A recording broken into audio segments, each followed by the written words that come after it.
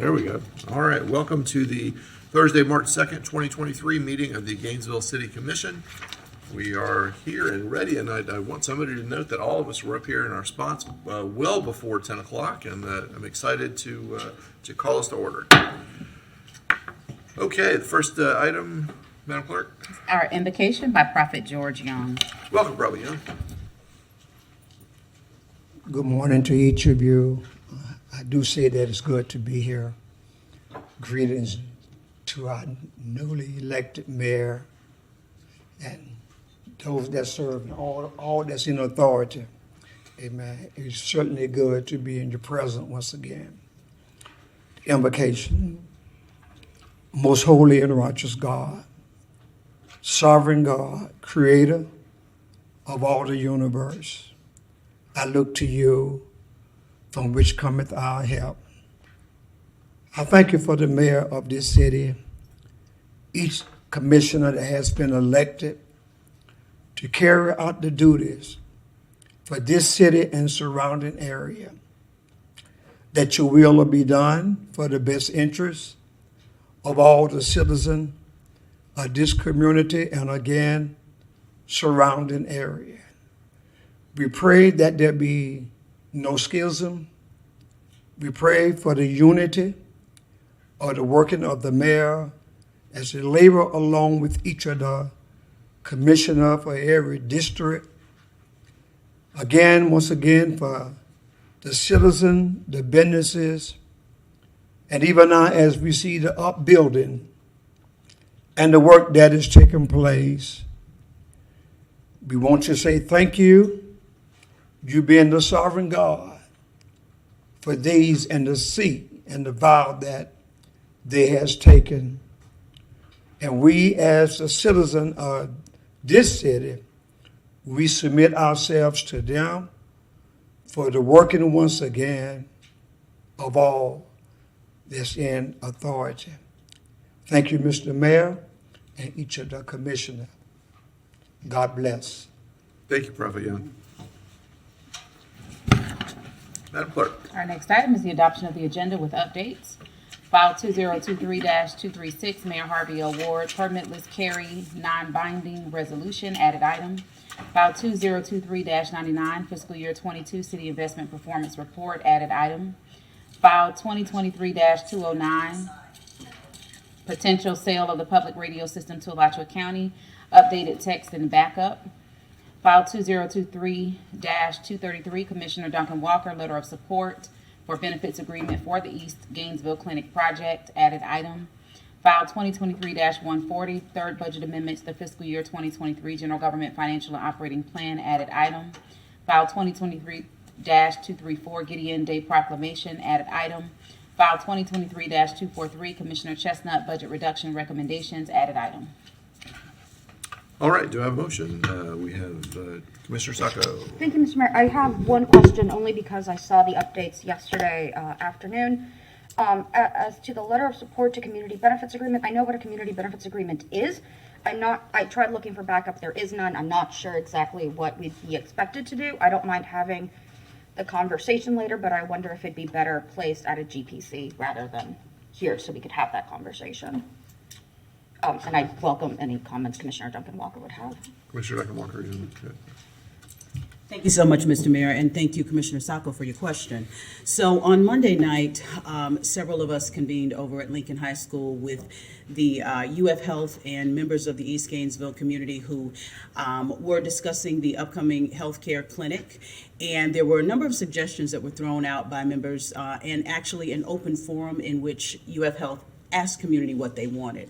And so as you as an attorney are well aware, a community benefits agreement is one of the vehicles or mechanisms that allows community to be able to have meaningful input into what types of benefits they will derive through the development process. And so today I asked for this item to be added so we can have an organic conversation about that project, but also so that we can begin the process. It is not an attempt or a desire to actually create an agreement from the dais, but it is a desire to have a conversation about the community's desire to actually put that forward.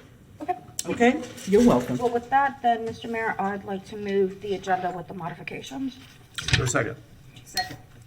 All right, we've got a motion and a second to adopt both the consent and regular agendas. Is there anyone who would like to speak to the consent agenda? Two items on the consent agenda. Okay, back to the commission. All in favor, say aye. Aye. Any opposed? All right, we have agendas. Thank you. Madam Clerk. Our next item is early public comment. We have no speakers signed up at this time. Okay, Our so next, no early public comment. Okay, go ahead. our next item is 2023175 Gainesville Fire Rescue Quarterly Update with the recommendation that the commission hear a presentation from the Gainesville Fire Rescue. Chief Dixon. Madam Manager, do you want to do an intro there? Or? Okay, all right.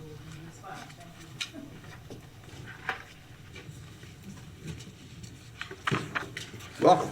Thank you, sir. Good morning, Mr. Mayor, to the members of the commission, all of our neighbors and community builders. Before I get started on the update, I would like to take a moment to advise our community builders and neighbors of an incident last night. While responding to provide assistance in the early hours, approximately 12 a.m. this morning, GFR unit struck an individual that required transport and treatment. The circumstances continue to be under investigation. GPD was on scene and is heading the investigation. And at this time, until we get additional information, that's all that's available. And I certainly want to express that our thoughts and prayers go out to all involved. Indeed. Thank Yes, you sir. for the update on that, Chief Dixon, and we will all keep them in our thoughts. Yes, sir. Thank you. So with that, thank you so much. Okay, well, yes, you know, I am Joe Dixon, and we can go to the next slide.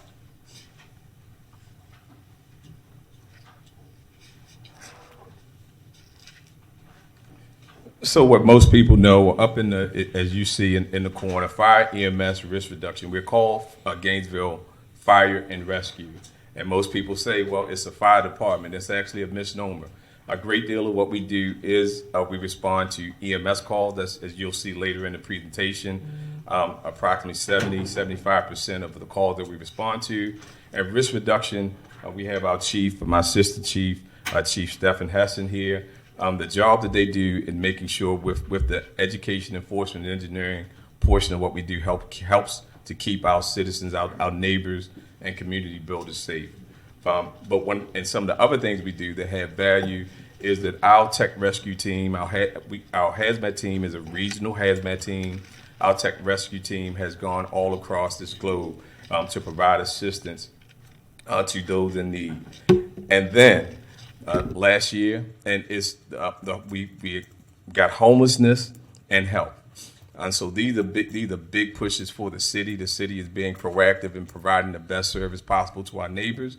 But this is how the Gainesville Fire and Rescue continues to evolve. We're strategically located in our community to provide a high level of service to the city of Gainesville. Next slide, please. So to stress again, we are an all hazards department. Our personnel are highly regarded across this region and beyond. And we certainly have, the most of what we do is going to be EMS. So a lot of people don't feel, if I were to poll this room and say how many people are concerned about fire, most people are not, but that's because of the great job we do. But more people have had a concern with their health, and they see our rescue units. They're providing a high quality level of assistance, as all of our units have ALS providers on them. And as you see in the pictures, we have, of course, the Gainesville Regional Airport, the station there, all types of incidents. And as the environment continues to change, we're subject to all types of natural disasters, and we work very hard to be prepared to respond to any type of disaster that may come. Next slide, please. Our department is strategically divided into District 1, District 2, and this just shows the numbers for the quarter or the time that we measured, the call types, and this is consistent. There was a lull during the time of COVID, as more people stayed home, but the city of Gainesville, because of density, because of growth, annexation, tend to grow between 5% to 10% of calls annually. So that's District 1 to show you in total. Overall, they run, it's just under 3,400 calls. And the numbers that you see up there, the time that we have, the turnout times are the time that are set, that we measure ourselves. Just about everything everything that happens in Gainesville Fire and Rescue, I like it to be measured to say, because I can say that we're successful, but we want to agree on what our customers, internal and external stakeholders, see as successful, as well as standards that are available for us. And we meet those more than, we try to meet that 100% of the time. Chief, if I could ask you. Yes, sir, real quick. absolutely. Just want to confirm turnout time, because I want everybody to understand very clearly what we mean by that and how impressive that is. Yeah, yes, sir. So the NFPA standards give us 80 seconds for turnout time, and that means from the time the call comes in and we receive it in the station, we're able to get up out of bed, to get up and get out to the unit and head out the door. And then there's travel time associated, and the whole time from the turnout time to the travel time is going to be the response time. So from when the bell rings to when they're ready, to when they're in the truck. Is the turnout time. Right. So 80 seconds from the time they're notified until the time they're behind the wheel of the fire truck. Yes, sir. And yes, sir. That it takes me 80 seconds to get to the door, for goodness sake. So everybody needs to really let that settle in. That is amazing. And the percentage of the time that we hit that our fire and rescue workers hit that is amazing. So I just wanted to call that out. No, sir. Thank you about that. And I will add that there's one other component, because there's also the time that's in dispatch. So if I'm a call, I call. There's time in dispatch, but this is related to what we can control from the time we get it. And thank you for that, sir. Because one of the other things, if I may, is that when I ride past, one of the things that make me proud about Gainesville Fire and Rescue, I can say I've been all across the country, and it's the fittest department from top to bottom. When you ride past, you'll see them out flipping. They're doing functional exercise to make themselves. So when they're out and they're walking, they're jogging, they're doing the exercises, the 80 seconds still apply. Whatever they're doing, they have to get from stop with it, and they realize that. And so, but thank you for that recognition. So next slide, please. So again, the same thing for District 2. District 2 is certainly doesn't run as many calls, but it is still over 2,500 calls for this period of time. This is just a quarter that we're looking at. Next slide. And for our new commissioners, this is something that you probably see, like, man, I've seen this slide before, because as Gainesville changes, when we have the main type of incident call type that we run is going to be the single family structure. So this is the number of people that it takes just for the initial alarm assignment on a single family structure. As we continue to build up, last night, as I'm listening to a call, there was a report of a fire at the Standard. When we have something at the Standard, because of all the tasks that are required to safely execute on a scene such as that, we will need more people. So to show this, if there's a call of that magnitude, it dumps the whole city, and we have to depend upon our partners. I had lunch with Chief Theus yesterday, and we always talk about there's a AAA agreement, but I told him that I'm always going to call you if I need you, and I expect you to do the same, and we're going to do what's best for our neighbors, and then we'll figure the rest out later on. But part of that also is us training together and being familiar with each other. Next slide, please. So in totality, this is, we talked about some numbers, District 1, District 2, this is aggregate, and this is the breakdown of what those calls look like. And I talked about we call the fire department. Most of what we do is around that, and certainly in maintaining readiness for any types of call. Next slide. So the use of data is important, data and analysis, because it allows us to make better decisions, including when we have to, because we can tell you just about from the data we have when calls are going to happen and where they're going to happen in the city, because there's historic data that not only resides here within the city of Gainesville, but certainly there's a product infers that we all, as a profession, put into that we're able to get information from.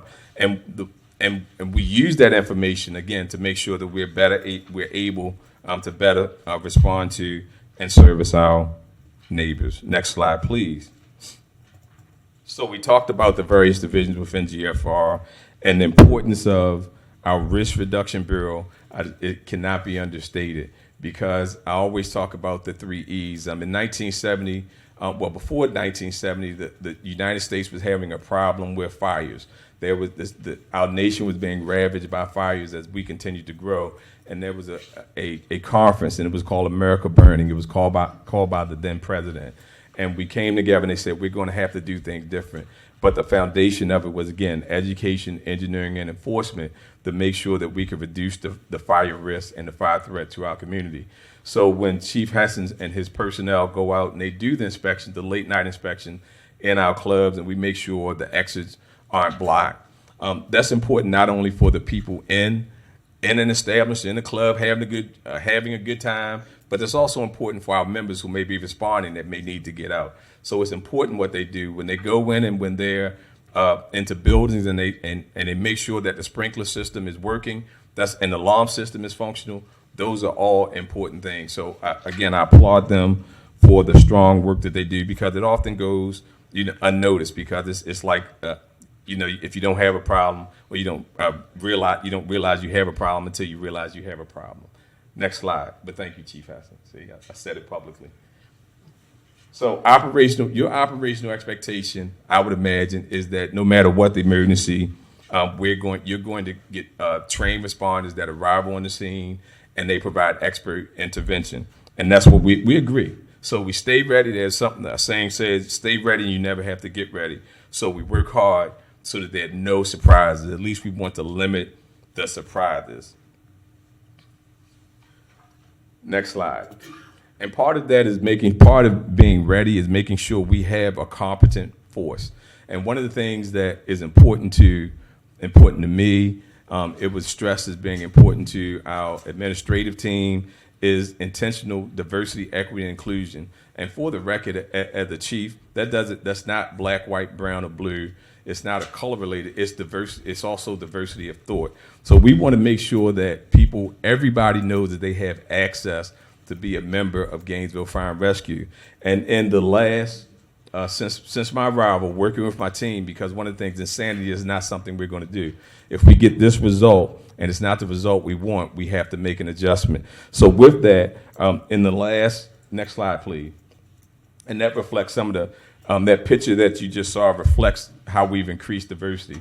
So in our most recent hiring and addressing our vacancies, you can see that it's gone from basically a single digit, 5%, 8%, to we're now 30% minorities in our hiring, 40% and 40% in the next one, and then our non-certified.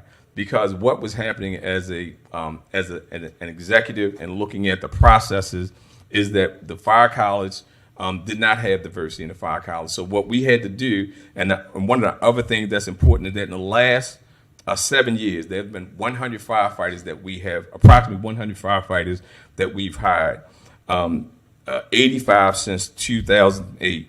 24 chose not to stay.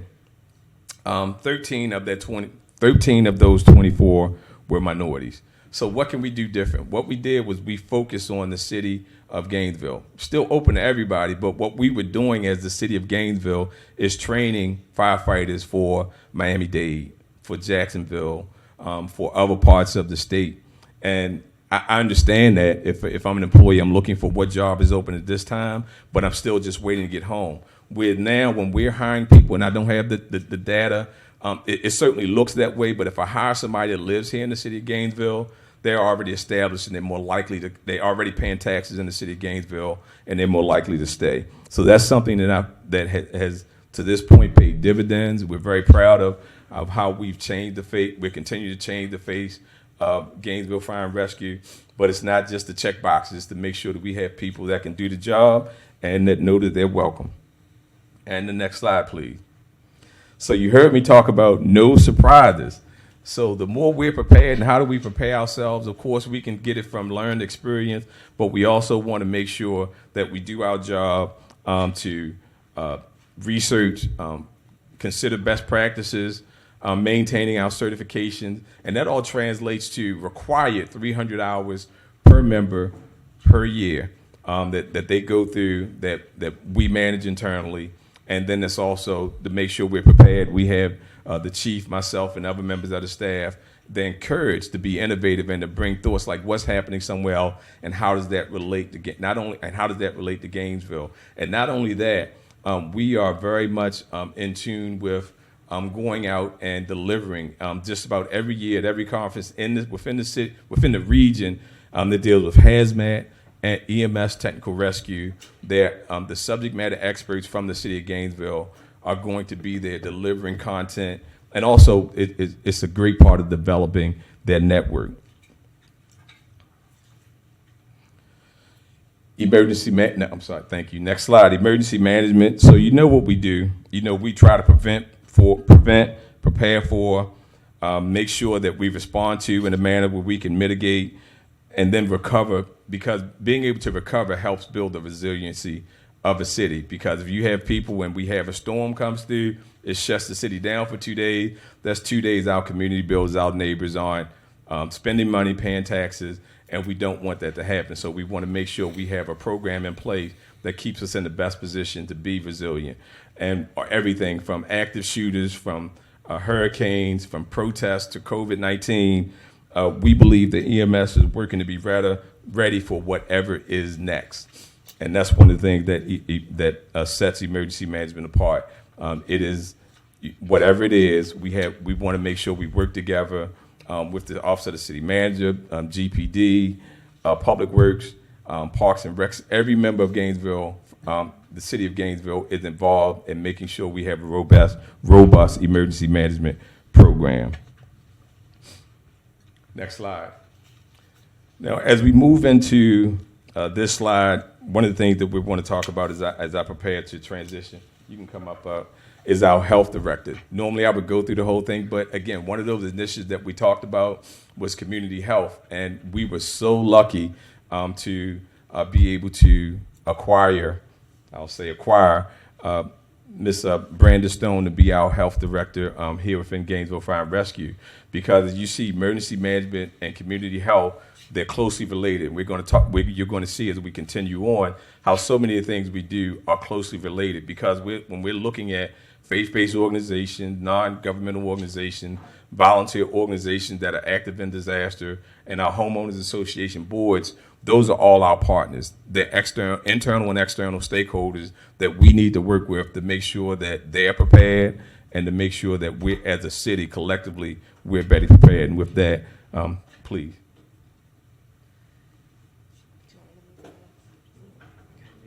Good morning, everybody. Thank you, Mayor and City Commission. It's a pleasure to introduce myself. I'm Brandy Stone, the Community Health Director with Gainesville Fire Rescue. And as Chief mentioned, this initiative, the Face It initiative, we launched in January of this year in collaboration with Emergency Management and Assistant Chief Sutton. And we're really excited to see this grow throughout the year. Could I have the next slide, please? And before I really got into the updates from the community health area, I wanted to talk a little bit about what community health means, because I know that can kind of sound like a nebulous term.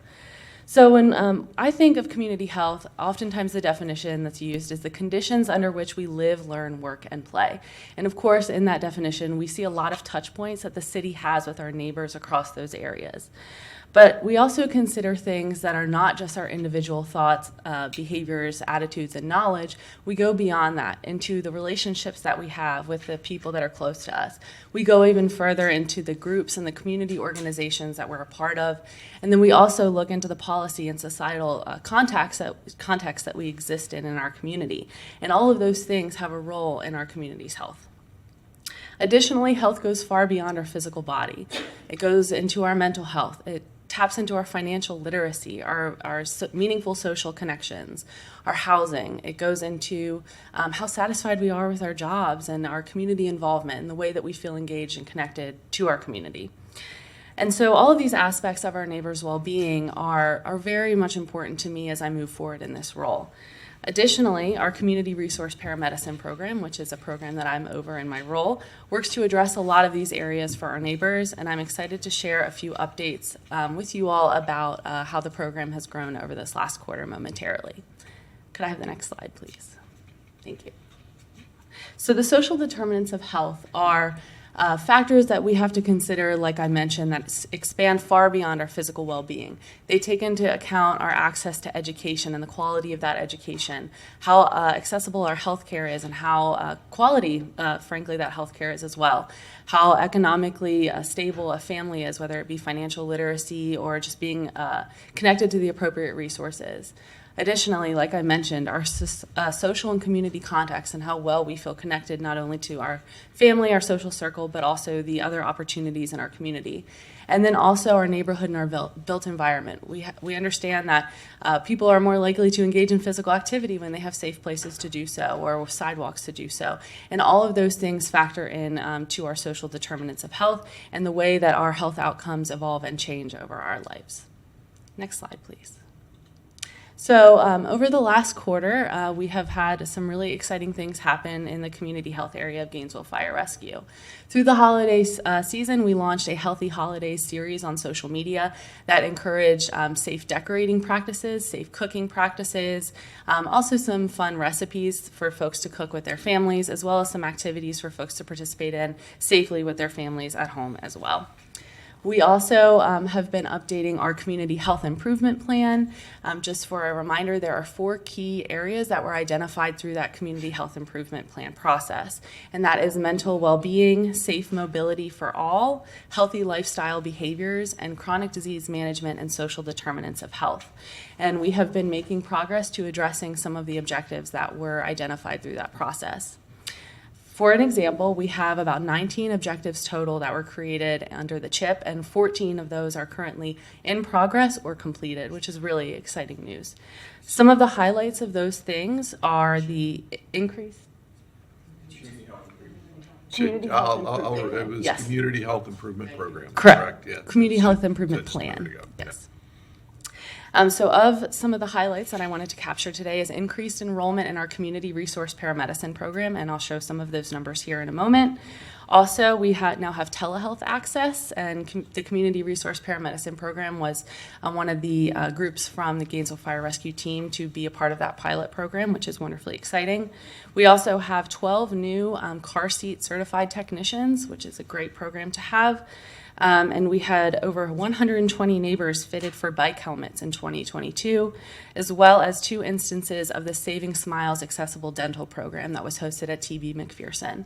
So from the examples I shared, you can see that these opportunities expand far beyond GFR and also work with our partners at GPD, with the co-responder team and our partnership with CRP there, as well as Parks, Recreation, and Cultural Affairs and our partners in the Department of Transportation as well. So I will continue on this slide. We have also moved forward with a couple of grant applications and awards seeking additional funding to propel some of the CHIP objectives that we have noted.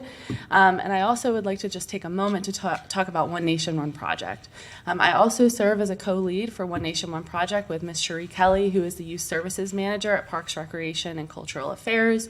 And the goal of One Nation, One Project is to prevent youth gun violence by increasing the arts and cultural activities in our community for our youth that have been impacted. I'm excited to share that on Monday evening, we will have a launch event for the community to come and to learn more about how they can get involved in the program moving forward. And we are excited to continue to engage in this program as it is community focused and really working to be driven by the voices of those that are most impacted by this issue. So I look forward to continuing to be able to provide updates on that program as it runs through the summer of 2024.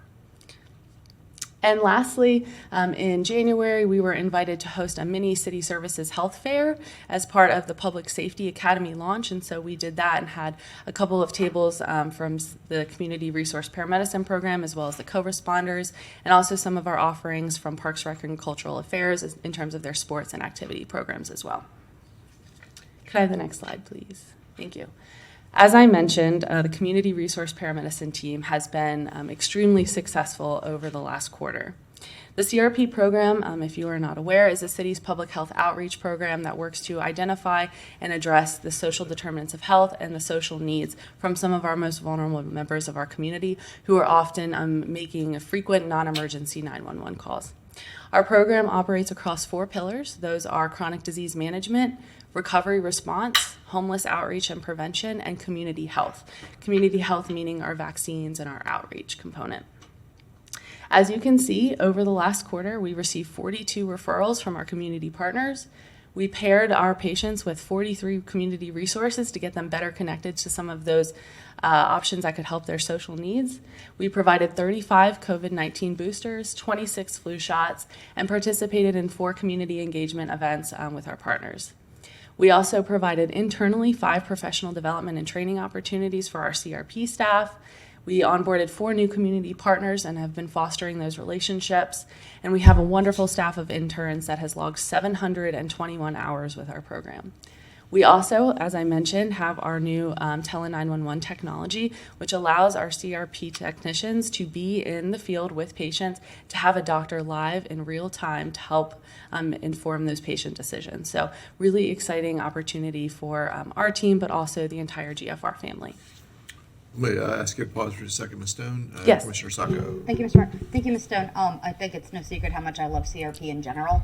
But I do have a question about the referrals versus resources paired. Since one number is bigger, does that mean that some folks get paired with more than one resource? And do we sometimes have folks referrals that we cannot pair with a resource? So I guess what's the breakdown per referral on average of how many resources? Sure, and I would say that's probably a little bit more difficult to quantify just because we know that oftentimes folks have intersecting challenges, and so some resources may be more fit to handle some of those intersections while some may be more narrowly focused in terms of someone's needs. So while we did receive 42 referrals, so that means that we got contacted by a community partner 42 times with someone in need, and then paired people with 43 different resources available in the community. Does that help? I was wondering if there was an average number of multiple resources, but you're right, the intersectionality is a lot. So that's good enough. But no, I appreciate the question because that would be something interesting to look into is on average how many points of contact do we have with community partners for patients. So can you tell me which resources, what type of resource we generally pair people with? Is it mental health? Is it addiction? Is it, well, I guess the two would go together, but is it housing? Is it chronic medication? Sure. So I think it depends on what pillar you're looking at because, of course, since we operate across 3 pillars, chronic disease management is more primary care, medication, reconciliation focused, while recovery response is going to be that facilitation to treatment like you mentioned. So we do work across, since we work across those multiple pillars, there are different resources kind of per pillar. But I would say in terms of category, one of the biggest barriers we're seeing is transportation. So how people are getting to and from whatever they need to, get to and from.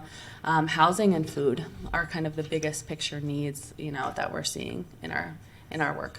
Thank you, Ms. Stone. Sad to hear, but thank you. You're welcome. Thank you for the question. Thank you. Could I have the next slide, please? As I conclude, I wanted to highlight and share my vision for this role as Community Health Director, and that is to make health a priority in all that we do as a city. From evidence-based programming to implementing best practices, using data-informed decision-making, and addressing disparities across the social determinants of health. I look forward to continuing to explore opportunities to do so, identify available resources, and establish partnerships across the city and externally with our community to continue to further this vision. In addition to the community health work I mentioned, as Chief Dixon also alluded to, Gainesville Fire Rescue has also worked in the homelessness space now as well.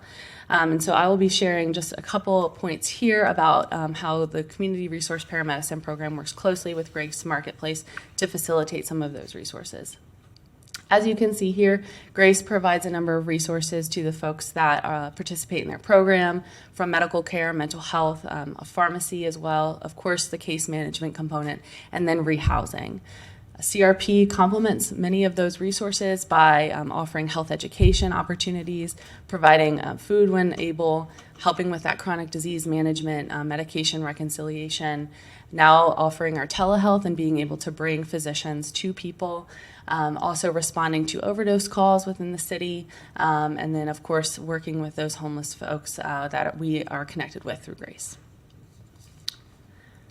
And I believe that is my last slide, so I will you have to come back up. You're right there. Sorry. Thank you so much. Thank you. Are there any questions for the director before she? The one thing that she did not mention is that when we talk about the CRP, this evening, I actually don't know the organization, but one of the members of our CRP team is receiving an award for six. Okay, good. Right, that's important. Yes. So over the last roughly quarter, CRP has gotten 2 individuals housed, gotten multiple folks into appropriate treatment options, and also has directly intervened in 6 individuals who are in human trafficking situations. So. And and as the mayor said, let that sink in. 6 human trafficking interventions was mean these people were being, in some cases, forced to do things that held against their will. So I will be attending that tonight proudly. I'm supporting that member. So one of the things that you hear, we can go to the next slide, over and over again is data. You hear research. You hear social determinants of health. The social determinants of health, the social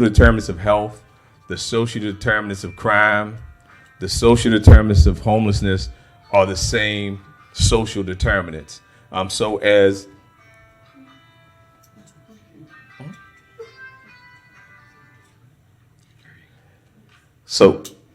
we talk about how our relationship and how as Gainesville Fire and Rescue strategically placed in the community as leaders in an organization, and I believe as there used to be a department called, I believe, the Department of Getting Things Done. We are the Department of Getting Things Done. So can we move to the next slide? What we do know about homelessness is some people that say they're experts in homelessness are questioned because it is a wicked problem. There's no singular solution to say, hey, this is how you make home. Other than we say if we had houses for everyone, if we had jobs for everyone, but still, even that being the case, there's still going to be instances of homelessness because of the categories the people that fall under homelessness live in. A lot of the times, and there have been questions asked over the course of some meetings regarding homelessness, and the perception as I've talked to some community builders regarding homelessness is that they see the person on the corner and they say, oh, that's the homelessness problem. It is not. It goes well beyond that. And the city has responded a great deal with a great number of resources to make sure we properly address a complex problem, a complex and wicked problem. Next slide. If homelessness was only about being homelessness, but it's not. We talk about income equality. These are a lot of things they fall under that social determinants of health, alcoholism, whatever. You can look at some of the things that are associated with homelessness and the fact that cities across this nation are dealing with this at a greater rate. The most recent, the last one, they just recently took the newest point in time study count, but before that, they reported across the United States. I believe it's underrepresented, and most people that know that it's just under 700,000 homeless people in our country, but the numbers are believed to be far higher than that. And next slide, please. So what do we know about homelessness and impediments to people saying like, hey, now I have some place to live? It's not always the availability.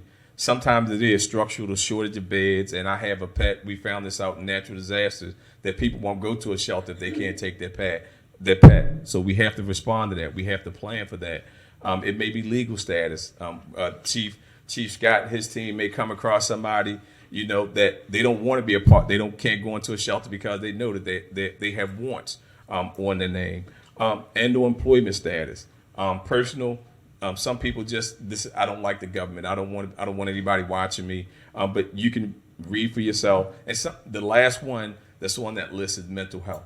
If we deal with that, you hear that a lot across this nation. Us talking about mental health and well-being. Next slide, please. So as we went through and we looked at, as I'm gathering information regarding the homelessness problem, and I basically tracked some things, and we deal a lot with encampments and the fact that there's some numbers that show that it's transitional. During the summer months, you have more people, winter months, less people, or so on and so forth. But we can look at the numbers to show that. But when we have a camp, a neighbor calls us and says, there's some people sleeping behind my house. They start fires at night. We discover it. We go out and triage it, which means that we go out and we see if we work with our partners, typically our CRP team as the lead with Grace outreach team, and we contact them and we say, hey, can we help you in some sort of way? Can we provide you with any resources? Because the other thing we've learned about the homeless population is that there's a portion of them that just had some major life event. And if it wasn't for that major life event, they would be fine. So if we can get them back that intervention, a case manager of sorts that could get them back on track, they'll be fine. We know there's others, the next category that may need someone it may be a mobility issue. They need somebody to call them once a week, every 2 weeks, to make sure they stay on track. And then, of course, those that, it's institutional related. So after we do that, law enforcement may get involved with the trespassing, posting. We want to relocate them, and we clean up, and then the cycle starts, the camp is reestablished, and it starts all over again. So this is what the city often deals with, because we may move them at one particular time, the homeless issue or that homeless person, unless we position them in affordable housing, they don't go away. They still exist. So what are our recommendations and strategies? Seasonal response strategies, which we continue to work on as we develop a homeless action plan that will be presented to our city manager for review from staff. Community participation and collaboration. There was a gentleman at a previous meeting that talked about homelessness. I also sit on the continuum of care, the board for the continuum of care, and we talk about that. And there are members on there with past experience. But we want to hear the voices of the people that were homeless. We also need to have, we incorporated the Office of Law and all of our partners to make sure. One of the things that we were told is that the policies have to be enforced consistently. That's legally, that's what you don't want to have. We do this today, we do this tomorrow, and we do something different next week. And of course, the interagency collaboration is important. And that's not just the internal, that's our external stakeholders, locally, regionally, as well as on the federal, all the way up to federal. The next slide, please. Please. So also what this shows, the count of dispatches to Grace and Dignity Village, just about 12,000 since May of 2014.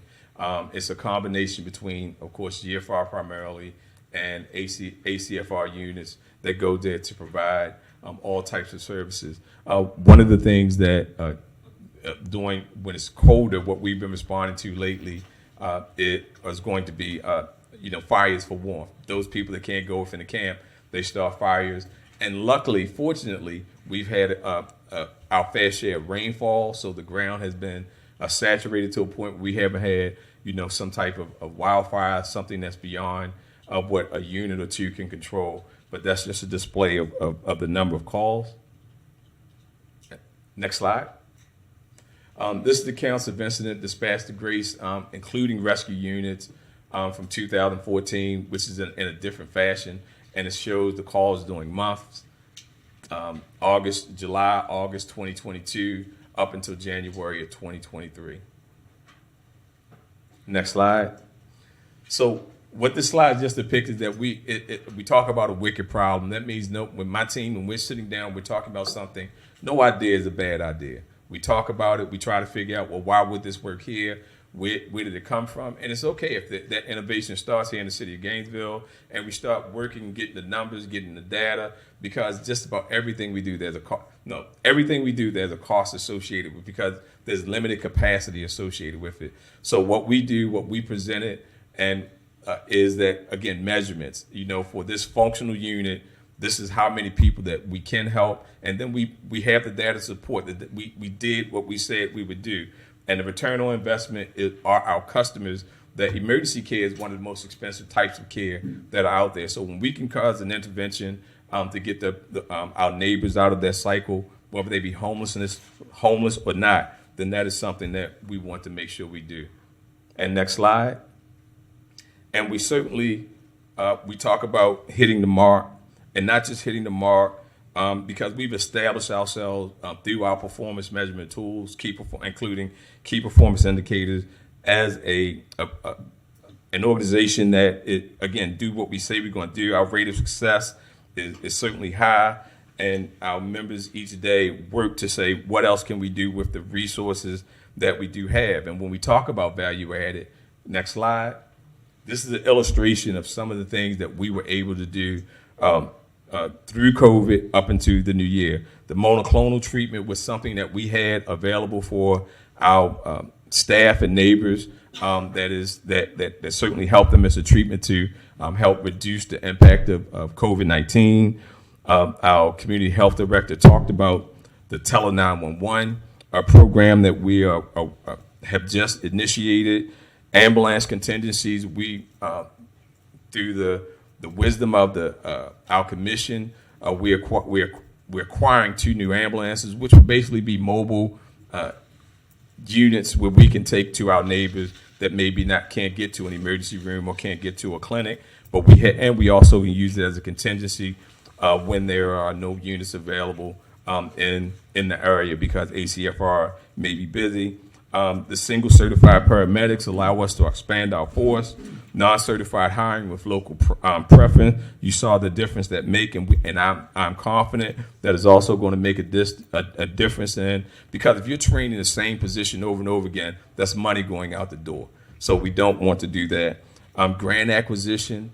I came in with experience writing grants, and I've made sure that is a priority of our team, because if we can get free money, that saves the city resources. The community health improvement plan, as we develop that under the direction of our city manager. The homeless response and coordination. As a matter of fact, later on this year, I submitted a proposal, and myself, a member of my staff, and John DeCarmine will be presenting on an international stage to talk about government, and certainly from my perspective as a fire chief, his perspective from private industry, and how it all started internally to an audience. Population density, as we continue to grow as a city, which is great, that we're addressing that. We're making sure our team has now gone through an iteration of training for high rises, and we're going to be working with ACFR regarding that. So COVID, monkeypox, whatever's next, and the Community First program, but we work with our neighborhood, which is Porters. Succession planning. I'm sorry, the next slide. So on my radar, of course, is succession planning. You always want to be preparing your team for when you're not here, and because that may be planned or not planned, but you want to make sure you give them, through my years of being a public safety professional, I want to make sure that I leave my team better than I found it. Develop influencers. We don't always have to do the research. Sometimes we're the group that's researched. As I was looking at this opportunity, the Community Resource Paramedicine Program was something that was exciting to me, because if you Google it or YouTube it, you will find Gainesville Fire and Rescue will come up as one of the primary searches that you get. Fostering innovation, which is similar to what I just said. Basically, the budget and CIP. That was on here before Tallahassee, but it's still a concern. Increased retention rate, which I believe we're moving in that direction. We talked about the number of vacancies. It is planned, because with the number of people that we have, that by the end of the year, with circumstances being what they are, we were planning that we would not, because of the change in strategy, that we would be at 0 vacancy. But things are changing. This because we changed, again, the way we do business to adjust to what the market was, and ensuring part of that is ensuring access to all. And certainly right now, we're going through the ISO, and we're looking at the ISO review and our reaccreditation, and whether or not that we're going to continue in that direction. And the last thing I want to say about the homelessness, because I forgot, my notes were right here, is that the city also went into an exercise to look at that, because people talk about, well, what do you spend? We know what we spend with Grace, that's on the books, but there's a cost to what we do. And this year alone, we gave over $1 million in services. Then that's time and resources that we also, with people responding to, and that's through we had the reports from GFR, RTS, HCD, PRCA, Public Works, and Codes. So it is the city does a lot for anybody that associated with our response to homelessness. So next slide. So with that, I thank you, and I'm available. My staff is available for any question.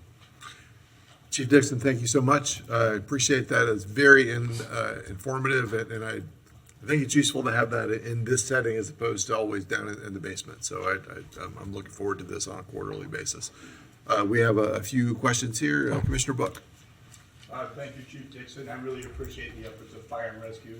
We're talking as we go into some of these large budget discussions that we started just a few days ago, that it's going to be critical to support core services. Fire and Rescue is a core service. One thing that you just hit on a previous slide that I wanted to ask about simply dealt with the retention and recruitment. Tell us a little bit about the vacancies that we have now, and maybe a couple of your plans going forward over the next year to 2 years, how you're addressing that would be helpful for me. Yeah, yes, sir. Thank you. And again, with the vacancies that we have, I believe we're at 21. And Chief Hillhouse will correct me if I'm wrong, Chief Hillhouse, but we have right now we have a class that is in what our internal a program, as well as a class that's in college. So you want to give the exact numbers, Chief? Sure. Thank you. Deputy Chief Sean Hillhouse. Thank you, Mayor, Commissioners. So right now in operations, we have 24 vacancies, and they're still vacant because we have some people that are going through training. We currently have 7 people that are attending the Florida State Fire College to complete their EMT certification. They've already completed their Firefighter 2 certification. So we're just waiting for them to complete that so that we can bring them in for the 6-week orientation. And then we have 5 people that we hired already certified that are going through that orientation process. So we'll have a small group that gets on the road, and then 7 weeks after that, we'll have another group that will follow them. Unfortunately, that still leaves us with 13 vacancies, even after both a certified and non-certified hiring process. So we're in the process now of repeating the hiring process. It's open to both certified and non-certified individuals, and we anticipate pulling that list in early April. Thank you. I know that the nature of having vacant positions at stations pulls against all the other staff that you have, and I know that y'all are working on some innovative staffing solutions, so I appreciate that. I know that our colleagues across the way have just done something that probably Chief Dixon, I know that you're already evaluating, which is something like a 3-day Kelly Day, and I would just say that that's not something for answering today, but I would certainly look to you and Madam Manager to think about what are those innovative staffing solutions that we may be able to solve that will help you all going forward, especially as you get into future bargaining contracts. Yes, sir. Yes, sir. Absolutely. That would involve the city manager discussions with her. Internally, we are working with our the union organization to look at some, but there's a cost involved in everything, and I want to make sure there's no egg on my face. Or as I present something to the city manager, that we don't take a strong, hard look. The one thing that the Chief Hillhouse didn't talk about with those 13 vacancies is the plans, and we talked about that at our latest retreat for the Public Safety Academy, which theoretically, or the plan would have a 7 additional positions. So with those 7 positions, if that were to come to fruition, that would leave us with 6 vacancies, and we would be hopeful because there was some funds available through the CB Community Block Development Grant that would allow our one of our associate nonprofit organizations to work with a program in bringing some, again, more minorities or underserved, underrepresented, underserved is the better term, within the city of Gainesville, find employment. So we would hope out of that that we will be able to, if nothing else changes, again, understanding the circumstances that we're in after discussion and finding out what's best, what we consider that we can provide the level of service that our neighbors and community builders have come to expect. Thank you, sir. I think you building value and prestige in the organization by attempting to recruit internally at the city of Gainesville is a terrific idea. I thought that when you went to a ceremony that talks about People's on Signing Day is an absolutely innovative and terrific idea, and it really kind of provides people the thought that I'm joining something that's meaningful. So I appreciate that, and I look forward to hearing those efforts.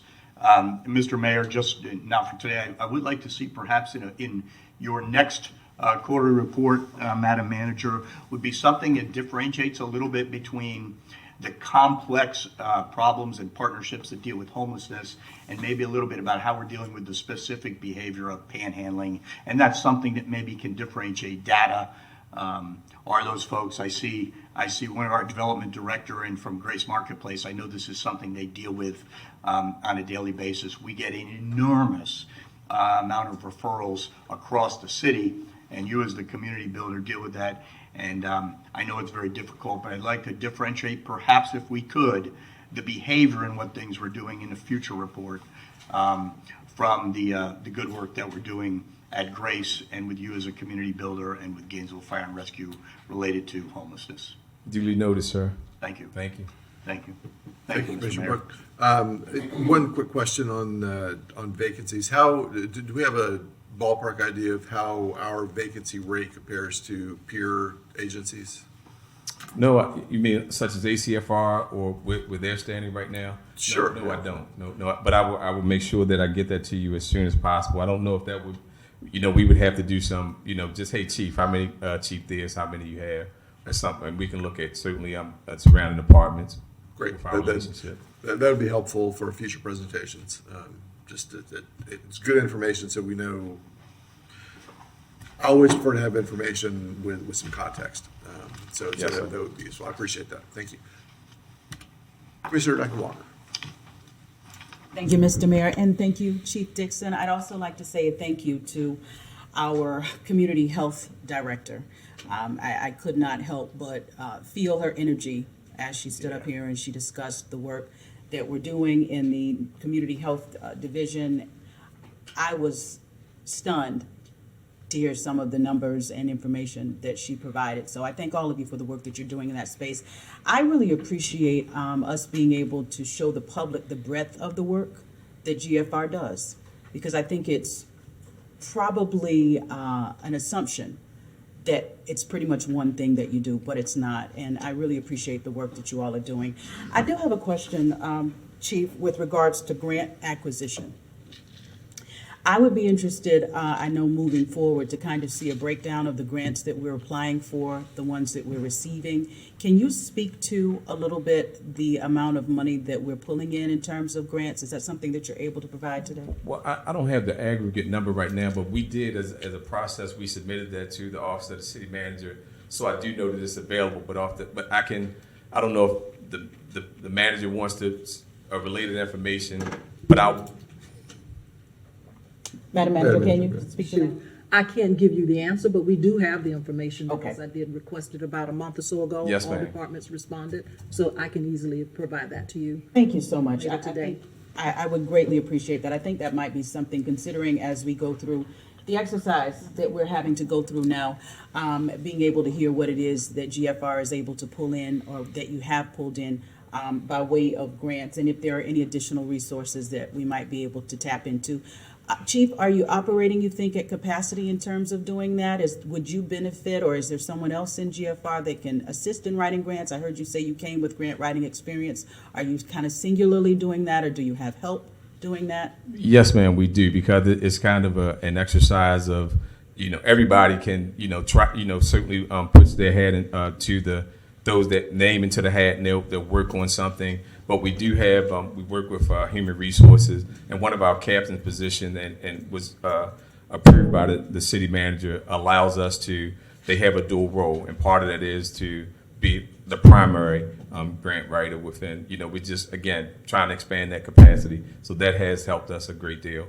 But everybody, again, if you have the experience and you have the time, Chief Hessen has written grants. Everybody actually in this room from GFR has written a grant or contributed. Okay, good. That's good to know. Thank you very much. Madam Manager, if you just get us those numbers, that would be greatly appreciated. I would, and if I might add, we have added a city revenue estimating conference component to this budget process. It'll be comprised of several members of my team, but what we're doing is not only looking at the general fund revenues and making sure that we're maximizing them, we're also looking at all of the grant opportunities that also may accrue to departments through that revenue estimating conference process. It's one that the state uses. I'm utilizing it internally so that we can just make sure that we're doing the same thing and providing the best information we can through this budget process about additional revenue opportunities. Thank you. You conclude? I conclude. Okay, thanks. Commissioner Willets. Thank you, Mr. Mayor. Thank you, Chief Dixon and Chief Hillhouse as well. My question, to get a little more information from you, is about the effect of vacancies versus, the work is a core service that continues to go on versus the kind of overtime that gets paid out, the budgetary impact of having vacancies versus filling them immediately. Obviously, there's a lot of training involved, and the training is not necessary. The whole process of bringing someone on is not cheap. So if you could talk a little bit about how vacancies budgetarily are impacting, probably to some degree in overtime pay. Just on the budgetary side, I also know there are just other workplace conditions and worker safety and the service they provide issues with overtime. But at least for right now, just the budgetary impact. I guess just speaking from the facts, so our overtime budget is approximately $462,000. And that's what was budgeted. And in actuality, I believe the number is around 1.3.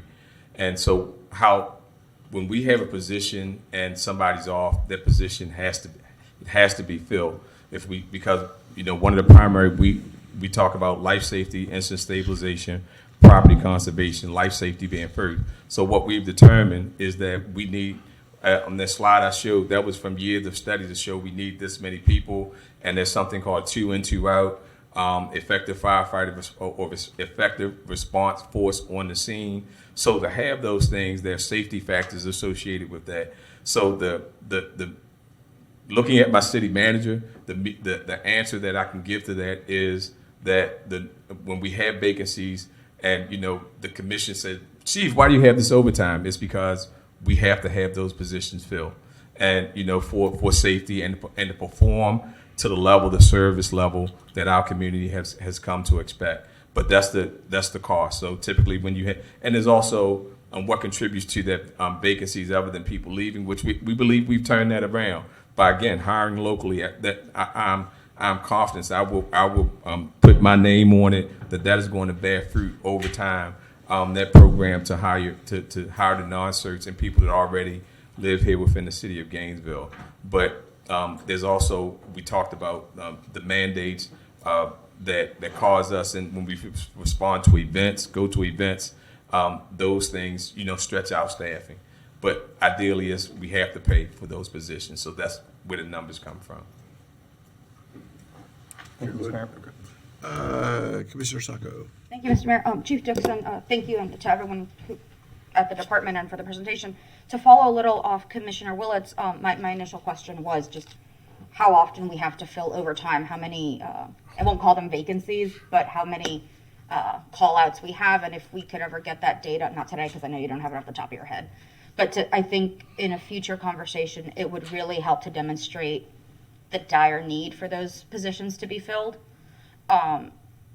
I think illustrating those numbers across the board, that on any given day, at any given station, just how many call-outs we have, how much is overtime. I've never felt comfortable with the thought of someone working 36 hours if they have to fill overtime. I think it's a disservice to the department to have to ask that of our firefighters. So if we could get that data at some point, either at the next quarterly one or in the future, I think it really helps illustrate just how imperative it is that we fill those vacancies and have GFR at full staffing. And I say that because I think it was last week, and you can remember, I think it was last week or the week prior, we had 2 fires going on at the same time. So that was 6 units out at the same time, and I think they were relatively close to each other. That's a lot of units to be out at any one time. So if someone slips and falls and needs help and needs to be assisted, that puts everyone in a bind. So I don't want GFR to be strapped for units that are fully outfitted and capable of doing their job. And I know GFR would try to do their best at all times to try to meet it. I know they will.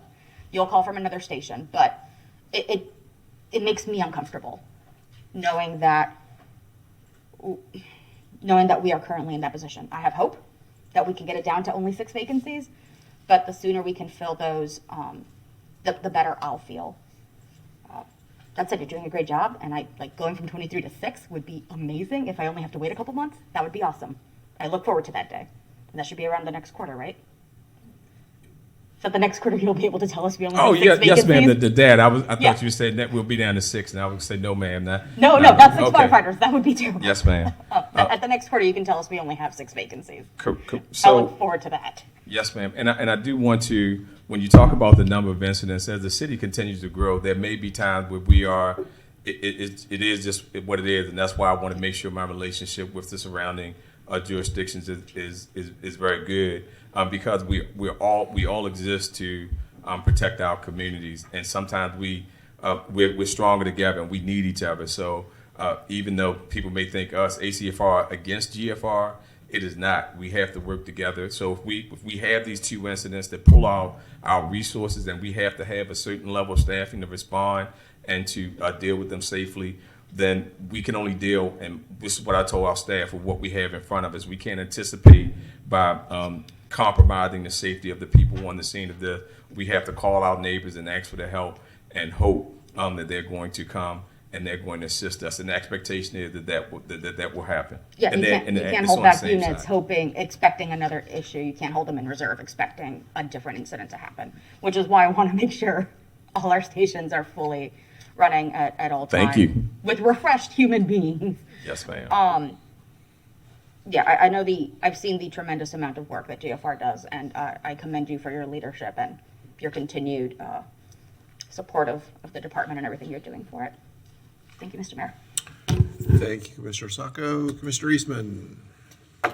Thank you, and thank you, Chief Dixon, for speaking with us. Going off of something Commissioner Duncan-Walker said, I will admit that I was one of those folks that probably thought that a fire rescue did primarily fire, and I love seeing everything up here. I think I saw in there that 14.4% of all of the responses that you guys have are for fire primarily, and it's and I love seeing the kind of the breadth of everything, and I love seeing.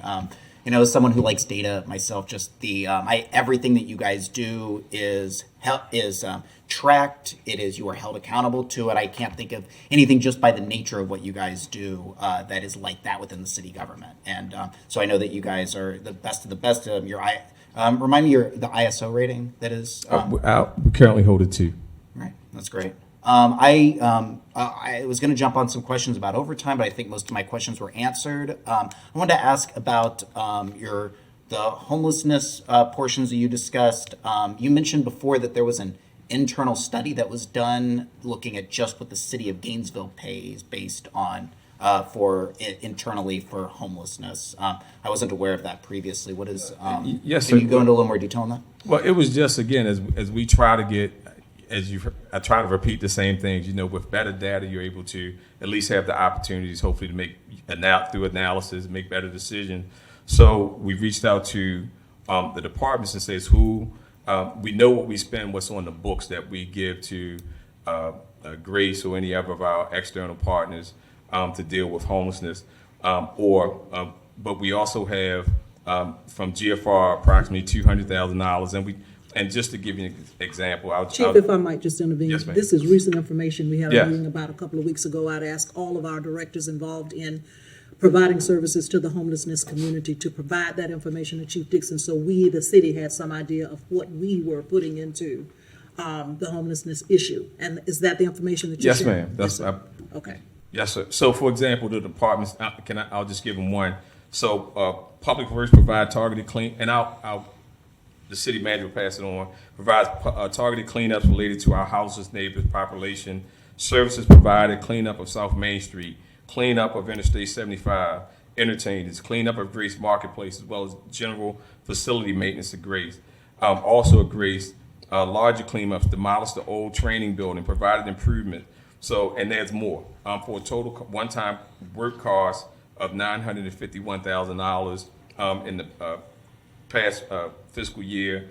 And the time, they talk about the solid waste division spends 10% of their time on permanent houseless areas such as South Main Street. Facilities division spends 5% of the time addressing maintenance, and they gave, the estimated cost. And the most, I think the highest number that we had was with GPRD with their co-respondent program, and certainly followed by GFR with our units providing care. And one of the things that's going on across the United States is there's a epidemic. It's called trach. It's related to, and we saw that here early on. It's a use of a drug. They call it the zombie drug. So our members were able to recognize that and to make sure that we were able to go out to those community builders, those neighbors, and provide them with education on that drug and the use of those drugs. So we don't know if it made a difference, but our job is to make sure we provide the information, the best information to our neighbors. Thank you. I appreciate, and because when I generally think of the cost of homelessness, I think of how that impacts states and counties mostly because they're bearing on healthcare costs. And most of what you mentioned there, those aren't necessarily discretionary costs; those are just doing our core services. But I was reading recently in the homelessness policy research, they said that just across the board, someone living on the street costs communities somewhere between $30,000 and $50,000 per year. So the cost of a person living on the street, going into the emergency room without health insurance, dealing the police issues that would come up with that is very expensive overall. But generally, you went through those fairly quickly, and I look forward to seeing them. But those aren't necessarily all discretionary that we would just choose because we are, a city that cares deeply about homelessness. Those are just kind of our core services that take up costs as a result of the cost of this. You're correct, sir. So again, early on, if I may, when we talked about the homelessness and what people imagine is homeless, the person on the corner, what they don't see that we, as an old fire chief that had to research and learn and get a better perspective and understanding, is that those that are in the encampments that are off the streets,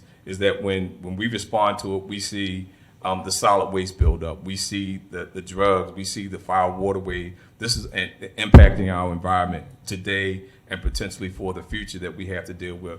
There's cost associated with the cleanup. There are threats associated to our people. We have to make sure, and we respond to it. When Mr. DeCarbine contacted me about Northeast 28th Drive and said there's solid waste, internally, some of our partners said, well, we're concerned about the needles, and we're concerned about, and so I contacted Employee Health Services, make sure they got their hepatitis shots. We want to put ourselves in a position to say yes and how we can fix problems versus saying, we can't do it because who else, if not us, one of the things say, then who? And we want to be responsive. We want to do it safely, cost effectively, but that's why gathering data to show the picture so that the city manager can make good decisions and presentation to the commission is important. Yeah. Mr. Mayor, if I might, back to Commissioner Desmond Duncan-Walker's question about the grants. I know that there is a $750,000 SAFER grant that is on the table. We have not applied for it yet. I believe the deadline is March. I think it may include 12 or Yes, ma'am. It's coming up. You may want to just share with the commission. I know we have not really leaned into it yet, but we need. Yes, ma'am. And I certainly wasn't because, again, right now we're in a situation where I certainly want to be mindful of that. The SAFER grant would assist us with staffing. And what we did find out is that the SAFER used to be a step-down grant, meaning they start off paying 90%, then 75%. But right now it is, and we just found this out, I believe it is. 100%. Say it again? 100%. Right now they're paying, but that still means that the city, after those 3 years, it would have to be absorbed into the general fund. So again, that's something that we all understand. We all understand that we have to look at. The city has to make good decision for the cities, but that we just found that information out. And thank you for that, Chief Dixon. I just wanted to make that point because we're going to be having a lot of discussions about budgets over these next 6 months, and there are some tough decisions that need to be made, and a lot of the tough decisions will be sort of a trade-off of money now, but then there are things like homelessness that end up adding up over time if you don't deal with it on the front end. And so, as we make hard decisions, I just want all of us to keep that stuff in mind. All right, thank you. Very good. Thank you, Commissioner. Chief Dixon, thank you so much. Much appreciated. Do we have, Madam Clerk, any public comment for this? Our first speaker is Zara Jod, followed by Joe Beatty.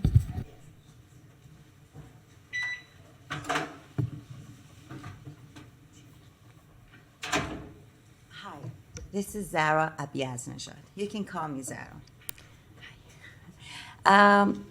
I say very quick, people don't know my son been murdered here in Gainesville, but I'm not going to talk about that now, but I'm going to talk about the 911 being called, and dispatch didn't respond the way they're supposed to respond, and my son dying in the house, and I make petition about that too, but I have question for Chief Dixon and Mr. Chief Hillhouse, I'm sorry. This is question, I don't know, maybe a lot of question I had answered. Thank you so much for that. But when 911 called and they telling them, there is a witness telling them, gun being fired. Okay, police come. Does fire department and paramedics supposed to come when gunshot fired? In my understanding, where I live right now, I've been called 911 myself. It was noise. Everybody came when I had COVID. But in my son's case, gunshot fired, 2 gunshot fired. They didn't even use that witness in the court. This is a different story. There's lots of negligence in this town with my son's murder. Besides 2 murder walking free, and that's public safety. Okay, these are very important stuff, needs to be addressed and fixed. That my attention. So if you can answer that, I want to see how they respond, how they should respond, or if they have to change anything, or on my son's case, they haven't done it. Mr. Mayor, I'll be more than Madam happy Mayor, to meet with Ms. Zara. And doctors said he could be safe if medical, 3-4 forensics said that. And I find out in the court it was devastating, and it is. Okay, and it would be. And it's very, very hard. I don't want anyone to go through that. Mr. Mayor, if I might, Ms. Zara, I'm Thank you. sorry for the situation.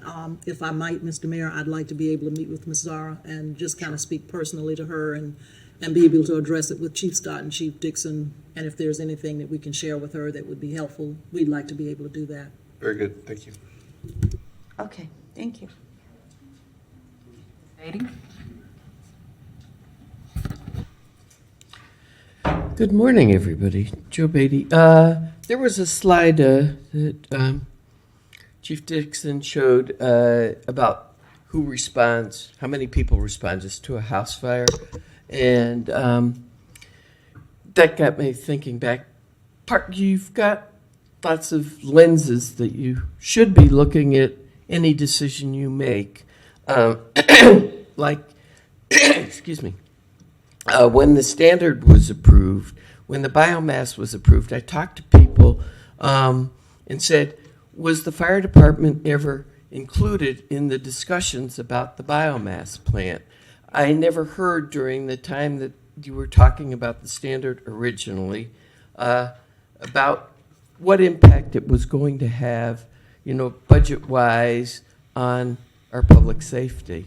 You add that many people, that many stories in an apartment, and it seems to me that decisions are always made in very narrow silos. You're not looking at the overall picture. It's so this goes to the commission and your decision making. You just approved a lot of taller buildings. Never heard in any of the discussion how, you looked at the police and you asked what was the impact going to be and what was it going to cost and did they have enough people. So I just want you to do that. You've got a equity lens that you have mandated that everything be looked at, but there are lots of other lenses, the public safety lens. There are a number of them. And since I don't have much time and I've got many thoughts, the other thing is I think everything I heard today was wonderful. The fire department seems to be pretty much the unsung heroes in lots of ways because they're not in the public eye as much, and their resources are still cut. Things are flowing through my mind. We pay a fire assessment fee. Some of this stuff should be paid by our taxes. We're now doing more work. I didn't hear that we are working with the county. The county and the state health department, they're mandated to do some of these things, and it seems some of the services we're providing really ought to be co-funded. You've got lots of different silos. Everybody's doing similar things, and I think what we're doing, maybe we should be being paid by the county. It's all our tax dollars, and I see duplication of services, and there's not enough time to talk about everything. It'd be nice to have an opportunity, but you all need to be looking at things more holistically, I think, and really who should be paying for these services. But I want to laud everybody for what they're doing. I just question whether it falls under the city or not. Thank you. Thank you, Ms. Beatty. Anyone else? That's all? Okay. All right. Thank you very much. I appreciate Chief Dixon and all the staff for being here. It's always good to get this information and recognize that this very large portion of our general government budget is working very, very well. So thank you for everything you do. Much appreciated. All right, Madam Clerk. Our next item is 2023-179 American Rescue Plan, with a recommendation that the Commission reduce the personal protective equipment project budget to $134,602.40 and allocate the same amount to the Affordable Housing Down Payment Assistance Project, and approve the feasibility study project name change to Feasibility Study Cultural Arts Center.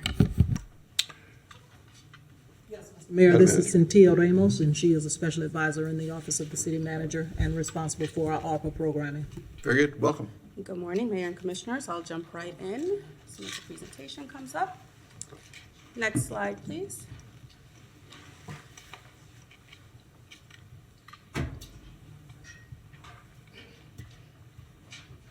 So one of the most important components of the ARPA program is ensuring that we are meeting our reporting and compliance requirements with the U.S. Treasury. We have recently submitted the January 31st report. We will have 3 more reports coming up for the calendar year 2023, and those dates are up on these slides. We are also bringing to the City Commission quarterly updates, so there will be 3 more of these for the calendar year as we go forward. Also, all the nonprofits and subrecipient agreements partners with the city have met all the reporting requirements and compliance requirements through the date of this presentation. Next slide, please. The City Auditor's Office also conducted their Phase 1 audit of the ARPA program. They said that we were a low-risk program, but they provided us with recommendations to strengthen administration of the program by staff.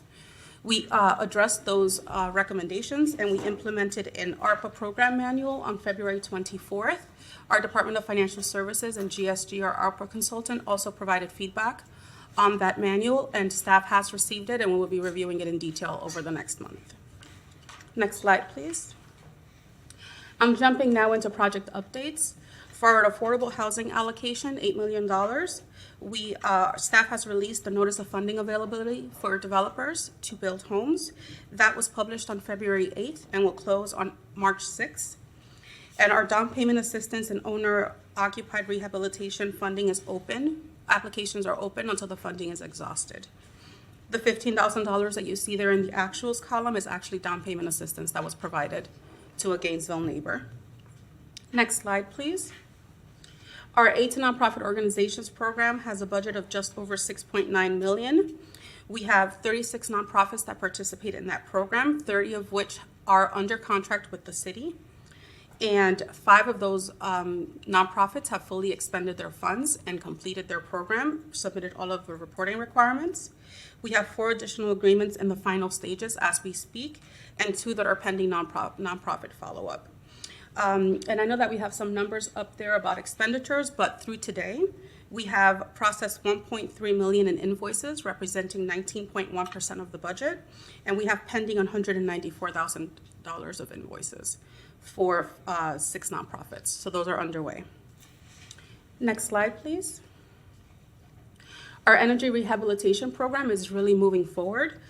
Through the date of this update, we have helped 129 homes. Our GRU team is managing this program, and they expect that the remaining funds will be spent before the end of this calendar year.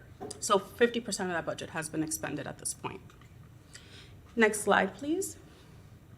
Our Vision Zero program is managed by our transportation department, and the 5 projects are underway, and these projects are a little bit complicated because they involve multiple partners from outside agencies to coordinate.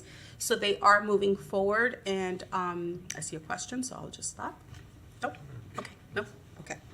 So 6.2% of that budget is spent through date, but the department is working actively to move those projects forward. Next slide. Our community resource paramedicine program is also moving forward. You received an update from Chief Dixon and his team on that, so I will just mosey on over in case there aren't any questions. Next update, next slide, please. Our city administrative costs, this one I'll spend a little bit of time on. We are actually recommending that $260,000 of this funding be set aside for Grace Marketplace security improvements. When we first allocated these funds, they were estimates, and we feel at this point that we are comfortable with reducing this allocation and provide funding to that organization. And we will continue to charge to this fund any ARPA-related administrative expenses and personnel expenses for managing the ARPA program on the city side. Next slide, please. This is the National League of Cities One Nation, One Project. Our Community Health Director, Ms. Stone, provided a very detailed update on this one, so I will not spend too much time on this slide, but I just do want to reiterate that the first information session will be held on March 6th at the Martin Luther King Jr. Multipurpose Center, and we are moving forward with finalizing contracts and getting those funds expended. Next slide, please. Our violence intervention program is also moving along really well, and this is managed by the GPD and Juvenile Justice and Community Support Programs. We held a certain amount of violent crime details over the last quarter. We have a gun buyback event scheduled for July 22nd in District 1. And the Juvenile Justice and Community Support Programs Department held a My Block initiative on February 9th in the Duval neighborhood. Next slide, please. The commission did approve funding for homeless outreach to the tune of $400,000. That contract is underway. An update on this is that we've processed $117,308 in reimbursements, so 30% of that budget. Next slide, please. Our PPE equipment, this one we had set aside $300,000, and as the pandemic wore on and we purchased our equipment, prices started to fluctuate. At this point, we anticipate that we will not need that full $300,000, so we are recommending that the remaining funding, totaling $134,602.40, be set aside to expand our city's down payment assistance programs through the affordable housing program. So that's a staff recommendation. Next slide, please. Our utility debt forgiveness program is also moving along. We have a pending request to process additional assistance to 357 customers.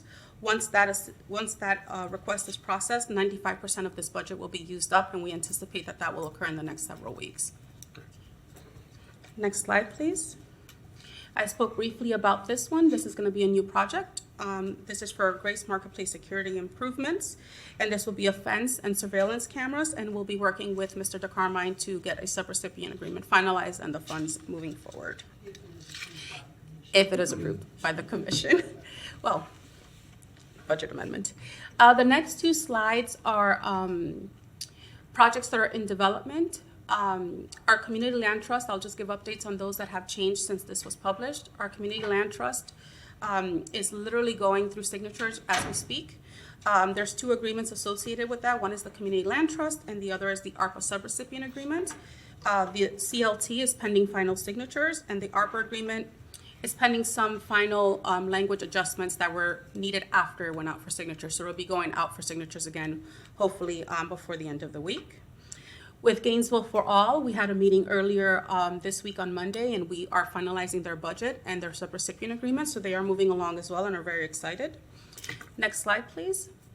For the Human Rights Coalition, we just recently processed their first invoice totaling just under $29,000, totaling 32.9% of their allocation. And for the Community Foundation, we are actually routing their agreement for signature as we speak. And that is all I have for you today. Mr. Sacco. Thank you, Mr. Mayor, and thank you, Ms. Ramos. I have no issue with the changes you guys are suggesting, the recommendations. I think they are valid and important, and I will trust your assessment on them and management's assessment on their need. I do have one question. I'm trying to find it in the manual, but the table of contents isn't giving me the answer, and I don't want to scan 14 pages on the fly.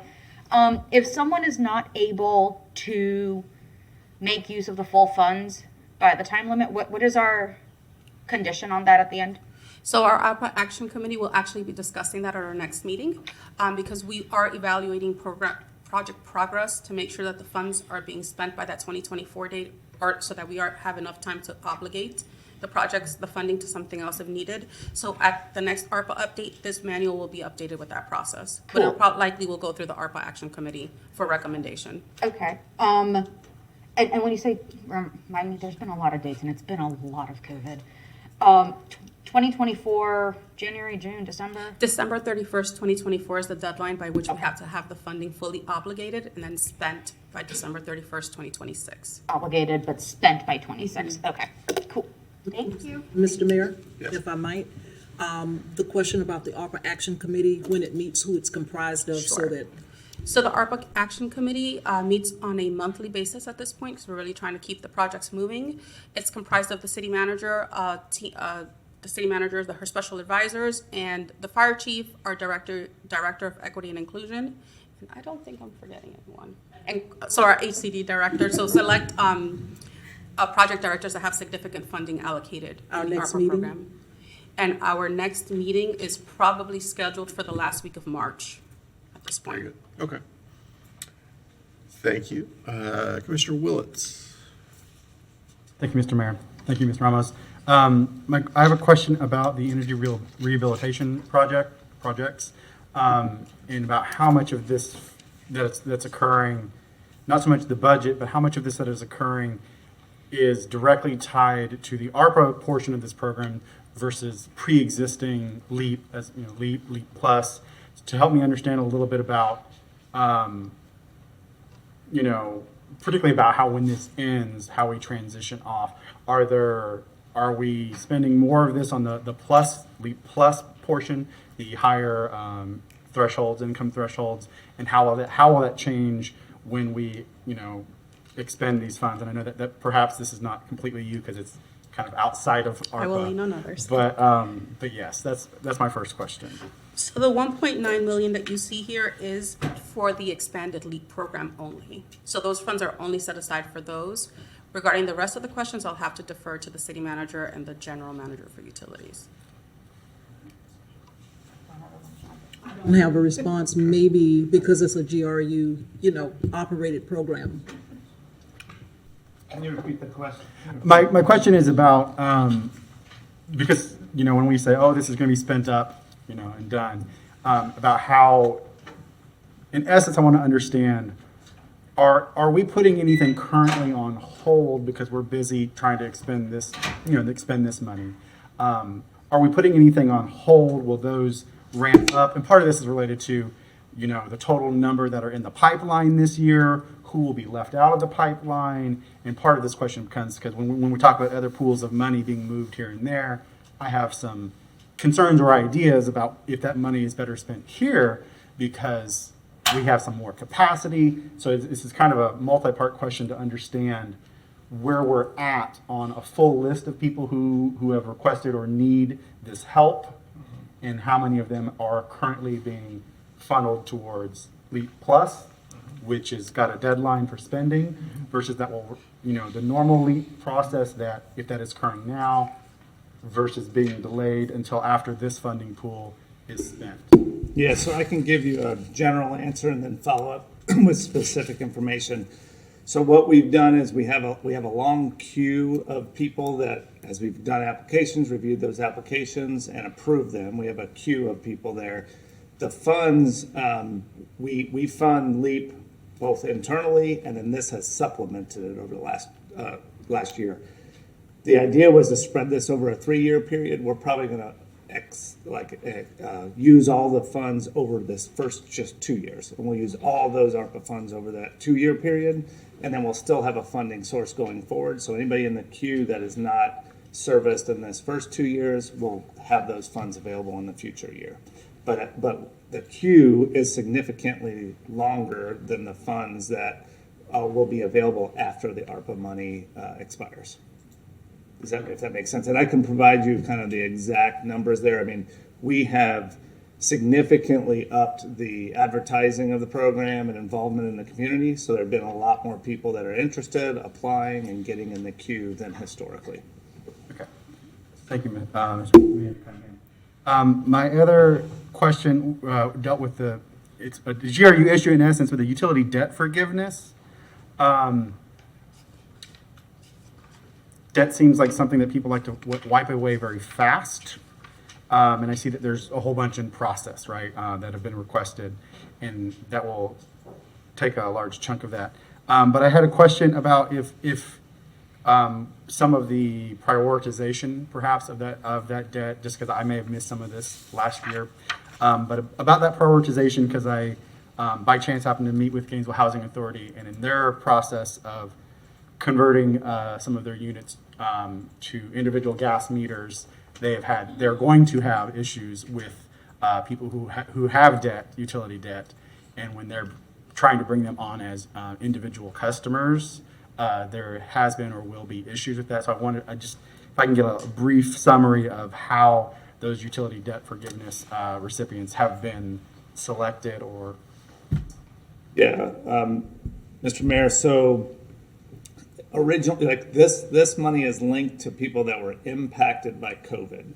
And so originally the hurdle of that seemed pretty high for folks. They didn't feel like they were impacted by COVID, so they weren't able to access those funds. Staff worked on better ways to communicate different ways you're impacted by COVID, and so that people could fill out a survey and identify if any of those things are the case. Upon doing that, that's why there are so many in process now. As future surveys went out, we found more people that were able to identify that, and why most of it is now being utilized. And as Ms. Ramos mentioned, about 95% of it is now allocated, and so we're not being as since the funds are running low, we're not advertising it out as much as we were with surveys, because we don't want to get a bunch of people out there that aren't able to get the funds when they dry up. Okay, thank you. And thank you, Ms. Ramos, for helping me with some questions that are tangential or related to your work that you're coordinating across, departments of the city. Mr. Mayor, I conclude. Thank you, Commissioner Willits. Commissioner Chestnut. Thank you. I think this is for GRU. Is it true that the commission approved landlords to be able to tap into LEAP funding? Okay, Yes. and when did we do that? Oof. So it's as we relaunched the program, I guess it was probably a year and a half ago that what we did, and just to clarify, so previously a renter could not be part of the LEAP program. We revised the program in a couple of different ways. The one you mentioned, Commissioner, which was allowing for renters to be a part of the program. We also expanded the amount of investment that was available on a single entity. And we also expanded the income range to be a little broader, so more people were able to apply for those funds. Okay, so, And I can come back with exactly when that was done. I just don't know. thank you. So when you say renter, then are the funds going to the renter as opposed to the landlord? So so this is with LEAP, and those funds go to the improvements to the dwelling. So if it's putting in insulation or even new AC units or things of that nature, it would go toward funding that. Nothing goes directly to the tenant, but then those improvements would reduce their utility bill because the improvements are all put in place to increase efficient energy use, water use, so that it reduces their bill. Well, at some point, I'd like to see a report back. Okay, yeah, we can do that. Thank you. You good? Okay. Commissioner Book. Thank you, Mr. Mayor. Just one brief question and then one brief comment is, so Ms. Ramos, thank you. This is precisely the type of data and information and progress report that's very, very helpful. I know for me personally and probably for my colleagues at the dais. Related to the 6 organizations that have yet to sign contracts, just talk a little bit about that, and then I'm assuming there's a deadline there and what might happen with unencumbered funds if we were not able to negotiate agreement with those 6 organizations. Yes, so the 6 organizations that are pending. 4 of them are in the final stages of the agreement, meaning they're about to go out for signatures. We're just finalizing their budgets and their reporting requirements. And 2 of the organizations have had difficulty with getting a SAM.gov registration, which we have been providing them assistance with. So I anticipate that these organizations will likely be under contract in the next 30 days with the city. That's good news. The comment relates to just ensuring, Madam Manager, that we have the city auditor involved to the extent that, moving forward, at some point, we're going to be looking 2 or 3 years down the road as the ARPA funds are expired and have been expended, that all those practices that insulate the city from how those organizations use those funds are looked at now so that we can help them. And I think the manual that you provided was probably directly designed to at least do that in part as one of the goals. Is that accurate, Madam Manager? Yes, Mr. Mayor, if I might. For sure, the auditor's office was involved last year. They did a first phase. Ms. Anderson is here. She actually conducted that audit. But they did a first phase, gave us some good information. They said at that point we were a low risk. But they did recommend the manual, which we were just in the beginning stages of developing. The manual has been developed. I think you're going through maybe some final touches, as you mentioned today. It was implemented on the 24th. Okay, so it's been implemented. I think there is a phase 2 of the audit by the audit department. I'm not sure when that's going to start, but they're going to start actually looking at expenses. And so we're not sure when that's coming, but I know it's coming. Thank you, Madam Manager. Thank you, Ms. Ramos. That concludes, Mr. Mayor. Thank you. Commissioner Chestnut. I think I was in the back when you probably presented this. What's the dollar amount of the 6 organizations that have not signed a contract for the unencumbered? $893,544 for the 4 organizations whose contracts are just about to go out for signature, and then $40,000 total for those 2 organizations that are having difficulty with their SAM.gov registration. Okay. All right, thank you.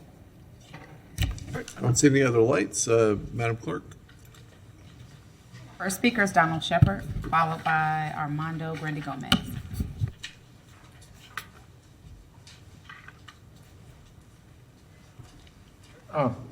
My name is Donald Shepard, People's Representative, and I think there's a lot of over expenditure of jobs that are being presented here that is, in my underlook of it and understanding, should have been our city manager's job. Why is it being put on this organization to take and do? I feel this is something that our city managers was hired for, and for this art group to take and be doing it, we're paying double as a taxpayer. And I feel that we need to cut this, because this here is in the hands of our city managers and our city commissioners. Why are we paying? It would be triple, really. I wanted to ask, if I may, Mayor, about the CAO, Mr. Tony Cumahan, about that landlord thing, if I may, sir. I live in Lamplighter Trailer Park. We pay our landlord a water assessment fee. We pay another fee that has to deal with maintenance of our property, okay? We don't receive that maintenance. Air conditioning, I had replaced 7 years ago, I believe. I could stand correctly about the date, but I wanted to take and have the roof done and windows done, and to LEAP, and the landlord's lady is telling me I can't do that. And GRU representative at the window had told me the same. So I would like to know whether I can still do that or not, because I do have the forms of LEAP with me at my home. What else was there I wanted to talk about here?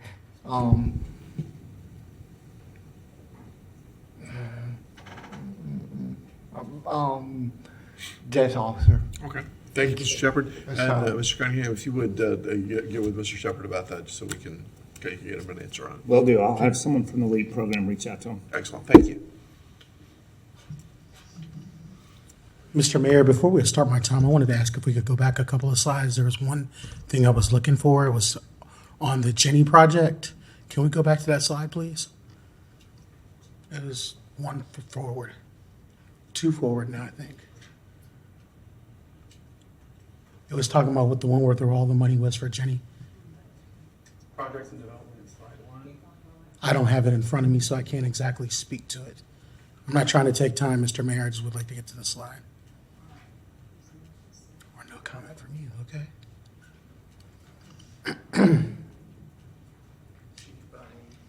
Thank you, Ms. Ramos. Thank you. Thank you so much. Thank you. Mr. Mayor, what I would like to ask a question to you, Armando Grundy Gomez, resident East Gainesville. Mr. Mayor, I'd like to ask a question about the language access, better known as Jenny, which many of us are familiar with, which is a great program. But I want to get more specific when we're talking about projects and development. First, this project started off as a capacity building grant that was coming forward, which brought forward Jenny. The problem was with it, Mr. Mayor, that never got real answers on. I know there's been a lot of iterations and a lot of changes, but when we're taking dollars, whether they be our dollars, to go into it, and we're talking about using whether it be the equity toolkit and how we look at it, how it's going to affect people. You all like to say neighbors, how it's going to affect the overall community. From what I've seen from what the work started as when it was capacity building, and then what the iteration it came to, it seemed to be selective of only a certain demographic of folks. And it wasn't inclusive. But this project was set to be, was parting of being a welcoming city of all types of people. And not just saying, well, if you speak, say, habla español, we're going to be including of you. And if you don't, and everybody else is left out. And I remember that conversation, and this is from the previous commission. But what I'm concerned about, Mr. Mayor, is I'd like some real feedback, and maybe to all of your colleagues, about how we really evolve this program to truly be inclusive of not just certain ethnicities or demographics, but all people that need these services. For folks, for example, because I remember one of the another large demographic, even at UF, that could be inclusive, that come from the Caribbean would be Haitians that are not necessarily a part of Jenny. And if you go ask Robin Louie right now, we could have a great conversation as a cohort, as a community, and we could really have a conversation about what this looks like. Because I actually spoke with her recently, a few nights ago. And I find it really, really interesting that this program, which was started off as capacity, so that we could go down this path of becoming a welcoming city, and that was started off by someone who's no longer even here, and this really needs to look at. So I don't know if that's going to be looking at one of the other charter officers or the city manager, but Mr. Mayor, I would really like an answer to the question about how we take not only dollars, taxpayer dollars, which are our dollars, and in making sure that we're being inclusive of all people. Because I remember a previous commission, and I had this conversation with someone's predecessor that sat in another seat. It wasn't that inclusive.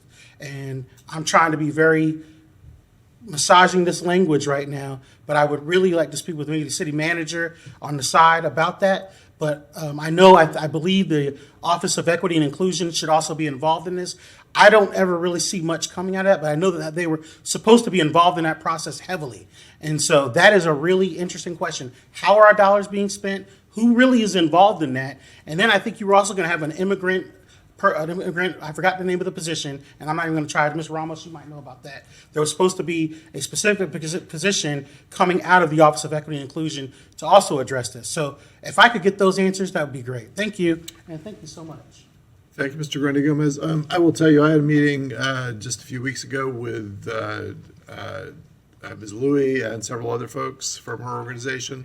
And part of what we're doing on an ongoing basis is language line services that are many, many different languages, as well as working on getting some changes to city documents, availability and translation, and a variety of other things. It is absolutely not just a single language. Mr. Folston, that falls under his purview, and I'd be glad to have him talk with you afterwards. Okay, Commissioner Chestnut. Yes, to follow up on Mr. Grundy's comments, it does appear to be a one-language affair now. I've never seen, I've never seen Haitian Creole translated in any of the translations I've seen. Perhaps you all have. The only one I see is Spanish. But there is a huge Caribbean population here in this city and at the University of Florida, but I haven't seen anything to that degree. Secondly, I think the issue raised during the whole budget process leading up to Jenny is the word recurring. Recurring, and I don't want us to lose focus on that, because the expense of it and the singular expense for the city of Gainesville was of great concern to the previous commission, and having it as a recurring expense. Thank you. All right, any other questions? All right, do we have a motion? Commissioner Sacco. Thank you, Mr. Mayor. I'll move that we approve the budget update. Is that with the, how exactly did you want that, Madam Manager? Staff recommendation. Staff recommendation with the modifications to the ARPA budget. Yes, thank Is there you. a second? Second. All right, we have a motion and a second. I see no more lights. All in favor, say aye. Aye. Any opposed? All right, that motion passes. Madam Clerk. Our next item is 2023-236, Mayor Harvey L. Ward, permitless carry non-binding resolution with the recommendation that the commission adopt the resolution. Thank you, Madam Clerk. I will go ahead and read this resolution. This is developed in consultation with community representatives from Moms Demand Action and Students Demand Action, and I'll go ahead and read this. It is fairly brief, and then be open for comments and concerns. Resolution number 2023-236, a resolution of the City of Gainesville, Florida, calling for the Florida Legislature to oppose HB 543, concealed carry of weapons and firearms without license, and SB 150, public safety.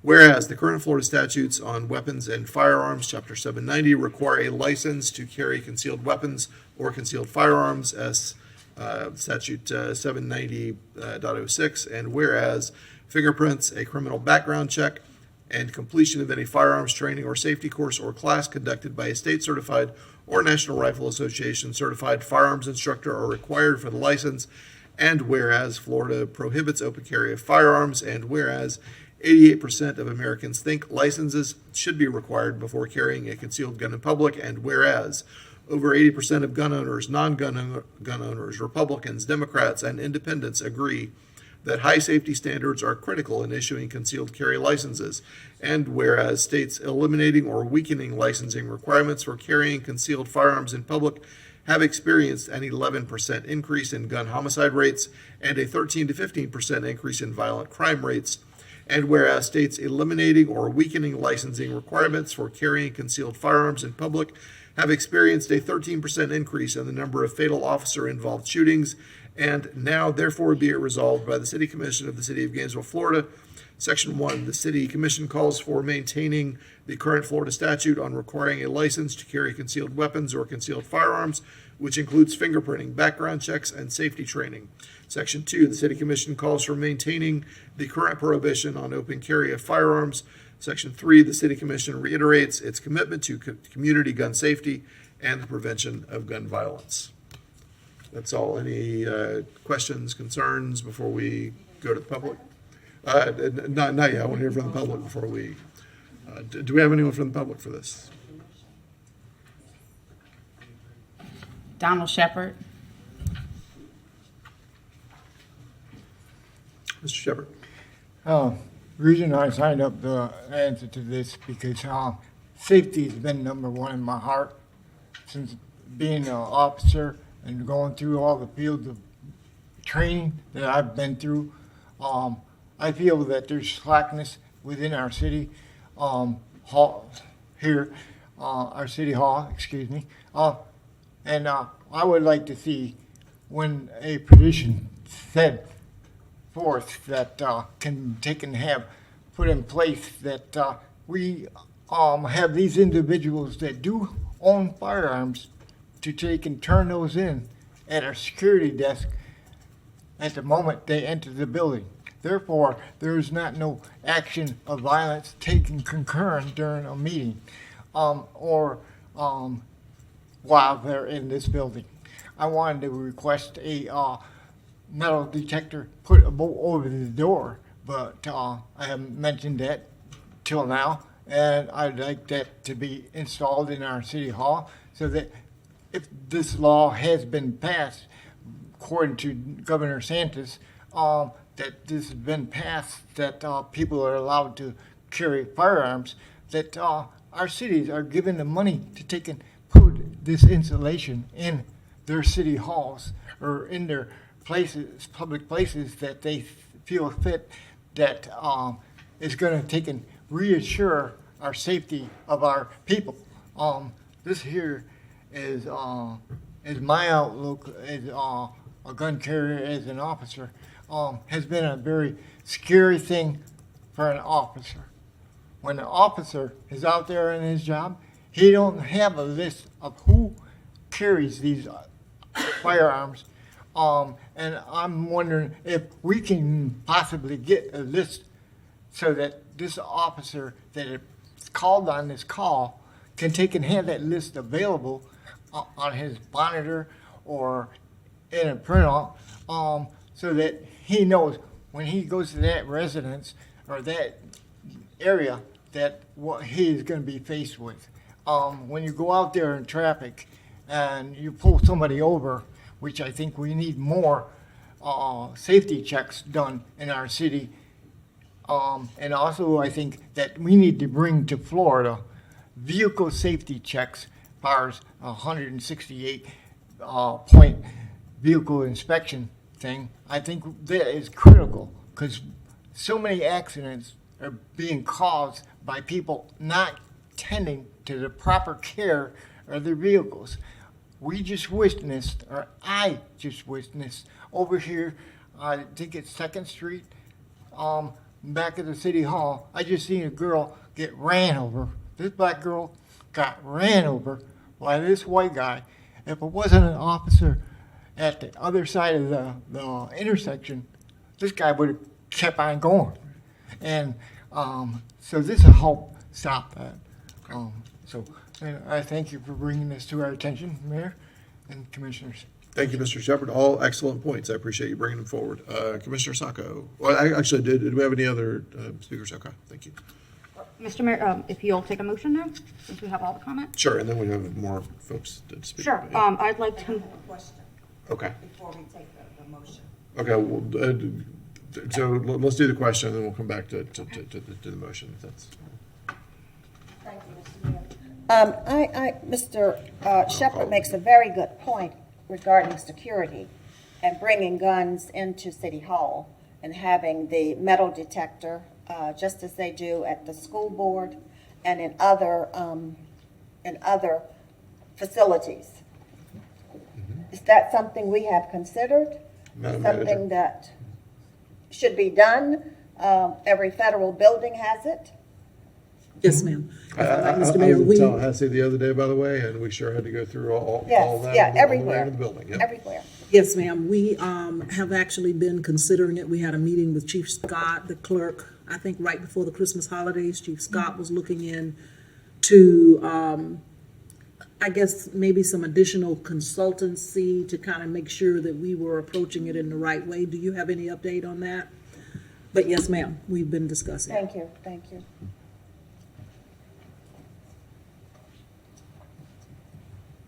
As well as how to enter and exit this auditorium that is in play. You may want to talk about that as well. Welcome, Good morning, Chief Scott. Honorable Mayor, Commissioners. Yes, we had a conversation, reference security, with the manager and the clerk. It was important, we pointed out that we thought it was important to put in some measures immediately, but also that we should have a new set of eyes, another set of eyes come in and do an assessment of our security. We're here, we see it every week. Sometimes you can get complacent, or you get to the point where you don't pay attention to some things that may need to be adjusted. So what we did was to make contact with several vendors, consultants regarding security assessments, and we have identified one and passed that on. It's in the process to be, in fact, we've completed the paperwork. I think it's in the contract flow right now, and that I would imagine that would commence within the next 30 days, but we should have someone come in and do an assessment of it. One of the things that we pointed out, and you noted some of the changes earlier that we thought would be prudent, was to have one point of ingress and one point of exit. Again, with the eyes on that, maybe the consultant may come back and recommend that we have some type of metal detector. So we also thought it'd be easier for us to maintain security if we know that folks are entering through one door, and that if there's an emergency situation, that most folks know to exit from this side, and we can maintain security. But we think it's prudent at this point to have an outside assessment. We've already set that up, and we hope to come back and report that information to you within the next couple of months. Excellent. Thank you, Chief Scott. You're welcome. You conclude, Commissioner Tessler. Thank you. Commissioner Sacco. Thank you. I'd like to move resolution 2023-236 on first reading by title only. Second. Thank you. There's a motion and a second, and Commissioner Eastman is up next. Yes, Mr. Mayor, I just wanted to thank you for putting this on the agenda and thank Moms Demand Action for bringing this forward. I think what you've put forward here is and what is incredibly reasonable. It's not saying anything about people's rights to bear arms. It's not saying anything about taking anyone's guns away. All it is simply saying is that if you're going to carry a weapon, you need to be trained. You need to be. There needs to be some documentation to that effect, and so I think it's remarkably reasonable. I worry a lot about our first responders that are going to be out in the field as people are carrying guns with them without any training. I worry about just no matter what your intentions are while you are carrying a gun. If you are not trained, if you do not have the background in order to utilize that weapon, you should not be carrying it. And I think our current system at least has those minimum standards in there. So I appreciate the sort of caution as well that you put into this. And so I think it's a great motion. I brought this up last time, and I'm really glad that you followed up on this and got this on here. So thank you. Thank you, Commissioner Book. Thank you, Mr. Mayor. I also support the concepts that are listed in the resolution. Regardless of the numbers there, what was the source for the statistics that are on the resolution? I think it's always important that we're looking towards vetted data that we put so that folks then do not come back and attack the source of the information. Right, from Moms Demand Action in Everytown. Okay, so everytown.org does have a lot of statistics on their website. I thought that was it because you can quickly Google and find that. And I thought, well, we do need to be careful in resolutions. This does not affect my support of the resolution, not one bit, is that we use very vetted sources so that when folks then go to look at the resolution, they can't easily attack the source. Typically, the government source of the information, which is the back data for every town, is where you would go. So that's very important. I like what Commissioner Chestnut said. You can be opening, welcoming, diverse, and make sure that we feel that people want to come to the City Commission and speak, and that still can include additional security enhancements. All right, that doesn't change that. In fact, that may make it more welcoming. So I do welcome seeing the study, Madam Manager, and thank you, Chief Scott, for that. And I suspect that will include some things like some crime prevention through environmental design elements. You've already alluded to those. So that's the SEPTED, which is really critical for what we do. Some hard technical resource, which may include some screening devices that you've talked to and the manager, and I look forward to seeing that also. I think that's a step in the right direction. Thank you, Mr. Mayor. Thank you, Commissioner Book. I will say, as a follow-up, I was involved in the walkthroughs we did back in December.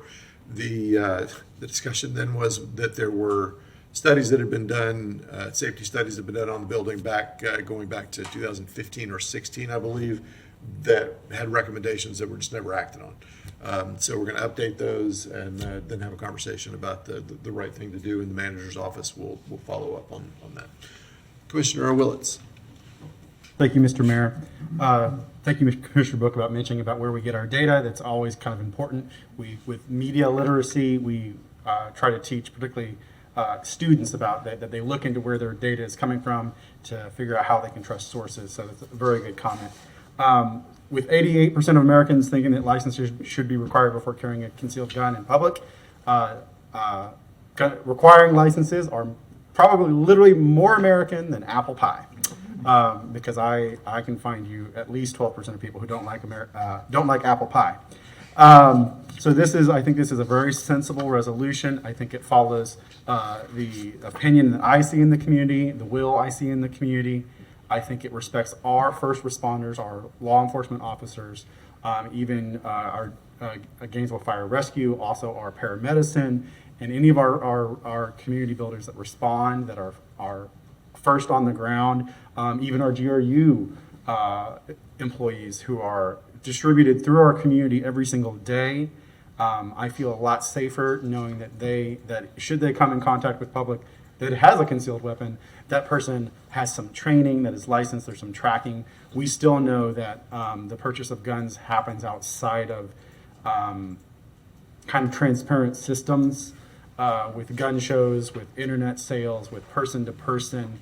On Facebook, you can sell almost anything, and still things happen coded on the internet. There's a lot of opportunities to buy guns. The minimum we can do is that we should be able to require. So I look forward to voting yes on this. So the state has that message, and I would like to just make a short, perhaps funny comment, but serious. The idea that we require someone to have a permit, in essence, to carry a medication in the form of medical marijuana, and that without that, it becomes a matter of law enforcement and increased interaction between the public and law enforcement, which I don't always think is good. Yet there's a suggestion that a truly deadly force can be carried with absolutely no license, with no care taken. I find it perhaps ironic, perhaps actually it's not funny, but I think it is an irony that sticks with me. Thank you, Mr. Mayor. Thank you, Commissioner Willits.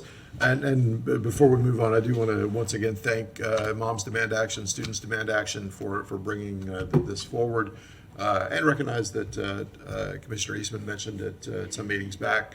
It is interesting to me, and I pointed this out in my last meeting with these folks, that there could not be a more polite and pleasant demanding of things than Moms Demand practices. So some people say demand and it's real loud, and some people say demand and they provide very effective steps to move forward with it. So all that said, all in favor of passing this resolution, please say Mr. aye. Mayor? Aye. Yes. Roll call, I'm sorry. Commissioner Eastman? Aye. Commissioner Chestnut? Aye. Commissioner Sacco? Aye. Commissioner Duncan-Walker? Aye. Commissioner Willits? Aye. Commissioner Book? Aye. And Mayor Ward. Aye. That passes unanimously. Thank you all so much for that. And having said that, we will go to lunch break. We will recess until 1 o'clock. Thank you. Our quorum covered, so we will call it back into session for the afternoon. Thanks for being here, everyone. Madam Clerk. First item is our Gainesville History Moment by Donna Waller. Welcome, Ms. Waller. So good to see you, as always. And lovely to see all of you. Thank you so much. March is Women's History Month.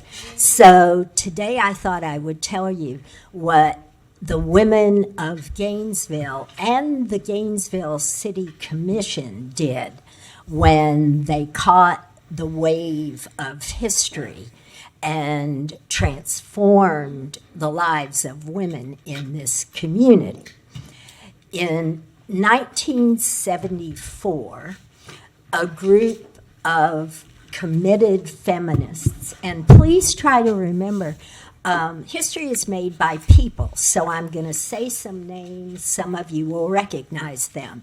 Judith Levy, Margaret Parrish, and Billy Avery, after petitioning to no avail to have a Planned Parenthood clinic set up in the city of Gainesville, created the Women's Health Clinic here in 1974. It was the first gynecological clinic in the city and one of the first two in the state of Florida. And like Planned Parenthood, it did perform abortions, but it also provided routine gynecological care to a lot of women in this community that had never had access to it before. These women, stung by the accusation that their stance was anti-child, moved the women's health movement in Gainesville into another direction. And after setting up the Women's Health Clinic, they made an alliance with something that now sounds like ancient history, namely the emerging midwifery movement, which was considered very radical and dangerous in the early 70s.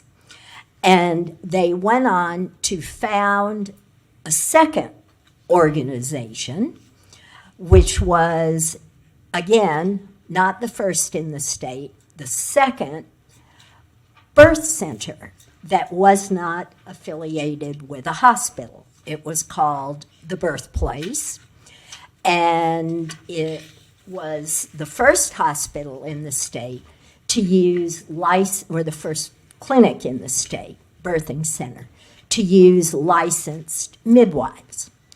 So the women's health movement transformed things for the women in the city of Gainesville in the mid-70s and gave them many more healthcare options than they had ever had.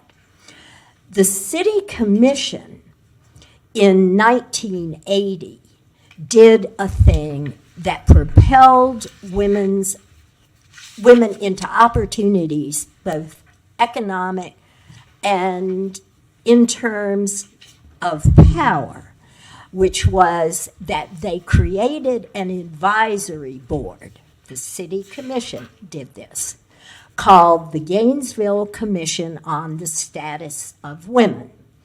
And it existed from 1980 to 1994 and routinely advised the city commission on issues having to do with women's rights and struggles for equality.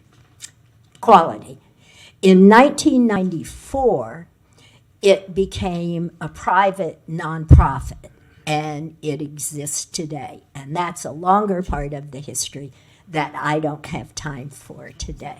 But there's your Gainesville history moment. Thank you.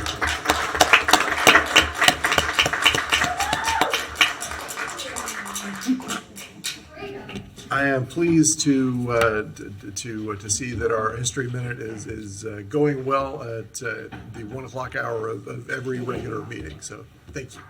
I do want to recognize a guest we have with us from Bell High School. Ms. Buckley is here, and I want to thank her for visiting City Hall today. And with that, we will move on into the next item. Our next item is early public comment. Okay. Early public comment, of course, is for you to make a comment, your standard comment on 3 minutes on anything that is on the agenda later on today's agenda. If you make that comment, you won't be able to come back and speak again on it. But this is the opportunity. If you can't stay around for something that's on the agenda that you want to speak to, that's what early public comment is for. Anyone for that? Hold on, we need you to sign up and take it through the clerk's office, please. Okay, our first speaker is Armando Grundy Gomez. Okay. Hi, Mr. Mayor, Armando Grundy Gomez. So what I wanted to talk about was not one item or two items, Mr. two Mayor. items. So you have a total of 5 minutes. Yes, Okay. yes, sir, Mr. Mayor. And now I want to talk about something that's not on the agenda and something that is on the agenda. Is that how it works? I want to get clarity. So I'm sorry for that clarity. For the thing that is on the agenda, if you have one thing that is on the agenda, you get 3 minutes rather to talk about that. And then if you have something that is not, then general public comment comes up after this. Okay. Okay, well, I wasn't going to stay for general public comment. Go ahead and do them both. That's fine. You got 5 Well, minutes. no, I'll be respectful though. Okay, all right. I'll come back for general comments. Mr. Mayor, the one thing I want us to talk about is is when we're looking at the city as a whole with what we've had to deal with the budget, with the recent JLAC hearings and everything. I know you all were put in a position. The one thing I wanted to come back and talk to you earlier was what I didn't get to earlier, but was about fire. When we were talking about the police and fire. I know sometimes the city's been talking about having to look at things. They perform well, they look at everything. And I remember somebody saying, I think it was you, Mr. Mayor, you're talking about, I couldn't even get to the door in 80 seconds or something to that effect. But the one thing I want to look at is we're having to make substantive issues at our budget. And one of them, I know that seems to float across sometimes with you all, is the word of duplication of services. And I know some folks talk about that. There's 2 EEO officers. I don't know where that came from, but whatever. But there is a duplication of service that I think we should talk about. And that duplication, Mr. Mayor, is our fire department. We have the fire department, which does great service under Chief Dixon, performs great service here for the city. But we also have one across the street. We even have capital assets within our city of fire service delivery where they're less than 1.5 miles or a mile each from each other. There's a couple of stations like that. So you have a lot of capital assets, and I know that's not popular, and I bet you some folks are probably screaming from Kingdom Come about how we look at that.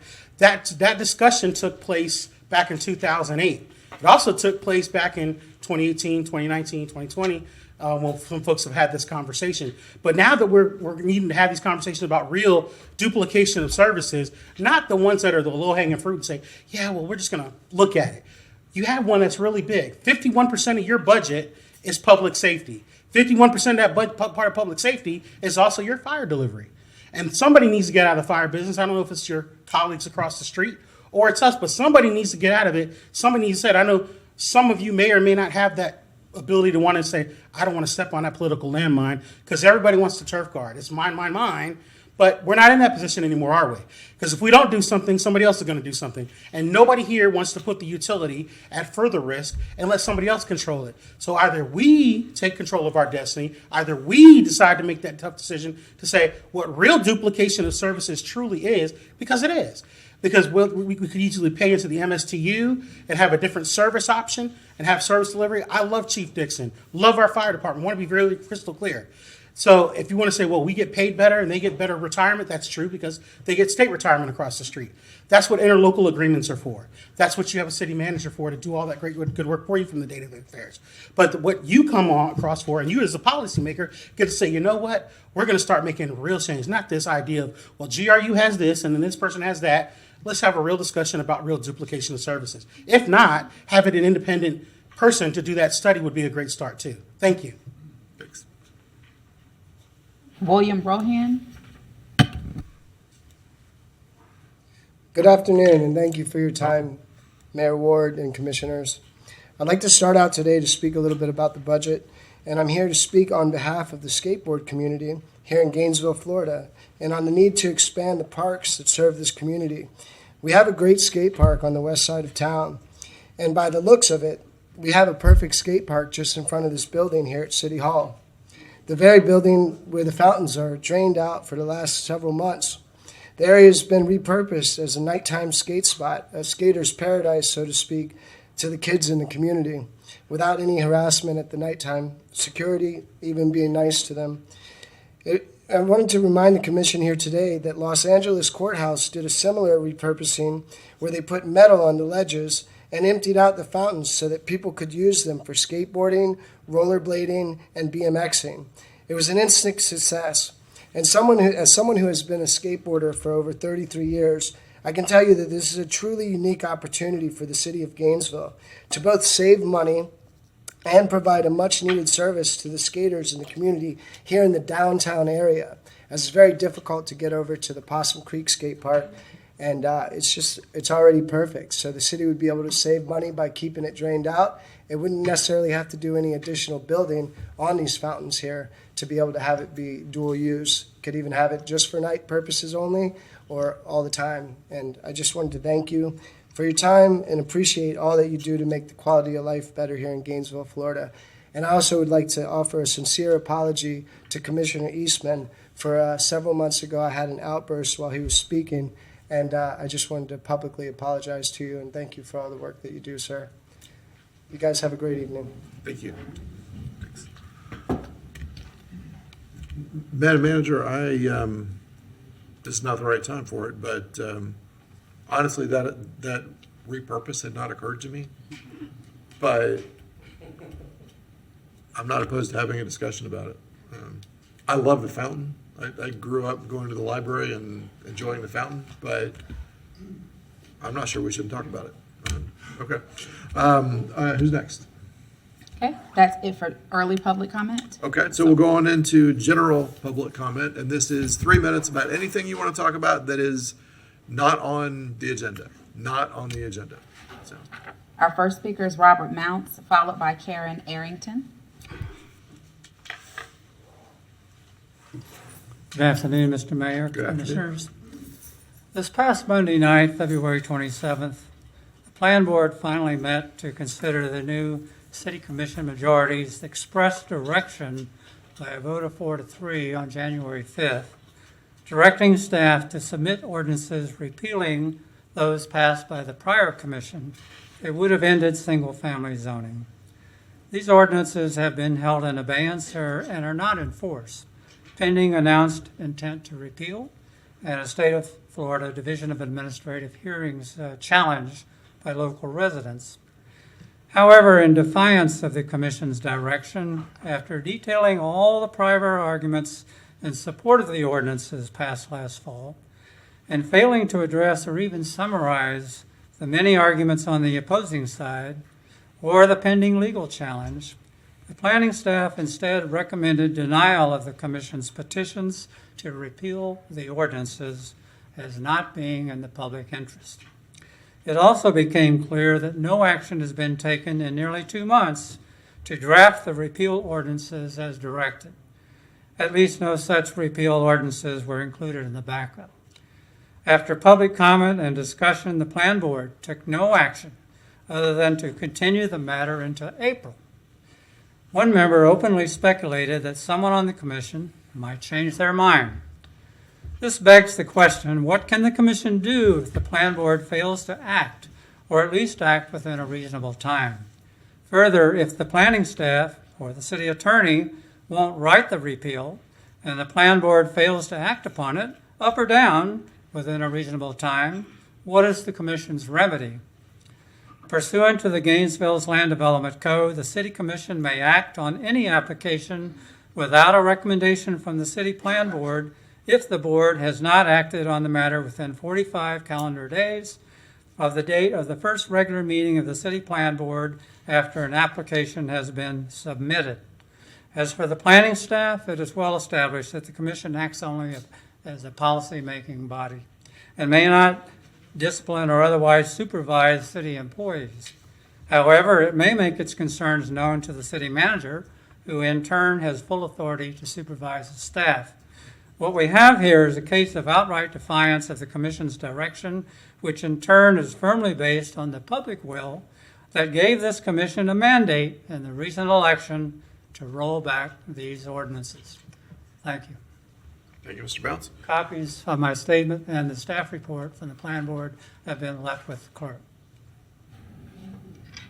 Karen Arrington, followed by Debbie Martinez. Sure, absolutely. I have a question. Thank you. Madam Manager, I think what the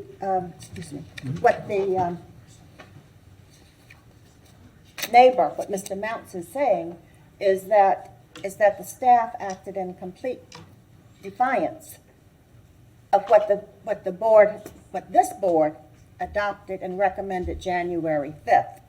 And I would like some clarity on that, because it's my understanding that the City Commission sets policy, And when that policy is set, it rolls.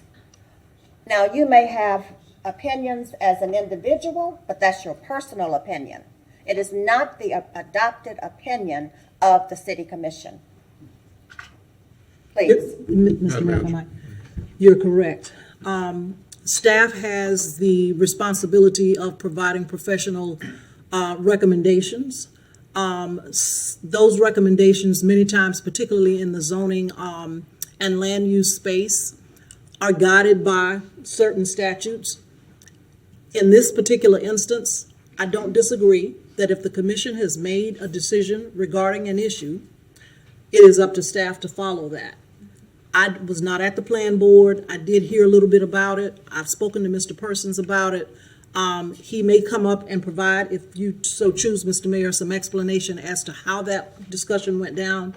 But he and I have had the brief discussion that if, in fact, staff makes a professional recommendation and the commission does not accept it, then we are to follow that recommendation unless there are some legal areas around it that may not have been brought to fore. And I'm not sure that that is the case.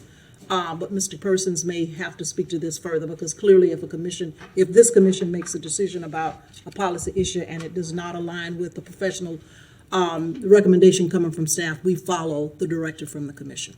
Thank you. I would like to hear, Mr. Mayor. So let me ask a question of the clerk first. Hang on just a second. How many folks do we have listed for public comment? About 10. Okay, let's come back to this discussion after we get through public comment. That's been our tradition, is not to go far afield of this. We will, Mr. Persons, I would ask that when we finish comment or public comment, you be prepared to come up and do this. And if other public commenters are going to speak to this, that's fine, but we'll get with you when this is finished, when public comment is finished, and we have an opportunity to come back and address it all at once. That work for you, Commissioner? That works. Okay. That works. Thank you. All right. Greetings. My name is Karen Arrington. I attended the Joint Legislative Audit Committee, JLAC, on February 23rd in Tallahassee. Gainesville's financial problems were worrisome before the meeting, but the debts and lack of financial accountability discussed during the meeting were shown to be enormous and very worrisome. All the, and I ask you this, and now I'm going to talk about the upcoming GRU budget workshops and general government workshops.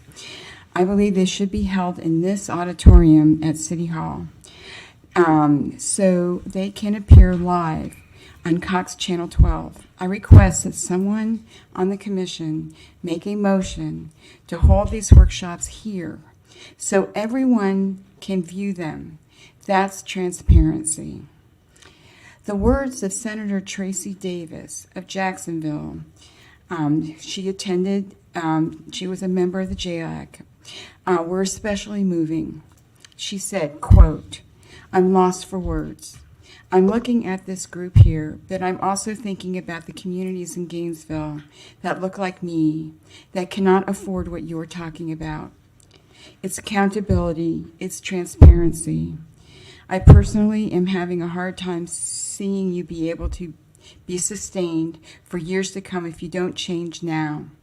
Because what we haven't really heard is how you get rid of the debt. And it's not a plan for the future, it's a plan for right now. You've got to get this solved today," unquote, from Senator Tracy Davis. A number of people have come up with some good ideas for you to bring down your debt and help your financial accountability, etc. I hope that you will listen to them. There are many in our community who have a lot of expertise and knowledge, and you should listen to them, please. I look forward to hearing someone make a motion to hold all workshops at City Hall. Thank you. While we wait on the next person to come up, I will tell you that nobody needs to make the motion. We'll have those budget workshops right here in this room.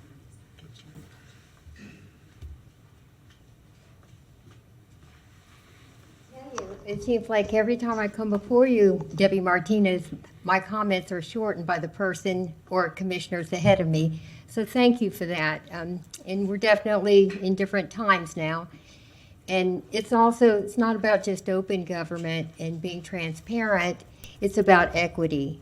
For decades, we have always held these budget meetings here because many people don't have the means to come to City Hall, and they've always watched them. That's been tradition live on Cox Channel 12. So I really, really appreciate that. Thank you so much. Also, I appreciated some of the suggestions that commissioners made on ways to deal with our debt crisis on Monday at the workshop. Last week, Mr. Ward went to Tallahassee to speak before the Bipartisan Audit Committee, and it was actually stunning to hear from the Democratic elected officials on the committee after Mr. Ward spoke. They were shocked at how our city commission, especially over the past 5 years, grossly mismanaged our utility and allowed the debt to balloon out of control and have no plan whatsoever on how to cut the budget. I applaud former Mayor Tom Bussing and the other 6 true progressive Democrats, environmentalists, who worked so hard to prevent the biomass tree burner financial disaster from ever happening in the first place. History matters. These heroes tried to reason with the 2009 City Commission before having to file 5 legal actions against the city in efforts to protect our utility, to protect our residents, and to protect our city finances. These true progressive Democrats did all of this while they were unjustly criticized by Democrats on the City Commission every step of the way. Many other residents kept raising the alarm bells, but we were ridiculed in silence as well. And it appears that things are starting to appear a lot better.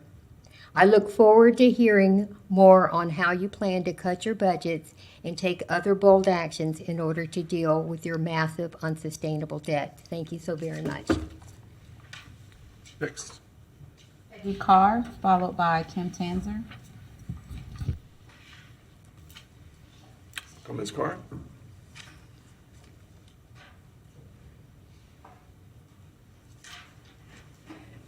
Mr. Mayor and Commissioners, thank you for allowing me to speak today.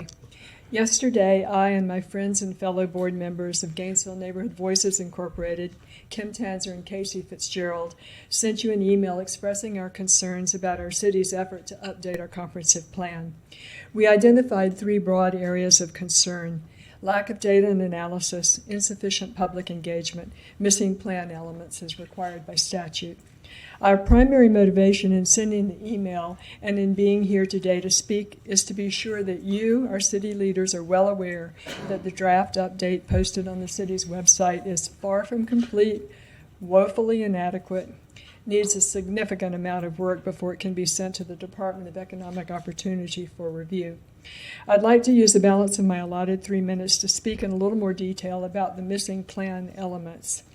And here on the screen is the simple table that we created that compares the elements required by statute with the chapters in the draft update that's posted to the city's website. So let me say that Florida statutes prescribes elements that must be included. Here's the table. 6 required elements are missing. Without these elements, the Florida Department of Economic Opportunity will find our update unacceptable, which would be a colossal waste of time and money for the city. Each of these elements is important, but perhaps none more so than the future land use element. This element defines the broad land use categories to be included on the future land use map, and the map itself provides a spatial representation of how we want our city to evolve over the next 7 to 10 years. Subsequent zoning decisions are meant to be consistent with that future land use map.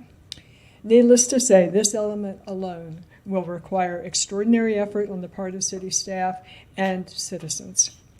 To conclude, let me say I do not understand how a consultant hired for somewhere in the neighborhood of $200,000 managed to make these omissions. I wonder if they were ever directed to read Chapter 163 of the Florida statutes, where required elements are stipulated. And I can't help but say it is a shocking thing to me that a plan update was undertaken without first evaluating our existing plan to identify the still relevant portions and then targeting those that needed updating. I hope you, as our newly comprised City Commission, can keep a steady hand on the tiller, directing staff toward the completion of a credible, comprehensive plan update that will meet state muster. Thank you very much. Thank you, Ms. Carr. Next. Kim Tanzer, followed by Don Fields.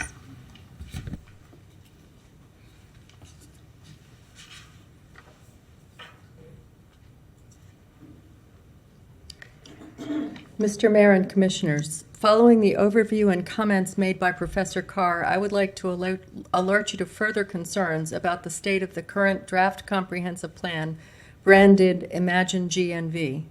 As we wrote on our March 1st email, comprehensive planning is governed by state statutes, and several critical steps were missed by the city's consultants. I will discuss the lack of data and analysis and the lack of effective public engagement, both required by law. First, the city has not yet collected relevant data or has not made it publicly available, which is legally required. To give you a feel for what this document should include, here is a screenshot of the first several chapters of the current comprehensive plan. In handwriting, I've indicated how many pages of data and analysis are included for each chapter. 61 pages of data and analysis, 114 pages of data and analysis, etc. You'll see that most chapters are very lengthy and detailed, but that most are more than 20 years old, most of the data and analysis. To pick the chapter of the current plan with which I'm most familiar, housing. Here's one page from the 88-page report, and it's very helpful. It shows single-family and multi-family housing by census tract. It relies on the gold standard, the U.S. Census. Unfortunately, the report was written in 2002 and it used 1990 data. This level of detail, hundreds of pages of it, is the necessary basis for a good comprehensive plan. The next step is the presentation of this information to the public for effective public participation as legally required. I attended every available public presentation, including at City Commission meetings and with consultants. The meetings were tightly scripted by the consultants who, so far as I can tell, did not absorb or incorporate anything anyone said. As you know, the city's currently undergoing a legal challenge by the State Department of Economic Opportunity for its October 2022 Comprehensive Plan Amendment. This is the same department that will review the next required comprehensive plan update. We should assume they will be scrutinizing the city's work, all of it, very closely. Please do not place the city in the embarrassing position of presenting a completely non-responsive comprehensive plan to the State of Florida DEO. Please direct staff to review the current comprehensive plan, update our data and analysis using recent respected data, perhaps following our 20-year-old template. Require staff to engage in meaningful dialogue with our community. Only after doing this arduous but necessary work should a new comprehensive plan be proposed. Please enter my remarks into the city's record for public comment on the forthcoming comprehensive plan. Thank you. Thank you. Don Fields, followed by Joe Baden. Hang on, I want to clarify some things. We got a little bit off track with inserting things back and forth. We have limited time for public comment. I wanted to get through public comment, and then I promise you all these lights are going to be addressed. But if we go addressing one light at a time, we will never be able to get through public comment. So that's what we're going to do. 150. I've got everything. Yeah, we're good. Yeah. Hello, Don Fields. Last week, JLAC directed Gainesville to take bold steps to pay off the unsustainable $1.7 billion debt. Unsustainability meant to them that amount of debt was a threat to the future existence of Gainesville City itself, and if this commission cannot find a bold path forward, that inability to perform would justify the removal of all of you by the state of Florida. Last Monday, Mr. Cunningham stated that GRU had a plan, but that plan was not bold enough, which tells me that the so-called plan didn't pay off the unsustainable debt and was actually then not really a plan to address this problem of debt at all. So we're starting from scratch. That seems to be the case. Now, you can do a quick calculation that's straightforward. That is, I think it's proposed as a general fund transfer was going to be around 34 million. Well, if you divide that into the 1,700 million, which is how much bigger it is, that takes 50 years to pay it off if you were to just put it all on it. So that just illustrates the size of the problem. But the goal is, it doesn't have to be to pay it all off, but you have to have a sustainable debt. And so you have to get out of this 86% of the GRU is owned by Wall Street and only 14% by the city. Now, Mr. Nathan Scopp has already publicly proposed a plan that does pay off the debt. You may not like it or him, but he has demonstrated that there is now a known solution. Now, my guess is that you don't find his suggested plan proposing selling off the electric component of GRU, but you're contemplating it with Origis anyway, so, getting your electric power from another source. So it's not so far out of left field. And so now, with that in place, you have to also then do, as others have said earlier, that you have to find liquidity of assets and duplication, reductions of services that reduce costs and increase taxes and fees. So that's a very austere time coming for us.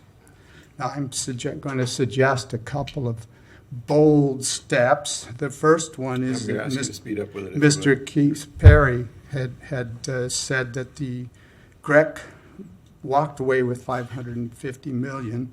So one suggestion is simply that you go after that $550 million. Representative Caruso stated that might be in the breach of the anti-subsidizing laws. And the second one is just simply ask Florida State for a bailout.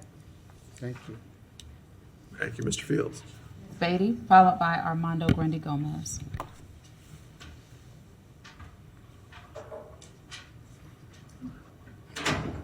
Yeah, I'm just a little surprised. Joe Beatty. First of all, Mr. Mayor, I ask that you not limit public comment to the 30 minutes, that you allow anybody who came in here today to speak to you at public comment to speak. I found that rule not good earlier, but especially in light of the situation you're in, you need to hear from your constituents. You need to stop trying to limit people's ability to come and speak before. You've already limited the number of times, and you've also limited the time of day. So there are a lot of people that you just cut out. So on behalf of anybody who may be behind me in line and you're going to cut off, please let them speak. I too was at the JLAC meeting. I said nothing there that I haven't tried to say. I haven't said publicly for years and years. I'm a little surprised after, I'm going to call it the shellacking I think the city got. The manner of response of our city representatives to the JLAC committee's questions I found stunning. It was like deer in headlights. And to come back and pretty much go, oh, we're going to make bold things, but we're not going to cut programs, and we're going to keep on doing what we're doing. You're talking out of both sides of your mouth, and I think you really need to focus for the immediate future on no new programs, no sale of our assets, including one that may be coming up later, no purchases, no contracts you really need to pull in. That's what families do. When they don't have enough money to pay their bills, they look at where I can cut right now, and they focus on the problem.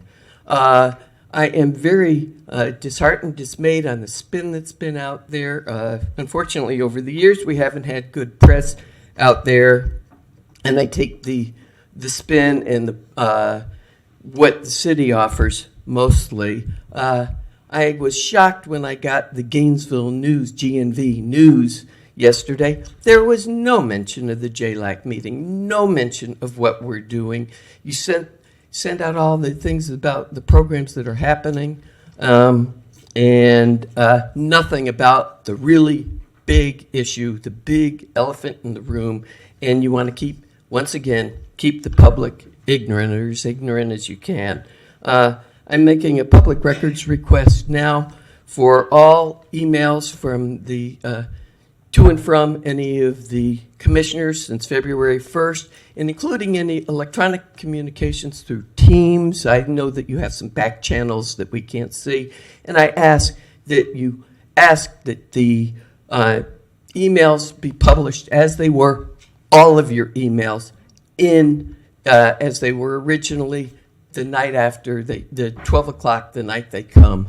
You are keeping the people in the dark, and this is wrong. I have plenty more, but my time's up. Thank you, Ms. Beatty. Grundy Gomez, and that's our final speaker for general public comment. Thank you, Mr. Mayor. Armando Grundy Gomez. So I too watched the JLAC hearings, and I think what was really disconcerting for me in watching those hearings was that our city went up there and answered 5 out of 18 points, and there was just some sense of pride of answering 5 out of 18 audit points. And I don't think that that's anything to necessarily go up there, and then to go up there without a debt repayment plan. That is interesting. So what I do want to commend you on, or some of you, I don't know who it was, but somebody on the dais over there said, we need to look at ourselves. We need to look inward. We need to start here at our pay. On top of the 10% that you all took, and another 44, 47, whatever the number was, you all want to look at rolling that back. That's a great start, but I don't think you can end there. And I don't think it's also a good thing to go on social media. Whoever you have done it, you know who you are. Mr. Mayor, I'm going to speak to you. I'm not going to call any names, but you know who you are. You go on there and say, our utility is healthy. I trust the people that are doing it. Is it healthy? I don't know. It doesn't appear to be that way. You have a structural budget deficiency. And if you don't know what that is, you have a Lamborghini appetite with only you can only afford a Ford Festiva at best. So what's interesting also is when we had the firing of certain people and certain people got let go, there was a promise to flatten government, flatten the organization. And it's been a shell game. We get rid of some folks and then we replace them, put people here. It's like playing bingo. I'm going to put people that aren't qualified, but I'm going to give them exorbitant salaries. We got 2 people who we call police chief. One of which, can somebody tell me what they do? Between the 2 of them, the Twin Towers, they make $400,000. Let's go up to the 4th floor. How much does this person make? Because last time I checked, I know Zanny was working upstairs, and I know she now works in the clerk's office. How many of those peaks of salaries that we start there? There needs to be a review of everybody on the 4th floor, all those people that came to the organization, and all the charters. Because if you do the arithmetic of just looking at who came in, whether it's special advisors, whether they're in neighborhood relations and inclusion, or whatever that is you call it, whatever that is, all those folks came in. That's not flattening. It's a shell game. We move money here to here. You have close to $1 million there. I'm just saying, it's not just you, but you need to start off, let's have that tough conversation. But of course you won't have that, but it is true. All of us know that back here. And back before that, you all kept calling us crazy, or you wished death upon us while we weren't dead yet, or whatever that was. But nobody was lying. And now you're forced to do it. And now are they crazy too? So my question is, 4th floor needs to be reviewed, your salaries, the charters, all of them, and $218,000, Mr. Mayor, we can't afford that. We clearly can't. So there needs to be a review of all those charter officers. Clearly. Thank you.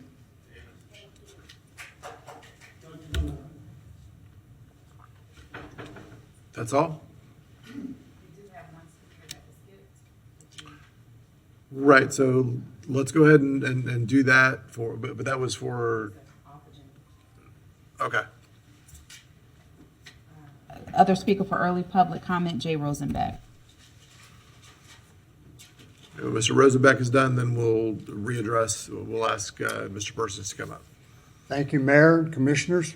My name is Jay Rosenbeck. My topic today is the solar PPA.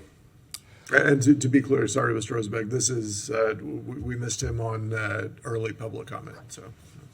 And I appreciate the opportunity to come. All of us in this room understand the pressure from the state legislature around the debt. We all appreciate your position. Many, or maybe all of us, also understand the human tendency when faced with budget pressure to one, sell things, and two, freeze progress. For example, the power purchase agreement. 100 years ago or more, H.L. Mencken reminded us that simple responses to difficult situations are almost inevitably wrong. And I would ask you, with respect, to consider that delaying or canceling the solar PPA is wrong.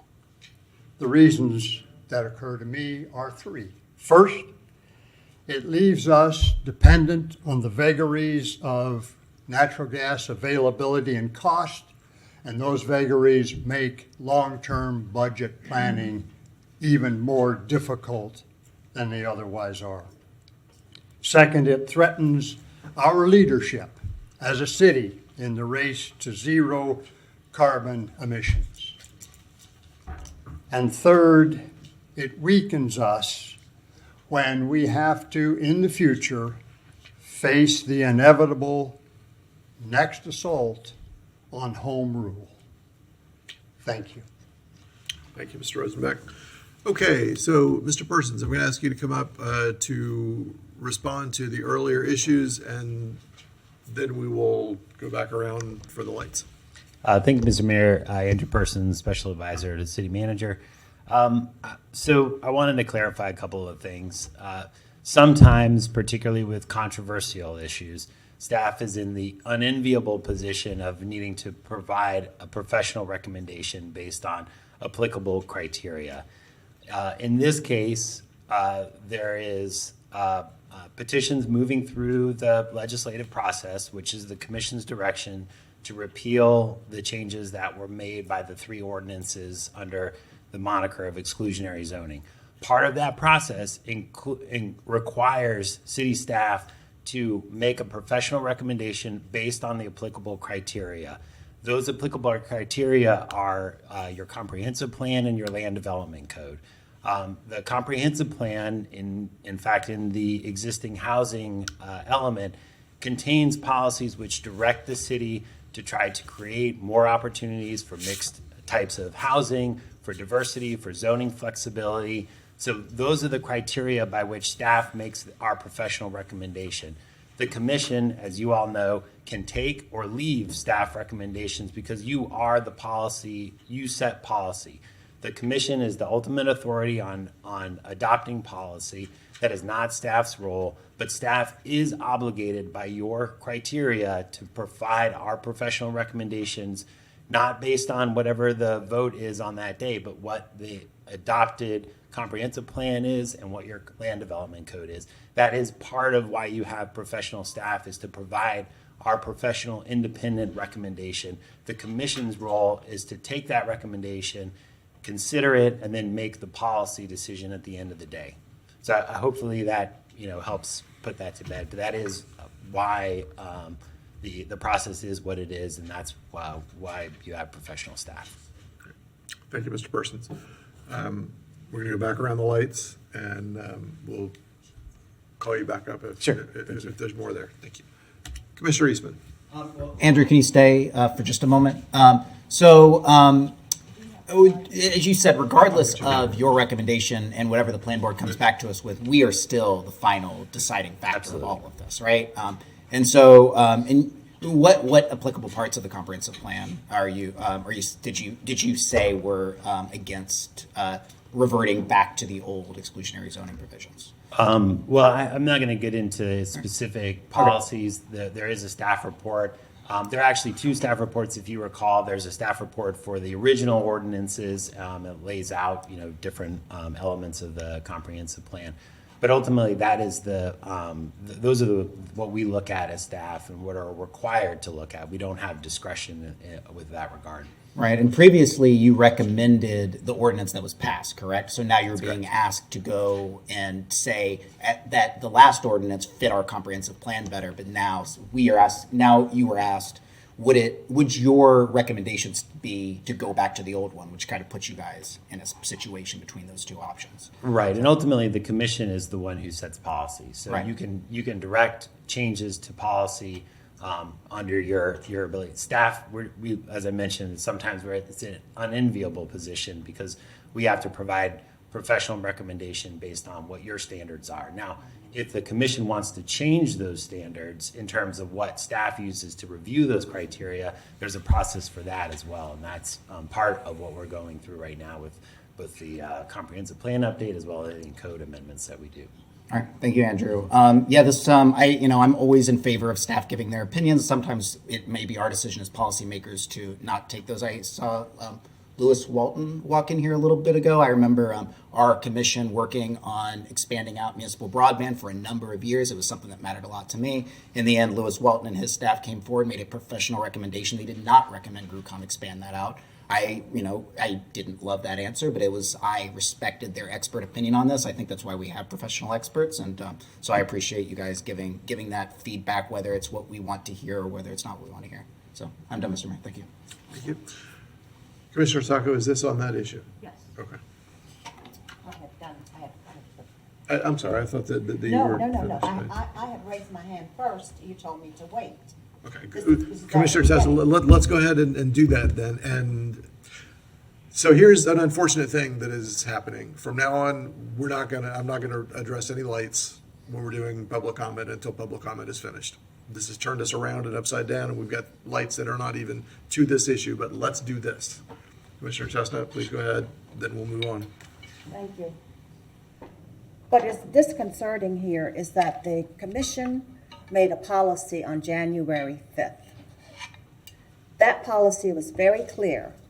And I think if someone doesn't agree with the city commission's policy, perhaps this is not the place for them to work. It is not staff's role to go and change what the city commission has recommended. And to go before the plan board, who you all know, voted against the policy that you and your staff perhaps were supporting. The plan board voted against that policy. Then to return on February 23rd or whatever. 27th, and to have staff then defy what the city commission had voted for is just unconscionable. It is not your opinion. It is not your opinion. Professional, whatever. You have signed up to work here. This is what we decided. This was the way we were going, and you went completely against what this commission recommended. The time to talk about where you differed and what we proposed was on January 5th, not before the plan board on February 27th. That was in complete defiance of what we said. I have very, very serious concerns. Sometimes there are different standards for different people, but if I were in your shoes and I was standing there and I was employed, I would not have a job. Commissioner Sacco. Thank you, Mr. Mayor. Andrew, I'm sorry. You're one of our most valuable and knowledgeable employees, so I'm sorry that you're being spoken to in this manner, and along with the rest of the plan staff. Truly.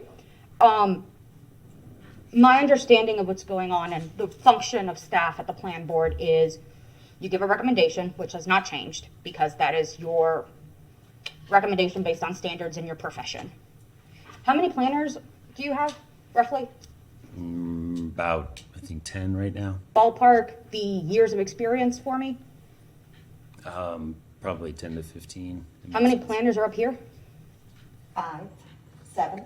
I'm speaking and our rules state that I will not be interrupted. But that said, there are no planners up here. We depend on the planning department to give us that professional opinion, guided by professional standards, guided by our comp plan. It is also guided by professional standards, correct? That is what your code requires, that we Thank you. make a recommendation. Thank you. So when you go to the plan board, again, you're going to give that same recommendation. The opinion hasn't changed, the standards haven't changed. It is up to the plan board at that point to listen and make their determination and advise us. The plan board is kind of the segment, the step where we're kind of stalling out at this point. Staff has not, I will say in fact, not even in my opinion, staff in fact has not done any part. They showed up to plan board, they gave their presentation, they did what they had to do as part of that component. The plan board has now asked for more time to continue reviewing. That's correct. And the just to add, I think Mr. Mounts alluded to this. The city commission can actually remand those petitions back from the plan board. Excuse me. Once 45 days have elapsed from their date that the plan board took it up. So that's to prevent an advisory board from particularly holding on to something too long that the commission wants to take action on. Because at the end of the day, as policymakers, we have the opportunity to go forward with decisions with or without an advisory opinion. Correct. Cool. So at no point has staff actually stalled or defied any of us. You went and did your job. And I do want to correct, the staff recommendation is just to take action. We're not recommending denial, I think is one of the speakers had indicated. Thank you, Mr. Persons. The way I see it, and the way I've kind of tried to outline here is, staff is doing their job. It is not staff's job to be on the plan board and determine anything for the plan board.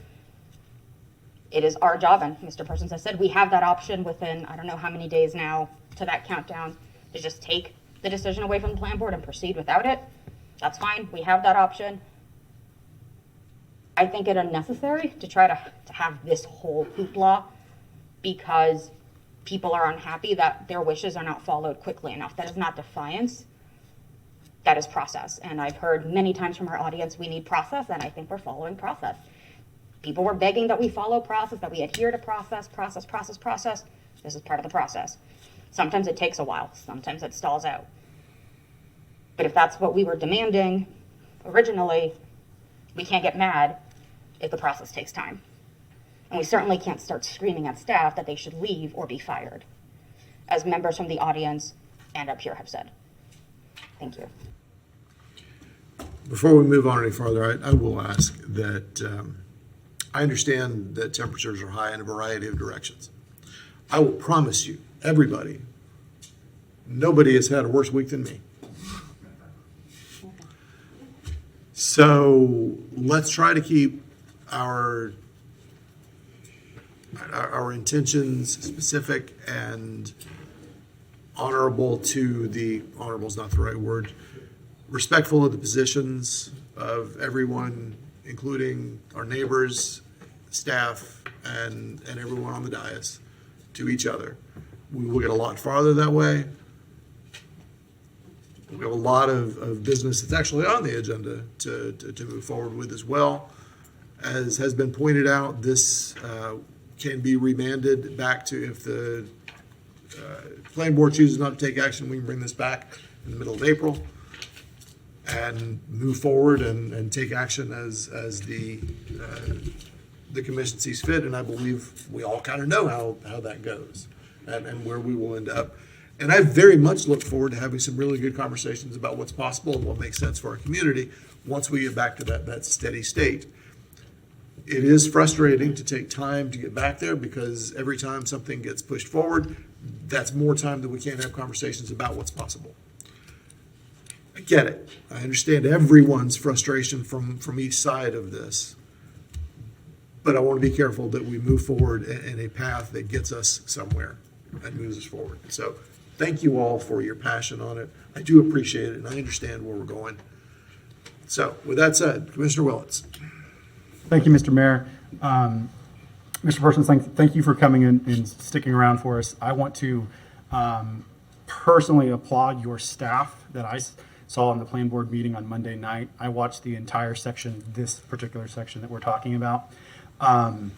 sort of by chance. No, it's not by chance, because I heard through the grapevine something that was said there, and I wanted to see it myself.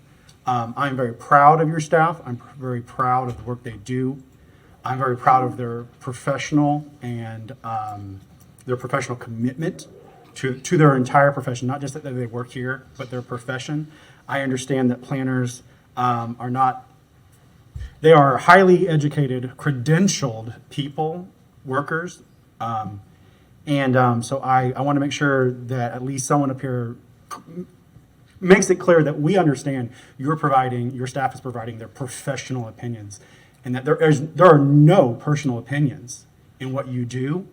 I can have a beer with you and ask your personal opinion, and it may differ from your professional opinion. I know that there are staff at the city at the highest level, even charters, that have shared personal opinions that differ from their professional opinions. And I may ask them for their personal. They don't have to give it to me. They do have to give me their professional opinion. I expect it every time. I was glad to hear a professional opinion shared at the meeting, particularly when it is difficult or hard to understand why that is a professional opinion, that it is your job to have the knowledge to give that, to look at all the information, and then to provide it to both the plan board and to this board as well. Thank you so much for the professional opinion that you provide us, because we are not planners, and that your staff provide us. I'm glad that you went back and clarified that someone's mentioned that there was a denial. I watched it. There was no denial. It's that there was no recommendation given. So I was glad to see that. I do have a question, and part of this may be for Mr. Nee, with attorney.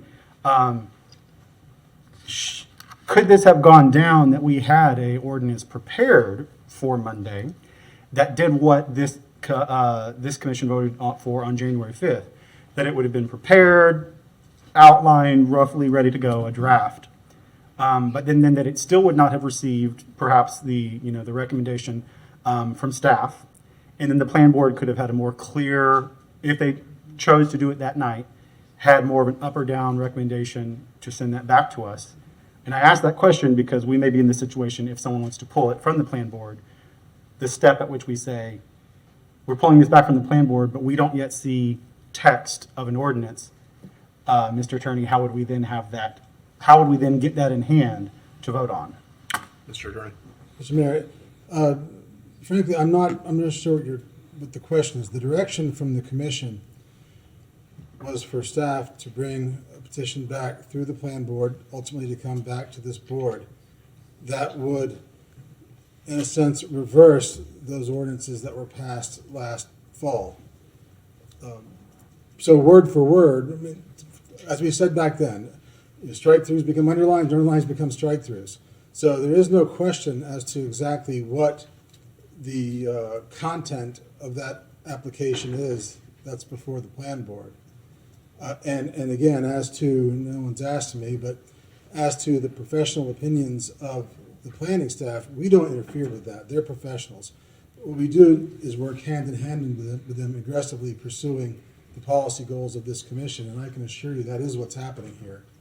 And that's, we've done everything in our power, and I've observed them doing everything in their power as well, to, even in a situation where the direction has shifted 180 degrees, to continue to pursue the direction of this commission.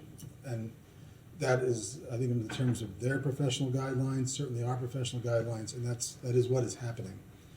And as to what happens next, I think the neighbor correctly stated the law, and it is the counsel that our office and planning staff had given to each of you, I think, prior, is that if the plan board does not issue an advisory opinion within 45 days, then in fact, this board can take it on without that advisory opinion.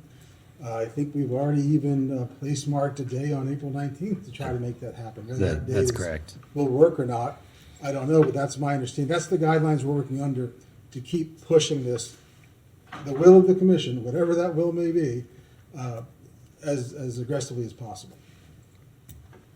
Okay, I think that answers. Thank you, Mr. Mayor. I think that answers my question. I'll just I'll end with a call to my colleagues to watch it watched that portion of the meeting to get a better sense of how staff presented themselves, what they presented, their professional opinions, the conversation of our plan board, and also the feedback given by the community at that meeting.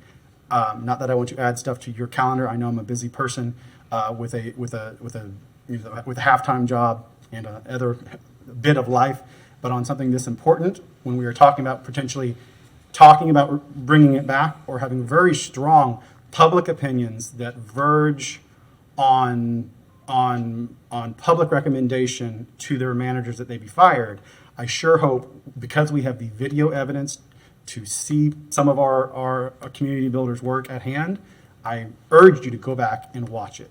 Thank you, Mr. Mayor. I conclude. Thank you, Mr. Willits. Commissioner Buck. Thank you, Mr. Mayor. So, Commissioner Willits, that's a great suggestion.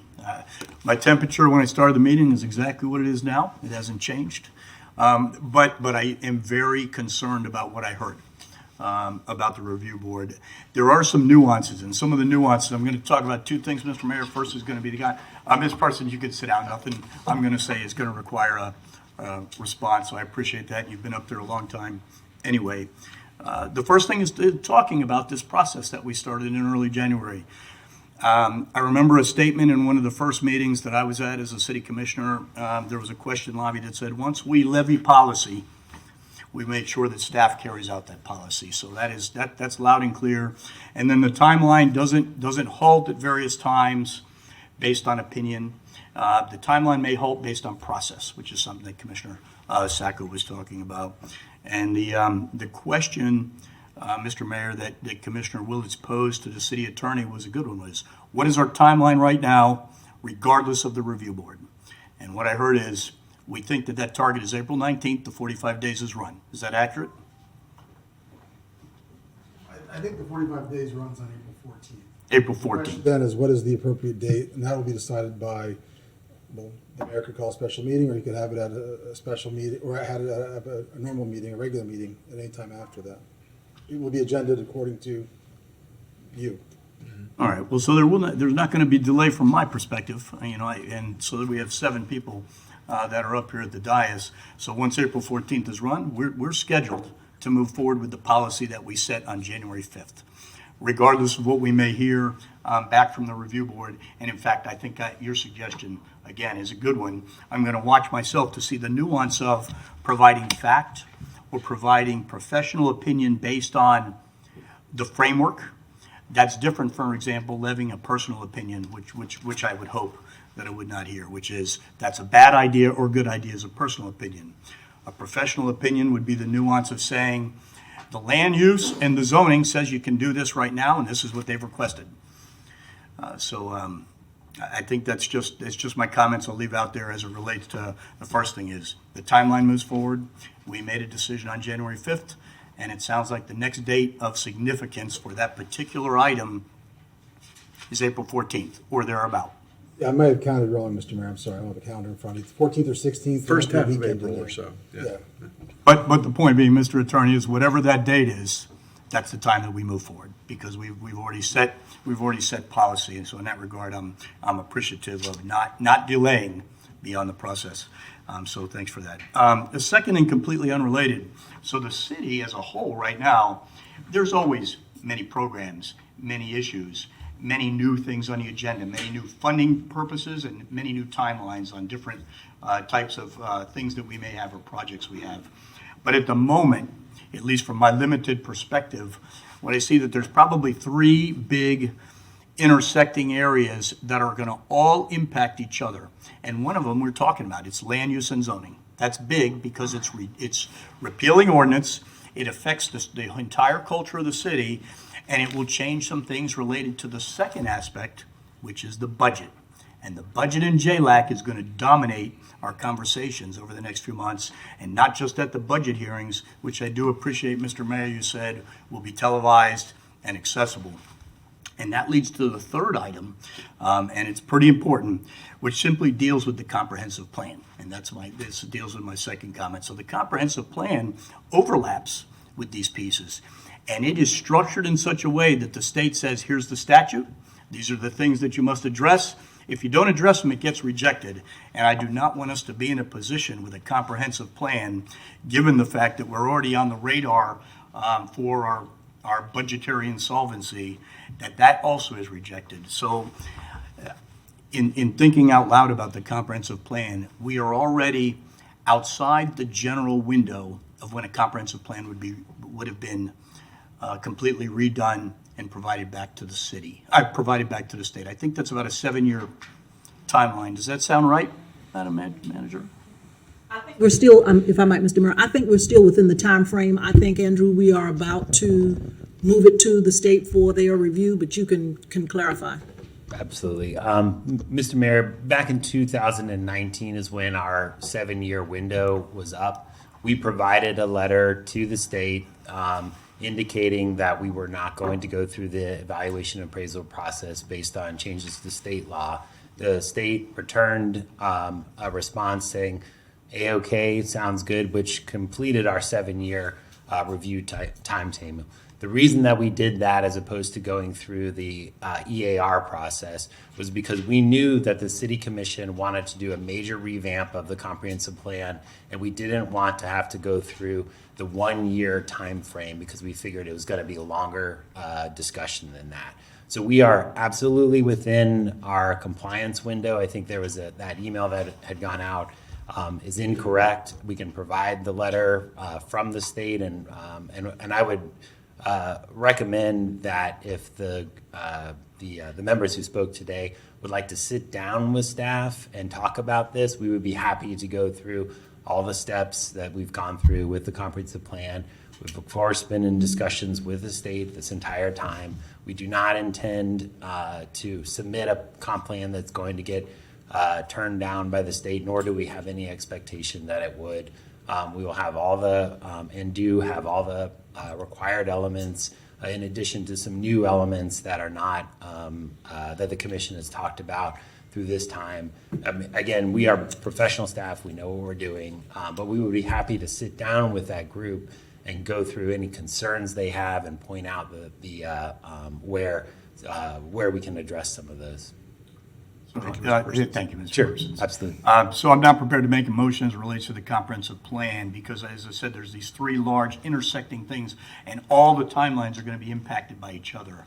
But I do feel like it would be very prudent to make sure that that Ms. Manager, you're aware that if our comprehensive plan has to extend out extra months based on our budgetary process and our land use and zoning, exclusionary zoning repeal, I think that sounds totally appropriate because they all are going to, as I said, have collateral impacts on each other. And the existing timeline, I think maybe was late May for the comprehensive plan to be submitted, should not be submitted in late May so that we can have a little more time to make sure that it's exactly what it needs to be and overlaps with these 2 other big items. Mr. Mayor, if I might.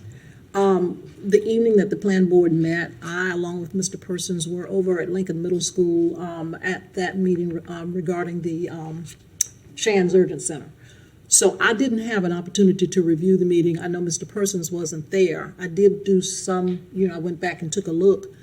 I had no idea that it was going to result in, what occurred today. I just wanted to reiterate, again, I'm very close to staff and making sure that they understand what comes out of these meetings.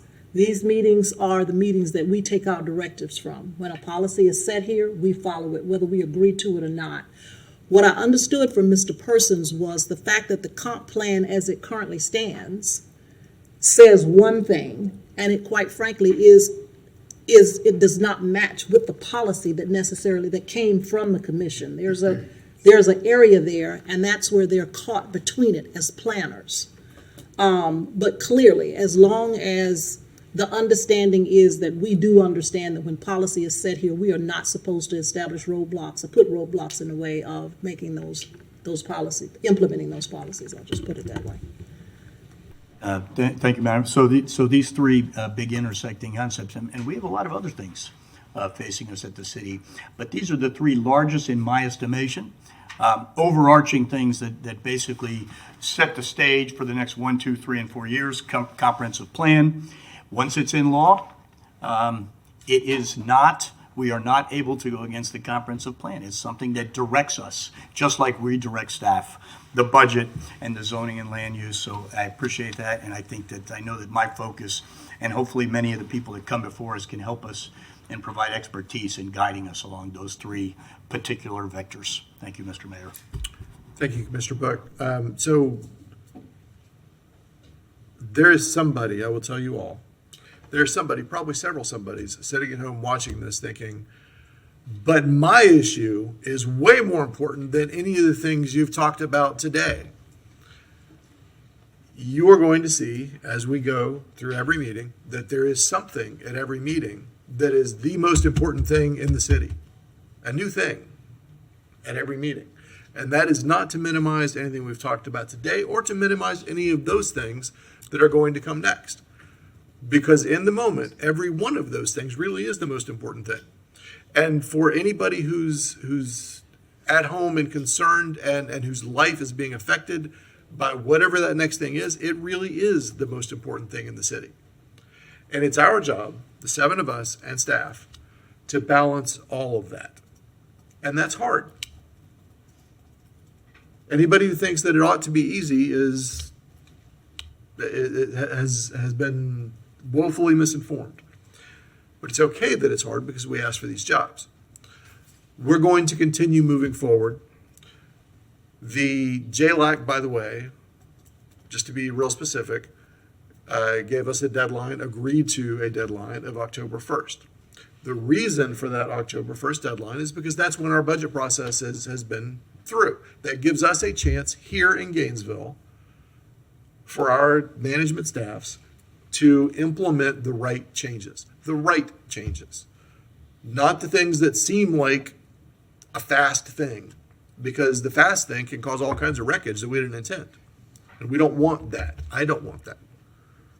So this will continue to be a topic. It is a big deal. I think I've talked to every media source in town at least once and some several times over the last week, and we'll continue to do that because it matters. It's a big deal. But we have a timeline in front of us to get to these. We've been informed, both the manager and general manager have indicated that we're going to do a zero budgeting process. They will do that, and they will bring those things to us. Certainly we can and should make recommendations around that.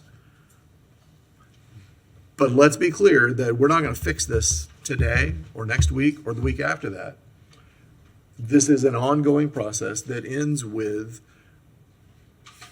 gets close to ending at the end of the implementation of the fiscal 2024 budget. All that having been said, Madam Clerk, next item. Our next item and our first item for the afternoon is Yes. 2023-190, appointments to the City Plan Board and Development Review Board, with the recommendation that the Commission discuss the appointments to the City Plan Board and Development Review Board and take appropriate action. Do we have anyone here in the room who is an applicant for first the City Plan Board and then the Development Review Board? If so, please come on up one at a time and make your way to the podium. Mr. Mayor, if I may, I'm making a request that we go with the Development Review Board first.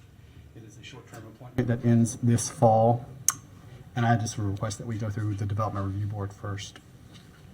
If that request is proper. So here's,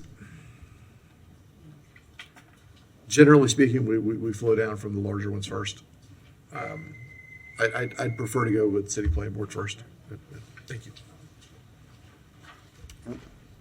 Mr. Mayor, Commissioners, thank you for this opportunity to speak on my behalf for the Plan Board seat. My name is Bobby Murmer. I am a coordinator of the Alachua County Labor Coalition, as well as an organizer for the Faculty Union and a more recent PhD from the University of Florida. I wish to serve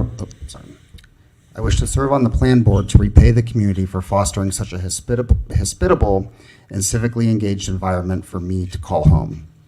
Gainesville became my home in 2014 when I first relocated here from St. Petersburg to pursue my PhD work in various teaching positions at the University of Florida. I fell in love with the character and diversity of the community. especially the hospitality and high level of civic engagement among its residents. For 8 years, I rented an apartment near Northwest 13th Street and Northwest 16th Avenue. After earning my degree, my partner and I decided to buy a house in the greater Northeast neighborhood and become long-term residents. This decision was based not only on my love for the city, but also on financial considerations. To put it simply, upon graduation, there was no way my partner and I could afford to buy a house and begin building a life in a place like St. Pete. It's simply too expensive. Since buying a home, I've been working as a community organizer for the Alachua County Labor Coalition, working with Gainesville and Alachua County residents to make housing more affordable, increase healthcare access, improve wages and working conditions, and reform the criminal justice system. I have also been working as a labor organizer for faculty at the city's economic engine, the University of Florida. The city has undergone many changes since I first arrived. Some of these were for better, some for worse. The Plan Board plays a key role in managing change through reviewing land use and zoning changes, special permits, and changes to the Comprehensive Plan and Development Code, as everyone just discussed. My experience as a transplant from a larger metropolitan area that has priced too many families out of a decent living, a renter and first-time home buyer in the city, an employee of the city's largest employer, and as an advocate and organizer afford me a unique perspective that would benefit the Plan Board in recommending growth management policies. Thank you. Thank you. Come on.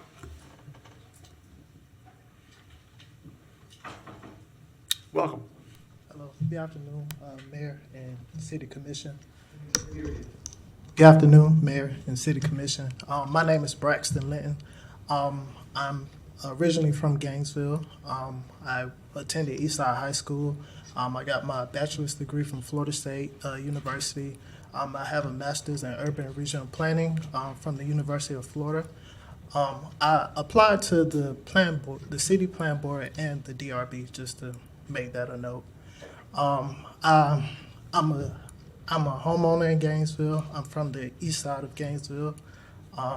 I applied here to give my professional opinion on the City Plan Board items. I believe that I have a unique perspective as far as being a long-term resident in Gainesville and my professional experience, and I just ask that you consider me for both. Thank you. Thank you. Go Rams.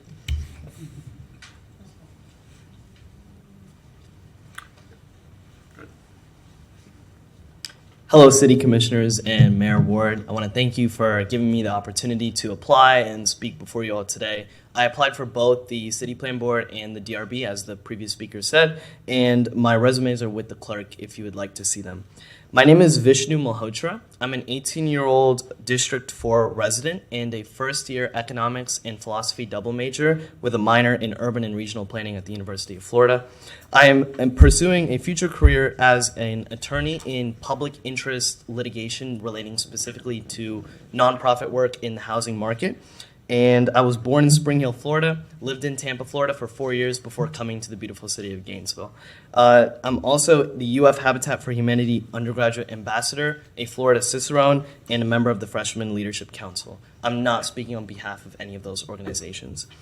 Since moving to Gainesville, probably the two things that have stuck out to me the most and things that I've grown so much appreciation for have been our city's nature, our city's diversity, and how much potential our city has for future development and growth as a city. So as a resident and as a student, it really disheartens me to see so many of my fellow students, as well as myself, face higher rents, longer commutes, and overall poorer living situations than we could achieve if we had smart and intelligent people on our development review board and our city plan board. And I'm not saying that we don't, but I think that I provide an important perspective of that as a student, especially in a city where the median age hovers around 26 to 27 years old, and that of the plan board and the DRB is significantly older to that. So the first thing that I would like to say is that I'm very passionate about urban planning. That's why I'm pursuing a minor in it. And it's also like the reason that I'm saying that is because I love our environment. I like to go biking on the Gainesville-Hawthorne Trail.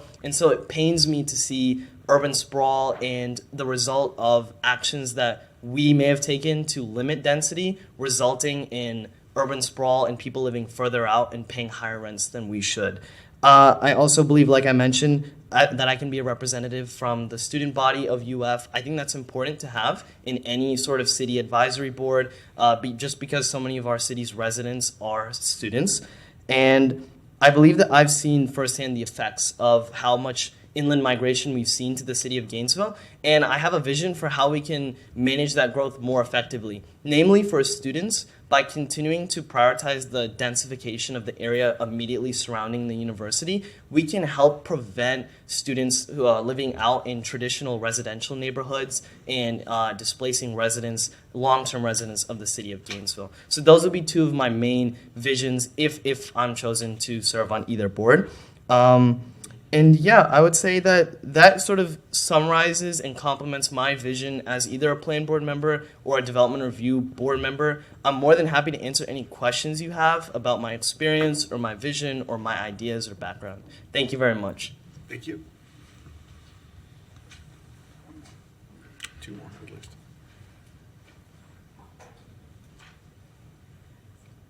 Hi, Mayor Ward and all of the commissioners. My name is Kurt Johnson, and I applied for the plan board position. And well, first of all, I just want to say I have not shot at anyone in the recent past or in the future. I don't know if you read this morning's news as a joke that kind of landed poorly, but there was an applicant for a county commission's plan board who they found out after he applied and was voted in had shot at someone. Okay. We So anyway. maintain a high bar at the city, but yeah. Okay. Well, that leads into that I am retired now, so I have time to read the morning paper every day and pick up on those sort of trivial news items. But more seriously, I had a long life behind me, and I spent 30 years building homes and renovating homes, and it takes teamwork. You have to problem solving. I was where the buck stopped, and I found that respecting the guy who sweeps the floor and all, the whole way, if I treat them with respect, I get respect in return. I get good ideas. We work as a team to get to the goal, which is, completing the job on time, on budget, and so on.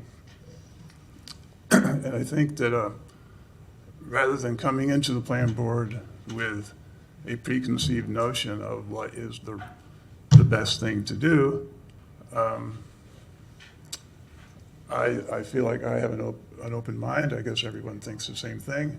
I can be objective, and I'm looking for the best solution for the problem.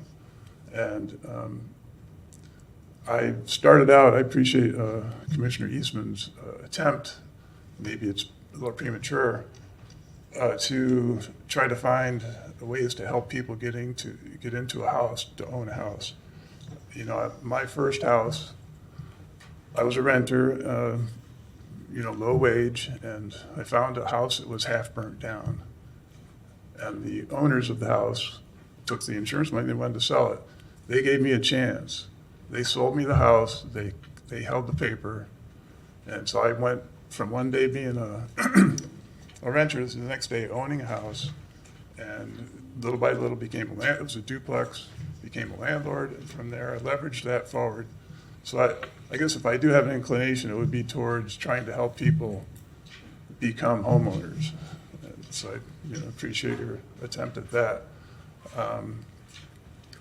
And so I have a wide range of experience over the years, logged in a lot of years. And I know that what government is lacking is not another, old white man. But I think that I've kept up with the times. I have children and grandchildren.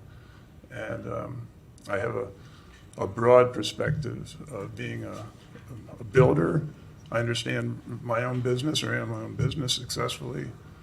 And I think that, I'm not the professional planner, but I think I bring sort of every man kind of perspective, and I respect the position. I understand it's important. I know that you guys are spread very thin and being pulled from every direction. And I think the plan board is an extra layer where the city can meet with the citizens and show them respect and get their perspective. And I think that moving forward is so much smoother if we can build some consensus and have a goal that we all like. And so that's my piece. Thank you. Thanks. I think we have one more.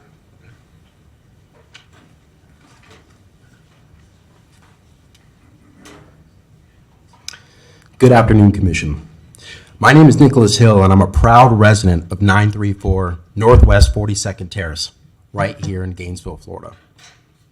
In my 6 years as a community planning consultant, I've worked all over the state, from the Panhandle to South Florida. During this time, I've met with a number of elected officials and planning board members, some experienced, some inexperienced, some passionate, some not so much. And before I begin discussing my application, I just want to say I'm extremely impressed with the plan board candidates you have before you. I think it's a testament to how special this community is that you have so many great candidates to choose from, and that many of the cities that I work for struggle to get a single applicant. And I myself am a proud member of this community. I went to school here.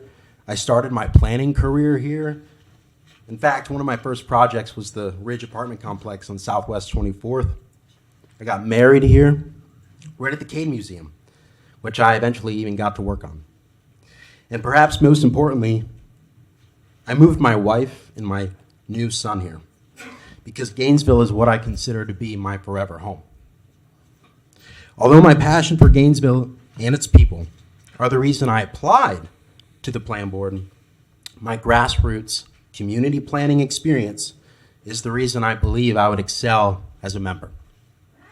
Every day I work with community members like yourself and the good folks in this room to identify and address the most challenging planning issues of our time: rapid growth, affordable housing, inequities in employment and education and income, and so on. It's difficult work, as we evidenced today. And often not everyone is happy with the outcome. Often that person is me. But like a great planning board member, that's your responsibility and your privilege as a community planner: to listen, to learn, to be respectful, and to work with residents to make the best plans you can for your community. And that's what I intend to do if I'm appointed to this position. But whether or not I'm sitting behind the dais or facing it, I will continue to advocate for the people and the policies which I think are in the best interest of our community for years to come. I look forward to working with you all in the years ahead. Thank you for your time and consideration. Thank you. All right, anyone else applying for either of these positions? Okay. Are these lights for a motion or? Question. Okay, you do motions? Okay. Okay. Motions, okay. Commissioner Chestnut. Thank you. Thank you, Mr. Mayor. I asked staff in presenting information on applicants for boards to please include the demographic information and the makeup of that board. May I have that information, please, for the city plan board? I'm looking for race and gender membership on the board. And I'd like district as well. And, well, if the district is written on here. Existing board. Oh, okay. Was your question about the existing board or the? Existing board. Yeah, I won't. Yeah, for each. I wasn't here for all of them, so existing board districts. I asked I think it was at a GPC meeting, that for every board, this information being presented when the applicants are presented. So for the current board, Correct. I did not have that information because it's coming in with the new system. with the demographics. And when I looked back at the old applications from the old system, it didn't bring that it wasn't listed. So I can't provide that to you. All right. Moving forward with the new system, we're asking those questions. And so I will be able to have that information moving forward. Okay. Well, perhaps some of my colleagues can help me. In looking at the current compilation of the City Plan Board, how many African Americans are minorities are on the board and how many women? Okay, does anyone know? Probably shouldn't speak out of turn because I don't Go know for ahead. sure, but I believe it's there is an African American member and there is a female member, but I can't recall. And there's also, I think, a Latino member. Okay. Well, 2 women, because Tina Certain is also on the planning board. Right, but does not vote, yeah.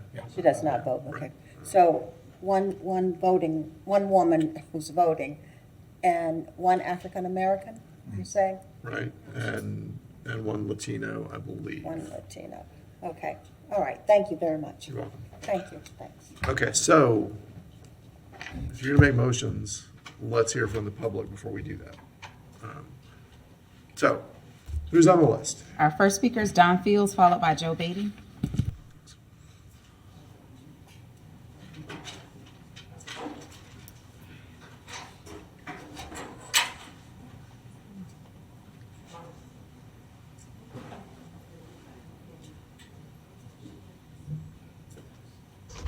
Don Fields. Mr. Fields. I attended the meeting from home. I watched, and it was very clear to me that the plan board was pretty much divided between opinions, and it seemed more likely that there was some kind of disconnect there and an inability to really reach consensus because of the polarization and positions. And there even seemed to be, to me, differences in what valid data was and what the studies were being done. And I don't see how you move forward and get consensus if that's the case. I mean, I could tell from just listening, oh, by the way, I couldn't, the video stopped working and all I got was sound. It wasn't my computer because I tested that against watching 15 minutes of the third episode of Sergio Leone's Fistful of Dollars, and I had perfect reception. But all I had was sound, and I couldn't see anything of the presentations. But the polarization just was wildly out of the way. They were, like I said, the data wasn't agreed upon. There seemed to be no way to close out the discussion, and people were polite to each other, but they seemed to be non-influenceable. And ultimately, what happened was a motion to kick the can down the road to April's their meeting because they couldn't make a decision on how to undo this the single-family dwelling zoning per your request. Just an observation. And I think there are ways to solve these problems, but you have to be open to being influenced, and you have to be open to valid data and logical arguments. Thank you. Ms. Beatty, followed by Ms. Martinez.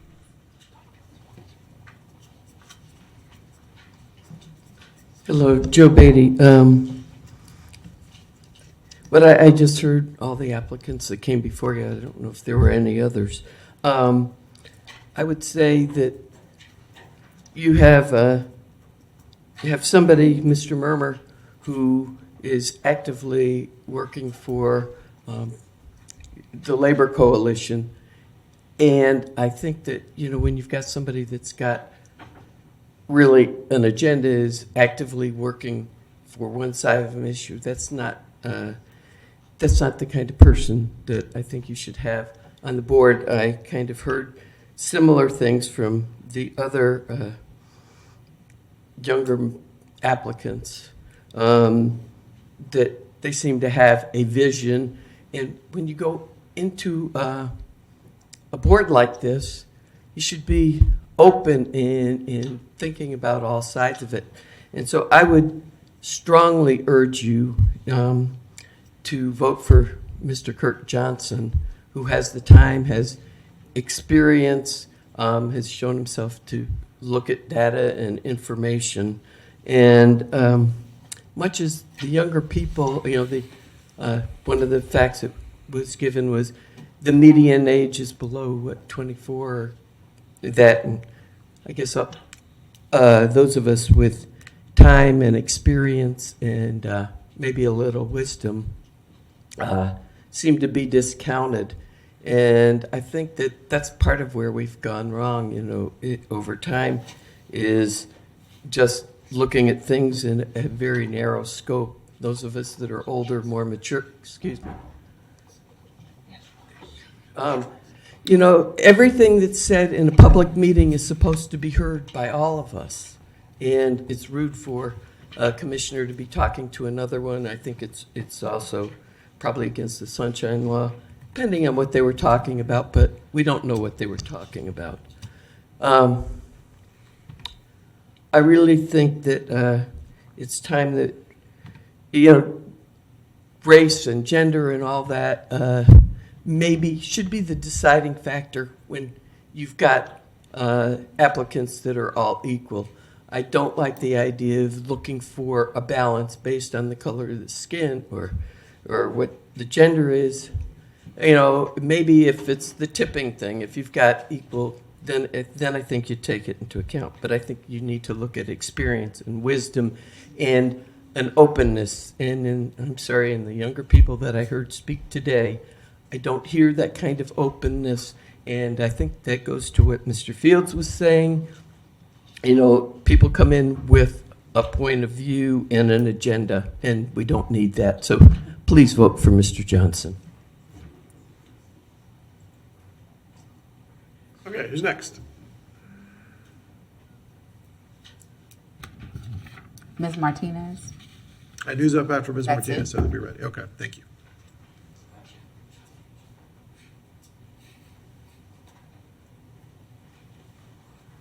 Debbie Martinez. I've been living in Gainesville since 1966, and I love college students.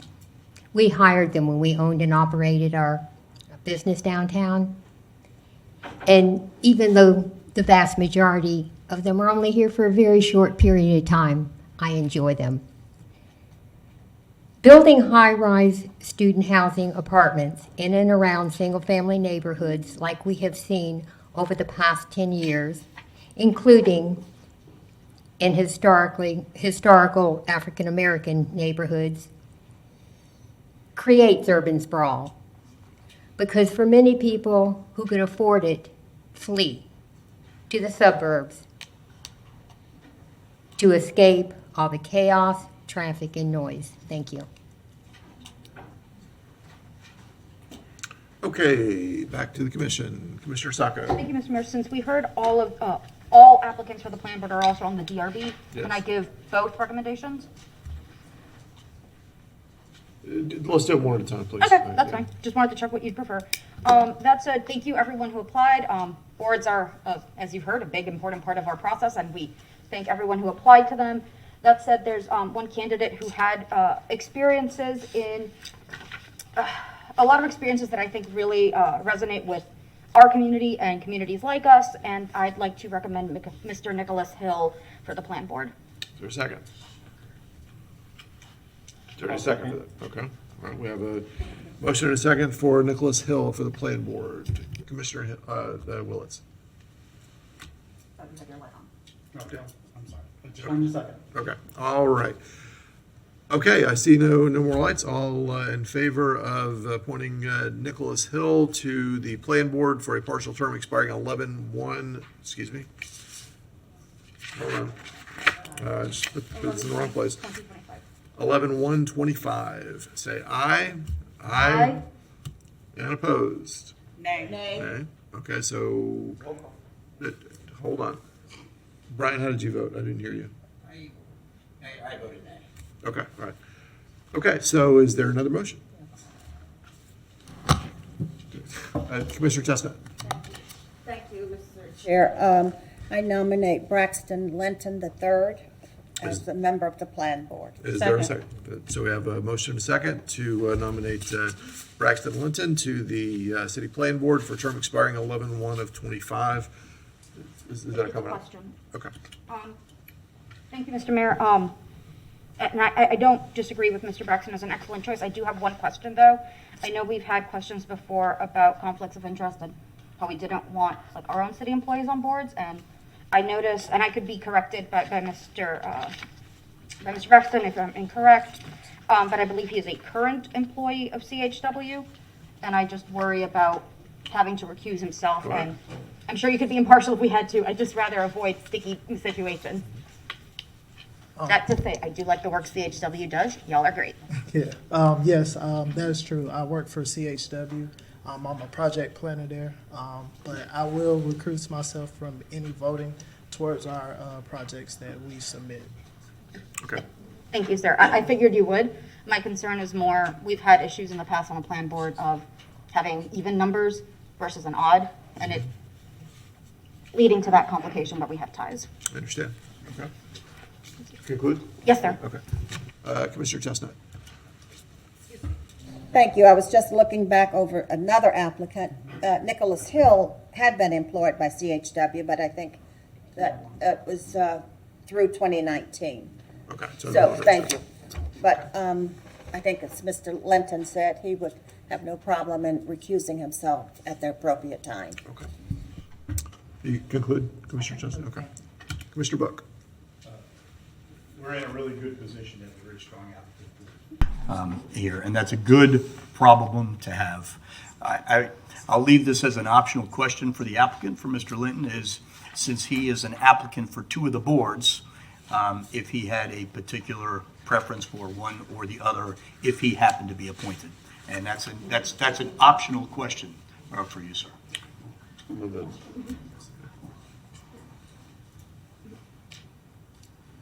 My preference probably would be the DRB. I think that would help me more professionally develop my professional career. I'm open to the city plan board if that's what the commission chooses. Just thank you. Thank you. Thank you. Okay.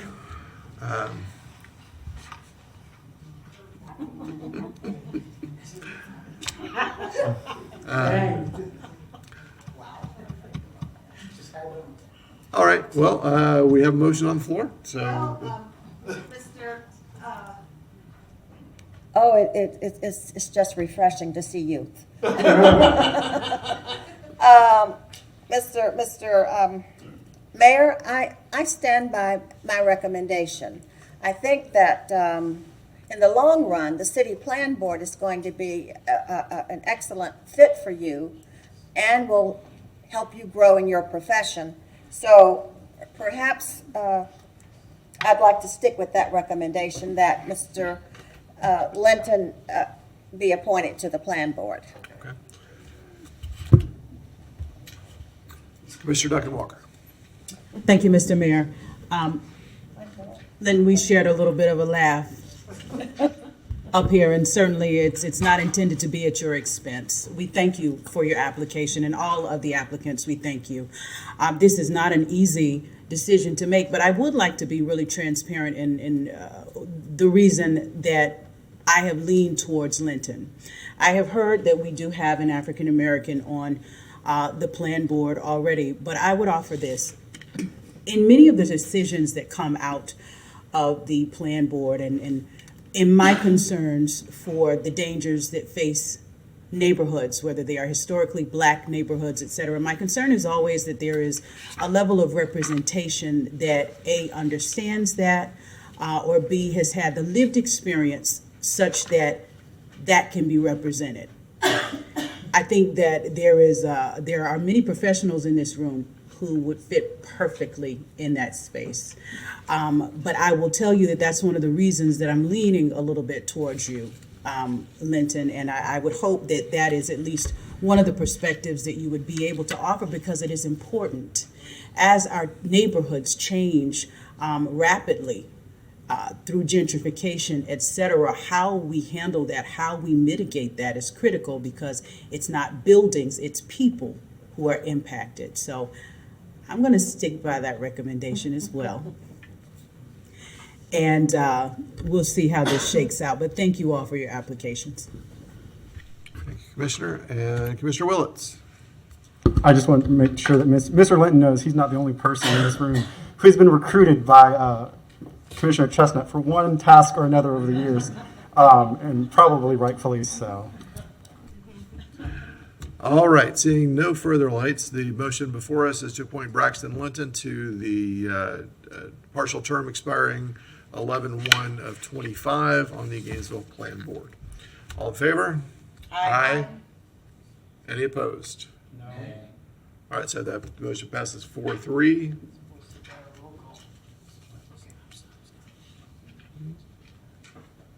It was. Do you want to just go by? You know what? Let's roll call it. I think I heard the vote, but I will roll call it anyway. Commissioner Duncan-Walker? Aye. Commissioner Book? Nay. Commissioner Willits? Nay. Commissioner Eastman? Nay. Commissioner Sacco? Commissioner Chestnut? Aye. And Mayor Ward? Aye. That motion fails. Goodness gracious. All right, so I'm going to ask each of you to, when we have a voice vote, please be distinct. Thank you. Commissioner Sacco. That was, I don't know what I was anticipating with the final vote, and it was to move to the DRB, but. Nope. I mean, I'll offer again my initial proposal of Mr. Nicholas Hill. He is no longer a current employee. He has skills, he has used them, and he has several years of experience in several different master plannings and plan updates and comp plans. I think that is a skill set that we need in our community. And because I can say things, it's not sunshine issue. I have no problem giving Mr. Linton his preference on the DRB. But let's do one at a time. But I wanted to state that. I have no problem with that. And if I can get a second to my motion, that'd be nice. Second. Okay, it's a motion and second to appoint Nicholas Hill to the City Plan Board, term that, the partial term expiring 11/1 of 25. Commissioner Willits. I was about the motion, so I'm fine. Okay. Commissioner Chestnut. I was going to make a motion as well. Okay. Thank you. And Commissioner Book. I just had a question on process. Once a motion has failed, typically our rules don't align exactly with Robert's Rules of Orders. Correct. But once a motion has failed, you cannot then offer that same motion again. Right. I'm actually asking the question related to our rules. So our rules are pretty flexible on that sort of thing. Yeah. Okay, so there are no more lights. The motion is to appoint Nicholas Hill to the Plan Board. All in favor, say aye. Aye. Any opposed? Aye. So that's 4-3, is it? You know what? Let's go ahead and make sure that we're absolutely correct. 4-3 with Commissioner Chestnut, Commissioner Duncan-Walker, and Commissioner Book in dissent. Does anyone disagree with that? Okay, all right. After an interesting process, welcome to the City Plan Board, Mr. Hill, and thank you to everyone who applied for the Plan Board and was not selected. I think we had a tremendous group apply, and gosh, I wonder what will happen on the DRB. Commissioner Chestnut is next. I'd like to make a motion. I move the appointment of Braxton Linton III. Second. Okay. To the DRB. Okay, do you conclude? I conclude, Okay, thank you. So we have a motion and a second for Braxton Linton to be a member of the DRB for a partial term expiring 11/1 of 23. Commissioner Book. Thank you, Mr. Mayor. I would have made the same motion, so I conclude. All right. Commissioner Sacco, you're good, and Commissioner Willits. Thank you, Mr. Mayor. I'm so glad we had a student apply to both of these boards. This is a community full of students. My district is full of students and a lot of other people, but I'm so excited. And I had hoped that this would be a perfect fit, but I know that we have a lot of great applicants. So Vishnu, I just want to particularly say thank you so much for applying and for speaking and for giving vision, because though the Development Review Board may not have perhaps as much visioning involved, our city plan absolutely does, because they help us kind of interpret and show some vision for our city. So I do think it's a purpose. So thank you for sharing your vision. It's important for the people on this dais and in this room, and it is important in a community with a median age of 26 that people under 26 are heard and their vision is seen. So thank you for that. I conclude, Mr. Mayor. Thank you, Commissioner Willits. Commissioner Duncan-Walker.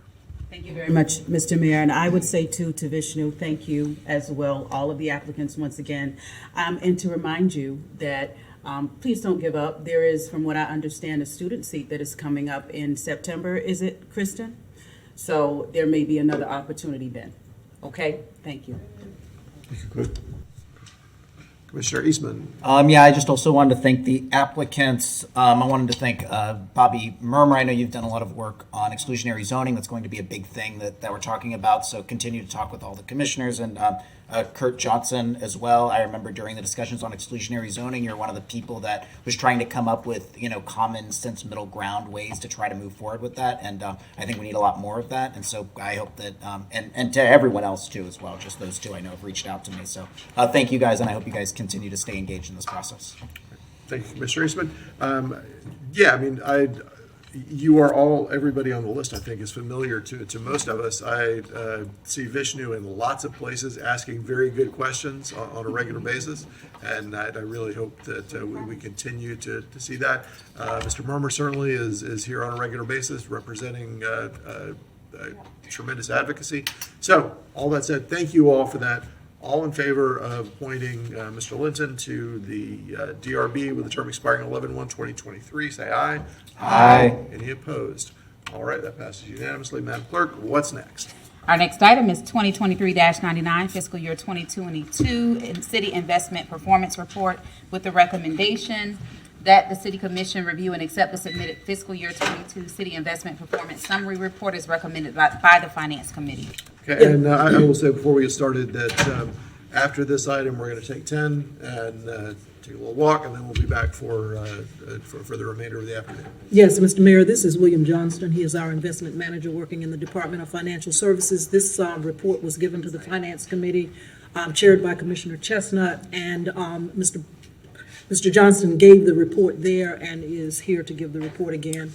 The committee did speak briefly about this report being provided on a every 6-month basis versus a quarterly basis. And there was some additional discussion around that. And if so, if you so choose, we can talk about that. The chair is here. But Mr. Johnston can move forward with the report. Okay. Thank you. Welcome, Mr. Johnson. Mayor Ward and commissioners.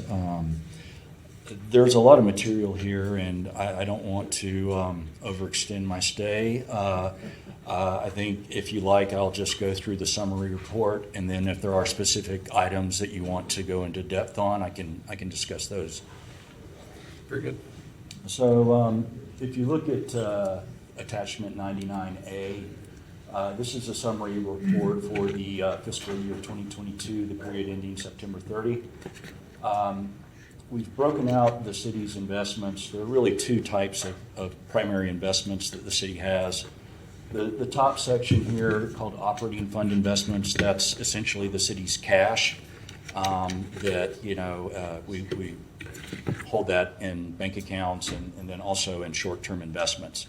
And that's the money that the city has for projects, operating expenses, things of that nature. But it's important to invest that money while it's waiting to be used. Right now, we have two main investments that we use. The State Board of Administration provides a local government investment pool that basically serves as a money market type fund. This provides daily liquidity, and it has short-term investments that are all under 1 year in maturity. It's called the SBA Prime Fund, And that's where we got a little bit less than half of our money at the end of the year. For most of the year, we had all of our money in that fund. It's well diversified and it's well managed, so we're comfortable with that. And again, it's short-term investments. That fund primarily tracks, or basically tracks, the Fed funds rate. So when the Fed started raising rates in the beginning of 2022, the interest rate on the fund went up in step with the Fed fund rates. At the end of the year, we're showing an annualized return on that fund of 85 basis points, or not quite 1%. And by the end of the year, the actual monthly rate on that fund was 2.5%. Right now, it's just below 5%. So it moves with the Fed funds rate, and it provides daily liquidity, which is important for the city's cash flow needs. The second part of the operating fund investments is the purchase of bonds. We hold a bond portfolio that right now consists of callable agency bonds. In the past, we have occasionally bought corporate bonds or mortgage-backed securities, things of that nature. The types of investments we're allowed to use are provided for in the city's investment policy statement, and we adhere to that. We started purchasing bonds after interest rates started rising. We began purchasing bonds at the end of June of 2022, and by September 30, we'd made about $118 million at $350 in bond purchases. The accrued interest over that period of time that was earned was $514,000, or about 43 basis points, less than 0.5%. The reason it's so small is that some of those bonds were held for a few months, some were only held for a couple months, or maybe a month or a couple of weeks as of September 30. If you look at the bond portfolio par value line, you'll see in the far right column a 4.23% number. That's what the portfolio will earn over a 1-year period of time, assuming all the bonds. Some of the bonds will mature, but if you held the entire portfolio for a year, that's what you would earn. We also point out a $1.4 million unrealized loss related to market value. This loss is really it's an accounting function that we have to report on. It's not a real loss. We don't sell our bonds. We hold to maturity. The maturity of the bonds in the portfolio are between 1 and 3 years. And as they mature, we receive par. We receive the actual value that we paid for the bonds back at maturity. And so that unrealized loss goes away. It's a transitory number that we keep track of for accounting purposes, but we don't realize it ever. The last line item for the operating fund investments shows our Truist bank account balance at the end of the year. We use Truist as our city's commercial bank, and we keep assets, we keep cash there to cover payroll and payables expenses and other items like that. And typically the balance at the end of the year is a little bit higher, just to make sure we have enough cash on hand to cover last minute expenses at the end of the year. That cash balance is typically around $5 million. So it's higher at the end of the year just for safety purposes.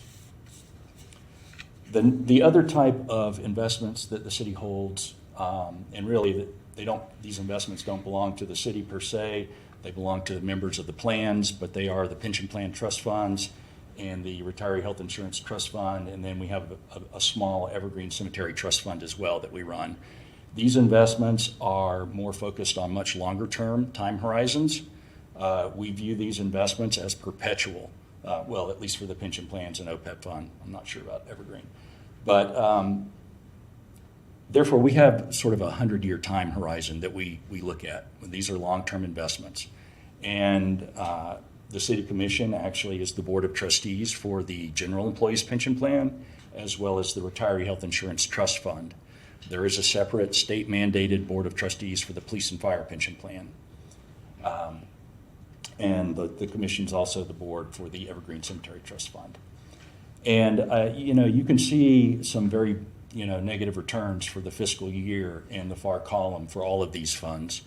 And I would, qualify that by saying that 22 was a very bad year in the market. It was probably the worst year we've experienced in the past 40 years as far as the pension plans are concerned. However, and I don't want to minimize it, that's 1 year's return. And just to point out how things change, since September 30, the general employees pension plan has earned over 20% as of January 31st. So we haven't gotten all of it back, but we've gotten most of it back in 4 months. Really, since COVID started in early 2020, the markets have seen more volatility than they had in the past 50 or even 100 years, probably. And so that's what we're enduring. But again, these are long-term plans that are set up to pay benefits to employees and plan members over time. And so we don't focus on a 1-year return. We focus on a 30, a 50, a 100-year return. And our plans are typically in the top 1% of public pension plan returns nationwide. So, although these numbers look ugly, I don't think you should be too concerned. Would you repeat that last sentence? Our pension plan returns are typically in the top 1% of public pension plan returns in the country. Thank you. And with that, if you have any questions or specific items you'd like me to go further into, I certainly can. We have a light, and I imagine there'll be more. Commissioner Buck. Thank you. No, this is just quick, and it just goes to the heart of why we have these pension plans, and it's all the people and the staff that have gone before us. And the question that we were chaired by Commissioner Chestnut, and Commissioner Willits and I serve on that finance committee, so we heard a lengthier report that went into some depth on these types of things and these type of numbers, and I just think it's important to make sure that we put on the record that, and you can tell me if this answer is incorrect, but when asked about, are we doing okay relative to the nationwide trends and how our pensions, are they stable as it relates to what we provide for those who have come before us, the answer was? Absolutely. I can quote a few figures for you if you like. The pension plans, we do actuarial evaluations every year on the pension plans, and what that does, it provides a financial evaluation of the plans, and it determines what the city's employer contribution rate will be 2 years henceforth. So right now, our actuaries are working on this, using this information to create a fiscal year 22 actuarial evaluation that will come back to the City Commission probably in a couple of months, and that valuation determines what the fiscal year 24 contribution rate will be for the city. As of fiscal year 21, the general employees pension plan was 108% funded. That means we are overfunded. We have more assets in the plan than liabilities. Now, certainly these numbers will reduce that to a certain degree, but there's an actuarial method that uses 5-year smoothing of returns, so the pension plans are not impacted by a single year all at once. So there are a lot of processes in place to stabilize the way contribution rates are calculated and changed. Yeah, I don't actually call 108% overfunded. I call that basically providing for those who have come before us in a way that makes us fiscally stable. So thank you for the answer. I conclude, Mr. Mayor. Thank you, Commissioner Book. Commissioner Chestnut. Thank you. We want to thank Mr. Johnson for making this so understandable. Well, I'm not sure how good of a job I did at that, but it's a lot of dense material, and, Yes. and I appreciate the commissioners taking the time to go through it. And we are always happy to answer questions if you have any. I would also point out that we have a pension review committee, which is a citizen advisory committee that makes investment recommendations related to the general employees pension plan. Those are public meetings. They occur twice quarterly, and commissioners are welcome to attend those if they ever have a desire to learn more about how we invest the pension plan assets. Thank you. And our recommendation from the committee is to bring this report to you every 6 months instead of quarterly. So it's just looking for consensus on that recommendation. Very good. All right. I see consensus. I think that Thank works you. for all of us, yes. Okay, so seeing no further lights, I want to see if we have any comment cards. Speaker, and our only speaker to this item is Donald Shepard. Mr. Shepard? Thank you, Mr. Johnson. Thank you, sir. My name's Donald Shepard, People's Representative, and as of that, I may be stepping on toes, so please apologize for that. But I thought, if I'm on the right page, I thought that if the information that was brought to the Tallahassee meeting would have been more confined and more understanding if the information that we had heard here at the commission from Mr. Book would have been more helpful for you if you had Mayor Reward, if you had that information when you went up there, you wouldn't have been Mr. so. Shepard, these are, this is a different group, different information. This is about our pension fund, which is different from what we were talking about in Tallahassee. Okay, So- I would like to withdraw my statement then, sir. I get you. Thank you. Okay, I was on the wrong page. It's all right, man. Thank you, man. All right, thank you. Okay, is that it? Okay. Commissioner Sacco. Thank you, Mr. Mayor. I move that we accept the submitted fiscal 2022 investment performance summary report. Second. All right, we have a motion and a second to accept staff recommendation. I see no further lights. All in favor, say aye. Aye. Any opposed? All right, that passes unanimously. We will take a quick walk around and be back at 3:20. It is 3:20. We have a lot of business to conduct this afternoon, so let's see if we can plow through it and have a reasonable time for dinner. Madam Clerk. Okay, our next item is 2022-762, open container discussion and direction with the recommendation that the commission discuss the draft ordinances, provide direction to staff, and if appropriate, direct the city attorney's office to schedule the ordinance for first reading. Thank you, Mr. Mayor. Andrew Person, Special Advisor. I don't have a presentation. This has been discussed several times by the commission. Our recommendation as staff, as you know, we have existing allowances for open container possession and consumption citywide. That current time limit ends at 2:30 in the morning. Our recommendation from all of your staff, which includes staff from Parks, GPD, City Manager's Office, is to roll that time back to 11:30 to coincide with when we have citywide park closures. We feel as staff that will help curb some of the unwanted late night activity of informal gatherings in parking lots and allow for GPD to intervene earlier before the party gets sort of too out of hand. So that's our recommendation.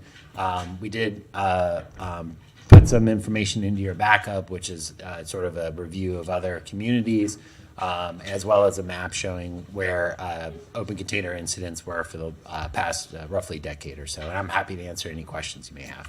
Good. Thank you, Mr. Persons. Commissioner Sacco. Thank you, Mr. Mayor, and thank you, Mr. Persons, and all the departments. I know this was a multi-department effort where we were trying to get everyone on board and everyone's expert opinion on it. That said, I'll wait on the motion because we need comment, but I fully support the scale back. I think timing it to our park closure still allows most of our businesses who have outdoor seating or might have serve alcohol as part of that, still gives them that option to really have another economic factor in their favor while still kind of dimming down to those late activities that were really the most bothersome. And I will add this, whenever I've driven around with GPD, things don't start going wrong until after 11. So I think this is a good scale, and maybe it's just because I'm older now, but like 11 o'clock, I'm in bed. Like, I'm in bed by then. That's when people start coming out to party now. But I think scaling it back to a time where if you would still like to have an adult beverage, you may do so at any one of our many fine institutions. But if we're going to do it in town, in public, I think it's best to keep it to a decent hour, so to speak, so that businesses can still partake. Our neighbors can partake in parks as they see fit, but we're not as overwhelmed into the late night hour. Thank you, Mr. Mayor. Thank you, Commissioner Sacco. Commissioner Book.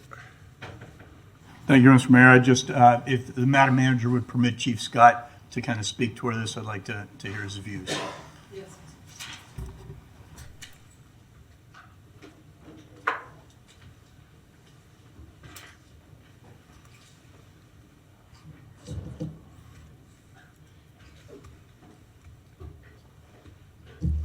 You don't have to run back and forth. That's all right. Take your time. It's all good.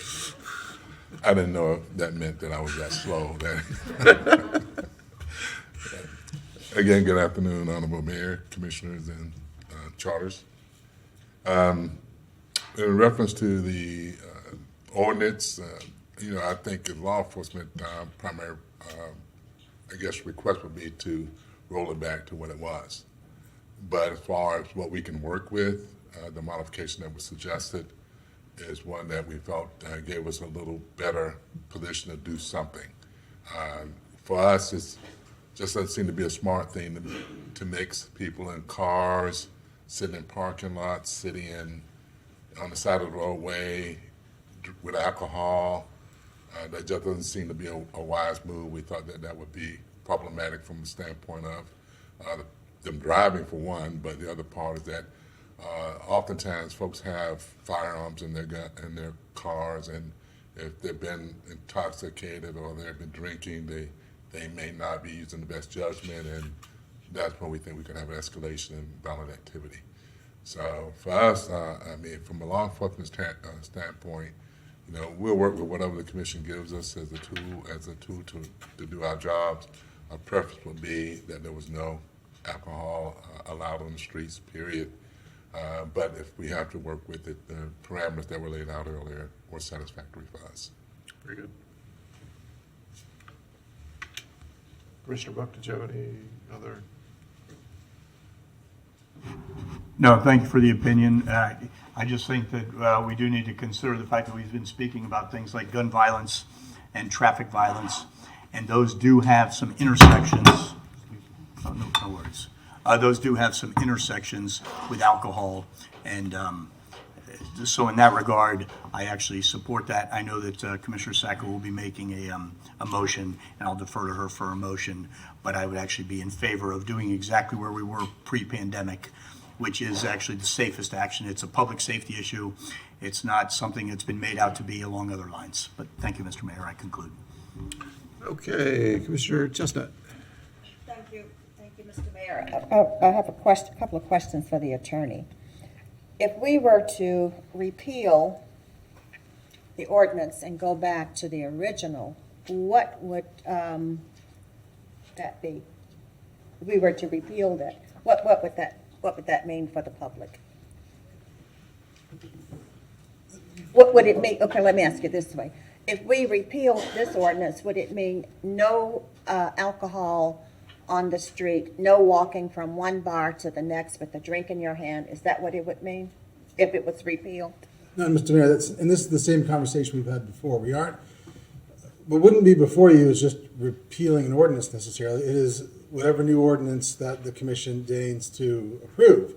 I think what's being discussed in this item, I guess it's just a starting point, is changing the time from 2:30 to 11:30, or a new ordinance could be passed. We would prepare it could be passed to reinstitute the open container law altogether the way it used to be. It's entirely up to the commission how they'd like to regulate the possession of open alcohol within the city of Gainesville. But it would be a new ordinance, a first reading, second reading, adoption. Okay, if we return to what it was in 2020, what would that be? I don't think open containers were allowed. No, a new ordinance. Okay. Yes. All right, well, let me tell you where I'm going. I would prefer no alcohol on the streets. So it's where I'm leaning. And that would be a new ordinance, correct? No? Yes, any change that you make would be a new ordinance, and I think in the area of regulating the possession of open containers of alcohol in the city limits of Gainesville, you have a pretty free hand, whatever you think is in the best interest of the city, as a commission.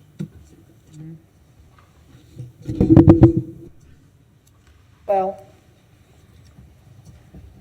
I'd like to place on the floor. Oh, if you were ready for a motion. Well, we have a whole lot of lights. Oh, you got a whole lot of lights. Well, Yeah. I want to.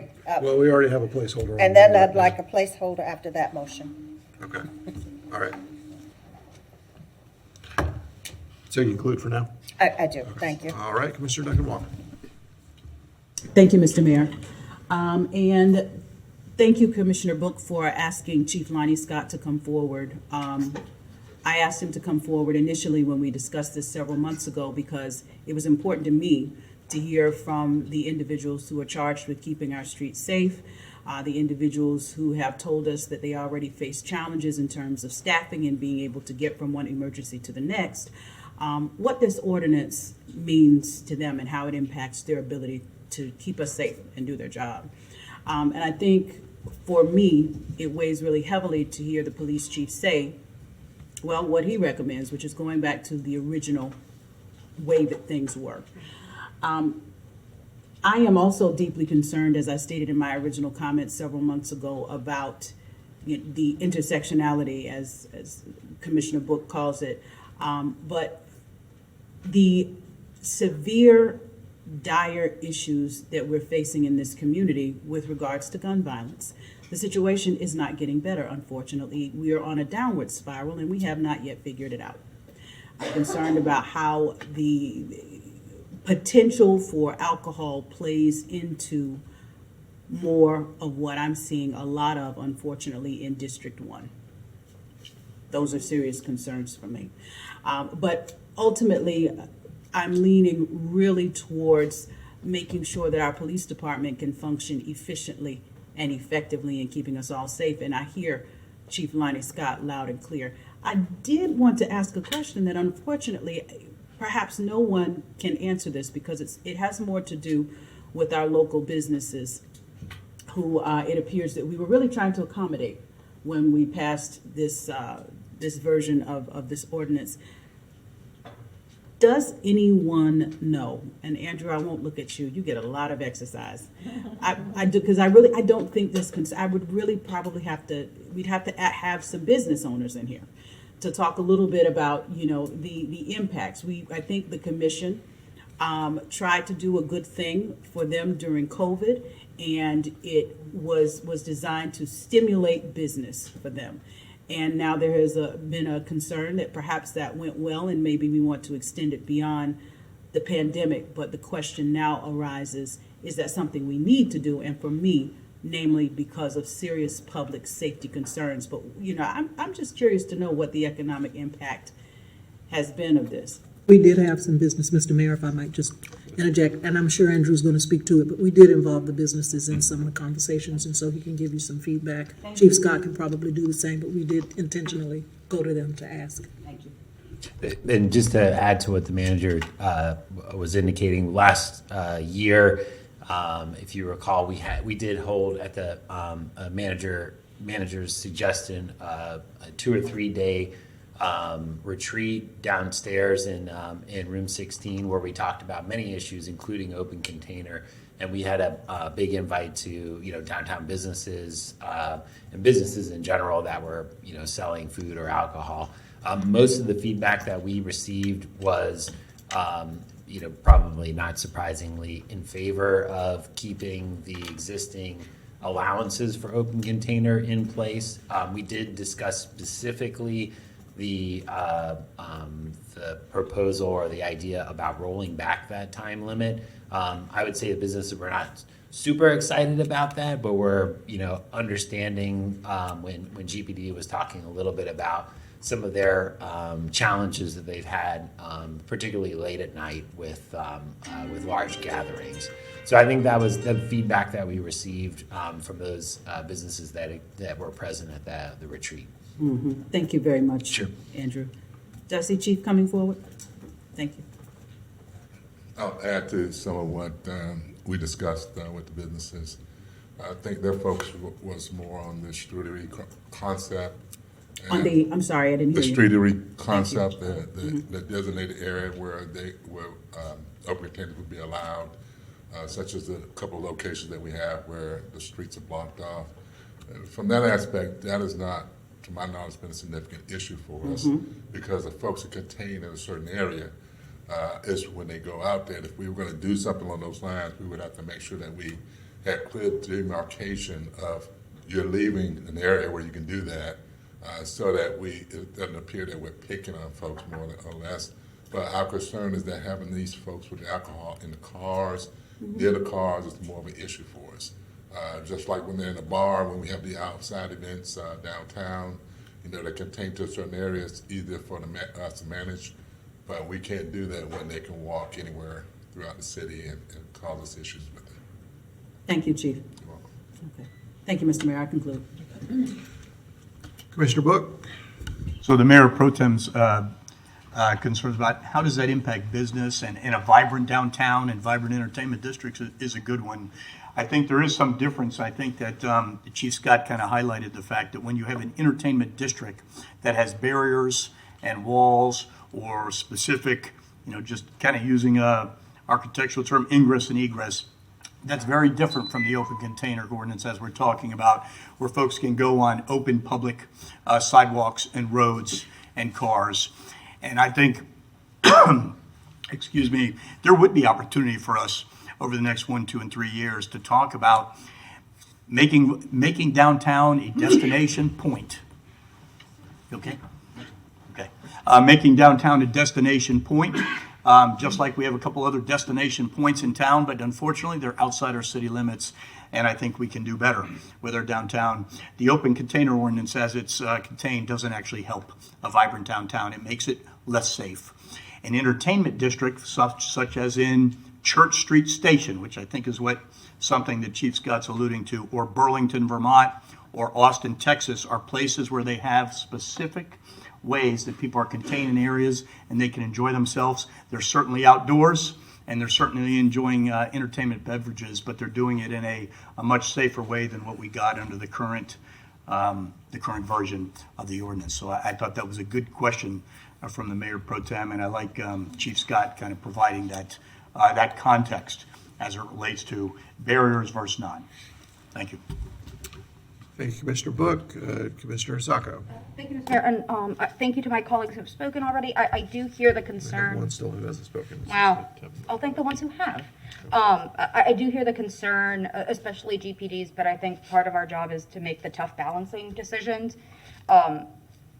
Because we also have to make sure Gainesville has that thriving economy, as Commissioner Book said. We need to make sure our economy is stable, and I was looking through some of the emails that we had received last year from some of the businesses where they weren't enthused, as Mr. Person said, but they're willing to work with that because they're still trying to recover.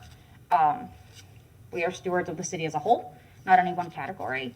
As to an entertainment district, Commissioner Book, you weren't here for it, but we did float the idea. What it ultimately came down to was a matter of equity. We didn't want to make it purely in the streetery or purely in any downtown kind of component, because then we're picking winners and losers. We are giving an exceedingly huge economic boost to people who can afford to be downtown. And if you are not in that segment of our city, well, then you miss out. And we are showing a very inequitable preference to one small sect of business owners versus across the whole city in different parts of the city in different districts. So that's kind of why staff, again, in the balancing act of trying to find what would help our businesses, what would also scale back some of the issues we have noticed, the 1130 proposal was kind of that hybrid solution to try to mitigate most of the issues. I do hear the concerns about folks drinking and driving. Folks drinking and driving didn't start when we allowed open container. People have been drinking and driving since we had cars, which is an unfortunate reality, and I wish we could do something about that. I think it is compounding issues that may be related but are not one and the same. Many people enjoy going and having a hard seltzer, or I'm not a beer drinker, but I think there's a beer issue where people say this is water, not beer, even though it is an alcohol. There are people who enjoy having a light beer as a picnic over at Depot Park.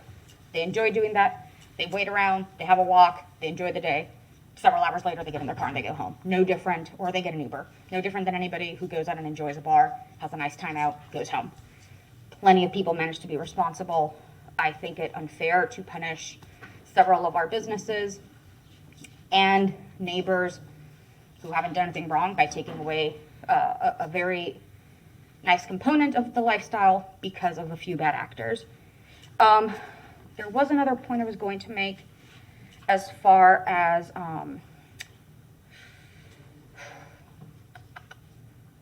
Sorry, give me 2 seconds. I'm trying to remember it because I wrote down the others, but not this one. You know what? It's not coming back, so I will Okay, we'll just defer. get back around. Thank you, Mr. Commissioner Mayor. Eastman. Thank you, and I'd like to thank Chief Scott for giving his professional opinion. I know this was a commission directive before to go and do this, but I think it's really important that we hear from all of our staff, including our police officers, for where they think that things should go. So I'm glad that we're trying to find some middle ground on this. I know the way that I see open container, which is going out and seeing a concert at Bo Diddley Plaza, and I see people having a drink in very calm ways, and they're watching the concert, and then they'll put their drink, and then they'll recycle it, hopefully, and then go, out to one of our bars or restaurants, and then go do something, and then go home at the end of the day. I have very rarely seen this turn out poor. When I was knocking on doors, I remember seeing people pushing their kid in a stroller and just having a hard seltzer in the middle of the day. I also recognize that, as Chief Scott has pointed out to me, that GPD's on the front lines of things that I am not going out and seeing every day, right? And I think what I heard from before is, how do you balance that out? How do you balance the safety aspect of this when there is issues with it, with the fact that I would say in 99.9% of the instances, people are enjoying themselves, people are doing this responsibly, people are, so I like seeing middle ground solutions coming forward here. I've also heard from downtown business owners who like this, which is frankly surprising to me. I would think they would prefer people to go in and buy a beer at their establishment and then and only be able to stay there. But in fact, they seem to think that it improves the ambiance and the feeling of downtown as a whole. And they seem to think that what I heard particularly is during closing time, it makes a soft closing possible, which means that there is less fights, it's less chaotic as people are leaving, that people could just sort of walk out with their drinks. This would get rid of that, obviously, but I think there's a lot of things in it. I think our staff has worked really hard to try to balance out both the needs of safety and just trying to allow people to go out and drink, as well as, and I do want to point this out as well, that that for, a lot of us is just sort of a simple thing. You'd like to walk outside and have a drink, or I'd like to have a drink and I watch a concert at Bo Diddley. A lot of times these get utilized by people that may not have any other options other than drinking at their home, which would be in a public right-of-way. I know that many homeless advocates are very opposed to these kind of regulations because it criminalizes what all of us do in the sanctity of our own home, but since they have to do it in public areas, that hurts that particular group. So I think this is a good middle ground. I think that if we are still in a place, in my understanding, Chief Scott, you can correct me if I'm wrong, but the issues that you saw with open container were a big problem about 6 months to a year ago, but they're currently, at least right now, sort of in a slump. They could come back during fall. Well, I'll let Chief Scott speak to this because he would know more than I would.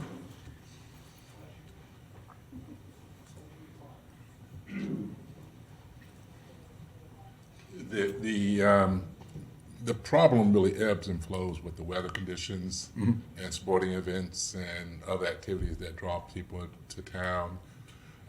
We have a recurring problem that happens that really kind of dominates the spring and the summer, and we're dealing with that and the aftermath of that. And folks pulling into gas stations and they all break out beer or some other drink. That's problematic for us. So typically during the winter months, people aren't hanging outside, or the colder months, they're not hanging outside in the parking lots or hanging out as much as they do when the weather is a little more comfortable. Yeah. And so it's, for us right now, it's the start of the season when things are going to get more hectic. Yeah.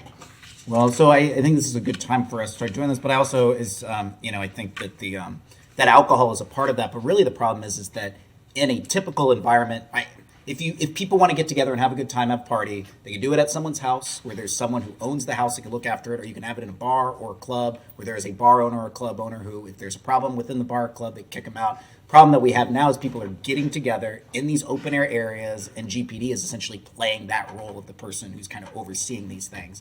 There has to be some way that's not just stopping what is being okay 99.9% of the time, while where you can regulate that thing that we don't want people to do, which is essentially have open air parties while allowing people that are most of the people doing this lawfully. And I'd like to see us take this middle ground, and then if that still is not working, I'd like to find a way to really approach that particular portion of the problem, which is what I hear GPD is really focused on.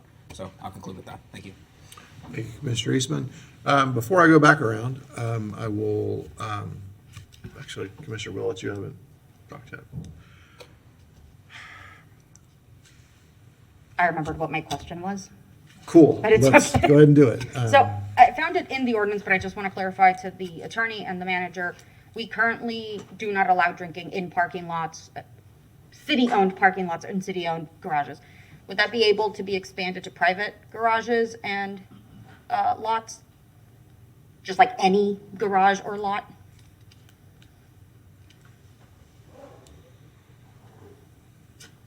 Mr. Attorney, go ahead. Mr. Mayor, so you want to know if the city could prohibit currently the owner of the private lot could disallow public drinking in their parking lot. Do you want to say the city would not We allow also a do property that? owner to? Can we just wholesale in no parking structure allow consumption of alcohol?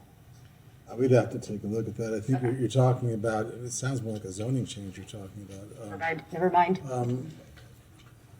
Yeah, we could look into that. But you say even if the property owner wants to allow people to drink alcohol in their parking lot, that the city would prohibit it. I think it'd be worth looking as we talk about it, because I know we banned it. Oh, either we already did it or we added it and haven't voted on it, but I remember we had it as part of the conversation that the wholesale ban in city lots and parking areas.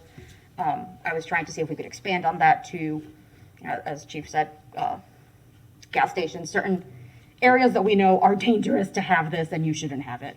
But that was the question. If you need time. Yeah, we can certainly explore any direction you want us to look into and report back. Okay, thank you, sir. Thank you, Mr. Mayor. Sorry. Thank you. Commissioner Willets.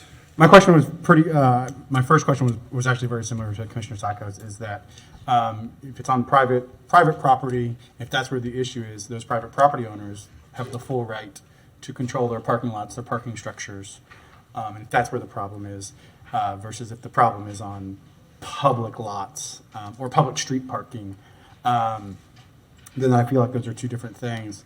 I'm concerned about if we bring this to 11:30 p.m. that the same problems that exist, whether it's with our unhoused neighbors who, as Commissioner Eastman said, they consume their alcohol out open because that is where they live to some degree, or where they spend most of their time, and the issues of selective enforcement about where this gets enforced. The map that we're in our backup that shows, I think from 2000 to 2019, the open container incidents. There's a huge preponderance of those incidents east of 13th Street, and then also significantly east of Main Street.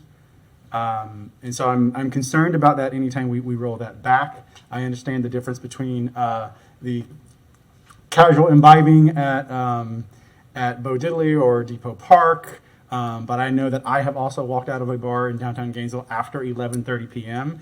and I enjoyed the opportunity to finish my drink before going home. And I think that is part of a vibrant downtown. What I don't want to see for sure is that we pull this back to where we are entertaining the idea of completely getting rid of the ability to have an open container. And the thing that will forever stick in my mind about this is that it was perfectly okay, or rather not enforced, when I went to Oktoberfest in Hale Village. Their beer garden was a joke, and beers flowed freely out into the rest of the public. And I don't think, that this is not the city, this is the county, but as an example of where alcohol was very much just a part of the event, a part of life, and allowed in a certain demographic that lives or attends in Hale Plantation versus the rest of the city of Gainesville. And so I'm always going to be concerned about selectively empowering law enforcement to interact with our residents, our neighbors, our citizens when they want to consume alcohol. So I conclude. Thank you, Mr. Mayor. Thank you, Commissioner. I'm going to go, and then I'll go back to you, Commissioner Book. So I've asked this before, and it hasn't been, the answer has been that it's inconvenient and it's difficult. I think there's a way to draw a zoning package that exists for if you meet certain qualifications in a geographic area, it's duplicable so that it doesn't just have to be downtown. To be specific, Grove Street has got a really thriving culture of some interesting places where you might want to walk across the parking lot with an open container, and it's one of the reasons it's thriving is because of that. So it's not just downtown. I think there's a way to draw, it's inconvenient, it's hard, but I think there's a way to create a set of standards to say that you can create an entertainment area that is not only downtown, so that it does have equity components, so that it is possible to do it. I don't know exactly what that is off the top of my head, but I think there's a way to do that and to apply it to certain parks. I think there's a way to make that work. I think that I applaud the idea of just rolling it back by hours, but I don't think that gets us where we want to be. I mean, I think that's a shot in the dark, and maybe it works, maybe it doesn't. What we're trying to avoid is folks, a lot of times who are coming from out of town, regardless of who they are, who are coming here because they can't have a roadside party in their town. And apparently the only thing that allows or keeps you from doing that is the existence of open container. I think there's more to it than that. I don't know exactly what it is, but it's hard for me to believe that is the only thing that draws big crowds of folks coming in from Alachua and hanging out near bars at Midtown or other places. I think there must be something else. But I understand that either we can say citywide, you can or cannot do it within these hours or not at all, or we can create an entertainment area package that is a zoning solution that is duplicable in various areas. I don't have a motion to make, obviously I couldn't make it if I did, but you've heard my thoughts on it. I would probably vote for an 11:30 motion, but I'd probably vote for some other things. I don't think getting rid of it altogether, I think that's going to punish some businesses and some parts of town that are doing interesting things that are spurred along because of this and that are not harming people. So those are my comments. Commissioner Book. Thank you, Mr. Mayor. You know, I was speaking about downtown earlier, and that was merely because we were speaking about the impact on business. Right. But the example really, as it relates to open container, is in fact, like Commissioner Sacco said, it's how we deal with it citywide. One point of clarification for the ordinance that's important, I don't think that necessarily is known across the diocese, that open container has been decriminalized. So we want to be very careful with that term. That term years ago, in concert with the Alachua County Homeless Coalition, was designed to take away behaviors that would in fact criminalize merely being out on the road. And it didn't just include open container, it included some of the behaviors that are, not too nice to our public, which deals with urination and defecation. Loud noise had a criminal component, but most of the time is dealt with in a non-criminal matter. There is still enforceability, which is important. So someone with an open container under the ordinance as it was designed pre-pandemic could in fact be cited, but it was a civil citation that came with, here's your fine, much like a traffic ticket, very, very close to a traffic ticket. So I think that was a good move that was made with foresight by the city years ago, decriminalizing some of what we call nuisance behaviors, and yet behaviors that impact our city quite a bit, because it is nuisance behavior. So this just speaks to that particular term. At the moment, I suspect we could arrest for an open container. You can do that, but I suspect it does not happen anymore. Is that accurate?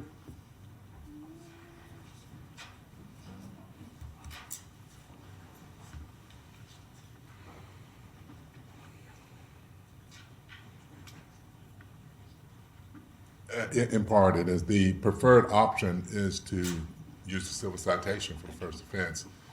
Only if a person has been cited multiple times and obviously is not going to comply, that it gets to the point where it might be a formal arrest. And that arrest could be on paper with a citation, or it can be physical.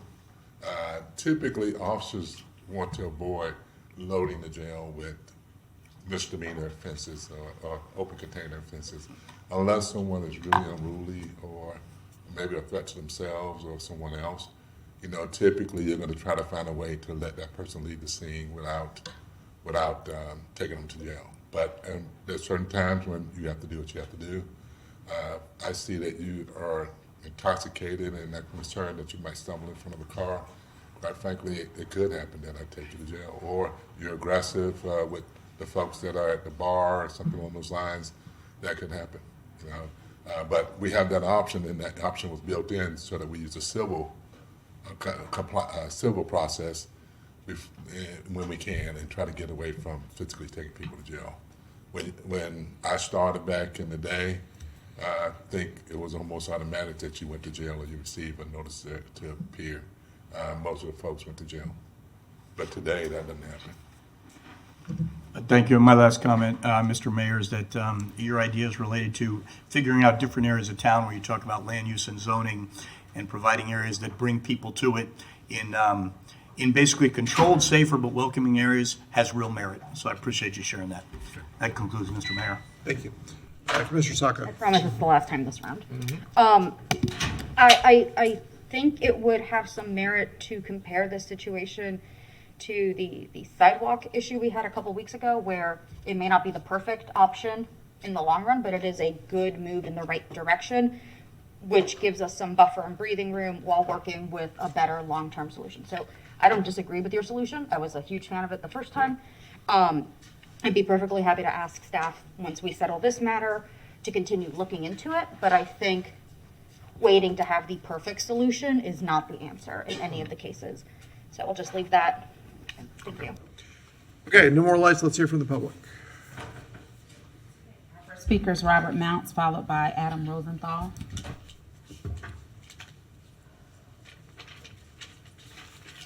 Good afternoon again, Mr. Mayor. I'm Robert Mounts.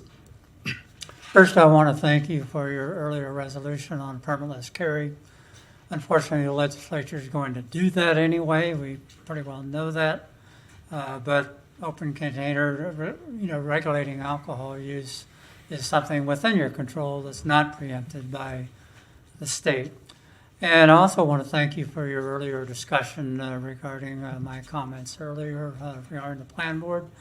And by the way, what Commissioner Willett wants you to see, that I got mad again, but my comments, my words were no worse than what Commissioner Chestnut uttered from the dais about, whether the employee would have a job and that sort of thing.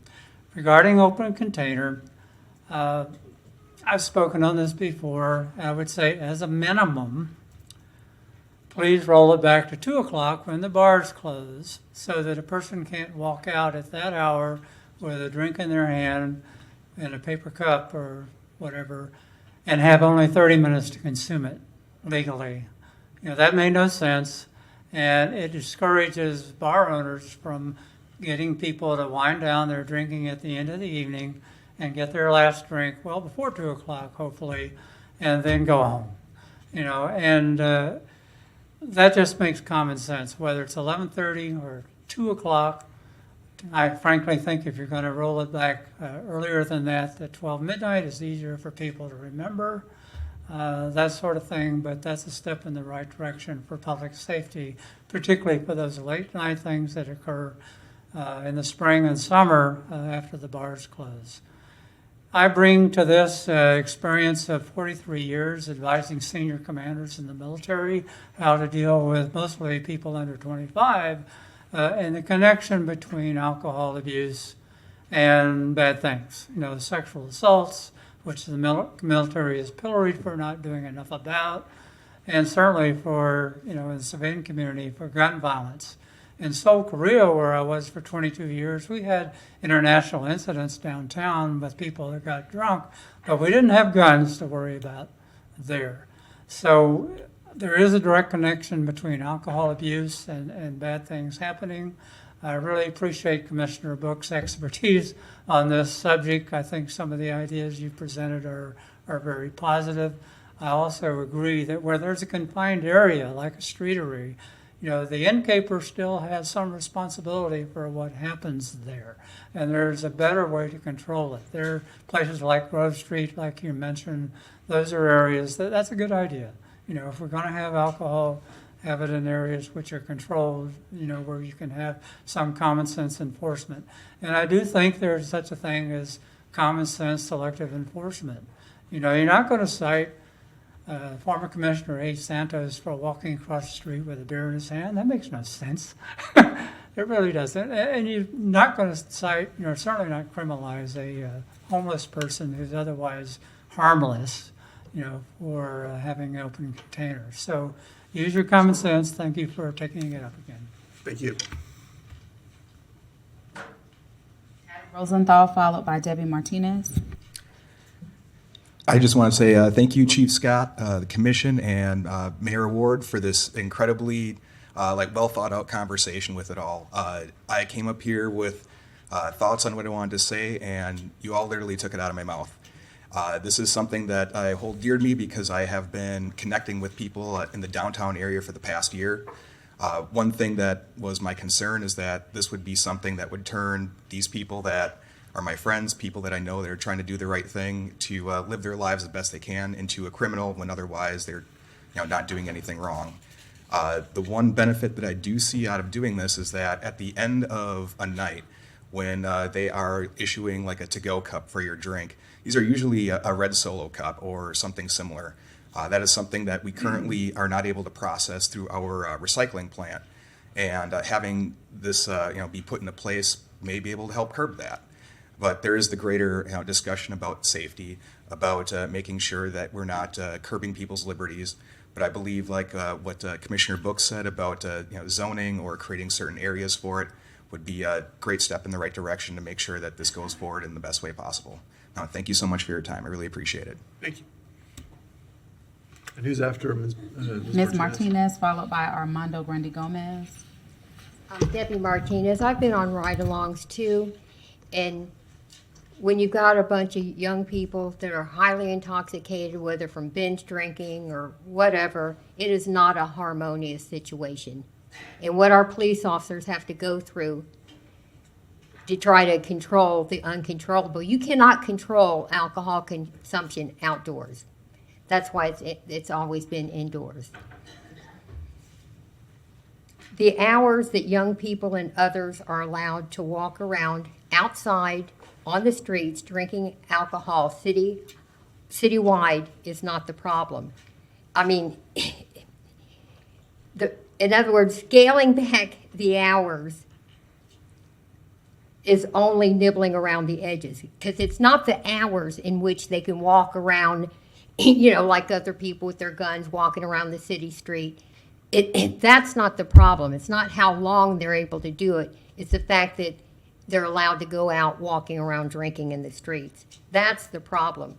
The problem is the ordinance itself. The solution is simple. Just repeal and replace it with like Commissioner Book said, the pre-pandemic open container ordinance, because there were several different versions in between that. You can drink outdoors over in this neighborhood, you can drink outdoors in that neighborhood. So you have to be specific when you repeal and replace it. That's the one that you're talking about.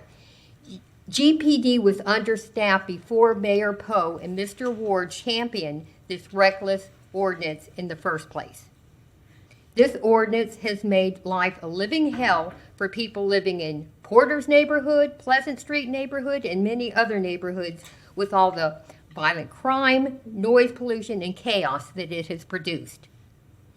Florida is becoming the Wild West with people in the streets walking around with guns, another reason to repeal and return to the pre-pandemic open container ordinance to prevent people to stop allowing people citywide to walk around the streets with guns and alcohol. You don't need a PhD in criminology to know that guns and alcohol don't mix. We had a restaurant downtown and a bar, and we had outdoor seating, but it was enclosed. Santa Fe gets the Spring Arts Festival. They have an area where they get a special permit for just the festival, but they're not allowed to walk around the whole festival with an open container. It's in an enclosed area where it can be controlled. You're the adults in the room.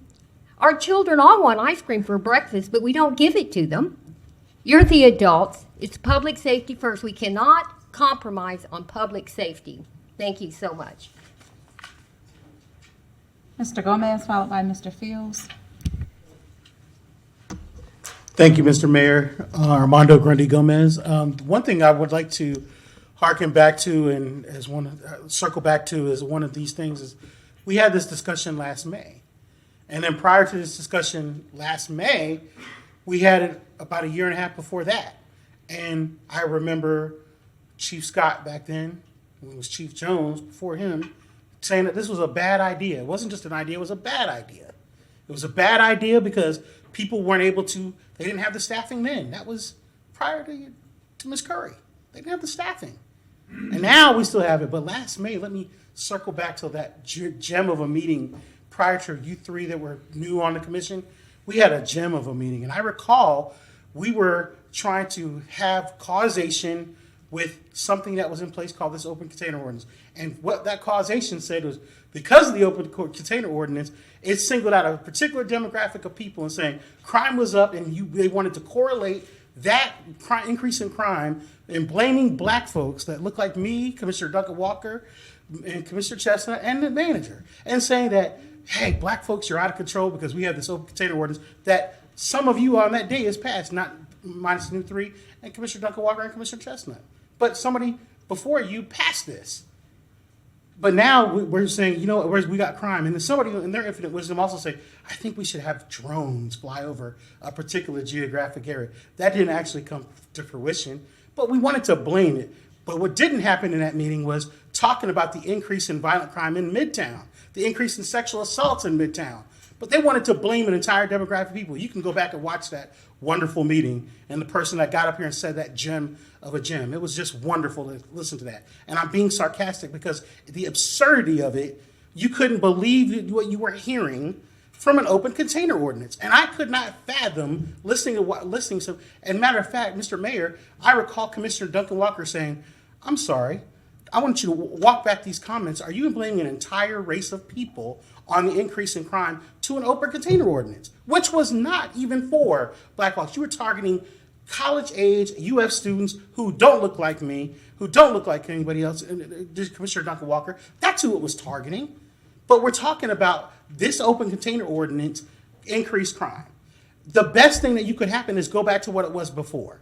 Because you don't have the police chief just told you, we can't handle this. If your police chief, and I know some of you are saying, we love our law enforcement, we go on ride-alongs, we love them, we listen to them, and you're like the ride-along champ. If your police chief is telling you they don't have the manpower or the person power to handle this, maybe you should listen. You didn't listen 2 years ago. Maybe you should listen now. Might be time. Besides, it'd be also more cost savings for you and having liability that you don't need. Anyway, thanks. Mr. Fields, followed by Mr. Martinez.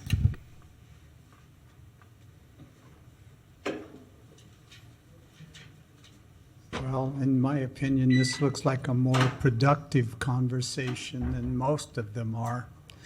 It seems as if it's an obvious conclusion that if you are going to have a situation where you have any law passed, that if you don't have the regulation, the force to regulate it, you have a problem. And it seems like we have worked this issue. Mr. Commissioner Book spoke to it, and Chief Scott spoke to it. So if you're going to do it, if you're going to do something crazy, then you have to and regulate it and keep down crime and so forth. Then you just have to hire more policemen, give them the support.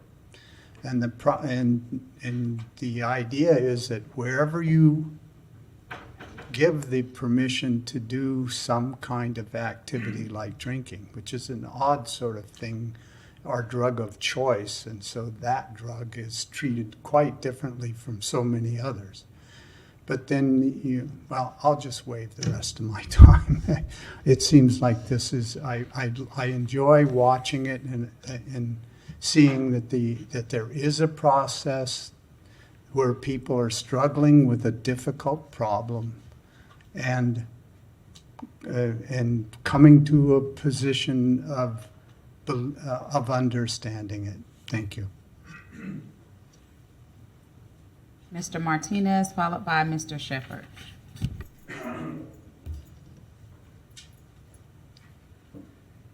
Good afternoon, everyone. I am Ernesto Martinez, and it is a real pleasure to be here talking to all of y'all today.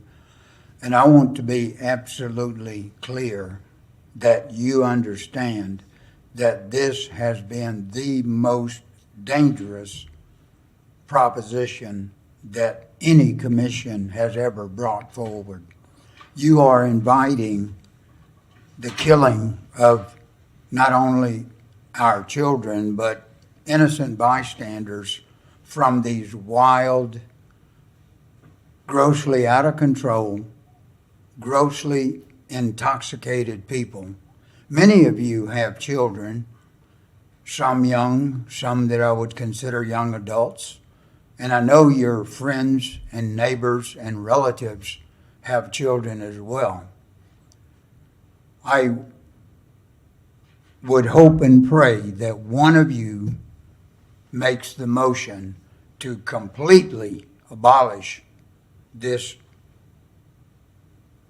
awful ordinance that you have brought forward. I mean, you just think about it. The police department is overstaffed, and they have no idea who is carrying a gun. And pretty soon it's going to be open carry for everybody without any credentials, training, permits. You may not even know how to use one.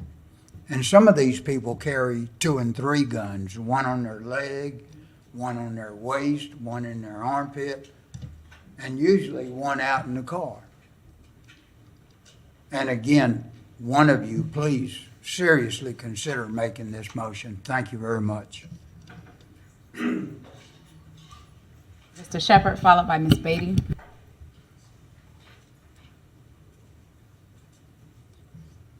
Hi, my name's Donald Shepherd, and I've been sitting still thinking about what this is, and this has been, as Mr. Commandez took and said, as murder in his name, excuse me, but what had happened and what the police are talking about is these areas, like East Side, over in Duval, where these people come from Miami, they come from Orlando, they come from Georgia. How I know? Because I was there. I was campaigning at the time. Here's another thing about campaigning. All these things they got on the side of the street for eating outside, if I was a mayor, they'd be gone. Because I think they instruct the walking ability of the people. If you had campaigned in that time when you had to walk in the street and meet and greet people and be pushed out into the street because you're interrupting a person's drinking, I think this needs to be stopped. In all these areas, the police have brought to you in a letter form of these areas that need to be this campaign to stop it. Drinking on the street, I back that 100%. There should not be no drinking in the street, period. Because of the fact, I feel that when you're out there drinking in the street, what are you doing? You're teaching a child that may be walking by, oh, it's cool to drink, it's cool to smoke. That's what's getting taught in the maintain of our children, and we need to stop it now before it gets put into another generation. So that's what I have to say. And very important thing, please. Fletcher's bar right over here on 5th Street was shut down for the same exact thing that was talked about by your police staff. They were closed down because of that. There was drinking in the street, in the cars, and loud. So they closed that bar down. So why don't we close the rest of the bar down? That's what Fletcher's manager said. Well, you closed my bar down. Well, you didn't do nothing for the others. So that's all I have, sir. And thank you very much, y'all, for putting up with us. Thanks. Ms. Beatty, final speaker.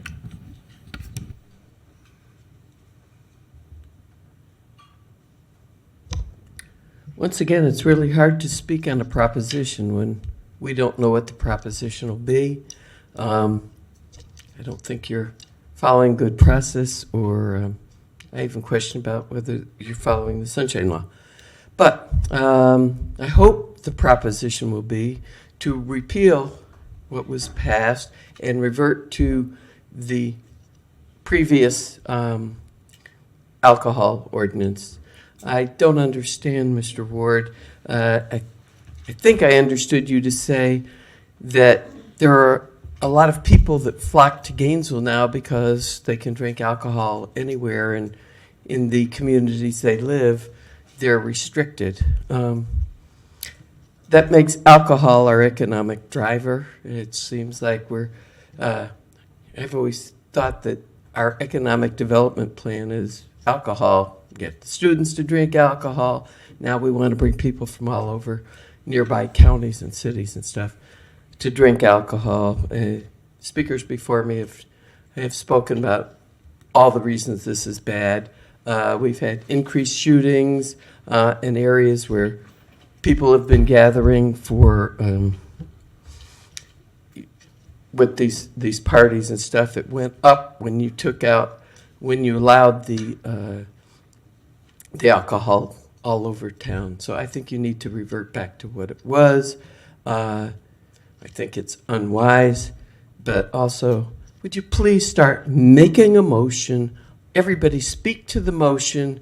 Let us speak on, that's the proposition that you're going to be voting on, and not have us try to be psychic about which one of you is going to make the motion and what it's going to be. So I hope somebody makes a prudent motion. I hope, Mr. Book, you jump in right away and make your motion, and I hope that you all support it. Thank you. That's the final speaker. Okay, we have lights. Commissioner Book.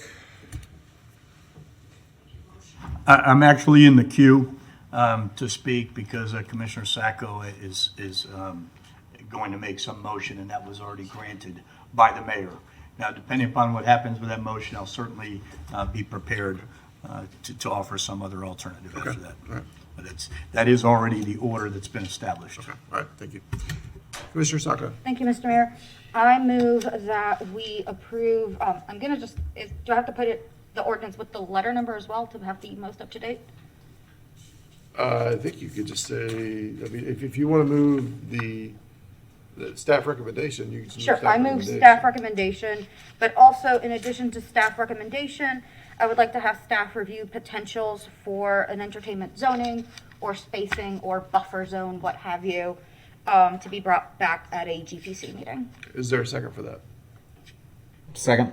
Okay, we have a motion and a second to approve staff recommendation and to ask staff to return to us at a GPC meeting with ideas for how an entertainment zone might work.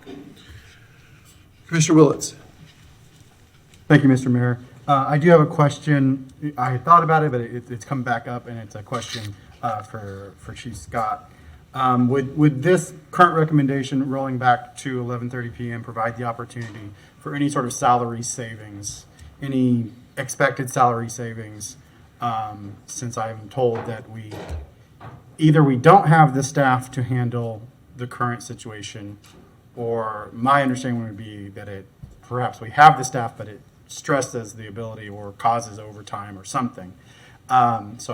My question is whether we would expect any form of salary savings should this be moved back, and what some proponents think will happen is that it will create fewer problems as opposed to merely moving those problems from 2:30 to 11:30 p.m.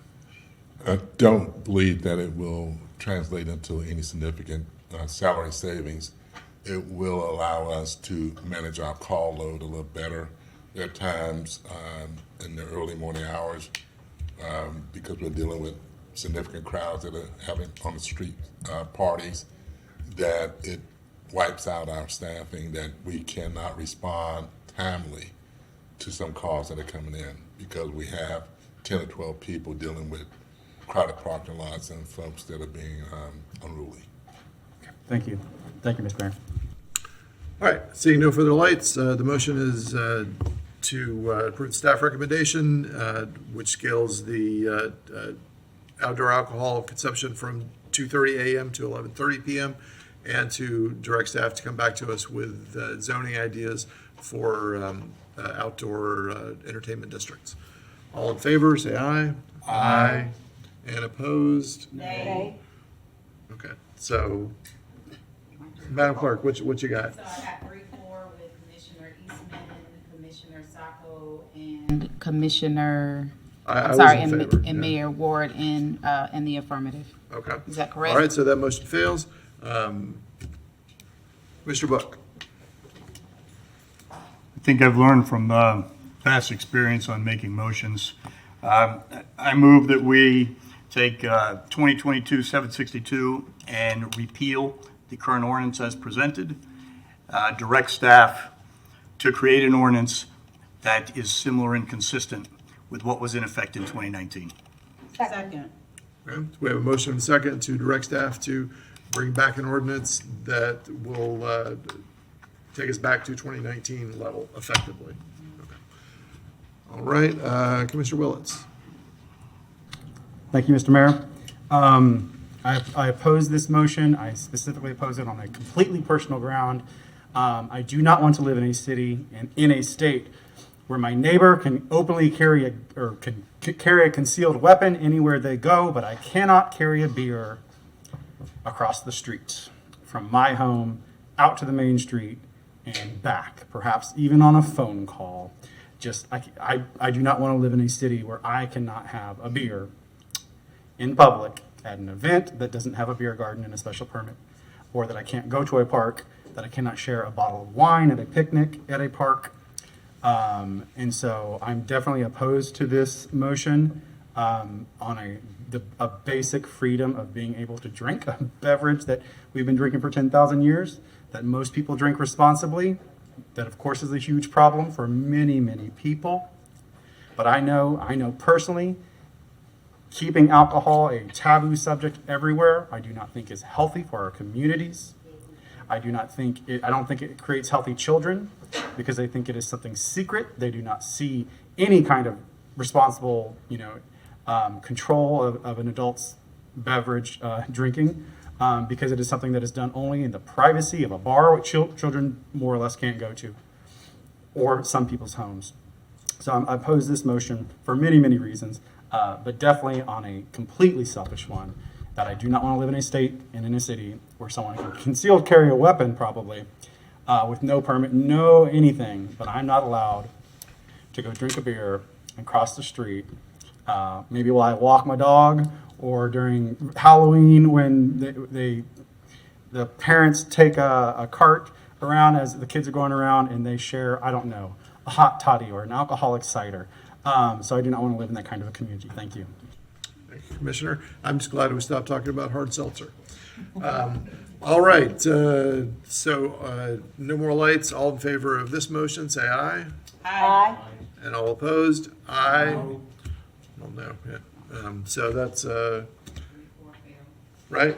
I will remind you, we don't have to have, this is not something where the world stops moving if we don't pass something today, so. I voted no.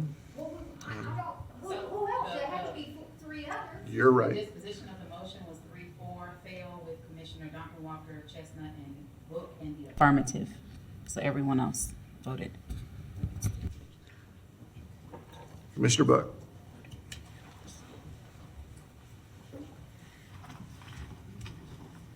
Thanks. So I think what you said, Mr. Mayor, might be exactly what we should do for today. We have a couple of other items on the agenda, but I think it would be beneficial to have some additional data in the next, when is our next GPC on the calendar? Well, the next one is the 9th, but that's awfully quick to get anything back, yeah.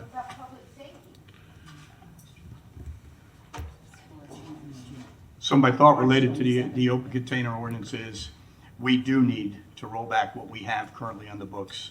It works best for public safety. It works best for us to figure out if we have traffic violence or domestic violence or the specific interpersonal violence that we've been talking about or crises. We can't have those both ways, and that's a problem. I don't think that we're probably going to come to a consensus right now related to, is there a specific time or a specific rollback date on the ordinance? I think probably one thing that we would agree on at the moment, I think, is that we should, in fact, have some study related to whether it's zoning or land use, but specific to crime prevention through environmental design that makes specific entertainment areas safer. That's data-driven. So that could actually be, and I recommend that would come before the Public Safety Committee first, whatever time frame that could occur. That's the first thing. I'm not sure that that's a motion, but that's what I would say there.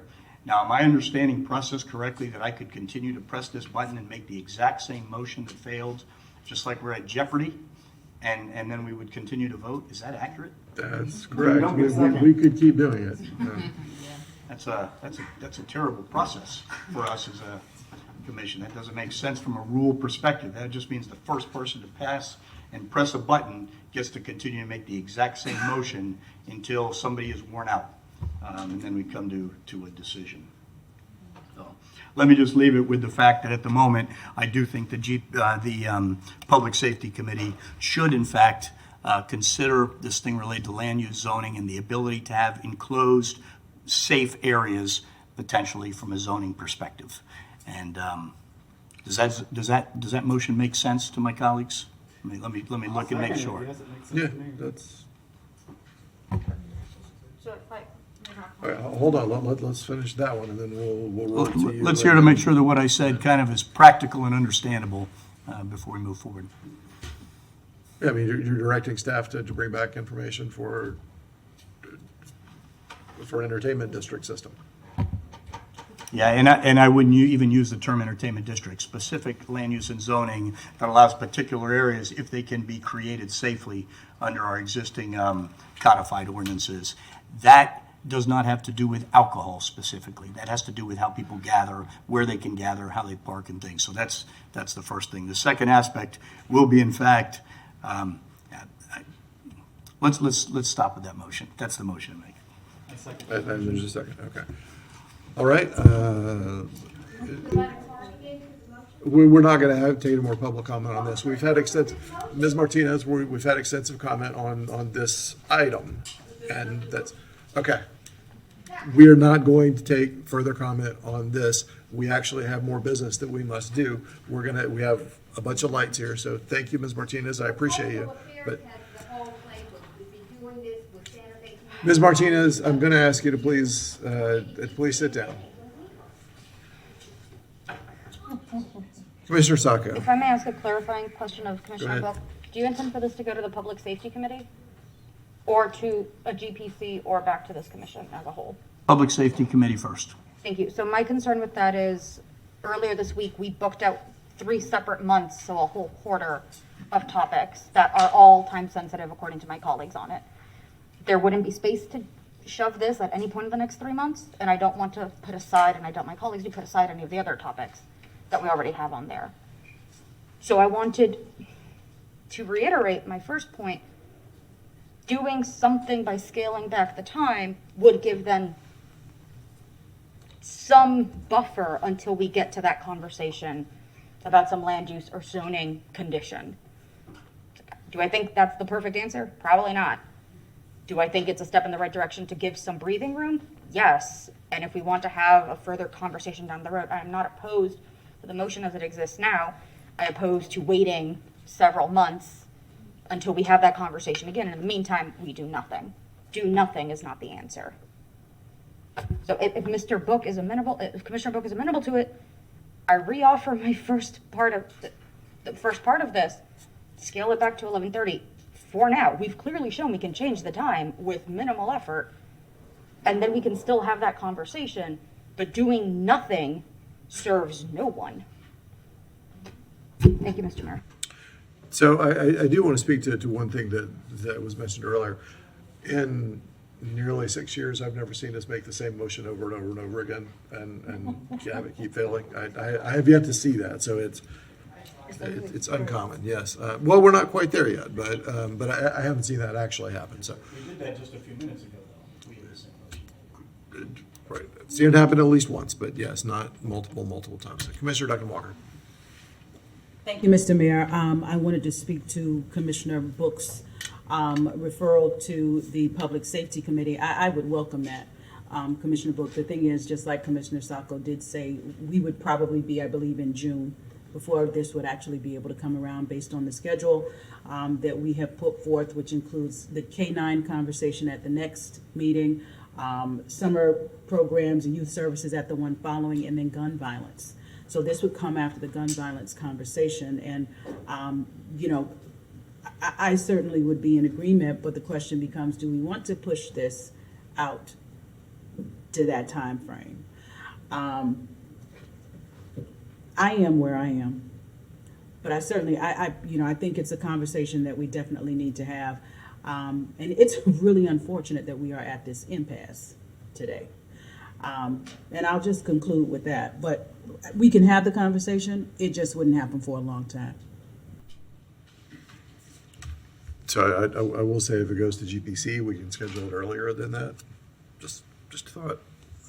Commissioner Eastman. Well, and to that point, I mean, this is coming before us because of a public safety question, but this really is an intersection between economic development, quality of life, and public safety, right? And it's sort of, that's why it's before us as policymakers, is how do we balance all of those questions and what would we consider quality of life type questions. And so I think GPC would be more appropriate part for this. I also, if the question is, question's clearly about public safety, I will just quote what I have heard from GPD, which is they're worried about two events that are coming up. There's Peaceful Sundays, and they're worried about about football season starting up. And so there is a kind of a timeline here where they kind of want to have a scaled back version of this just to test out the waters during that time period, because that's when they're worried about this getting out of hand. And so extending this, off the top of my head, I don't know when either of those things begins, but if we wanted, we would probably want to move this forward if public safety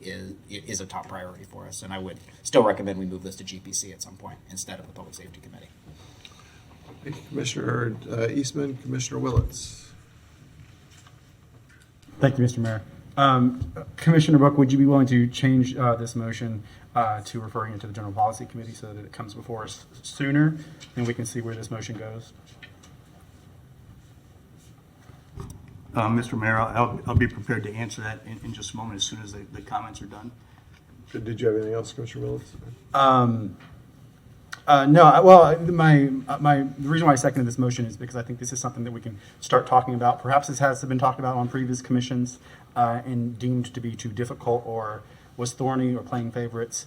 But I think that this provides us because of what Commissioner Eastman said about this is a nexus of a whole bunch of different kind of issues. That's why it gets a little thorny. And having some options, I think, would help me so that it's somewhere between, complete repeal, changing the hours, or a new regime that may be more difficult, may need a little more talking through. Commissioners may just need to hear that it was a horrible idea, and we hear that again and ditch that. But I think this is an opportunity for one of those ideas to go through the process a little bit, come back to us, and that's why I support this motion. Perhaps GPC would be a better place, but I support the idea of this motion. Thank you, Mr. Mayor. Thank you. Commissioner Book. So those were good ideas, and I am mindful of the plate that's full in the Public Safety Committee, so I appreciate that. And I would trust actually my colleagues that you take those items that you feel are most important at the Public Safety Committee in the order you think that they're most important, and I'll be trusting of that when it comes back. So that means it takes this motion out of the Public Safety Committee, so I'm going to rescind that motion. I'm prepared to make a new motion, and it is twofold. The motion is first, that this idea that we seem to support collectively is that we study this land use and zoning and this intersection that Commissioner Eastman talked about, and that is brought forth in whatever timing we can be at the GPC. So that's the first. The second part of that molds that with what we have to have something in place in the meantime, which is we would direct staff to draft the open container ordinance as it exists in 2019. So there's a twofold part to that particular motion. And that is a motion. We will split the vote on, is there a second on that? Second. Okay. So we'll split the vote. And the first part is to have staff bring back the entertainment district style idea to general policy as soon as possible. Madam Manager? Is there a second part to your motion? Yes, but I'm splitting it. Yeah. So we're going to vote on that first. All in favor of bringing it back to GPC, say aye. Aye. That sounded unanimous. Is there anyone against? Say no. All right. That part of the motion passes. The other part of the motion is to direct staff to bring back an ordinance that returns the open container issue to where we were in 2019. All in favor of that, say aye. Aye. And all opposed? No. All right, so that fails 3-4 with Buck, Duncan-Walker, and Chestnut in the affirmative. Okay, Madam Clerk. Item is 2023-189, GRU Solar Contract, with a recommendation that the City Commission discuss the amended solar contract and take any action deemed appropriate. The UAB does recommend that the City Commission reaffirm their previous approval of the amended solar contract. So, Mr. Mayor, if we all remember, so 2 weeks ago, the City Commission approved the amendment to the solar contract, but a lot has occurred since that approval, and a number of commissioners have asked to provide more information. So what we intend to do is Eric Walters, our Chief Sustainability Officer, is going to try to provide that information. We've been assembling it all week because this was a kind of a short fuse, so we did not have it available on overhead, but we've been assembling it all week. He's going to provide that information, and then I think we have some options and alternatives for the commission to consider on how the path forward is. So with that, let me say real quick, we're going to do this item and the next item, and then we're going to move. We're going to go to dinner, and then we'll move the next item into the first item in the evening after the proclamations. So, Mr. Walters. Yeah. All right. Thank you, Mayor, Commissioners. Eric Walters, Chief Sustainability Officer for GRU. As Tony mentioned, there's been a lot of discussion over the last week, conversations surrounding the PPA, surrounding redactions, surrounding orages, and questions about the previous work and other works that they've done around the state, other projects. There's been lots of phrases like biomass 2.0 and another redacted PPA. So what we're trying to do today is really answer some of those questions, to clarify some of those statements, and also offer another recommendation to you. So we'll be covering, really starting from the beginning. So what is a PPA exactly, and walking through that. A comparison of the GREC PPA with this PPA. We're also going to look at Origis and other work that they have done around the state, and then also offer an alternative recommendation for you. So I'm not used to flipping these, but if I forget, Old school. Please remind me. Yeah. At least those markers where they write and you smudge them all over the place. So starting really with the PPA and the definition itself. So what is it? The PPA is simply a power purchase agreement, and it's a long-term agreement between a power generator and a purchaser, which is usually a utility. PPA is really a fairly generic descriptor for a contract in the energy business. Just like contract is a generic descriptor for a written agreement in almost every other sector of business, right? And we have contracts, as we know, to buy and sell almost any and everything nowadays. They can range anywhere from 200 words to 200 pages and everything in between. So power purchase agreement is simply a long-term agreement between two parties where one is generating and one is buying that power. PPAs are extremely commonplace in the industry. GRU has been on both sides of the PPA, both offering and selling power to other entities, as well as purchasing power from other entities. And so it is a common tool that's used in the industry to understand what the dynamics are of a deal and how they work. As I said before, PPAs are just contracts. In and of themselves, they're not inherently good or bad. It's really the terms and conditions that dictate whether something is a good deal or a bad deal. All right, so to ensure proper protection for the city, for GRU, for the city of Gainesville, for whoever, insert a name here, you really have to pay particular attention to the terms and conditions. And we'll walk through a little bit of how we did that with that PPA as well.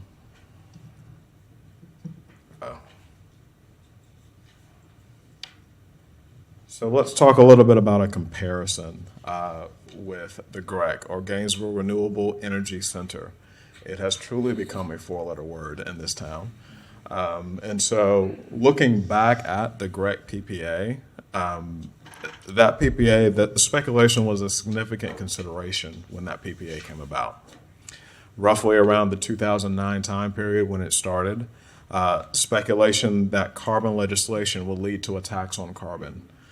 Phrases that were common during that time were, a carbon market, cap and trade, and the thought was there was going to be value for this generating asset. We'd be able to extract some additional value because of those markets and because of that carbon legislation. Another thought was that half the output of the unit could be sold to another utility. That was based on some talk about an RPS, or a renewable portfolio standard, coming in the state of Florida, which would require a certain amount of generation and or percentage of that generation to be renewable. Again, being able to extract value from that plant.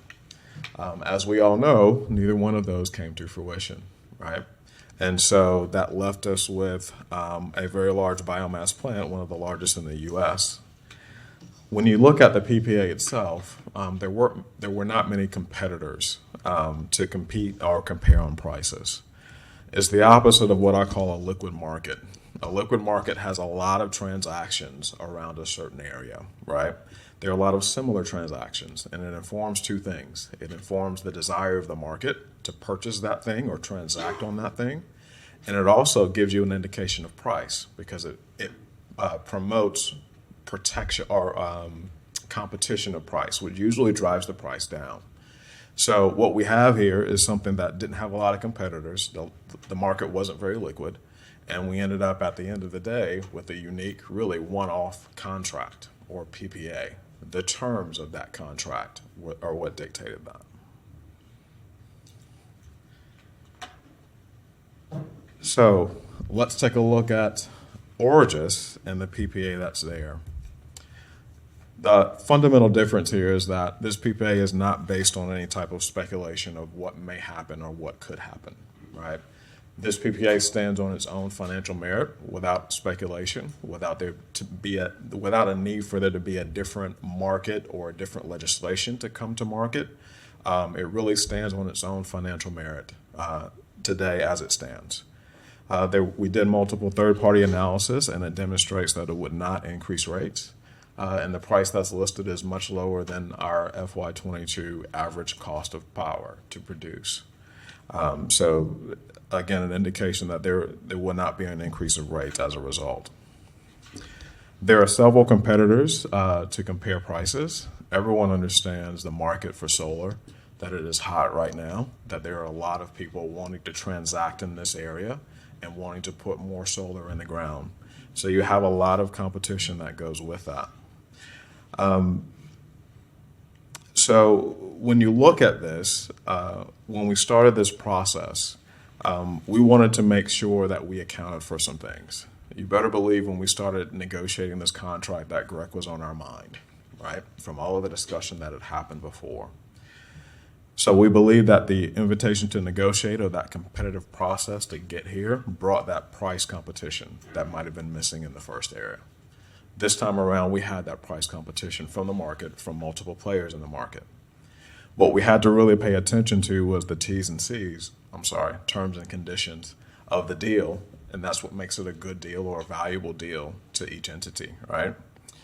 So the legal aspect was something that we wanted to get right, and the legal and commercial interest is something that we wanted to make sure we protected for GRU and the city of Gainesville as a whole. So as a result, we went out and hired, in addition to the city attorney and their staff, which sat in on all the negotiations, we hired an attorney, an additional counsel from Bryant, Miller, and Olive, and they specialize in PPAs.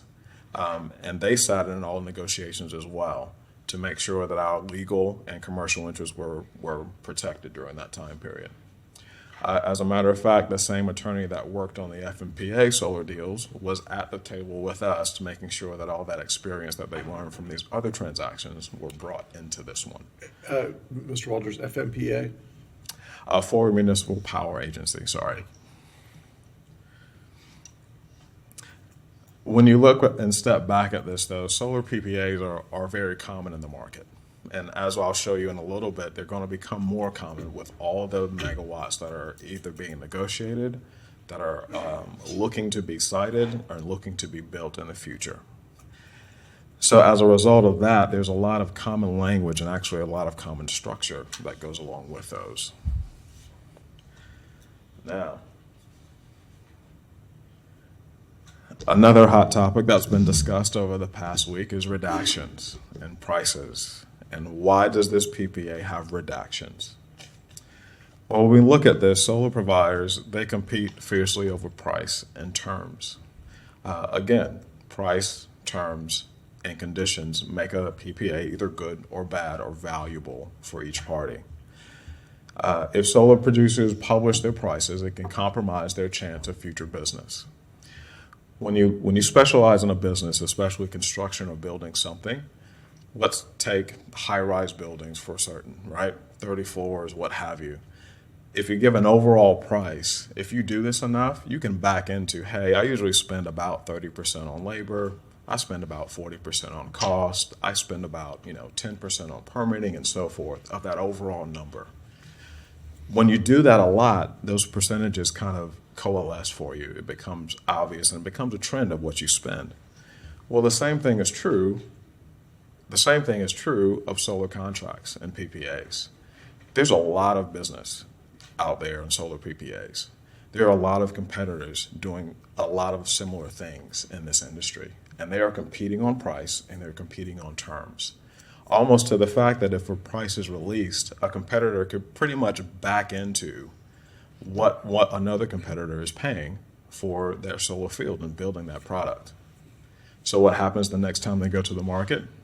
Well, I've pegged what they're going to bid, so I'm going to bid slightly under that if I can do that. So now you're jeopardizing future business in those cases. And so solar providers claim that their pricing and terms is a confidential trade secret, and they're simply trying to protect their business because it's very competitive. Because they have designated that as a trade secret, the Florida legislature and the Florida statutes say that it's a third-degree felony for us to release that information if it's been claimed as confidential and trade secret. It is against the law that legislators have put on the books to say if someone claims it, you cannot release it for some of these same reasons. And so that is ultimately the reasons why there are redactions in this contract.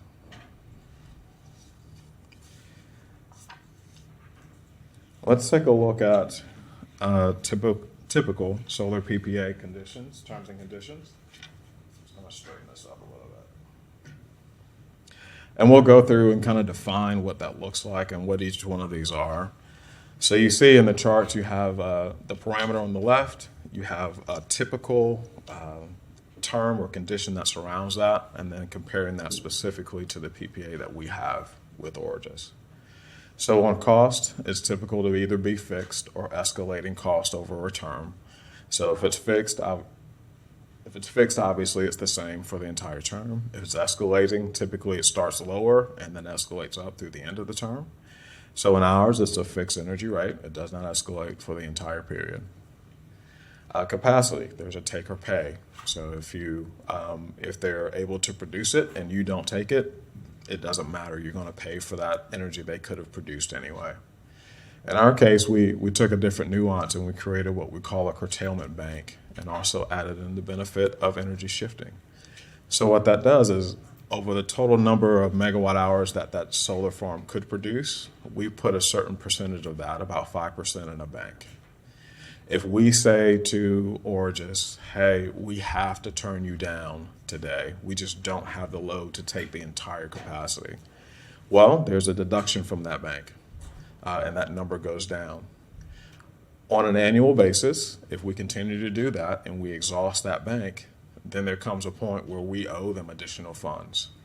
But if we get to the end of the year and there's still megawatt hours left in that bank, then they issue a refund to us because it's something that's available to us that we didn't take advantage of. So there are additional opportunities to help lower the cost in that case.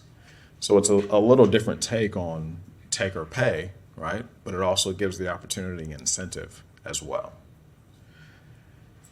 When you look at a term, it's typically greater than or equal to 20 years. In our case, the initial term is 20 years, and we have the option to have 2 additional 5-year extensions on that term. Do we have to take those 5 years? No.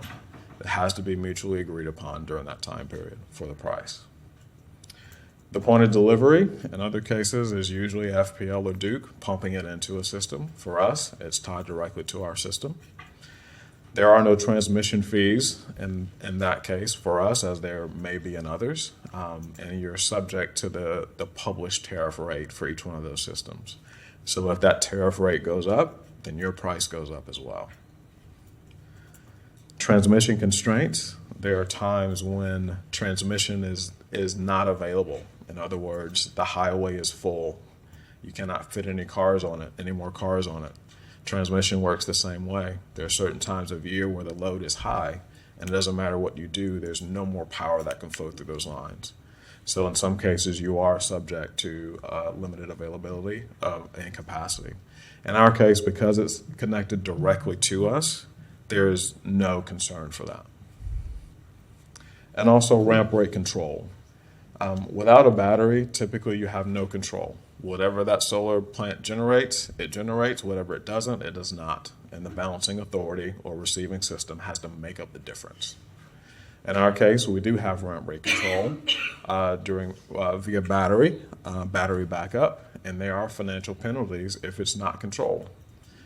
There are ways, and it's an incentive to make sure that ramp rate is controlled.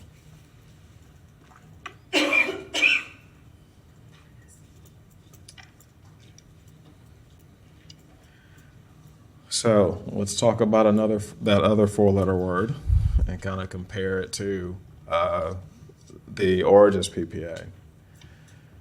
When we take a look at the Origis PPA and the GREC PPA, the structures, again, a lot different. Terms, a lot different.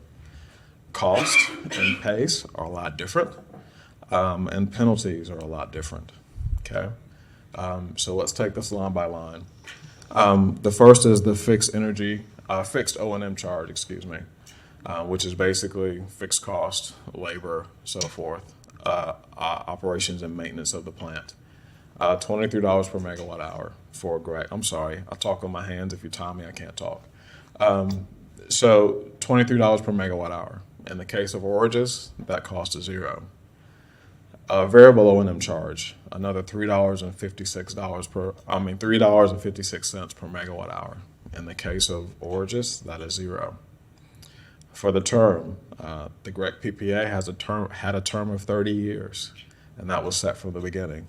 Again, as we talked about, our term is 20 years, with an option to renew for 5-year periods, 2 5-year periods after that. And again, those are options. Both sides have to agree. The non-fuel energy charge, which is basically what you're paying for energy, right? For GREC, that charge was $56.15 a megawatt hour. For here, obviously that information is redacted, but it is less than $45 a megawatt hour for this PPA. GREC had an additional fuel charge. So when they created energy, not only did we pay that energy charge, but we also paid for the fuel that was consumed for that. We paid the market rate, so whatever they paid for fuel, we paid for fuel, plus a small markup in the case of GREC. Here, there is no energy charge. We're simply paying for the power. The curtailment bank was, in that case, not available, and again, terms and conditions matter here. But we did have a limit on which we could turn GREC down, so we could only turn them down to 70 megawatts. Here, we talked about that bank, that curtailment bank of 5% of the annual output. That gives us some leeway to be able to turn them down when we need to for system stability. So wanted to give you kind of an idea of the risk that was there with the GREC PPA versus the Origis PPA. If you look at the proportion of the 2022 fuel budget, just for reference, the typical cost of that GREC PPA was over 85% of that budget. That budget last year approved budget was roughly $88 million. If you look at the Origis PPA here, the proportion would be comparatively less than 11. So you're talking a lot less risk. You're talking a lot smaller dollars. For escalation, there were some charges that were escalated. So for instance, the variable O&M charge above was escalated versus CPI. The fuel charge was escalated on the diesel index because as it carries on trucks, if diesel goes up, then the cost to bring it to the plant goes up. So there was some escalation there. Here, in this PPA, there is none. It is a fixed price for the entire 20-year period. And the annual contract value, again, speaking to what's at risk and the difference in the risk, the annual contract value for GREC was well above $70 million a year. For here, it's less than $9 million. So just to give you a comparison of what's at risk, what are we actually talking about here for volume?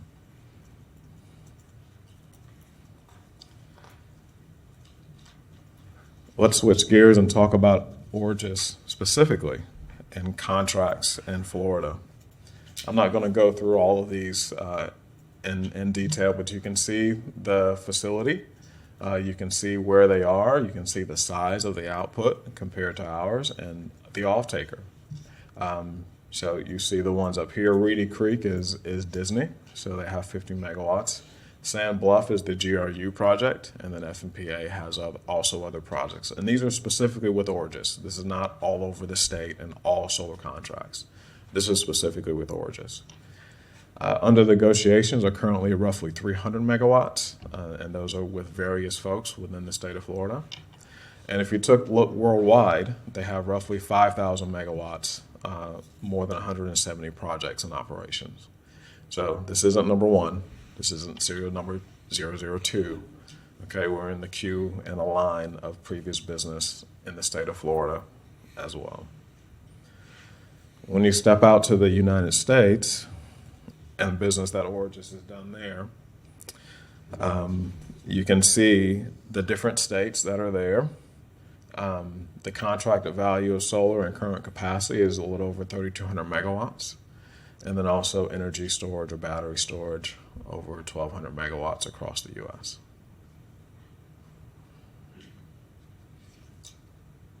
I want to drill back down to the state of Florida real quick, though, and take a closer look at this information. This is compiled from FRCC, which is the Florida Reliability Council. and their load and resource database plan. So for reliability reasons, every entity in Florida has to report megawatts, projected megawatts, and also take into account the 10-year site plan, which is their projection for added generation. If you look at combined cycle in the natural gas realm, they're expected to add about 6,000 megawatts to the system. Coal is projected to decline in the state over the next 10 years. Nuclear will stay the same, so no additions, no retirements. When you look down at renewables, though, for solar, you see currently roughly 6,000 installed megawatts of capacity. Going out 10 years, we expect to basically quadruple that number. So what does that tell you? It's a very liquid market. There's a lot of activity that's going to happen over the next 10 years projected in the solar markets.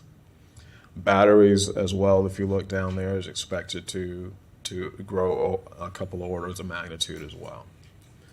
So this is just based on what entities in Florida have suggested that they're going to do throughout the state over the next 10 years.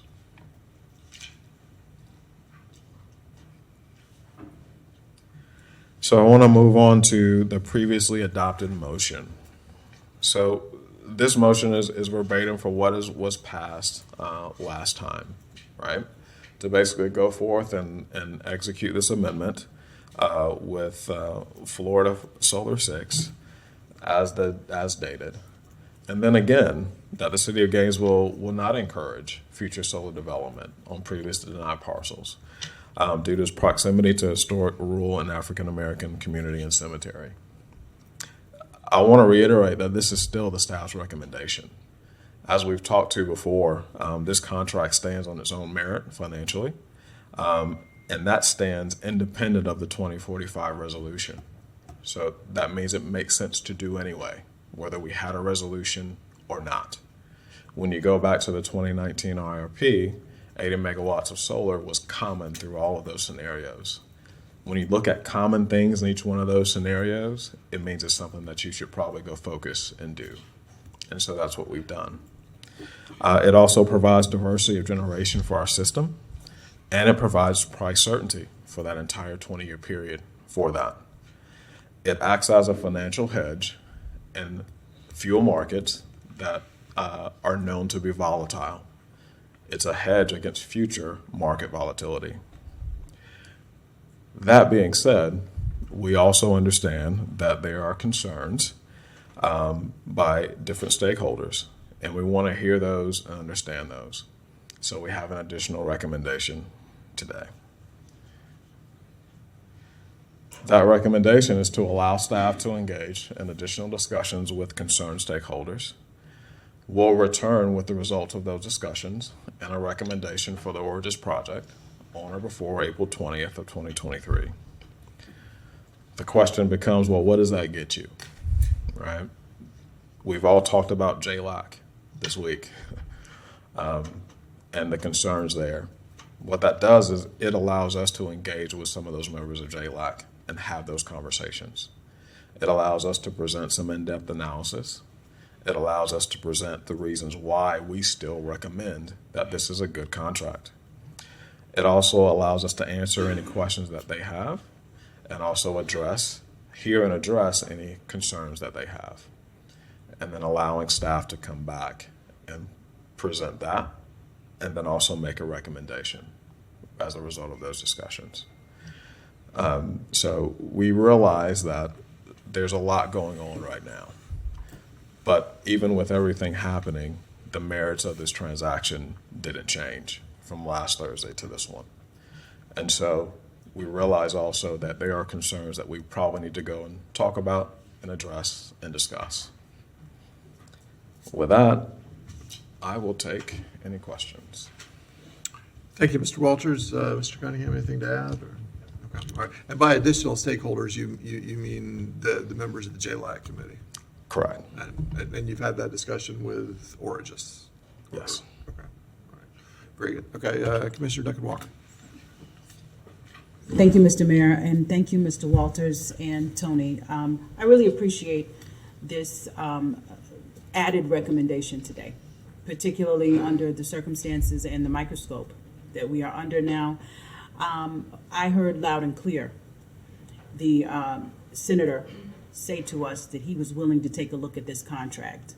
And I said on Monday when we came to our special meeting that I was hoping that that would be something that we would do. So I really, really appreciate this. I look forward to hearing what his comments may be and other members of the JLAC with regards to this, and and charting a pathway forward. I just want to say thank you once again for your responsiveness under the circumstances in this matter. Thank you. Good. All right. Commissioner Eastman. Thank you, and thank you for presenting all this. You've done lots of research in the past, like including the 2019 Integrated Resource Plan. We're looking at our debt right now. Just broadly, let's say we decided right now that we were not going, we had too much debt and we were not going to do any more capital expenditures. We were not going to invest in any more energy sources until we got that under control. Is that a feasible option for GRU at this moment? Mayor, Commissioner, speaking honestly, if this contract doesn't go through, there's no cliff that we come up to. There's nothing that says we can't provide energy tomorrow, right? Say that again? So if this contract does not go through, right, if you say there's a hold on capital, there's no more contracts we're going to execute, then it puts us in a position where we have to delay some things, right? But we'll still be able to meet the energy needs of the community. Right. But I asked, there will still be some expenditures, either purchasing off the grid, or we're looking at, there's a Deer Haven 1 is going offline, correct? What year is that? That has the life, Mayor, Commissioners, that the life of that unit has been extended to December of 2027. Right. Okay, so during that time period, we need to be figuring out what we're going to do to replace that unit. Right. So there will have to be some expenditures for us to do that. Right, either purchasing directly off the grid in some capacity, or doing our area, producing our own energy. And you've reviewed a number of different pathways for how we could do that in the cheapest way for our ratepayers. And has solar been on the least expensive portions of that? Has solar been a part of that mix? So again, I'm going back to that 2019 IRP, and it was because of where it stood in the stack. It recommended 80 megawatts right off the bat. Okay. Now, granted, the time and money has changed, and markets have escalated, but they've all escalated in the same way, right? So we do believe that for this first step into solar in this first project, that this makes sense. Now, if we have to go and evaluate a third and a second, third, and fourth, then that recommendation may change based on that, right? But for this first one, it does make sense. Yes. So just to reiterate, in the 2019 IRP, we did a wide array of looking at things from the cheapest possible option for our ratepayers to the one that would get us to 100% renewable energy on the most extreme circumstances with that would lower our CO2 emissions by the largest amount. And even in the very cheapest one, we still had this option as what we would be doing, simply because it's the best thing for our ratepayers. I mean, I agree with Commissioner Duncan-Walker. I think when we mention this to the JLAC committee, just knowing where we are, where we're going, I assume that they must be, that this is clearly what is best for our long-term debt. This is clearly what is best for our bond rating. This is clearly what is best for the people within our city. But I don't think that we are in a position currently to begin, moving forward without having those conversations on the front end. But I'm convinced that once we do, that this will be the best course forward, because that's what experts have shown, and that's what outside experts have shown time and time again. So thank you. Thank you, Commissioner. Commissioner Willits. Thank you, Mr. Mayor. Mr. Walters, if we, when would we execute our contract with Origis if we don't delay or adopt the third portion of this motion or proposal? When would we sign and be done, and they'd have clear direction to start moving capital and start actually building or get towards it? So there's an active motion or approved motion now to go out and sign that contract. As we've discussed, there is some hesitation to do that because of the JLAC and because of those conversations. So the idea here is that we give roughly a 6-week hiatus to have those discussions, and then assuming that it's that we get favorable feedback and that everyone is comfortable moving forward, then we would do so at that 6 week time frame. So that's around April 20th. Okay, thank you. Do we have examples of solar PPAs in Florida or the Southeast that were not confidential trade secrets, those prices? Do we have examples? I believe everyone that we looked at, as far as the discovery and when they were released, they were all redacted. Now, we may be able to go and pull old PPAs, and some of those may be unredacted at this point. Okay. And regarding the, you did provide us some numbers about a non-fuel rate of some sort being below $45 per megawatt hour. Why do we get that piece of knowledge as opposed to anything else that was in the contract? We have, some knowledge of cost. Why do we get that piece and not other pieces? Or publicly? Mayor, Commissioners, I just want to clarify the question. Are you asking why do we choose $45, or are you choosing why that specific piece? Why that specific piece is public and presented to us here in public and not other portions of the contract? Sure, Mayor, Commissioners. So the price and the dollars and cents of the megawatt hours, of the cost of the megawatt hour, is one of the things that is protected. And so what we've done is basically added a buffer to that Origis was comfortable with, saying it was below a threshold. So we're still trying to honor the redaction. We're still trying to make sure that we don't put something in the marketplace that could get us or the city in Gainesville in trouble, right? But we wanted to show the value or the level of risk compared to other PPAs, GREC specifically, and give folks an idea of where that power price may lie. I think that's wonderful. Thank you for doing that, because it does. Thank you for working with Origis so that some numbers can be given to the public so they can understand. I also had real quick some math questions just for us to understand. This is a 20-year PPA. This is 2023.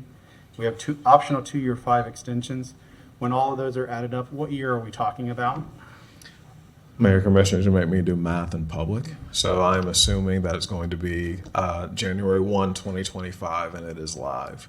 So it would be 20 years from that, so 2045, and then you add 2 5-year extensions, assuming we did those, it would be 2055. Okay, so that's after our current goal of 2045 being, all clean energy, 100% clean energy, clean electricity. Okay, and just to clarify, so I know and I understand this, the IRP that was worked in early 2018, finalized in 2019, it was from a truly just a business financial sense about for the whole utility, the whole what we needed to bring on potentially for cost, for stability, for being able to handle the future. Those decisions were made then, and they were not made with the 2045 clean energy resolution in mind. So, Mayor, Commissioners, the short answer is yes. We started that IRP in early 2018 with the goal of doing a purely economic analysis to give us the answer to that question. What will be the lowest cost to meet our energy needs? We plugged in all of the available technology, including solar and battery and their corresponding prices, and ran a number of different scenarios. In the middle of that process, after we had done the initial analysis, the 2045 resolution was passed. So we essentially set those scenarios aside and added 3 more purely renewable that would meet that goal. Added those scenarios and then compared them all together at the end. Okay, thank you. And we talked about this at the previous meeting, but I want to go ahead and put it out there at least. Maybe not a question, but more of a statement. The increase of price that we have seen in solar PPAs, I believe, from everything I know, it is across the industry. I was a simple Google search, and you can find out there are organizations that report on these solar PPAs. They look at dozens and hundreds of them. They measure them by quarter, by year, and the numbers they're coming up with for reasonable PPAs that they measure that are common across the industry increases of 33% year over year, whether that's third quarter of 2022 or fourth quarter of 2022. As reported, I was going to give you the name because to Mr. Book's point about having a source. Level 10 Energy is one of those organizations that they gather this data, and they tend to sell that data then, but you get reports on it for free, short reports. So I just want to put that back out there because I know that some of this information is going to be taken to JLAC. Also, our community still has lots of questions, so I encourage them to look into a little bit about why some things may have increased and why it's not that just this PPA may have increased and it looks like just one deal might not be the greatest. But thank you, Mr. Walters. Thank you, Mr. Mayor. Thank you. Commissioner Sacco. Thank you, Mr. Walters, could I ask you to put back the extra recommendation slide? Just want to see the wording. Cool. So I think to the mayor's point, some of those stakeholders are JLAC, but we mean all stakeholders. We would have many conversations. However, my understanding is only JLAC would be given, I guess, more in-depth. Redacted data. The unredacted data, but they would still be bound to that confidentiality agreement because the trademark belongs to Origis, not us. We can't give it out. Okay, Correct. Thank you. So I wanted to clear that expectation that we do want to have more discussions like the data that you presented today, which is the data we are allowed to present, the information we are allowed to have discussions on. So if we have those discussions with the Gainesville community at large, it will be similar to along these lines. It will not be an unredacted contract handed out. Okay. Mayor, Commissioners, at this time, yes, that's the understanding. I don't want us to set up false expectations, so I wanted that to be clearly stated. We will offer JLAC, and thank you, many thanks to Origis for being willing to work with our situation, so I appreciate that. But it would be JLAC exclusively that would be given that extra information so they can give an opinion and see that we're actually making a pretty sound decision. Hopefully they can see where we're coming from, but I don't want the public to have that expectation. So I just wanted to get that point clarified for everyone here and everyone watching. Thank you, Mr. Mayor. Thank you. Mr. Chestnut. Thank you, Mr. Mayor. I am not comfortable moving forward with this contract. I just still feel like it's biomass 2 at some points. And that's, I say it from perhaps a layman's position, but I don't feel comfortable with it. And particularly not at this time with where we are. And so I will float a motion and go up or down. So we want to hear from the public first? You want to do that? Okay. So what we've agreed to is that we hear from the public first, and then, because there'll be multiple motions potentially. Okay, Maybe not. Then I'd like to be first in line with the Okay. motion after we hear from the public. Did you about there, so we know. Okay. All right. Seeing no other lights, we'll go to the public. Speaker is Wes Wheeler, followed by Angela Castile.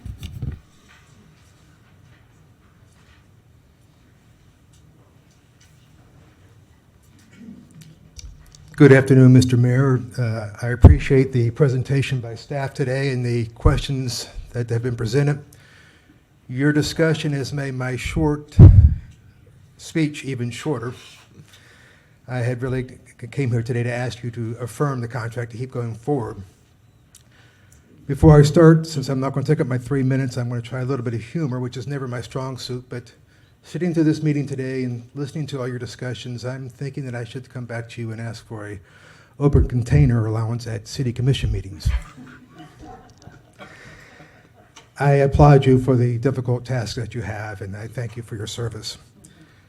This necessary solar array project will provide clean, reliable, safe, locally produced, consistently priced, renewable energy produced by our local utility for our local community. We are in control of our own destiny. We are setting our own rates. We are not subject to pass-through cost, which may go skyrocketing through the roof when another foreign war comes along or another freeze. We all appreciate the difficult bind that you find yourselves in. I know it's difficult.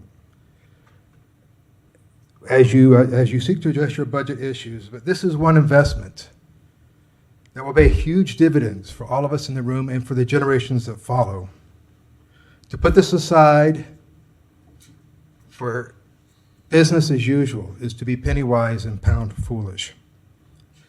We know that solar is the least cost option, even when fossil fuels may be at the low end of their volatile price swings. And when these fuel prices escalate rapidly, as we've seen recently, due to foreign wars or extreme weather, we are far better insulated with solar from these price shocks and their price pass-through costs that they bring by producing our own energy. This is a win-win-win for our environment, our local community, and most of all for the ratepayers of GRU. I came here today to request that you not delay this project any further, but I'm hearing what you're saying. I understand your concerns. I do ask that the City Commission remain committed to supporting this utility and controlling our own destiny and producing clean energy, safe energy, reliable energy for all of us in the future. Thank you for your time. Angela Castile, followed by Jeffrey Shapiro. Good afternoon, Angela Castile. So I'm happy to hear that you guys are considering bringing it to JLAC to allow them to look at it, more specifically Senator Pizzo.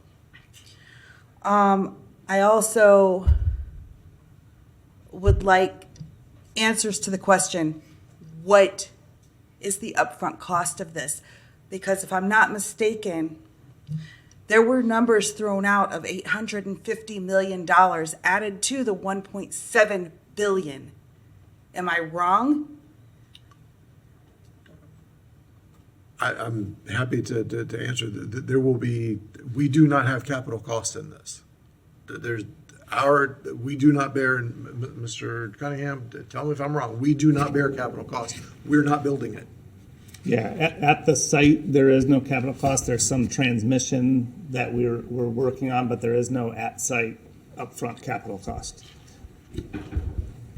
There is imputed debt because we're agreeing to purchase power from them. We're going to purchase megawatts from somebody, or we won't turn the lights on.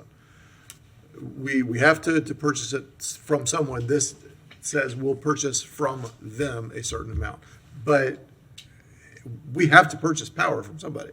I mean, we have to either buy fuel to make it ourselves, or we purchase it from them. So. Okay, thank you. Jeffrey Shapiro, followed by Don Fields. Thank you, Mr. Mayor. Commissioners, I'm Jeffrey Shapiro, and I back what Mr. Wheeler said. We've seen that the historical baggage that's been carried that accredits this to a biomass 2 type idea. The Groundhog Day is always listening to the same argument about the biomass project, which has very little relation to this. I think Mr. Walters did a great job of showing the fact that there's very little relationship between the biomass plant and this, or this and our other plants. We don't have fuel associated with solar. That's a key point. And if you think about that, the costs of our escalating electric rates at GRU are mostly due to those escalating fuel costs. We don't have fuel. Solar is the sun. We don't have to buy coal. We don't have to buy gas. We don't have to put up with the dangers of gas in the house, dangers of all sorts of problems that are associated with things like methane contained in the gas, the venting of these large pipelines that bring the methane, the unnatural gas into our community. Solar is clean, it's inexpensive, the costs are contained, We've had all this pointed out. I think Mr. Walters did a great job of that.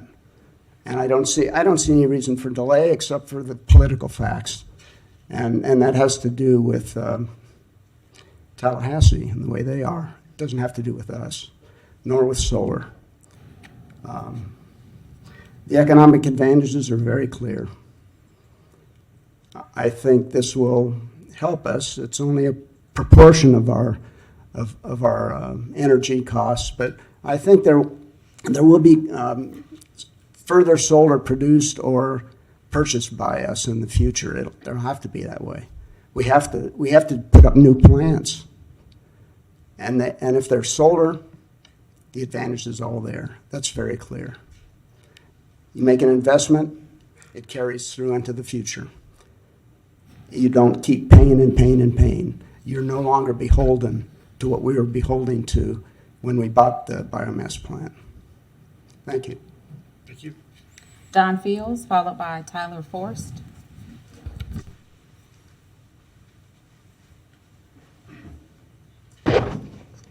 Thank you, Don Fields. Solar is the place that we're heading now. It's not, and it is generally renewable. I mean, it's new, renewable, and sustainable. What's not known about solar is that exactly what are the costs of putting the solar field in and generating the solar cells that actually collect things, collect the sun's power and converts it to electricity. Since that's not clear, we don't really know what the carbon footprint of the solar is for making the elements that go into building the solar panels. And then the thing that I'm worried about is we're counting on the biomass plant to be a renewable, and it is not carbon neutral. It is renewable by law, but it's not necessarily carbon neutral. So we have to consider that in the future, that it will have to be replaced. It's not clear to me. And what was it,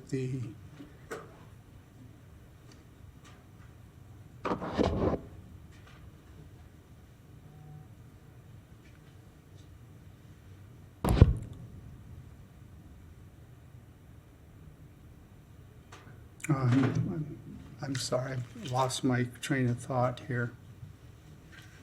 I'll have to wave, sit down.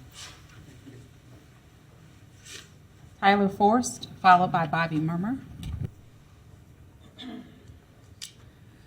Mr. Mayor, Commissioners, thank you for allowing me the opportunity to speak. I'd like to encourage you, I really would like to echo what Mr. Wheeler and Mr. Shapiro said in general. However, I do have one additional concern. I'd like to encourage you to communicate to Origis that there is a desire among the community and the members of the legislature, although I hear that they will have the unredacted copy, to remove the trade secrets clause in just this agreement. I would also believe it would benefit our community if they were to come and give a presentation. Maybe that might help with some of the issues that there are around understanding the associated costs. And they could also demonstrate, as the presentation did, that they do have quite a few projects throughout the state. So this isn't a new thing. And it would also hopefully help dispel any concerns about it being a biomass number 2, which I don't believe it would be. Again, I'm not opposed to the agreement. I just don't want to give enemies of public utilities another cudgel, because as I've said before, the community will not accept selling off GRU. So we will need to continue to generate power, and it certainly makes sense to do solar in the Sunshine State. I hope Origis will take this request seriously, because it could threaten their reputation beyond just Gainesville. Thank you. Thank you. Bobby Murmur, followed by last speaker, Joe Beatty. Hey there, Bobby Murmur. speaking on behalf of myself, not either of my employers. So I agree with Tyler Forst, and I agree with Mr. Wheeler that this is a good deal. I don't want to see this deal killed. However, we are in a very tight spot with JLAC, so I want to reiterate Tyler's point that it is worth asking and trying to convince, or just of the necessity of removing the trade secrets clause for our community to show JLAC members that we are serious about taking their concerns seriously. Again, I don't want it to lead to killing the deal, but there's going to be, if you accept the staff's recommendation, you will be having conversations with stakeholders, and that should definitely be part of the conversation. That's all we are asking for. Second, we hear a lot about all these contracts being redacted. I trust that. But it would be helpful for some in the community. Not everyone's going to be satisfied by this, of course. You're never going to win everybody over. But print all the contracts out, show everyone that they're redacted. Send them to Tallahassee, right? Show them that, we're not doing anything weird here, right? We need to do that. So that's all I have to say. On this subject, and I know I'm breaking protocol, but Mr. Fields has been waiting for a very long time. He lost his train of thought, so I think it would be cool if you guys let him come up and use the remainder of his time. Thank you. Mr. Fields, if you'd like to do the extra minute, go ahead. Yes, my final thought was just simply when and how does GRU actually get into the solar business themselves? In other words, we own the solar power plant. And have a plan to make it sustainable or whatever replaces that technology in the future.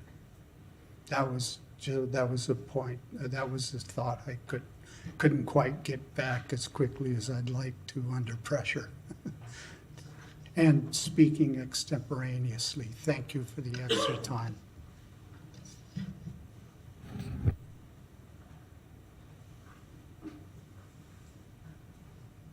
Joe Beatty again.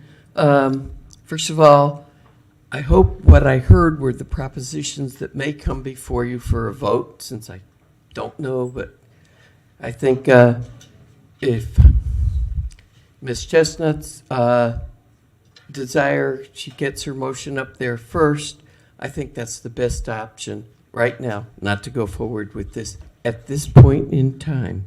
Then should that fail, I think that the staff recommendation absolutely should be voted on. Just to give a little bit of a couple of other comments on this, the redactions in the trade secrets. When the biomass started, the RFP said if anything is redacted and it comes to any of the proposals, they come into GRU and they look at this and they don't think these are trade secrets, they would send it back and the proposer would have the opportunity to unredact and resubmit. Otherwise, they weren't going to be accepted. During the biomass, the one that was eventually chosen was highly redacted, and they kind of changed the rules in the middle of the game. And then it was, well, if you leave it redacted and somebody challenges it, then you're going to have to defend it, which really put the burden on us to try to get what are purported trade secrets unredacted. And I think that's wrong. I think the city should be protecting us.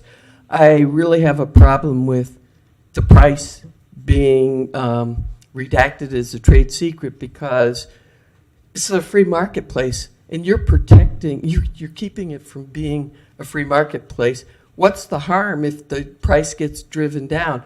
The big corporations may be harmed, but you're harming, the citizens by allowing this and not challenging these. And maybe if some of you had been involved or had read things and knew what the procedures were before, that's the other thing. I was in the room the day that you say that Gainesville decided to this 2045 goal, it was like new. 7 people decided on that goal and keep attributing it to the entire community. It was never discussed. And during the coal plant, when they were talking about building a coal plant, there were a lot of good ideas that went back, including distributed solar, having the solar on homes and like a feed-in situation where it would be close to be where it's being used. Transmission of electricity, as I understand, you lose it over the distance. I think there are other good options. I hope you do one of the two, either Ms. Chestnut's or the staff recommendation. Thank you. Madam Clerk, is that all? All right, Commissioner Chestnut. Thank you, Mr. Mayor.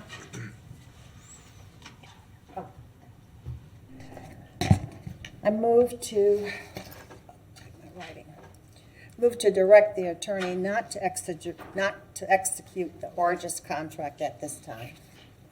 You want to direct the general manager? Yeah. Oh, the general. Oh, true. Well, the attorney would not accept it anyway. Right. Move to direct the general manager of utilities not to execute the Origis contract at this time. Is there a second?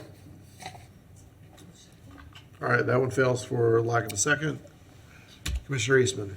Oh, well, then I guess I will move to accept staff recommendation. Second. This additional recommendation? Is that what you're talking about? What's on the board? Yes, what is on the board? So the one that's titled additional recommendation. And I'll second. Second. Okay, so there's a motion and a second to accept additional recommendation number 1. Commissioner Sacco. Oh, it was. Okay, all right, seeing no further lights, all in favor say aye. Well, hold on, Commissioner Book. I got it in just under the wire, Mr. Mayor. I just wanted to say, I think what might be positive about this additional recommendation is, once they come back on April 20th, we can at that time say, we don't like it, it's not acceptable, stakeholders weren't for it, and we could still actually decide at that time. So it's a palatable motion to me. Thank you, Mr. Mayor. And can I just make one? Yeah. I think a lot of things happened during the course of the biomass plant. When I hear the critics that were critics at the time coming back and saying what they see as the overarching story of this, it was that commissioners should have done a better job of listening to professional staff, listening to experts on this, and taking the financial realities of what those experts were telling us very seriously instead of going for ideological goals. And I believe that by what I heard from staff here today is exactly that. I believe that by moving forward with this, we are listening to our staff who are telling us this is the cheapest, most financially sustainable way to move forward. And so that's why I am voting in this particular way, because I think that that is a good criticism. If that, I know that a lot of things happened during that time period. So that's why I made the motion here today. Thank you. Okay, thank you, Commissioner Eastman. Thank you, Commissioner Book. All in favor, say aye. Aye. Any opposed? All right, that motion passes unanimously. Here's where we're gonna manage the agenda a little bit, because I know we have folks here to do the pledge and to do proclamations. We're gonna do that. Then we're going to do the truck radio system, and then we will have dinner. So let's bring the Girl Scouts in and do a pledge.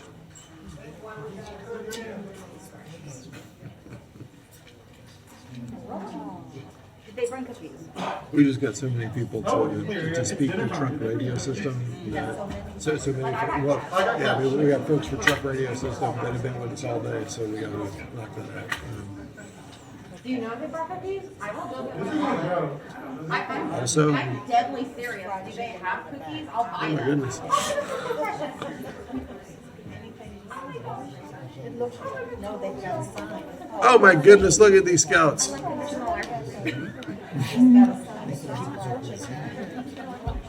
no kidding. Hey, Don,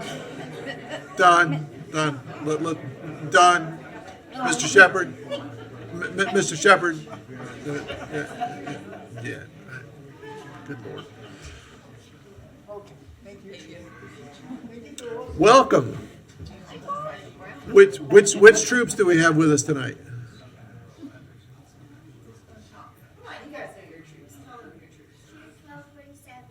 1247, 2315, 2370, 709. I love it. In tandem. All right. Very good.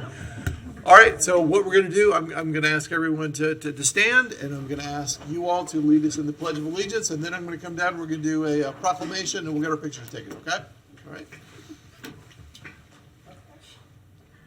I pledge allegiance to the flag of the United States of America and to the republic for which it stands, one nation, under God, indivisible, with liberty and justice for all. All right. Do y'all want to do the Girl Scout promise? Yeah. Why don't y'all do that? Love to hear it.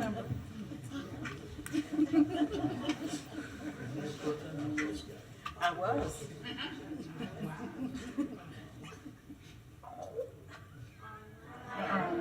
I will try to serve God and my country, to help people at all times, and to live by the Girl Scout law.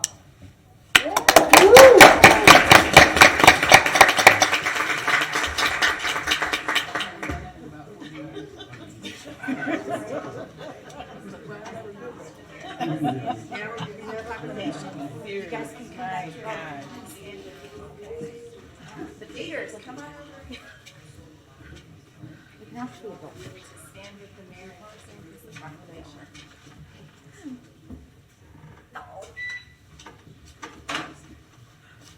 Okay. I want to tell you again, I'm so impressed. You guys did great. Thank you. We have a proclamation that you all will leave with, and we can get extra copies of it for each troop. We'll get them passed out to you. City of Gainesville, Florida, Office of Mayor Harvey Ward Proclamation. Whereas on March 12, 2023, it will mark the 111th anniversary of Girl Scouts of the USA, the largest and most impactful leadership program for girls in the world. And whereas today, more than 50 million women, trailblazers, visionaries, and leaders are Girl Scout alumni who have made the world a better place.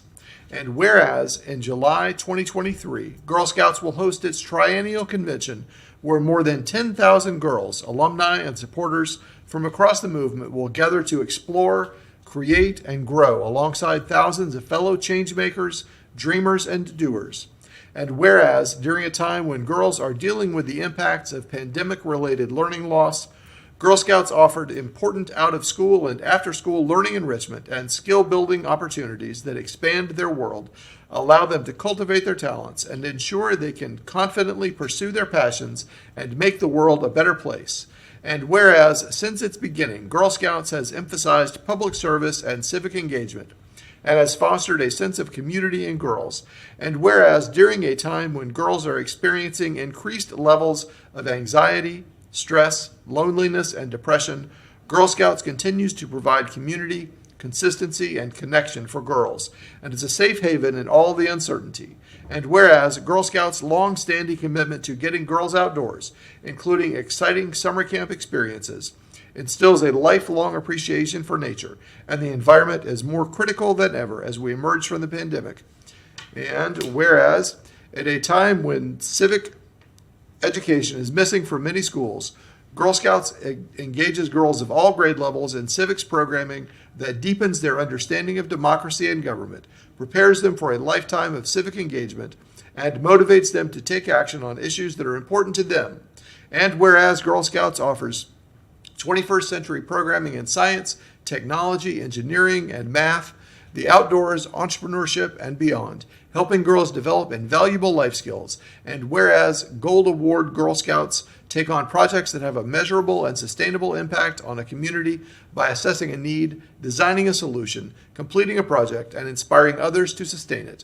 And whereas, as a member organization of the World Association of Girl Guides and Girl Scouts is part of an international sisterhood of 10 million girls and young women in 152 countries, and is committed to offering girls more opportunities to engage with communities worldwide, making meaningful global connections and explore global citizenship.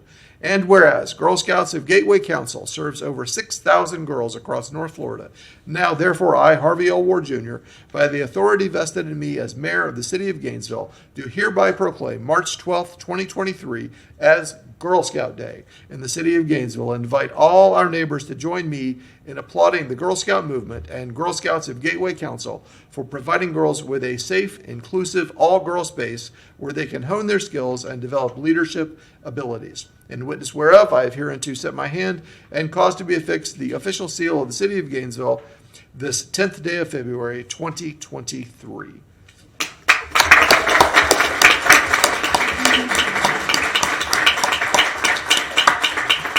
So let's come around front here and get a picture together.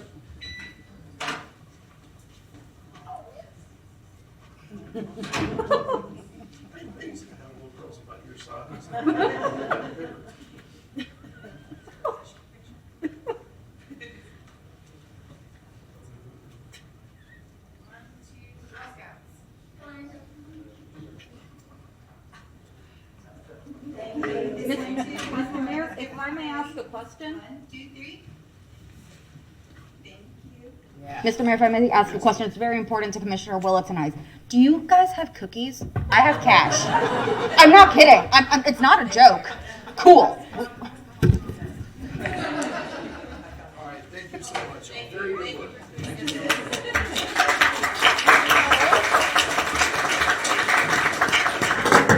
Mr. Mayor, if you don't mind, I'd like to make a quick statement Yes, while the young please. ladies are Yeah. still here. And Hold on, hold on. While their leaders are still here, I just wanted to say that I know firsthand what an incredible experience it is to be a Girl Scout. And when you all walked in here, I remembered the days. I went back. I was a Girl Scout or a Brownie before there were daisies. That tells you how long ago it was for me. But I remember the invaluable experience that it was. I remember the joy that I used to have waking up early on Saturday mornings to go to meetings, going camping, et cetera, et cetera. It is such a thrill to know that this organization is still going strong because I understand what it means in the lives of so many girls, especially today. And I have to tell you, I was stunned that I could still remember the pledge. Because it was about 40 years ago when I did it. But thank you so much, young ladies, for being here today, and all the best to you. Thank you, troop leaders, for continuing this great work. Thank you.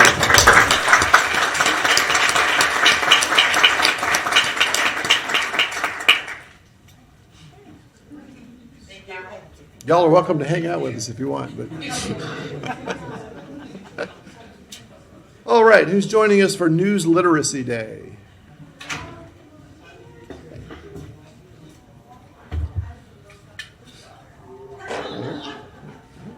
Very good. Okay, whereas we recognize that misinformation is dangerous and that a national movement around news literacy is necessary, and whereas when equipped with accurate information, people have the power to protect the things that matter to them most, and whereas our future depends on accurate information, and whereas misinformation is a nonpartisan issue that affects every sector of our society, including health and voting decisions, and whereas lies are told for power and for profit, and each of us has a duty and responsibility to defend the truth and to defeat the lies, and whereas the city of Gainesville stands firm in our commitment to stop misinformation, we stand united against misinformation and ask every person to get the facts before they act. Now, therefore, I, Harvey L. Ward Jr., by the authority vested in me as mayor of the city of Gainesville, do hereby proclaim March 3rd, 2023 as News Literacy Day in the city of Gainesville and invite all our neighbors to join me in recognizing that the truth will always prevail. It just takes a while sometimes. In witness whereof, I have hereunto set my hand and caused to be affixed the official seal of the city of Gainesville, Florida, this 23rd day of February, AD 2023. Thank you.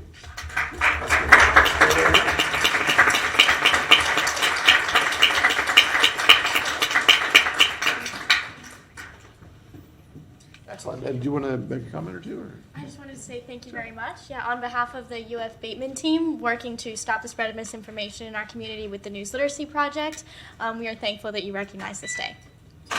Very good. Thank you.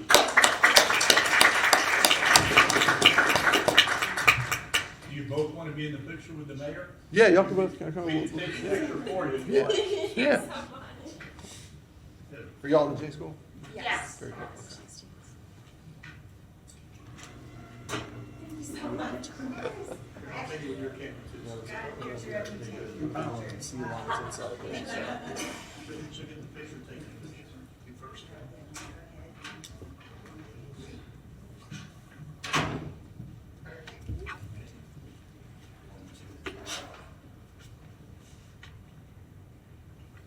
Thank you so much. Thank you. Okay, Gideon Day.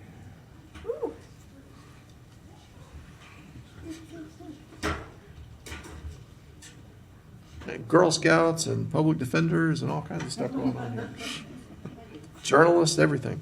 All right, whereas Clarence Earl Gideon was charged with breaking into a Florida pool room on June 3rd, 1961, and stealing coins from a cigarette machine. He asserted his innocence, and whereas Gideon's request for counsel was denied, and the 51-year-old drifter with an 8th grade education defended himself against the legal case presented by the state's prosecuting attorney. He was convicted and sentenced to 5 years in state prison, and whereas Gideon submitted a handwritten petition to the United States Supreme Court from his Florida prison cell located in the 8th Circuit, arguing that the United States Constitution does not allow poor people to be convicted and sent to prison without legal representation. And whereas on March 18, 1963, the Supreme Court unanimously ruled that Gideon's trial and conviction without the assistance of an attorney was fundamentally unfair and violated the 6th and 14th Amendments to the United States Constitution, holding that in our adversary system of criminal justice, any person hauled into court who is too poor to hire a lawyer cannot be assured a fair trial unless counsel is provided for them. And whereas at his retrial, with the assistance of an attorney, Clarence Earl Gideon was acquitted. Whereas pursuant to the Supreme Court's mandate, the Office of the Public Defender, 8th Circuit, was created and has been serving our community for 60 years, standing steadfastly by the principle that the quality of justice people receive should never be determined by the amount of money they have. And whereas assistant public defenders zealously represent each and every client, providing high-quality representation despite enduring high caseloads and underfunding, and through their work protect the constitutional rights that we all hold dear. Now, therefore, I, Harvey L. Ward Jr., by the authority invested in me as mayor of Gainesville, do hereby proclaim March 18th, 2023 as Gideon Day in the city of Gainesville, and invite all our neighbors to join me in the commemoration of the 60th anniversary of the Supreme Court's decision in Gideon v. Wainwright. In witness whereof, I have hereunto set my hand and caused to be affixed the official seal of the city of Gainesville, Florida, this 28th day of February, 2023.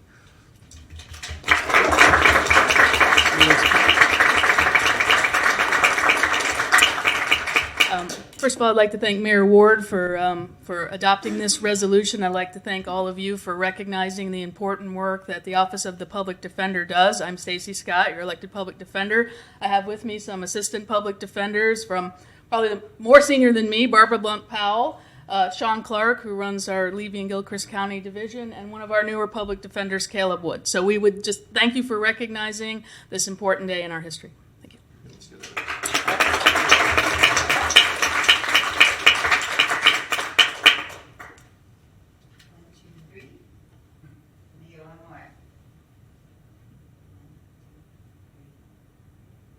Excellent.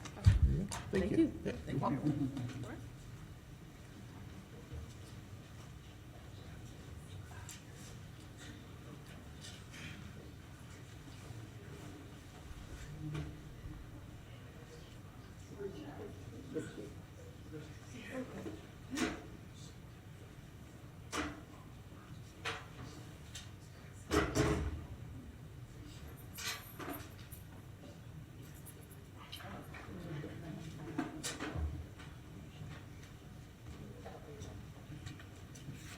Okay. Madam Clerk, do you want to call the next item? And we will, I promise, after we finish this item, go ahead there. Absolutely. Our next item is 2023-209, potential sale of the public radio system to Alachua County, with a recommendation that the commission direct the GRU general manager to work with Alachua County to develop an agreement for the sale of the public safety radio system to be brought back to the city commission for final approval. The UAB does recommend that the city commission approve the staff recommendation. Mr. Mayor, Commissioners, so Lewis Walton, he's our GRU officer. I won't say some of the history because he's going to go back through some of the history and where we are today. And also wanted to recognize Chief Theus. He is here from Alachua County, who we've been working with. I've been working with for the last year, but others have worked with for years and years and years. And so with that, I'll let Lewis kind of give the history and then where we are today.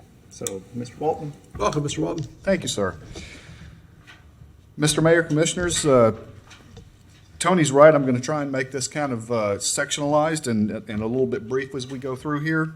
I was told that there's a mouse. There's a mouse. A couple of things that we're going to hit on today. This has been a matter of discussion for years and years in different ways as it's kind of evolved. I'm going to go through and talk about a few things. Number one, kind of the legal position regarding the sales of an asset, because that's something that we have an ordinance that we need to be aware of. Brief history of the system and the events that have brought us here today. Then we'll talk about some reasons the staff considered a sale to the county to be possible and go over some strategic considerations that make selling the system beneficial. We'll then discuss the outcome of our discussions with the county staff, including pricing and transitional terms and the benefits we believe the agreement will provide. Then, of course, there are fiscal details that frame some of the decisions we'll make today, and I'll provide staff's recommendation for the commission to consider. So I think first thing that happens is that we probably need to know what TRS and public safety radio is. So it's a radio system that police, fire, GRU, other first responders, public works uses to communicate. It generally goes through a dispatch center of some type at one of those places, but it's effectively an 800 megahertz system that can only be used for those purposes, can't be used for commercial purposes, and it's an antenna that sits on top of a tower and a piece of equipment at the bottom of the tower that's effectively a computer that's tied into other computers so that it can transmit and it can receive just all of those calls. So fundamentally, it rests on our communication system and allows the police and fire to communicate and interchange information. Let's talk about why that's important. It's important because Gainesville has an ordinance that restricts the selling of certain assets that would materially impact the capacity of GRUCOM to distribute telecommunications services without a referendum. So the question becomes is whether or not the sale or disposal of the trunk radio system materially impacts our ability to do that. Although this is a radio system and it's used for communication, it is not part of GRUCOM's core telecommunications system, but it does rely on our telecommunications system to effectively transmit data back and forth. So the short answer here, after working with legal, and thank you for the help, sir, the short answer here is that after legal review, the public safety radio system does not reduce our ability to provide telecommunication services outside of this non-commercial system. And as a matter of fact, all of our telecommunications products and services will be available regardless of the disposal of this and sale of this system. So now I'm going to briefly go over the history of the system and events that relate to how the city and the county got to this point of discussing a potential sale. System has a really long history going back to 1999. It's when GRUCOM built the system in the first place. Subsequently, the county and other users, UF and other municipalities, wanted to use the radio system. And so a 20-year interlocal agreement was developed. And from that came a body of a group called the Radio Management Board. It was really a body of users that effectively worked together to make sure that the system was up to standards and needs. So that went on until around 2015, and at that time the RMB wanted to upgrade the system to a new national standard called Project 25, P25. It was it's a more digital platform, and it's one that allows interconnection in between different systems. So you can effectively come from New York with your radio that works on this system. It can be activated, and you can talk with our our first responders. So you can imagine how helpful that would be in a hurricane or anything else. So after that request, the one thing that kind of stood in the way of being able to move forward is we really didn't have enough cash flow that was being generated by the arrangement and by that system, because people were paying in, but there was not enough money to effectively go out and do the upgrade. So we took a little bit longer term look, and the city and county decided to fund 2 studies. One of those was for more immediate needs, and a second study that identified the user's future needs and wants of the system going into the future. So what came out of that? The studies were conducted, recommendations were provided. You see those here at the top of the slide. Primarily a new governance structure, because one didn't really exist except for the interlocal agreement. Reevaluating the terms of the interlocal agreement, and most of that was around trying to develop a sustainable funding mechanism for it. You needed to be able to save money for it for the future, and you needed to pay for today. So once those recommendations from those studies came out, GRUCOM proactively funded the upgrade in the interest of public safety. The upgrade needed to be done. When we were looking at that option, both the county and city commissions offered their support to pay and fully fund the system going forward. So once the interlocal agreement was finished, that 20-year agreement, we were going to transition to a new agreement, and both bodies agreed that it needed to be supported because it was such an important and critical system. So we then assembled the major users and worked towards an agreement that would support the upgraded system and allow for the future needs to be addressed as well. Beyond the upgrade of the system, there were still some other issues, such as further expansion of the system to improve coverage in some of the more rural areas of the county. Right now, we've got about 95% coverage inside throughout the county, inside of a number of buildings, even to some degree. But there's still some places where it lacks. And that is, of course, an interest as continued growth takes place. So our discussions continued through the expression of the initial agreement, and when there was very little resolution to address the issues and all of the users' issues, GRUCOM proposed a solution to keep those discussions moving. Unfortunately, without really resolving the potential for expansion, it left a big hole, and the county still did not have the basis for a new long-term agreement. We did not have the basis for a new long-term agreement. GRUCOM still needed to pay for the service. So we implemented terms and conditions that effectively made us whole on the recent upgrade and charged at cost for operating the system, so we could at least recover the cost, which was always the most important part. At this point, it was all a GRUCOM expense. It was recovered through fees to the users, and it was under recovering until we made this change. When we made this change, it then became a fully recovering system, at least from a cost perspective, and it was able to be adjusted year after year. As mentioned, there were still some areas of difference, so we entered a process with the county to resolve those issues, primarily how the bills were calculated and what mechanisms there were for expanding the system. And that was a 164 resolution process. Thank you. Need cue cards. Make sure I'm still on the right one. So we went through that 164 resolution process, and we ended up in a place where we made a couple of modifications and extended this agreement for a couple of years, and were able to continue to fund it. But eventually, the county wanted to do something different, and they asked about purchasing the system. And the city was open to that discussion. So Mayor Poe effectively allowed us to answer affirmatively that we'd be happy to talk to them for some mutually beneficial terms and conditions. So, why sell? There were some really good reasons to consider a sale to the county. A county-owned model is really standard, and it's generally funded through taxes. So you've got this public safety system that does need to be supported, upgraded, and function properly. GRUCOM was the exception. It was kind of the square peg in the round hole. We had to fund it ourselves, then hope to recover the cost associated with that.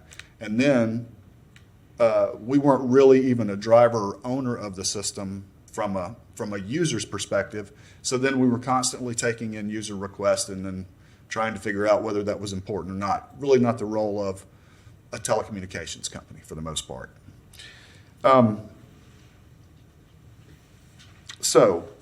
Our initial arrangement, like I said, was really a square peg in a round hole, and it really got in the way of comprehensive planning and funding for the system. Is what it effectively came down to. Public safety communications is a fundamental element to all agencies across here and their ability to respond and effectively protect our communities. So a comprehensive approach to communications is a high priority for all of our communities. That's the overarching goal for all of us. There was a precedence for the city and the county to work together. There had been a successful venture with the Combined Communications Center, which is actually kind of part of this system, does all the dispatching there. And in meeting with city staff, we felt confident that that arrangement had worked in the past, so we felt comfortable to pursue what could be another arrangement like that.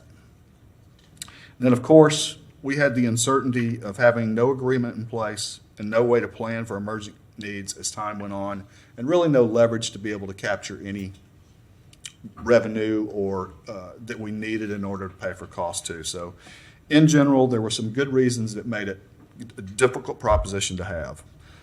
All these reasons supported the idea that we really needed a good long-term plan to support public safety communications in our community. There's also some strategic thoughts here that needed to be dealt with. There were a number of reasons that the sale could fit into some longer-term goals for the city. Achieve GRUCOM's financial goals while providing some further benefit to the core telecommunications system businesses. First of all, a sale could gain a significant payment against debt.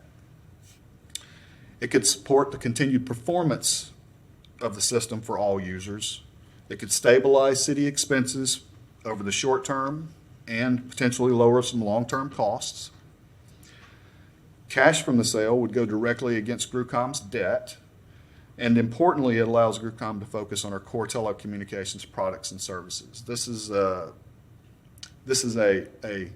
time-intensive effort, effectively, for GRUCOM.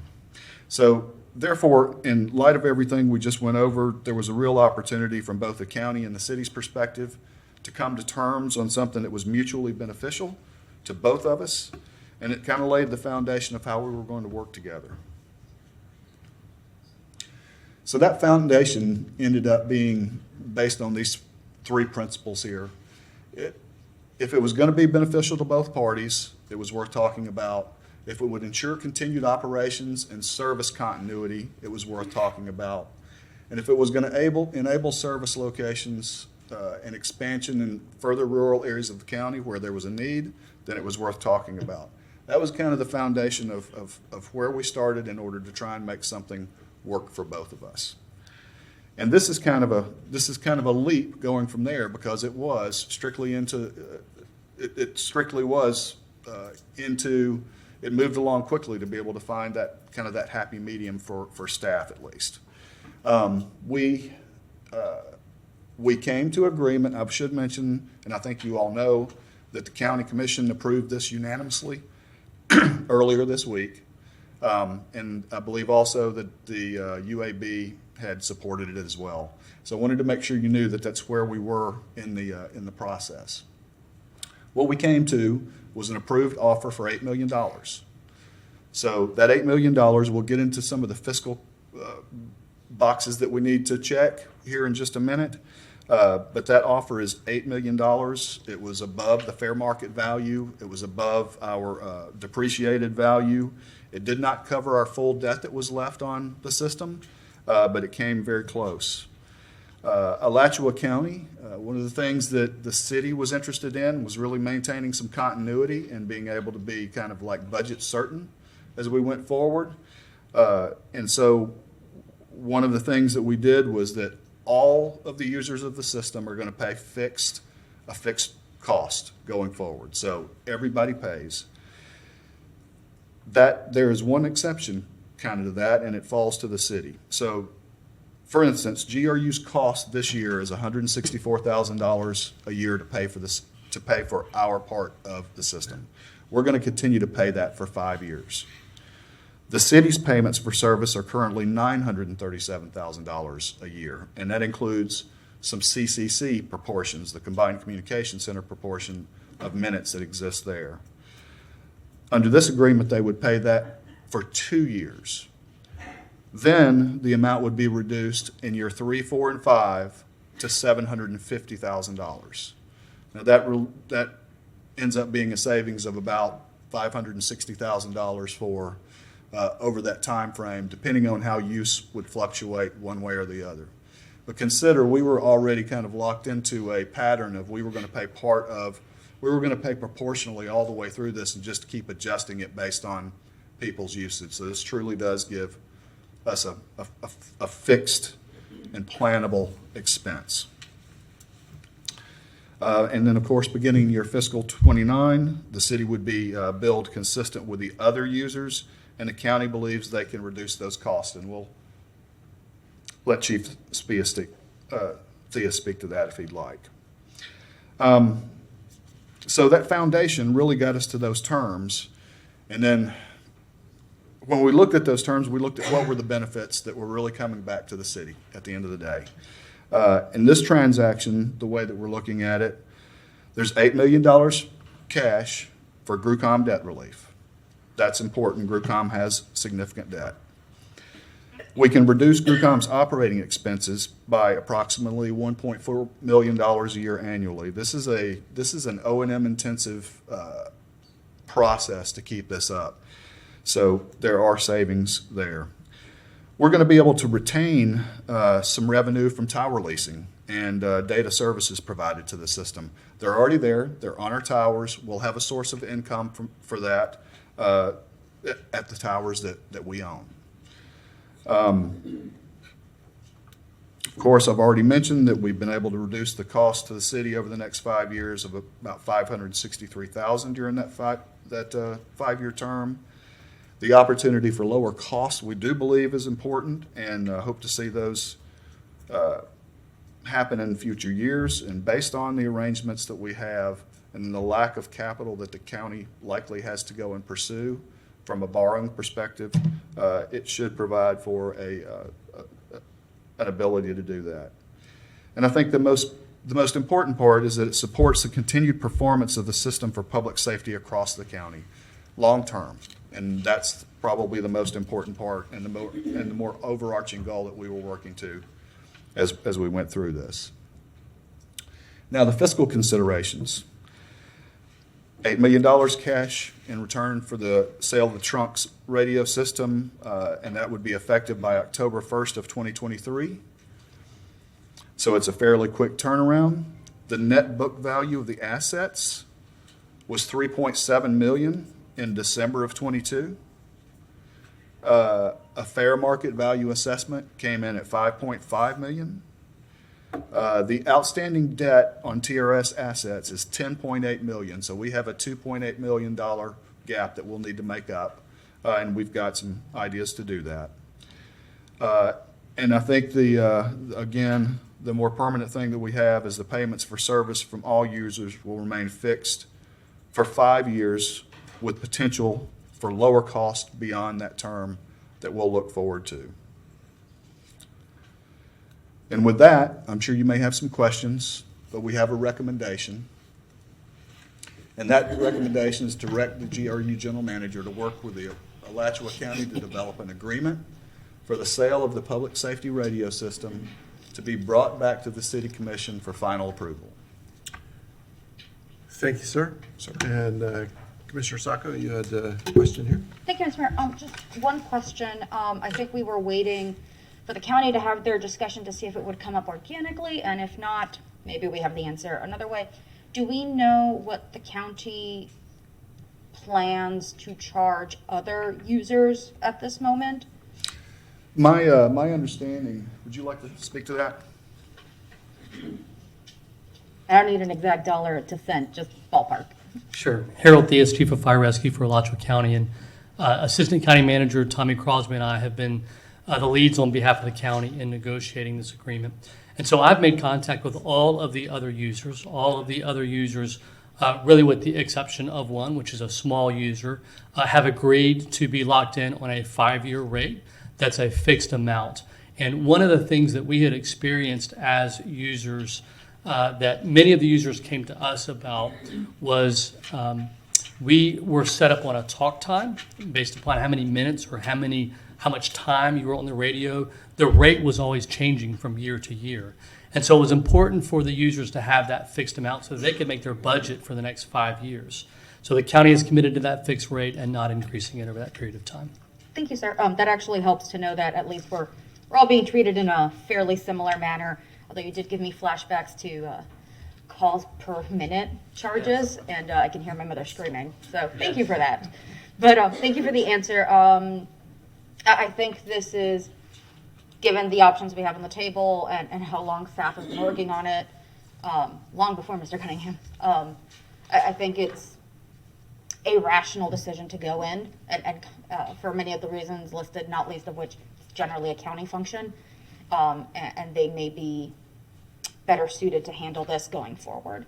So I have no objections, but I'm ready to hear from the public. Yeah, let's go ahead and hear from the public, and we'll come back to the dais. Okay, our only speaker thus far is Angela Castile.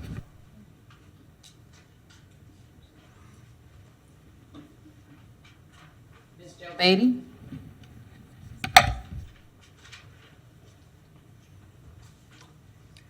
Thank you, Joe Beatty, and thank you for that presentation. I guess what I understand is what you're going to vote on today is just whether they should send this to memorialize it in an agreement that you'll be addressing later. Okay, so it sounds like a good plan. One of my questions is, and I would like it to come back at least next time. There's no mention, it says that it'll go to debt. I think there should be some specificity. You've got lots of debt, and whether it's going to go specifically to the loan. I assume there's some kind of loan against this equipment and that. So I just think that when you do things like this, it really needs to be out there in a part of the motion exactly where this money is going to be placed, what debt it's going to reduce, and that it's not just going to sit as has been done before with an infusion of capital. You've held it and just paid payments on it. I want to know that that's all going to go directly to principal, and that should be specified in the motion, and probably in the motion today, and definitely in the motion when you bring it back to finalize it. So that's my comment. Thank you. Thank you.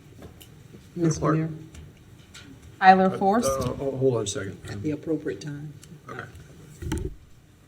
Tyler? Mr. Mayor, Commissioners, thank you for bearing with me again. I'll be super quick. I really support this. I hope you do too. It sounds like a great deal for us. Maybe not so much for the county, but that's their problem, and they already voted for it. So I encourage you all to vote for it. Again, great deal, and we leave with a minimal amount of debt, which is particularly important right now. Thank you. Thank you. Anyone else? Okay. Madam Manager? Mr. Mayor, members of the commission, as these conversations have evolved, at least over the last year and a half that I've been here, Chief Scott, Chief Dixon, Field Man, all of them have been involved in the conversations. And as we move towards the deal that has been struck between the city and the county and GRU, Sue Wong from our finance department has been very involved as well.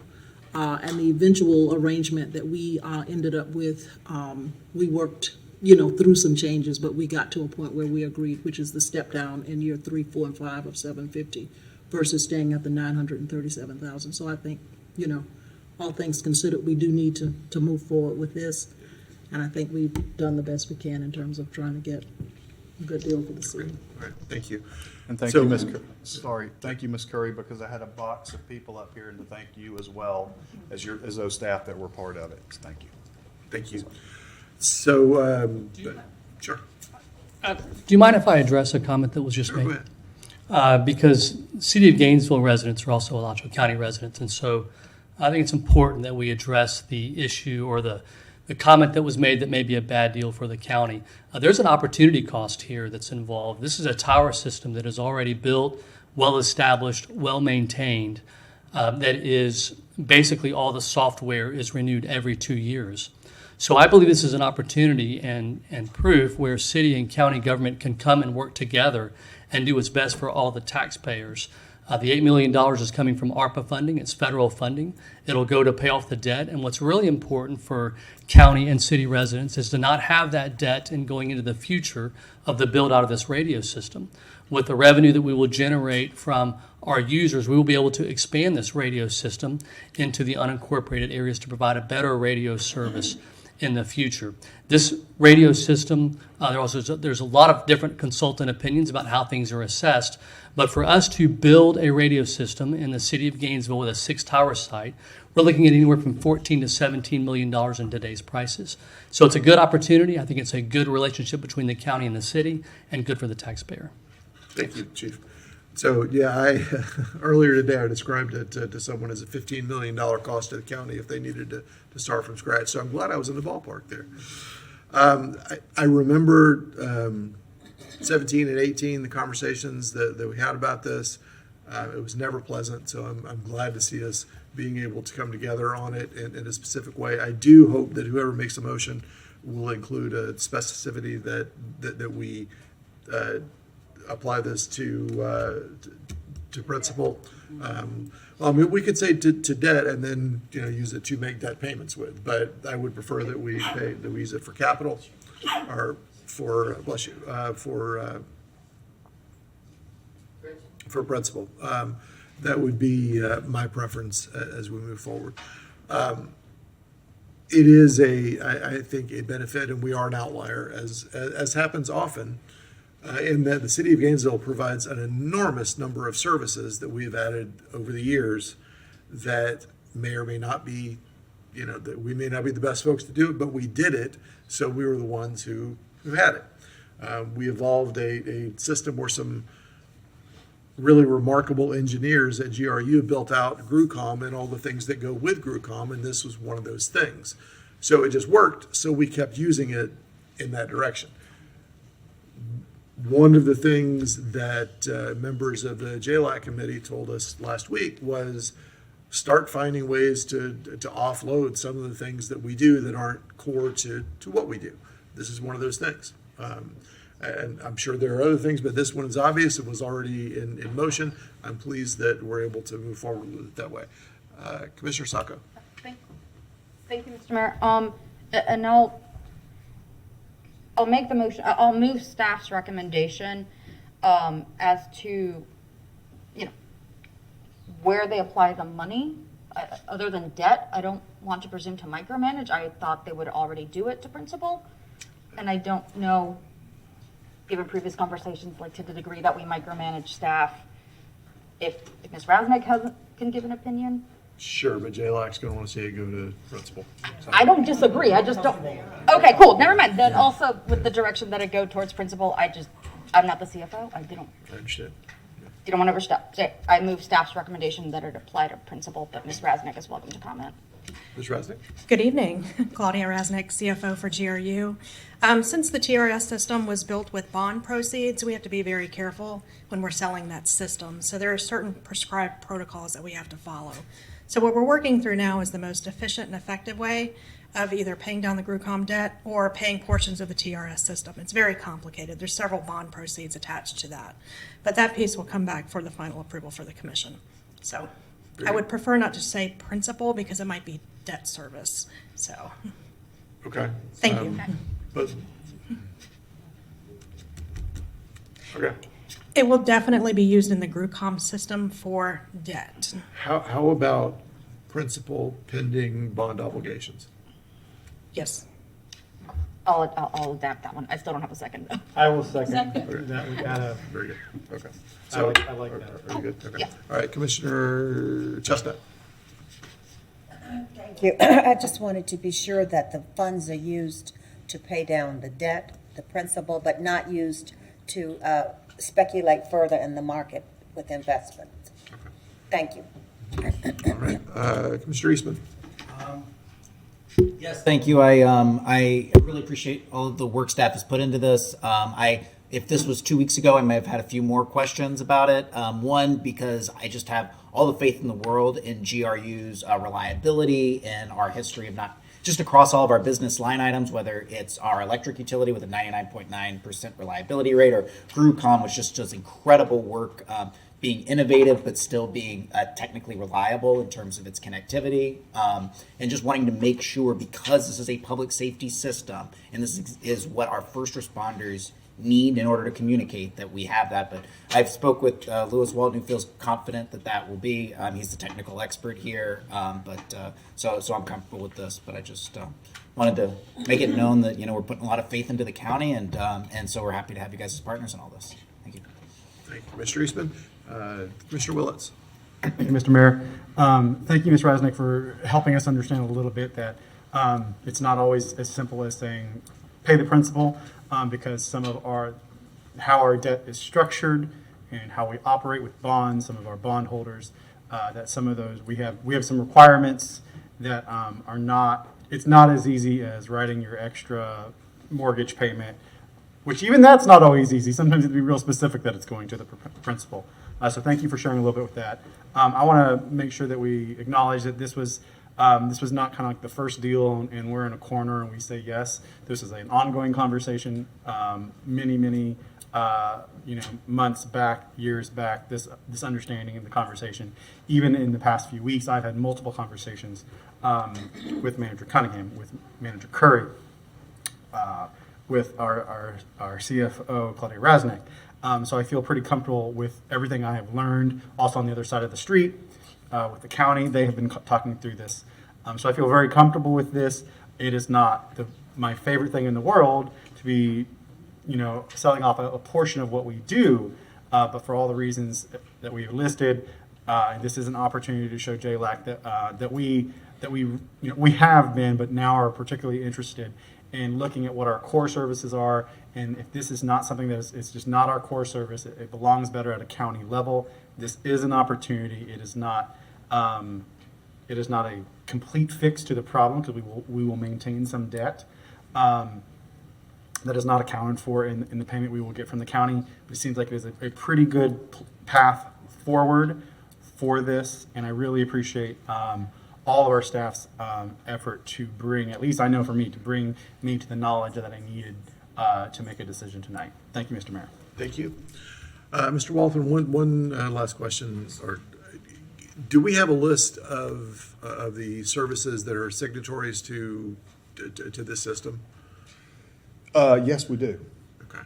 So I can try and go by memory, and you might be able to help me out. We have the city of we have Alachua County, GRU, the city of Gainesville, police department, fire, Alachua County, fire, the sheriff's office, city of Newberry, city of Alachua, High Springs, and Santa Fe College. UPD. Thank you, UPD. UF is on this. And there are others, UFL, some smaller ones that kind of maintain desk Gotcha. options. Okay. I wasn't entirely sure about UF, and I wanted to be sure about that. Okay. They have been a long-time customer, one of the primary ones. Great. Okay.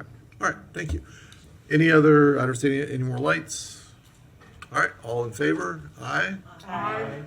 Any opposed? All right. That passed unanimously. We will come back from dinner at 7:05.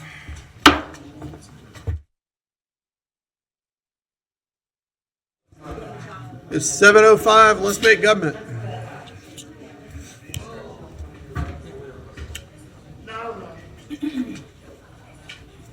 Welcome back. Madam Clerk, let's do early public comment, and then we'll go through the rest of the agenda. Okay, our first speaker for early public comment is Craig Brashear, followed by Tana Silva. Good evening, Mr. Mayor, Commissioners. I'm representing an item later in the agenda, and I was going to ask you to consider an agenda modification because the items pretty much that are left are all city initiated. This is a private initiated item. It is 2022-703. It's the second reading of a rezoning. So I would appreciate your consideration for moving that up as you see fit. Madam Clerk, Mr. Attorney, are there any reasons that we couldn't do that? Okay. All right, we'll move that first after we finish early public comment here.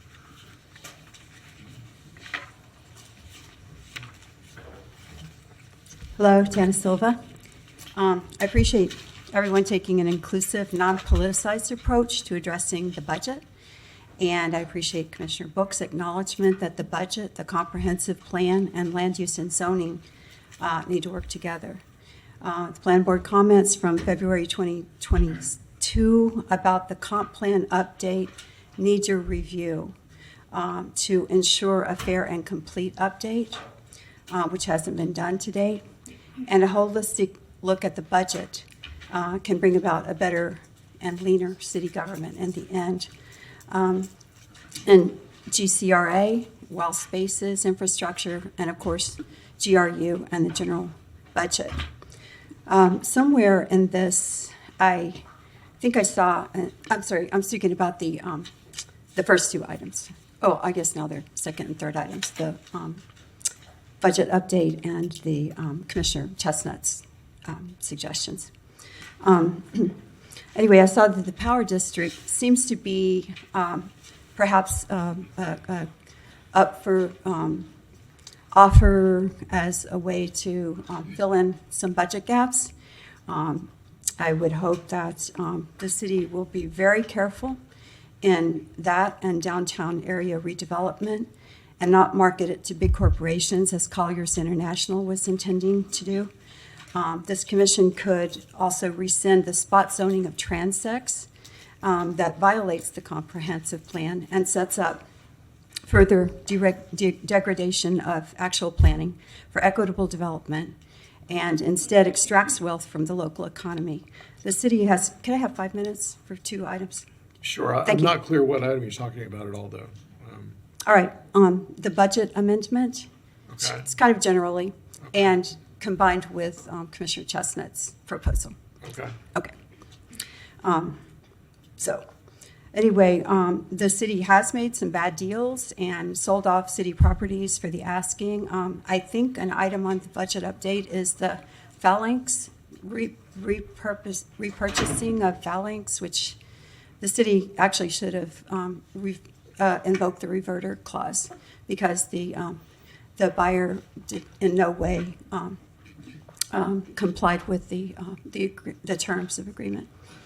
And anyway, when Colliers was supposedly marketing the Power District properties, they said the city would be on the hook for environmental cleanup. So that's another consideration. And the 2013 Power District plan for greatest public benefit was an afterthought, as it is in the UF's downtown plan. And already staff interprets UF downtown plan to spend money on Flacos instead of doing what the commission voted on, reopening Northwest 2nd Street and letting Flacos use the existing sidewalk. Somehow that has morphed into an expensive project that rose to the top of public works priorities. Staff decided spending a lot of money and time was needed to fulfill the downtown plan. Well, I have a lot to say about that too, but I want to move on to Commissioner Chestnut's, new phone that I can't stand. Commissioner Chestnut's proposal about seeking pilot payment in lieu of taxes from UF. It's past time to get UF out of city government and get an accurate accounting of how much the so-called partnership of February 2017 has cost the city for what in return. Beginning about 2009 and 2010, UF boosters were all about the innovation economy, and Gainesville becoming the next Silicon Valley, the next Austin. The area between campus and downtown was going to spring to life with the creative class as brain drain ended and UF grads would stay here to live, work, play near their alma mater rather than go out into the world to pursue their careers and lives. After infusion of millions of tax dollars, the Innovation District hasn't panned out as it was touted. July Thomas sums this up well in a quick campaign video last year. UF officials have blamed a lack of restaurants, push to move the airport halfway to Ocala, and other implausible ideas. A large swath of government-owned property east of campus and along West 6th Street remains a commercial dead zone, generating no taxes. The previous property appraiser challenged UF and got some properties back on the local tax rolls. Since then, UF and its affiliates have taken more valuable properties off the tax rolls. UF has gotten large tax refunds, and city and county approved a campus development plan that doesn't benefit either. UF, with its deep pockets, outbid everyone for the nationwide property, bought large apartment complexes, is getting 500 acres for free off Parker Road for golf courses, and announced $4.5 billion in gifts over 8 years. Okay, one last sentence. Why should local taxpayers subsidize UF's off-campus ventures and plans? Adding insult to our UF officials saying the city has to be different for UF's glory, and worse are local officials promoting UF's interests. Gail Johnson researched pilot a few years back but faced resistance on it. Good luck getting somewhere with it now. And in the meantime, please be the commission that, again, holds UF at arm's length and looks out for city's interests first and foremost. Thank you. Anyone else? Okay. All right. Let's go ahead and take. Which item was it? 703. On page 10. Item 2022-703, Quasi-Judicial Rezoning, LD 22-84, located at 4100 Northwest 16th Boulevard, with a recommendation that the commission adopt the proposed ordinance. Do we have a presentation or anything? Sorry, let me read it.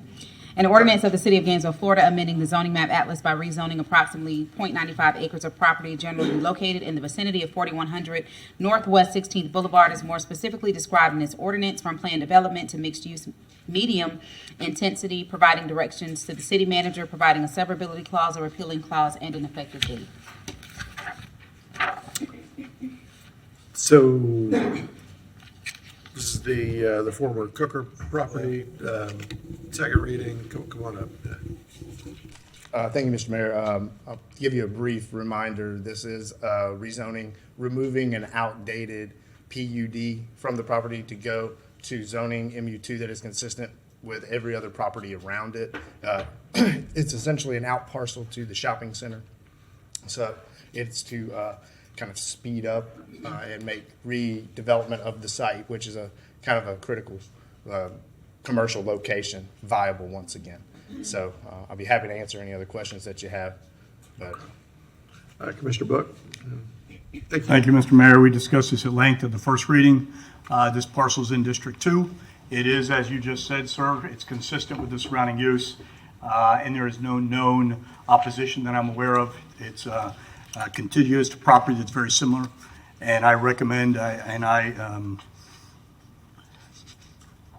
what is the number? I lost the track of it too. It's That's what I was trying to find on the it's sheet. 2022-703. Thank you. I move for 2022-703 that we support staff recommendation and adopt the proposed ordinance on second reading. Second. All right, we've have a motion and a second for to adopt 2022-703 by title only on second reading. I see no further lights. Anyone from the public?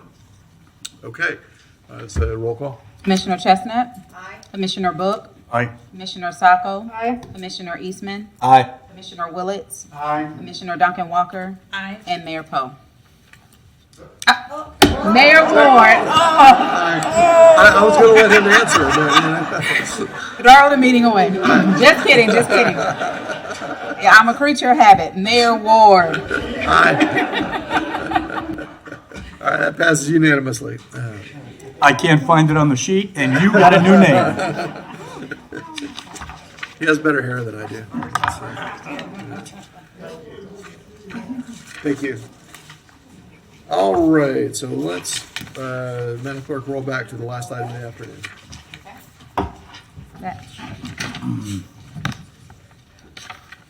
Page 7, 2023-233, Commissioner Duncan-Walker, letter of support for a community benefits agreement for the East Gainesville Clinic project with the recommendation that the commission discuss and direct the mayor to draft a letter to the Board of County Commissioners requesting that city and county staff work with East Gainesville community and the University of Florida Health to create a community benefits agreement for the East Gainesville Clinic project.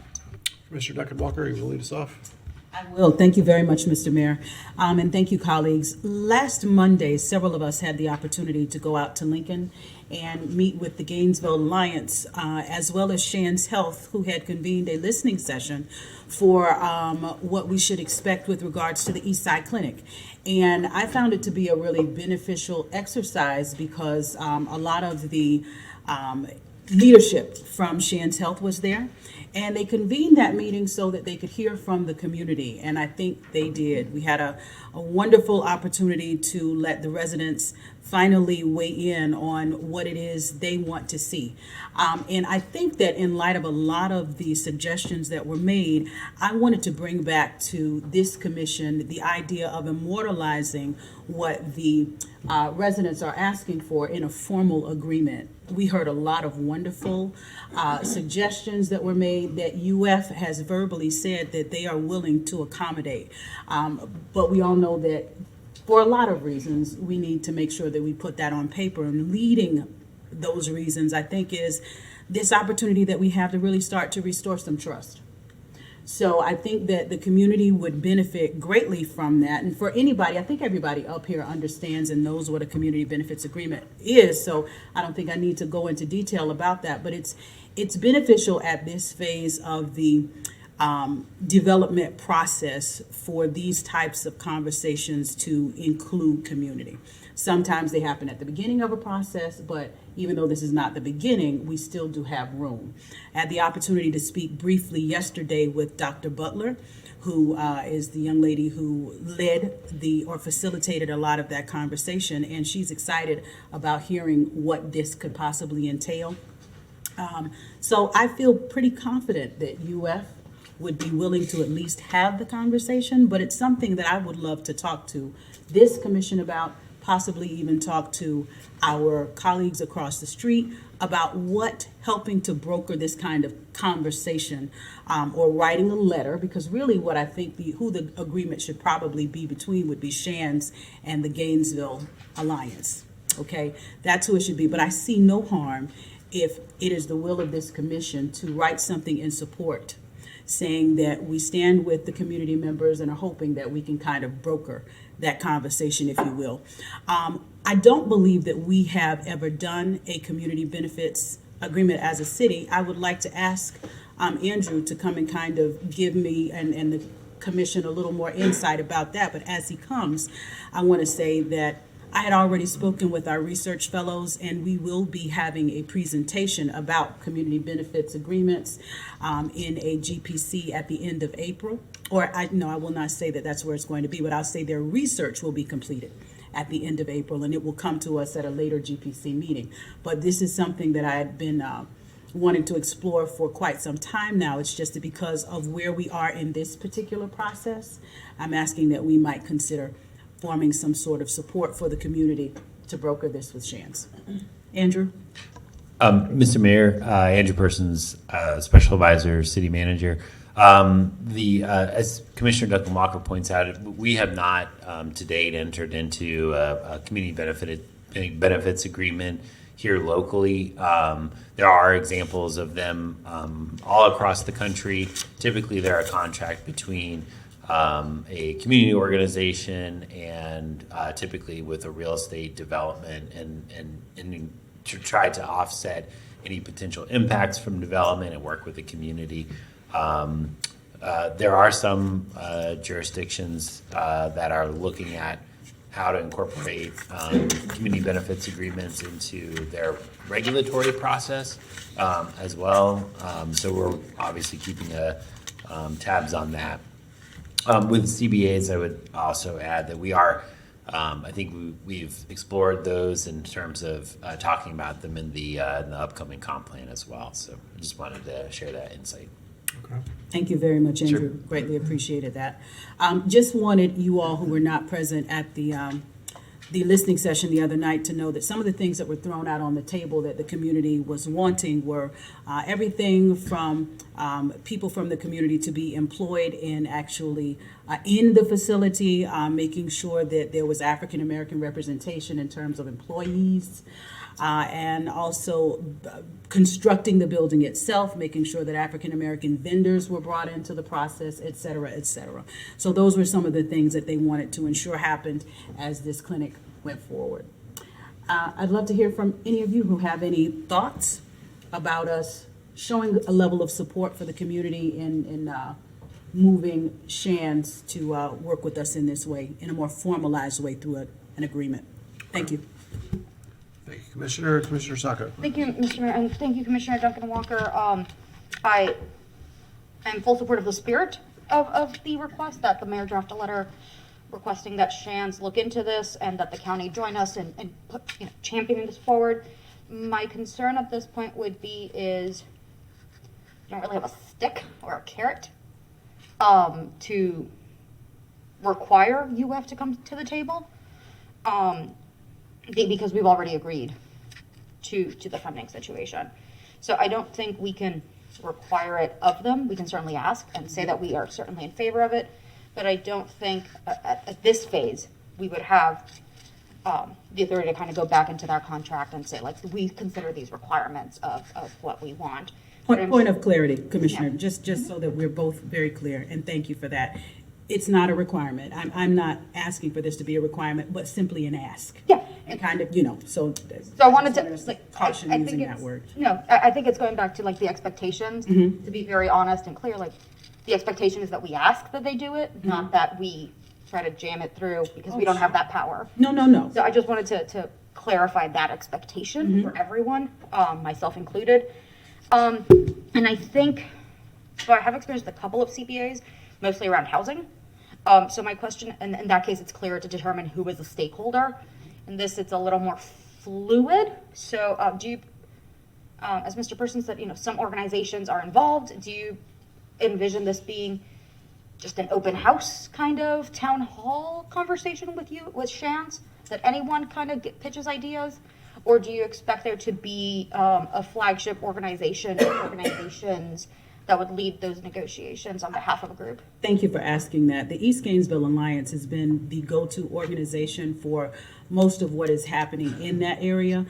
They have developed a really broad base of support from various communities that are located in the southeast, from Lincoln Estates to Azalea Trails. People from Duval come over. So it's a nice contingency that it's forming, which is why I would think that would be at least one of the organizations, if not the primary organization, that we might rely on. Okay, that works. I just want, if we had an idea, or if we wanted only one, or if we're still open, questions.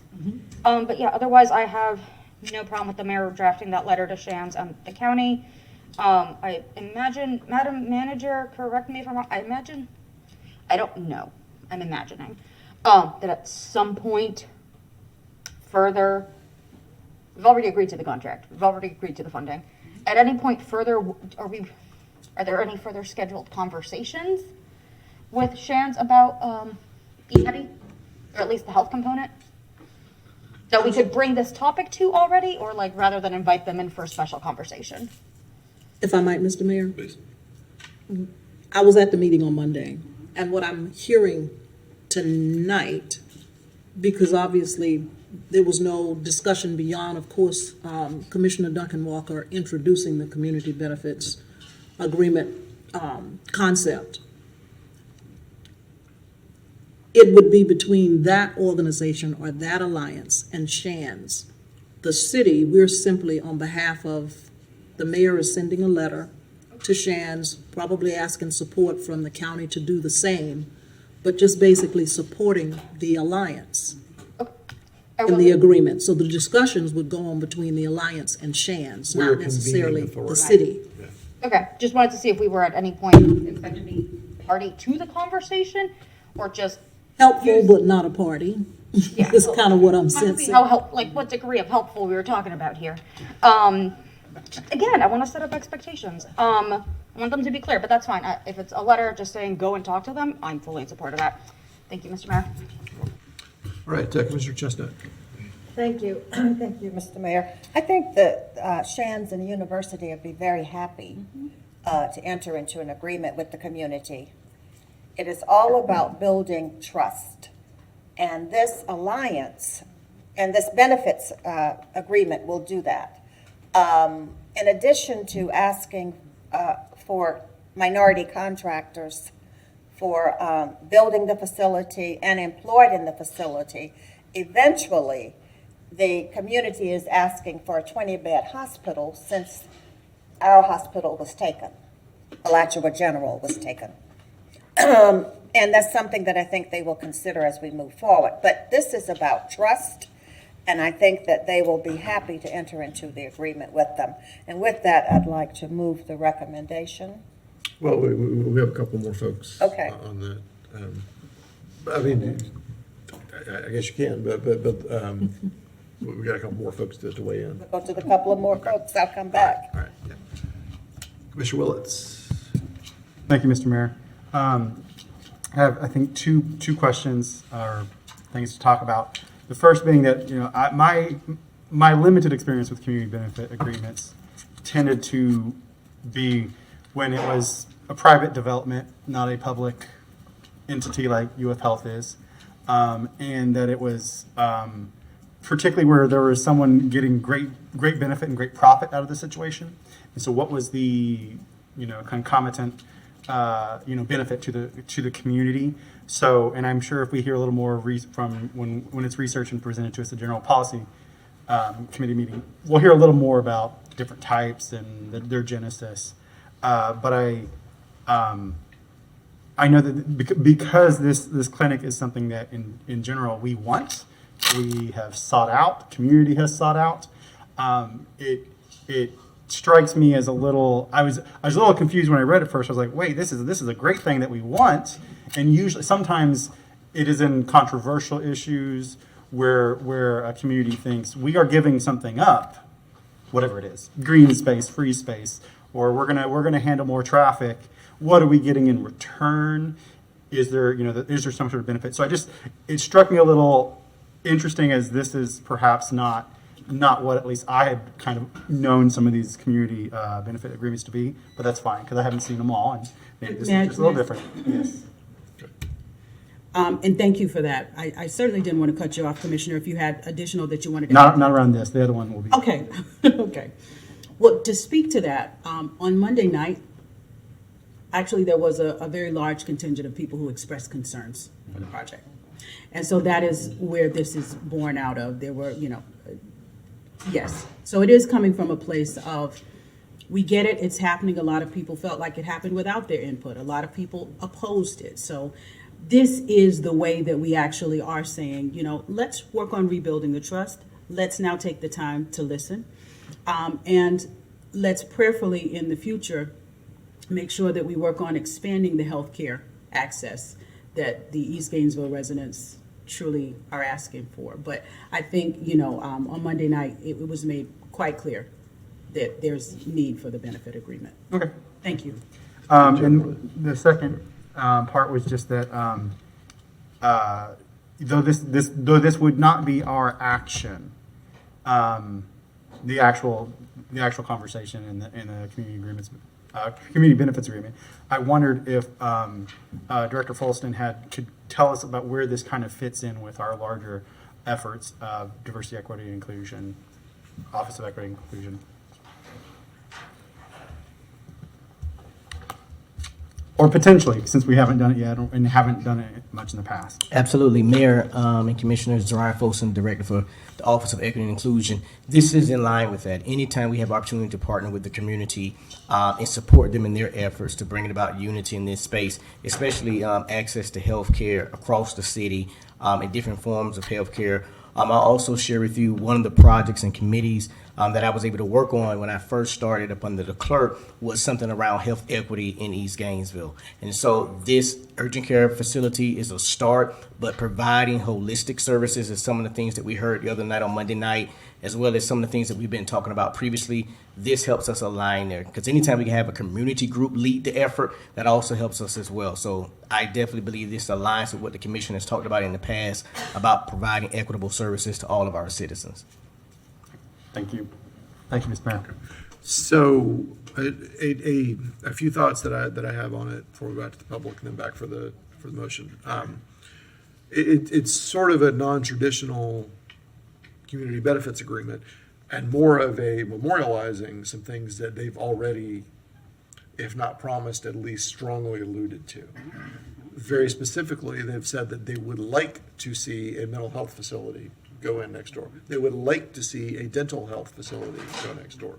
So that gives, I think, the opportunity to say, let's memorialize these things you've been real clear about. And you can say it in ways that don't, lock them in a bonded kind of way, but do make it clear that, yes, we have these intentions, so that 10 years down the road, if nothing else happens, instead of saying, I thought I remembered that conversation, you can pull it up on paper.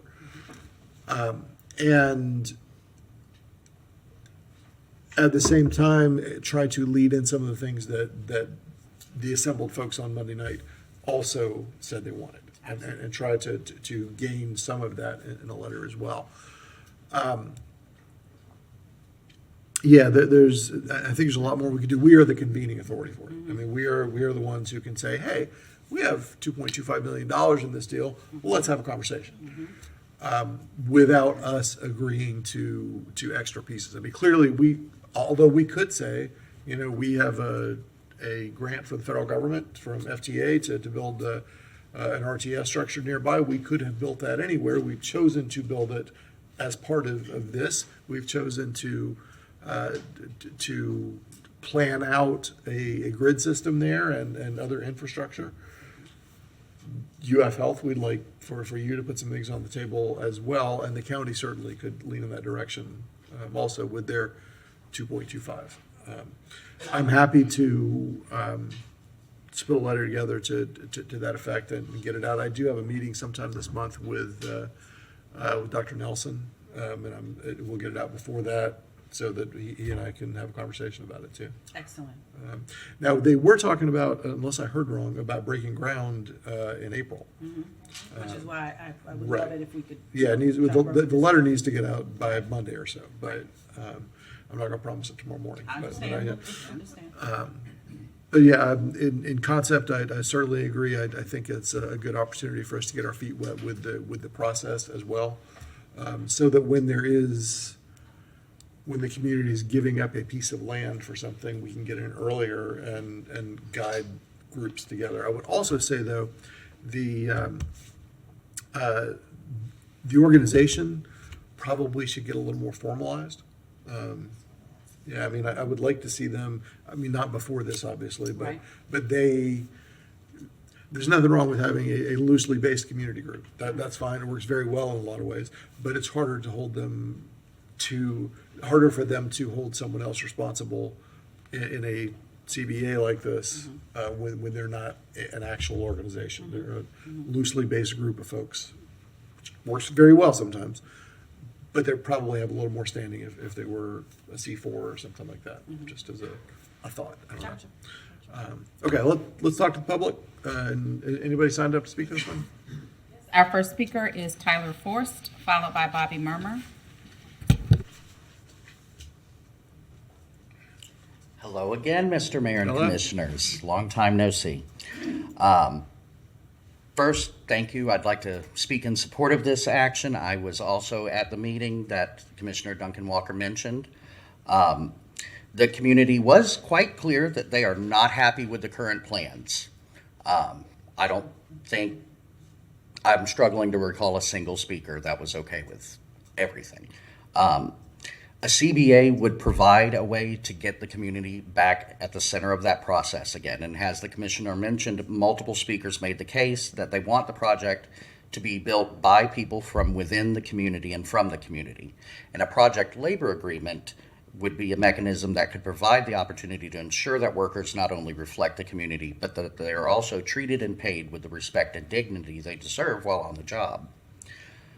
Now, as was also mentioned, we have a few levers to use with UF, but it would seem to me that the minimum UF should do for the community would be a payment in lieu of property taxes or something to that effect.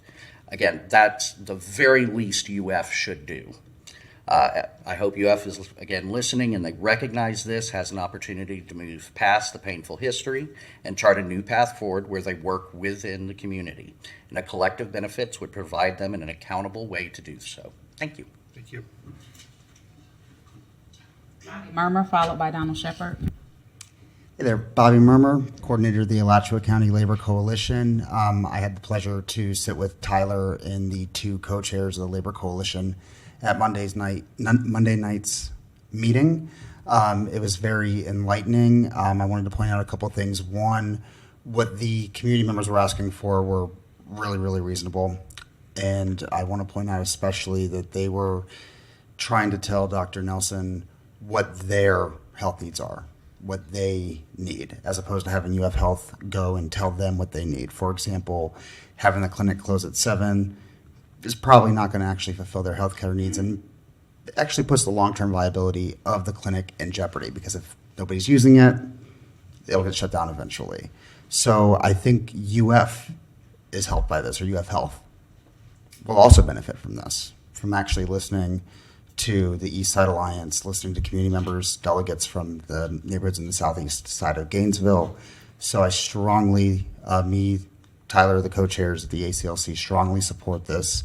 But I hope in addition to writing the letter, you mentioned meeting with Dr. Nelson sometime soon, really strongly advocating for them to come to the table. UF is known, at least from my perspective, as making a lot of promises that they do not fulfill. So this is an opportunity for them to actually put their money where their mouth is, and I hope that you strongly advocate for it. Besides that, I agree with everything that Tyler said, and I look forward. I also wanted, almost forgot. So the ACLC is a 501c4, and I've already told Mr. Fields, who informally leads the East Side Alliance, that we are willing to offer our assistance to them if they need anything formal. So just to let you know, that's on the table. So if anybody needs to call me to ask me to link up with him or that group again to help them through this process, more than happy to help. Thank you. Thanks.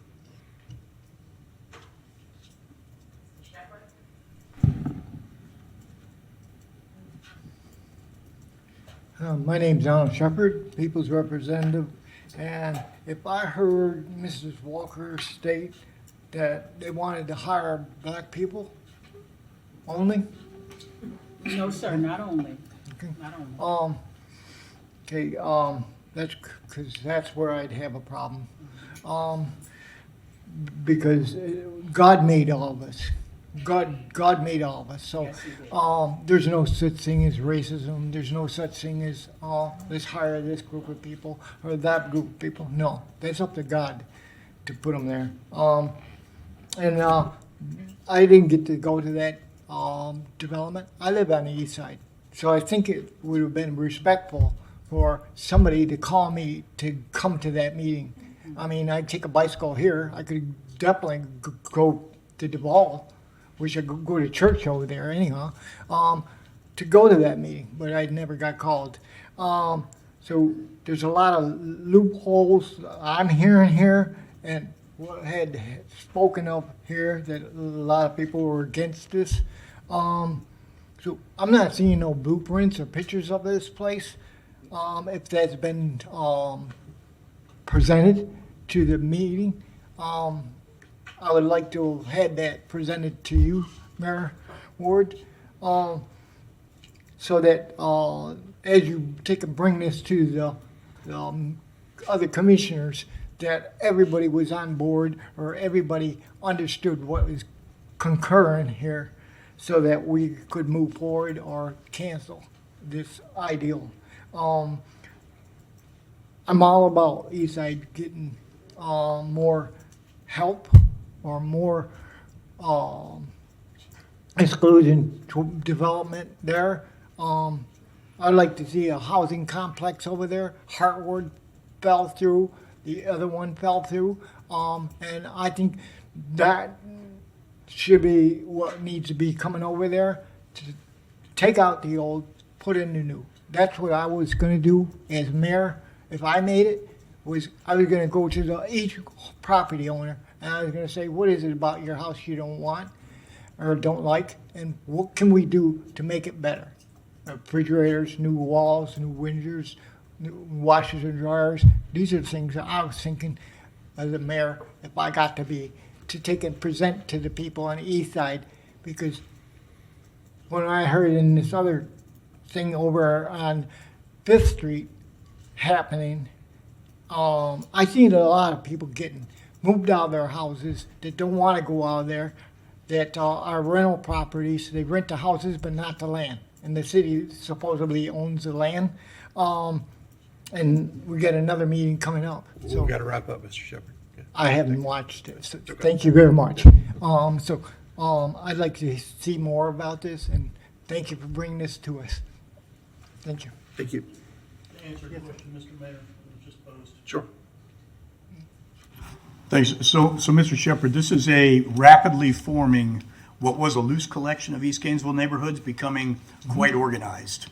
And they have an email list. I would bet that if we provided your email list or your email address to them, that's their email list.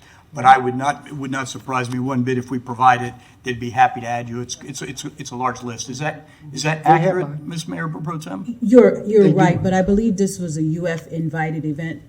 So UF Health would definitely be, they would absolutely welcome your address, Mr. Shepherd. I think if you are not on their mailing list, somehow we can see to it that you get on that mailing list. I will speak with Ms. I believe it's Bryant, myself, and make sure that you're added to her mailing list. Okay? I would appreciate that very much. Absolutely. Thank you very much. You're welcome. Do we have any other speakers? Okay, all right. And I wanted to ask him why he thought that was something to bring to me at this time. Because you mentioned that you hadn't been invited to it, so he was just trying to help, I think. So, yeah. Okay. Okay, all right. That's all. All right, thank you. Commissioner Chestnut. Thank you, Mr. Mayor. And just to remind the commission, Mr. Mayor, when you meet with Dr. Nelson, is that at one GPC meeting, we agreed to offer office space in the GTEC Center for to Dr. Butler. Right. And others, if they wanted to establish a presence in the community as they're building the facility, so that they could hold focus groups and stay in contact with them. So you might want to bring that up to them. Okay. But we agreed to that. So are you ready for the motion? Sure. All right. I move that the City Commission direct the mayor to draft a letter to the Board of County Commissioners requesting that city and county staff work with the East Gainesville community and the University of Florida Health to create a community benefits agreement for the East Gainesville Urgent Care Center. Second. All right, so I'm writing this to the BOCC to ask them to work join with us, us. yeah. To get the UF Health and the East Side Alliance Yes. to work Correct. together on a community benefits agreement. Okay. Right. Gotcha. Okay. Thank you. Any other lights on that? All right, all in favor? Aye. Aye. Any opposed? All right, that passes unanimously. We'll get that out by Monday. Thank you, colleagues. Madam Clerk. Item 2023-140, third budget amendment to the fiscal year 2023 general government financial and operating plan, with the recommendation that the City Commission adopt the proposed resolution as recommended by the Finance Committee. Yes, sir. Mr. Mayor, members of the commission, this item did go to Finance Committee under the chairmanship of Commissioner Chestnut, Commissioner Willits, and Commissioner Book are on that committee. They recommended it forward. This is a routine amendment for For this particular budget, it is the third amendment, and it reflects amendments to position count, to general fund, to special revenue fund, capital project funds, and proprietary funds. We did recommend some positions at the committee. We can discuss that further based on the circumstances that we are currently in. Of the position count that we talked about at committee, there were 5 positions that we were adding. 3 of them were in Park and Recreation. Park and Recreation has a youth division. $750,000 was allocated to the youth division of Park and Recreation in the budget that was approved back in September. The budget was increased, but the positions were not included. They are still in the formative stages of trying to staff that up, and it may be a point based on where we are in terms of what we've decided to do in terms of just rolling back and taking a look at all of the organizations to just put a hold on that until I can have the opportunity to take a look at alignments and reorganizations. And so those 3 positions in the Park, Recreation, and Cultural Affairs Department could be placed on hold. There are 2 additional positions that are in this budget amendment. One of them is with the Auditor's Office.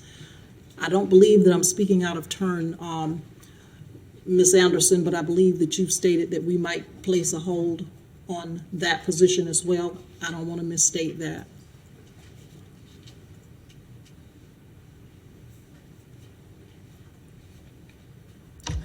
Good evening, Brecca Anderson, the interim city auditor. Thank you. Yes, that is correct. If it was to go through tonight, we were going to freeze it. That position, it is of course a need for us to complete our audit plan, but under the circumstances, that is something. So I am perfectly fine with it just being placed on hold. I mean, it's the same outcome. Thank you, Ms. Mayor. And then there was one additional position. It's an agenda coordinator position in the clerk's office. I'm not sure what the status of that position is. It's filled. Okay. All right, so that addresses the positions. The general fund, we're requesting an appropriation of $1.36 million of fund balance for carry forward projects, $749,088 for facilities purchase orders, and $613,759 for Vision Zero, and $15,819 for additional funding for 2 vehicles due to price changes. And in addition, there are several expenditure adjustments within the general fund departments that are cost neutral. In the special revenue fund, we're allocating new expenditures of $300,000 in the federal law enforcement contraband fund for the purchase of rifle plates and uniforms. We've talked about that before here. In addition, staff is recommending funding for Grace Marketplace security improvements to include a new fence and surveillance system for $260,000. That was referenced earlier this morning in the ARPA update that Ms. Ramos gave. We were taking money from other projects that were not being used and trying to reallocate. That was a recommendation this morning, and of course it is here this evening in the budget amendment. This will be funded by reducing, of course, the city's ARPA administrative expense, additional adjustments of routine maintenance items related to carry forward process. On the grant side, they sit in the special revenue fund. We are making some amendments there. It's an appropriation of $6.7 million in new revenue to the city on the grant side, and they include $6,088,070 in grants for RTS operating assistance from FTA, Federal Transit Administration, for 4 electric buses from the Florida Department of Environmental Protection, $310,430 in grants for the Gainesville Police Department for various projects such as license plate readers, distracted driver and drunk driving prevention, safety and educational programming for pedestrians, bicycles, motorcycles, and scooters from various grant agencies, $150,000 in grants for Park Recreation, Cultural Affairs for general program support, Department of State Division of Arts and Culture, and $147,586 in grants for the Gainesville Fire and Rescue for hazmat training and funding for the Gainesville Overdose Prevention Plan project. On the capital project side, funds include allocation of fund balance for Wild Spaces Public Places projects totaling $2.7 million, transfer of funding between funds totaling $1.3 million, and routine carry forward adjustments totaling $417,996. And finally, in the proprietary funds, this amendment decreases the use of fund balance in the RTS Enterprise Fund and transfers internal services funds to the Fleet Maintenance Fund for the purchase of a vehicle. And Ms. Boyd is here. She is the budget manager for the city. And if you have additional questions, Ms. Boyd is available to address those, or I will attempt to do so as well. We'll go through the lights here. Commissioner Chestnut. Oh, I was going to make a motion once you hear everybody. Okay. Commissioner Book.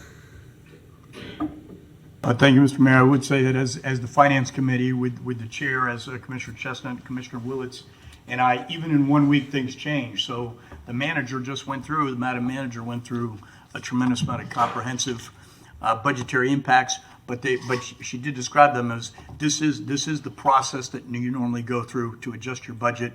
This is separate and distinct from some of those things that we're dealing with from Monday forward. And a piece that we had I'd say some good discussion about was actually related to the positions that were on the board.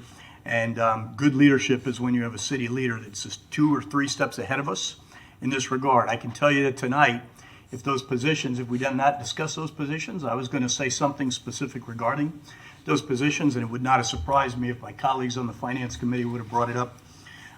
Also, the fact that we've frozen the positions that just a week ago, they were in the budget, they were going to probably go through a hiring process, is a good move by 2 of our charters. So I thank you for that. And I conclude. Look forward to the motion.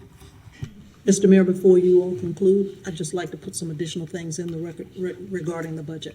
Okay, let me It may not be go to appropriate at this Commissioner time. Willits and then back to you, and then we'll go to the people, and Yes, then sir. we'll go back to the No problem. Commissioner Willits. Thank you, Mr. Mayor. Yeah, when the Finance Committee met, we talked a little bit about positions, and then, with some things that have changed, this is an example where we really get, kind of perhaps one of the first examples of the considerations that we are taking with our entire budget, this new budget, and with preparation by potentially strategically freezing hiring. When we have parks position, this is the first where the rubber, meets the road. And it is, of course I've been concerned about this. This is very serious, but it impacted me just now when I realized, the first real position we're talking about, socio-emotional well-being of, I assume, children, and this is the first thing we're talking about being cut. So I want people to know. That sunk in with me, so I had to say something about it.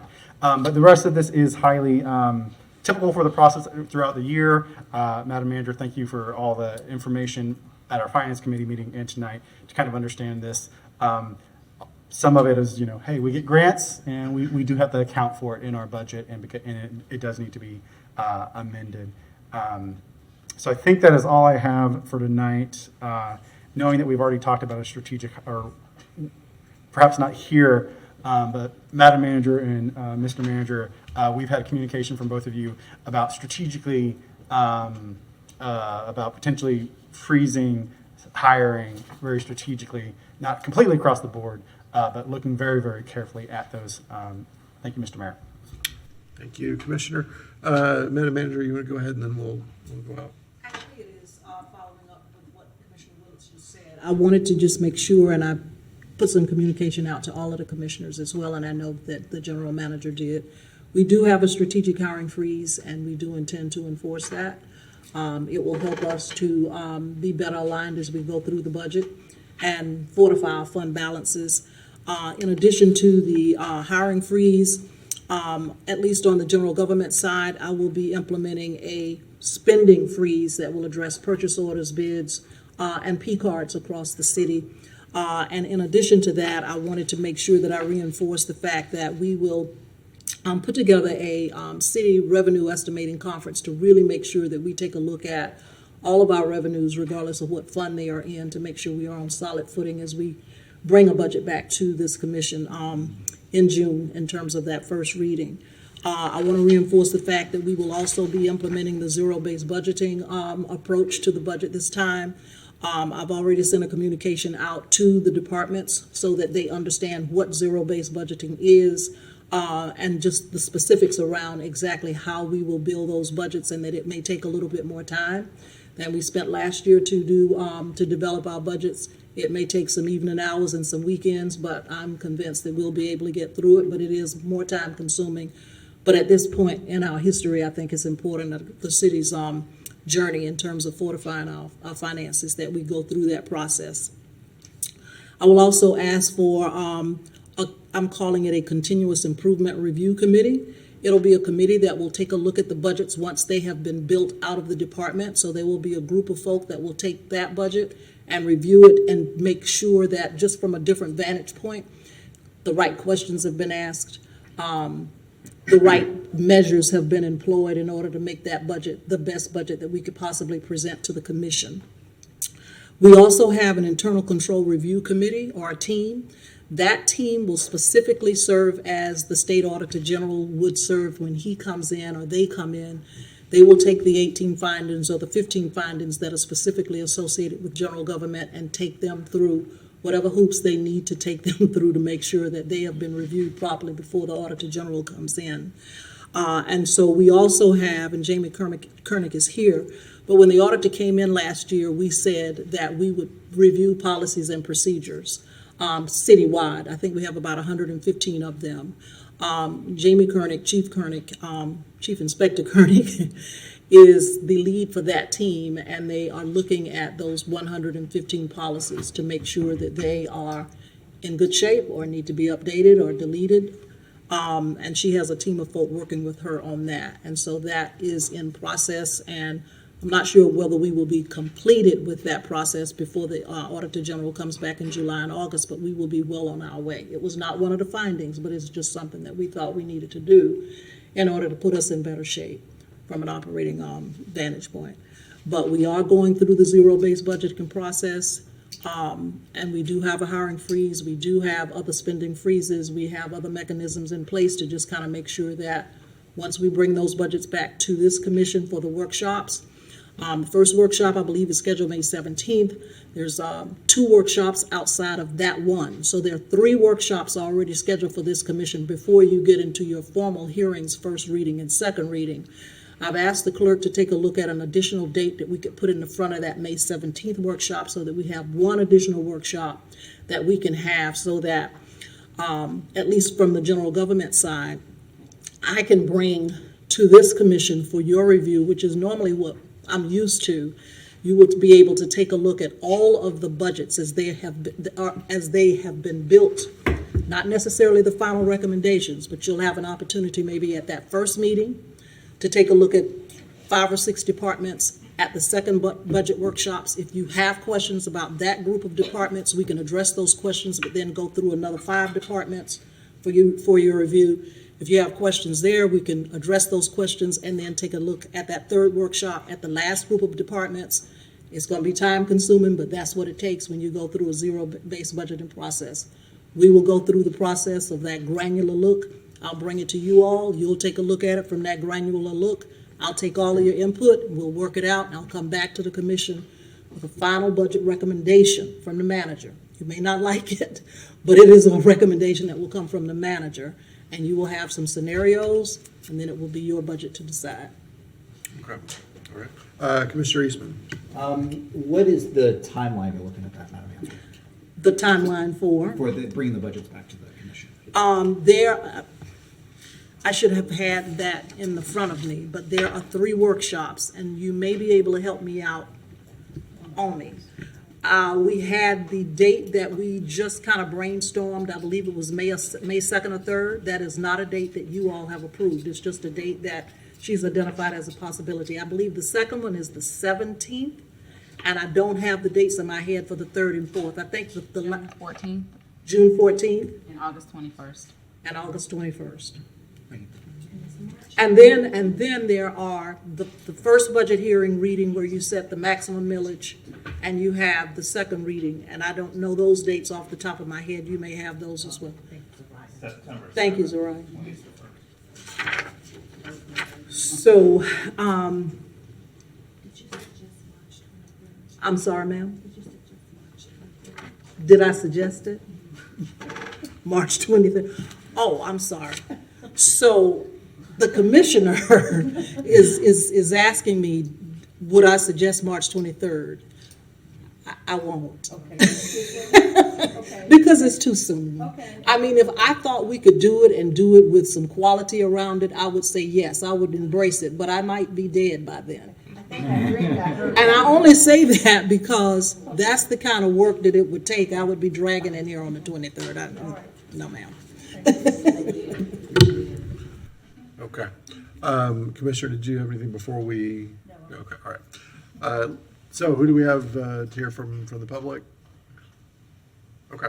All right, Commissioner Chestnut. Thank you, Mr. Mayor. I want to thank the city manager and GRU manager for stepping forward with these very bold steps, taking the lead with the hiring and expenditure freezes. And I appreciate the support from the auditor as well. But we want to look for all charter officers to make a contribution here and to work as a team in helping us to address this issue. So thank you. Now I'll move the recommendation. I just have it. It's top of page 9. Okay, right. Yes, I just had it. Okay, move the city commission adopt a proposed resolution as recommended by the finance committee. With the changes. With the changes as noted. Yes. All right, so we have a motion and a second. Commissioner Duncan-Walker. Yes, sir, Mr. Mayor, thank you very much. I simply wanted to say before we take this to a vote or wherever we're taking it. To the city manager and the general manager, once again, thank you. This is just clearly indicative of where we are now in this entire process. And I will say somewhat similar to what Commissioner Willits was expressing a little earlier. My heart dropped a bit myself. I know there are huge sacrifices that we are going to make. I will be really transparent in being very, very excited at the direction we were originally going to be taking with our youth services department. And I even had the plan in my mind, Madam Curry, of how I was going to bogart a couple of those positions for gun violence prevention and youth.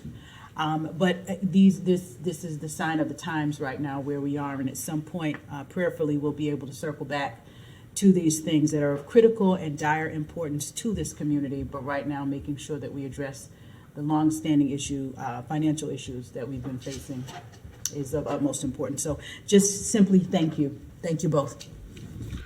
Okay, seeing no other lights, all in favor, say aye. Aye. Hold it, roll call. Oh, right, okay. Commissioner Eastman. Aye.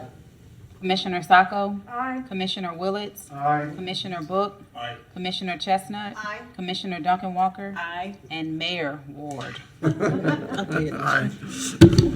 Mr. Mayor, All right. if I might ask, the additional budget workshop that I just talked about is really not official because all the other dates, you all have agreed to them. Right. That is the date that you have not agreed to, and so I just wanted to say that just in case you wanted to add a workshop. That is something that needs to be addressed. So let's put that on maybe the next. Consent. Yeah, we put it on consent for the next first April meeting. Yeah. And I'll remind everybody while we're thinking about it, we don't have a second meeting in March. We do have 2 GPCs, but we do not have a second commission meeting in March. Okay. So, Madam Clerk. On to business discussion, item 2023-243, Commissioner Chestnut, budget reduction recommendations. With the recommendation that the City Commission direct the City Attorney to draft an ordinance repealing 2022-758 Commission Salaries Ordinance, authorize the Mayor to send a letter to the Joint Legislative Audit Committee requesting assistance in discussions with the University of Florida to provide payment in lieu of taxes, that the City Commission direct charter officers to reduce their budgets and submit to the City Commission by March 23rd, 2023, and direct the City Manager and the General Manager of Utilities to review duplicative services in areas of consolidation with the assistance of a third party. Okay, Commissioner Chestnut. Thank you, Mr. Mayor. Well, we're already underway with some of these recommendations already. So I'll go to the ones that are already underway. Number 3, you've just heard the report from the city manager and the general manager that we're already underway there, and the other charter officers will be working with them. as well. Now, on number 4, it was brought to my attention that I believe it was Commissioner Hayes Santos that had requested the information regarding the city manager and the general manager of utilities working together to review duplicative services and areas of consolidation with the assistance of a third party. Well, you all have done that already. You had a presentation January 27, 2022, as well as April 14th, 2022. So we may want to, at some point, Mr. Mayor, bring those reports back so that the full commission can hear them, because I wasn't privy to them, but I think it might be interesting for all of us to hear the information. So with that, I move the following. That 1, direct the city attorney to draft an ordinance repealing 2022-758 commission salaries ordinance. And 2, authorize the mayor to send a letter to the Joint Legislative Audit Committee requesting assistance in discussions with the University of Florida to provide payment in lieu of taxes. Second. Okay, I'm going to go to the general manager, just because I don't want to miss that, and I'll get to you next, Commissioner Book. I think that's good. Yeah, I won't take a long time. I just wanted to dovetail with the city manager. So we have budget hearings actually starting now, like we already started. We have them in March on tiered rates, and actually I'm going to bring up, we have one in April, and then in May, very similar to the city manager, we have our O&M and capital budgets. So those are the very specific budgets, our fuels, and then a vote on the tiers and the rates at the end of May. So it kind of runs very parallel, and I agree with what the city manager said earlier. With making significant reductions and cuts, we need to take the time to understand how that impacts the business. Like police and fire, utilities are essential services to our community. So when we look at making significant reductions, we have to make sure we're maintaining service levels, regulatory requirements, bond requirements, and things of that nature. And so we need the time to do that. So I appreciate that we're going to stay on the path that we're on. I also just want to touch on as well, zero-based budgeting is what we do every year. So we start from scratch and build that budget up. So we have done that. Our process actually starts in December. In January, we have submitted those zero-based budgets. But what is going to happen is we're going to take those budgets, because what the direction I had given was to not increase budgets from the previous year. Now with where we are, we got to take those back and vet them back down to see where we can get other reductions. So we're going to be doing all of that to try to stay on track for these dates in May where we'll be bringing the budgets. But we're focused on that. And the one thing I just want to add is, so similar to some of the city managers, what she had said is we have developed a focus team that is kind of leading through. And one of the most important things, I think, is trying to develop what is the goal we are trying to achieve. So JLAC, others, no one has really established what that goal is. And so we're trying to establish what that goal is and the timeline to achieve that goal. And that'll give the city manager and I then a chance of defining what that goal is and how we're going to achieve it. So right now we're looking at different reductions, but we got to get to what the goal is and then the things needed to get to the goal, and we'll be doing that. And the city manager and I both have talked, we're working the problems on our end, and then pretty soon we're going to be coming together and seeing how that integrates with one another as we go forward. So just wanted to bring that up, and the path we're on with the budget schedule, I think it will be achievable, and appreciate the time to do that. Okay, thank you. Commissioner Book. All right, thank you, Mr. Mayor. So as it relates to the motion, obviously I support plank one. Everybody already knows how I feel about that. That's easy.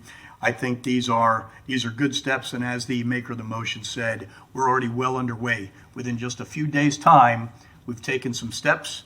The charters and the city operational leadership have taken some steps, and I think that's meaningful. So I would say that when we're done with this discussion and the motion pass or not pass, but I suspect we're going to be on the pass side, I think we will want to report to the JLAC the immediate steps that we've taken within 7 days or 9 days or, 13 days, within the first 2 weeks of basically our city leadership going up to Tallahassee, these are immediate steps. Those include things like the memorandums that we've just heard and the steps that are listed in those, the things that just occurred in the City Finance Committee and what that happened to at the dais here, these particular steps, and then our budget workshop. So I think it's not even an interim report. It's an immediate response to an immediate meeting that occurred. I think that might be helpful. And I'll leave it, I don't think that's a motion, that's just something that we can think about and provide some immediate finite steps that we've taken. The part 4 that's listed in here, I thought, Commissioner Chestnut, you indicated with the assistance of a third party, and I just wondered, could you just help me with what that meant to you? Yes, that means bringing in someone who's not associated with either party at the city. They're not on the staff of the general manager, nor are they on the staff of the city manager, but it is an unbiased consultant that comes in to assist you in addressing the issues. Thank you. I was hopeful it wouldn't be a paid consultant, that we're not putting someone else on the payroll, I guess. Well, I think the work has already been done. What I'm asking is to bring, it hasn't been done? No, not entirely.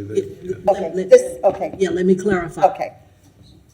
The motion that was made by Commissioner Hayes Santos at the time was for us to do that. Okay.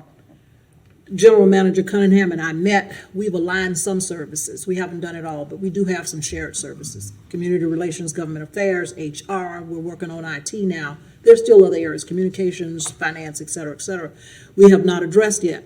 We did, however, meet with a consultant that we already have on board, GSG. They had a specialist that worked in this particular utility area. Tony and I had a conversation with that individual, and they gave us some introductory information. We never procured their services specifically. We backed away from going any further because I was concentrating on trying to get the 21 financials done. And his people were actually in our shop helping us. And so really and truly, that was the priority at the time. We did not press forward with bringing a consultant on board. So we have not crossed that bridge yet. That's where we are with that. I could add some light to that because I started the conversation. Okay. It was, Okay. I think it was Adrian's motion, but I started the conversation. And it was. I stand corrected. No, I think it was his motion. But the idea was, there are companies who do this, who help organizations find where their inefficiencies are and bring them together. And that almost always includes having a discussion between folks who, for very good reasons, in two different departments or two parts of an organization, cannot figure out how to make that merge. But somebody from the outside whose job it is to help build that efficiency, not to find places to chop off, but to honestly find efficiencies. Help organizations do that very well. And that was my intent, that we do that. And for a variety of reasons, staff reasons, and trying to catch up with the finance operations, and actually figuring out how to merge finance operations pretty successfully for a period of time. That got set to the side and just never got picked back up. That is something I wanted to do this year regardless, and I think that the push from JLAC helps us in that direction. I'm interested in doing that still, and I don't want to spend an enormous amount of money. There are organizations that will work on a contingency basis on this as well, and if they don't find savings, you don't owe them anything. Very reputable organizations, not they're not chasing ambulances, but they're real. So that's something we should think about. But that's where that came from. Is that I think it's the sort of thing that organizations should do on a fairly regular basis. Every 5-10 years, we should do it anyway, and we never have. Okay. So then, should I add it back in? So we should probably keep this in the motion. Yeah. I think it's useful. Yes, just keep it in the motion. So that would be direct the city manager and general manager of utilities to review duplicative services in areas of consolidation with the assistance of a third party. So we'll bring that back. I'm just not saying that. Is the when- seconder good with that? And I have one other thing I'd like to add, and that is to add Commissioner Book's recommendation on sending a report to JLAG now to let, to let them know measures that we have taken. Sure, okay. Yeah. To address the Can I finances. just address one thing on the duplicative, I can't say it, duplicative services. So engaging a consultant and getting into that is probably not going to be something that gets started and done and completed in the next 6 months. It's just, that's probably not going to happen. So we can commit to beginning that process and doing that, but I just want to be cognizant of trying to do all of that and get it done before the JLAC is probably not realistic. It takes us 3 months to hire a consultant in the first place. So, yeah. Right, yeah, that's exactly right.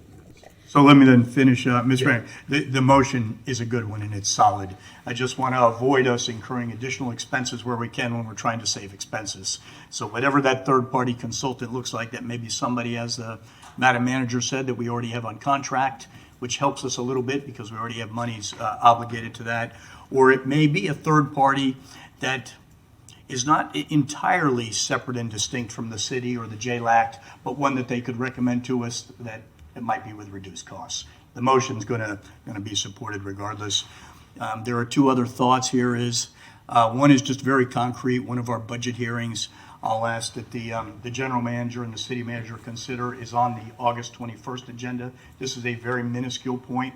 That happens to be the first day of both the University of Florida and Santa Fe College. So if we are looking for feedback at a very critical juncture, that day is going to be a rather difficult one for two big communities to participate in. So that's just something to think about, but I understand the difficulty in scheduling. So if the scheduling doesn't allow for it, well, then that's the date we go with. But if there's any way we can avoid it, we should.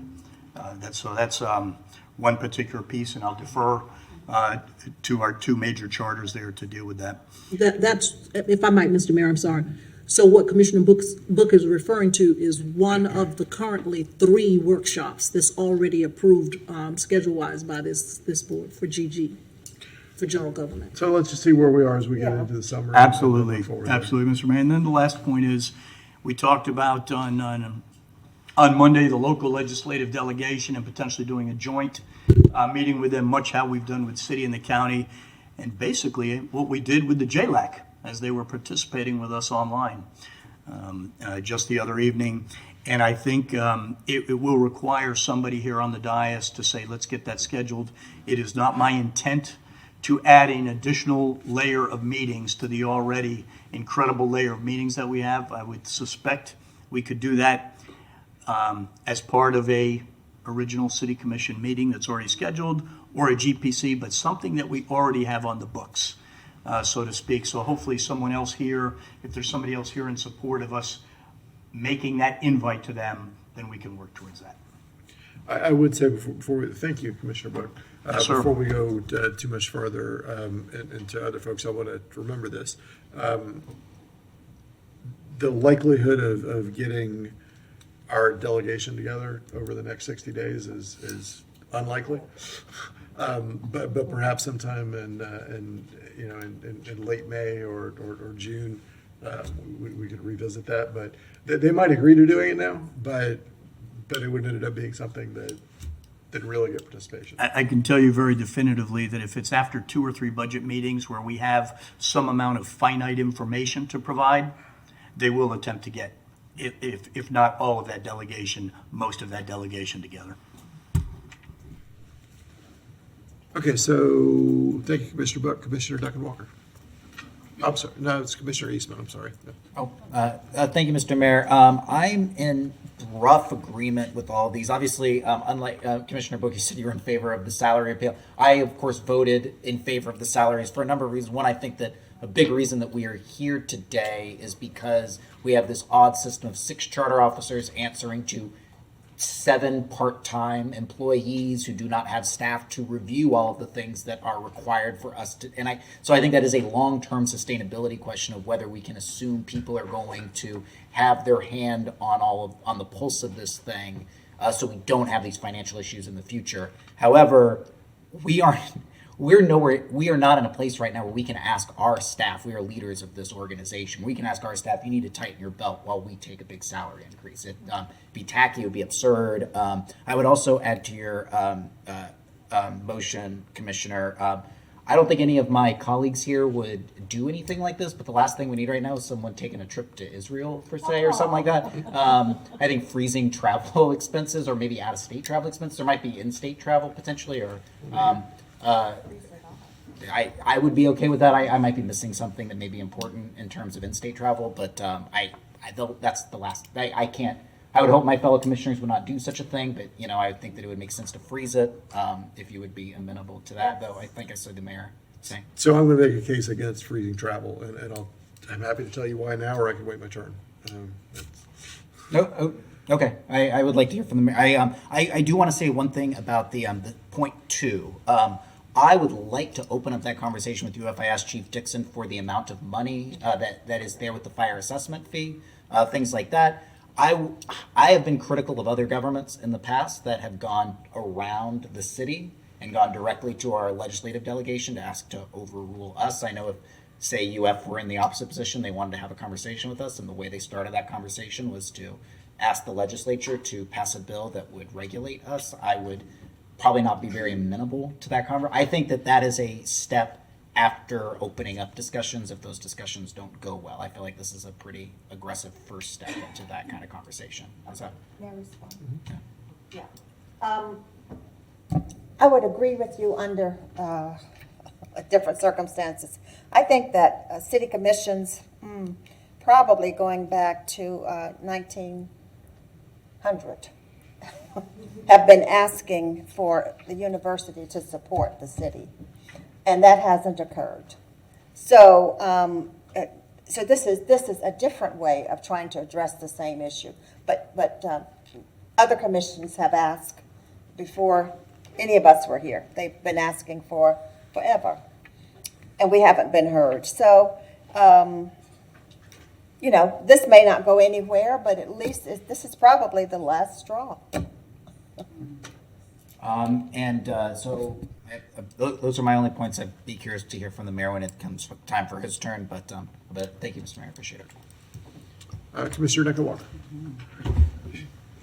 Thank you very much, Mr. Mayor. 2 things. One of the, I want to kind of start with the city manager, if I may, because I want to make sure that, because it sounds like we might be getting into the weeds even outside of what you have recommended here to us, Commissioner Chestnut, which is fine because that's the nature of this conversation. It makes sense. All of us have, I think, a lot of ideas as to how we can help reduce costs. But one of the things I'm kind of cognizant of is that the city manager and the general manager are going to be bringing back several scenarios for us. And I kind of want us to be mindful and careful that we allow them to do that.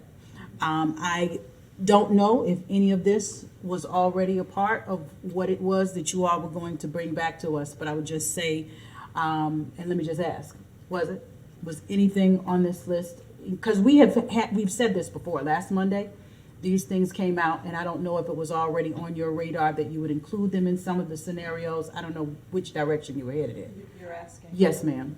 Okay, 12. And Dan, may I? Sure. So,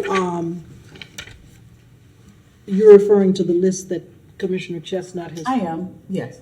So we would never bring forward anything regarding commission salaries? Oh, why not?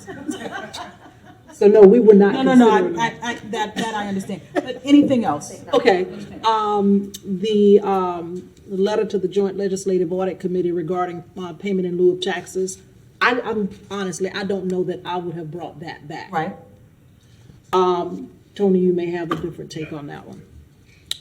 In terms of the charters reducing their budgets, absolutely. That is what we're in the process of doing right now. Right. And the last item, as I expressed to Commissioner Chestnut, we're doing it, however, we backed away and we were not moving forward with hiring the consultant.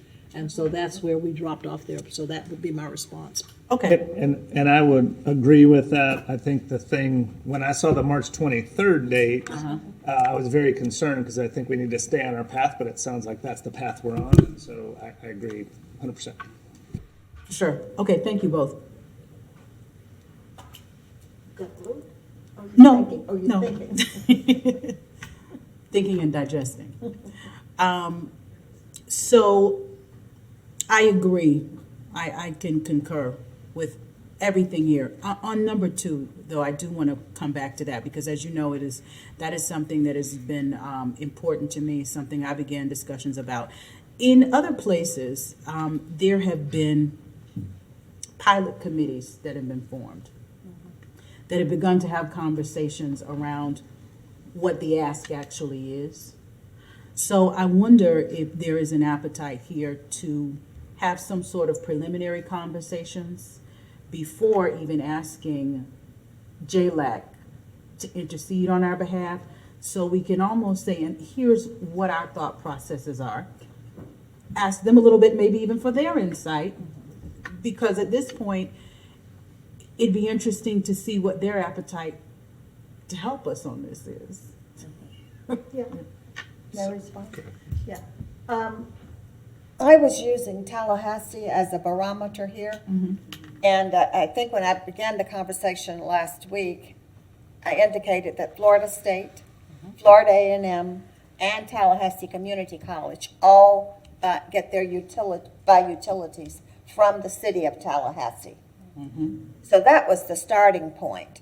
If those 3 entities, that's state government, that's right there in Tallahassee with them as they meet, if they're buying the services, let's look at the impact on the Tallahassee economy and what that means, and that's what I was using as a tipping point to start. I think if you want to use a committee or do a preliminary study, you could look at Tallahassee. When you say look at Tallahassee, I literally mean there have been groups previously that have convened around the idea of how to roll out a payment in lieu of taxes process and ask. So are you suggesting that Tallahassee has done that? No, I'm saying it just the other way. Okay. That Tallahassee is doing That you what don't I need to would do. like to see happen here. Okay. But I'm open to any suggestion But also the session is about to go into session. on Tuesday. Right, so if we study for a couple months, it's gonna be too late till next year. Oh, yeah. No, we don't want to study for a couple of months. But I guess my concern is, I want us to make sure that we're clear about what the ask is and that we're getting what we want. Well, the other way to approach it is we have a new president. We could ask him or try working with Dr. Sass, see if he has ideas. But my point is that if we're looking at a similar government, similar size, who's buying their utilities from their local utility company, why not? What is so different here? So I understand that there is a long-term agreement, or maybe a long-term agreement with the private vendor that they're buying from now. But I think that we need to sit and look at it. Because I'll tell you where else, this is a little diversion, where else we're getting ready to have some concerns. I understand in the university's master plan, they're going to build dorms on campus. We need to look at what impact that will have on our tax base as we lose taxes from apartment complexes or apartments around. So that's going to be the next step. That's getting ready to be another loss. I agree wholeheartedly. I understand. I absolutely agree. I think there are a number of things that, we could go on and on and on about, the developments that will take things off the tax rolls. But all in all, I support the idea of payment in lieu of taxes. And I'm interested in what that could shake out to be. If we think that this is the best way to do it, then, let's try it. That may start the conversation. Okay, I conclude. Okay, thank you. Commissioner Saka. Thank you, Mr. Mayor. I think out of the comments I've heard, I do agree with trying to start a conversation with UF. I am not hopeful because they are not obligated to do any of this, but I am open to having that conversation. And if it proves fruitless, then asking JLEC for their assistance, seeing how they asked us what can we do to help. But I would prefer to have that conversation with UF first, rather than, as Commissioner Eastman said, kind of jumping over them and going straight to Tallahassee. I have difficulty with the third option, to direct charters to submit budgets by March 23rd. She's done. Okay, that's been removed? Okay, thank you. Date is off the table. But you would still like them to submit budgets to us at some point? Well, they have That to. happens anyway, right? So the whole thing, that whole option is off? Just to make sure my understanding, the third point of the recommendation is gone completely. Yeah, I think what I said, I began with number 3 and number 4 were already underway. Then I found out number 4 is not as far underway as I had thought, but number 3 is already underway based on what both managers presented. Okay, thank you for that. I just wanted to make sure. I have no problem with the managers looking for duplicitous services. I think that was a recommendation that we had asked for last year, and then we were delayed by other fires. So I understood that, and probably why he hasn't come back, but a lot of that work is underway. I would prefer the mayor's point of a consultant that could work on a contingency fee, if only because I don't want us to spend money to find that there is no money to be saved. I doubt that'll be the case, but we get yelled at all the time for hiring a consultant for anything. If that's been a common critique, this seems like a bad time to do it. I don't disagree with sending JLEC an update of whenever that may get out, because I know it takes us forever to kind of compile everything into memo form. But I think it'd be worthwhile, if they aren't already listening and keeping tabs, to let them know the definitive steps we've taken, and then to see what else is in motion, but that our staff is working on it with only a week since that meeting. As far as the salaries, I was not here for the initial vote. So I think it's important that this commission did not vote to give itself anything. The prior commission made a vote for the sustainability of these offices in the future. That's why it wasn't effective immediately or retroactively. It was going forward because the majority of the folks who voted for that aren't here anymore. They were thinking for the future, not for themselves. They were thinking, this job is incredibly difficult, period. It is incredibly difficult if you are not independently wealthy, come from money, have family money, or are married to money. This job is incredibly difficult to do as a part-time because there's so much to do, it becomes a full-time job. If you want to do it well, you are welcome to just not read anything, then yeah, it can be a part-time job. Even if you maintain it as a part-time job, there is no consistency from week to week that you could give that second part-time job to make up the deficit, because you would never be able to keep a steady schedule with this job.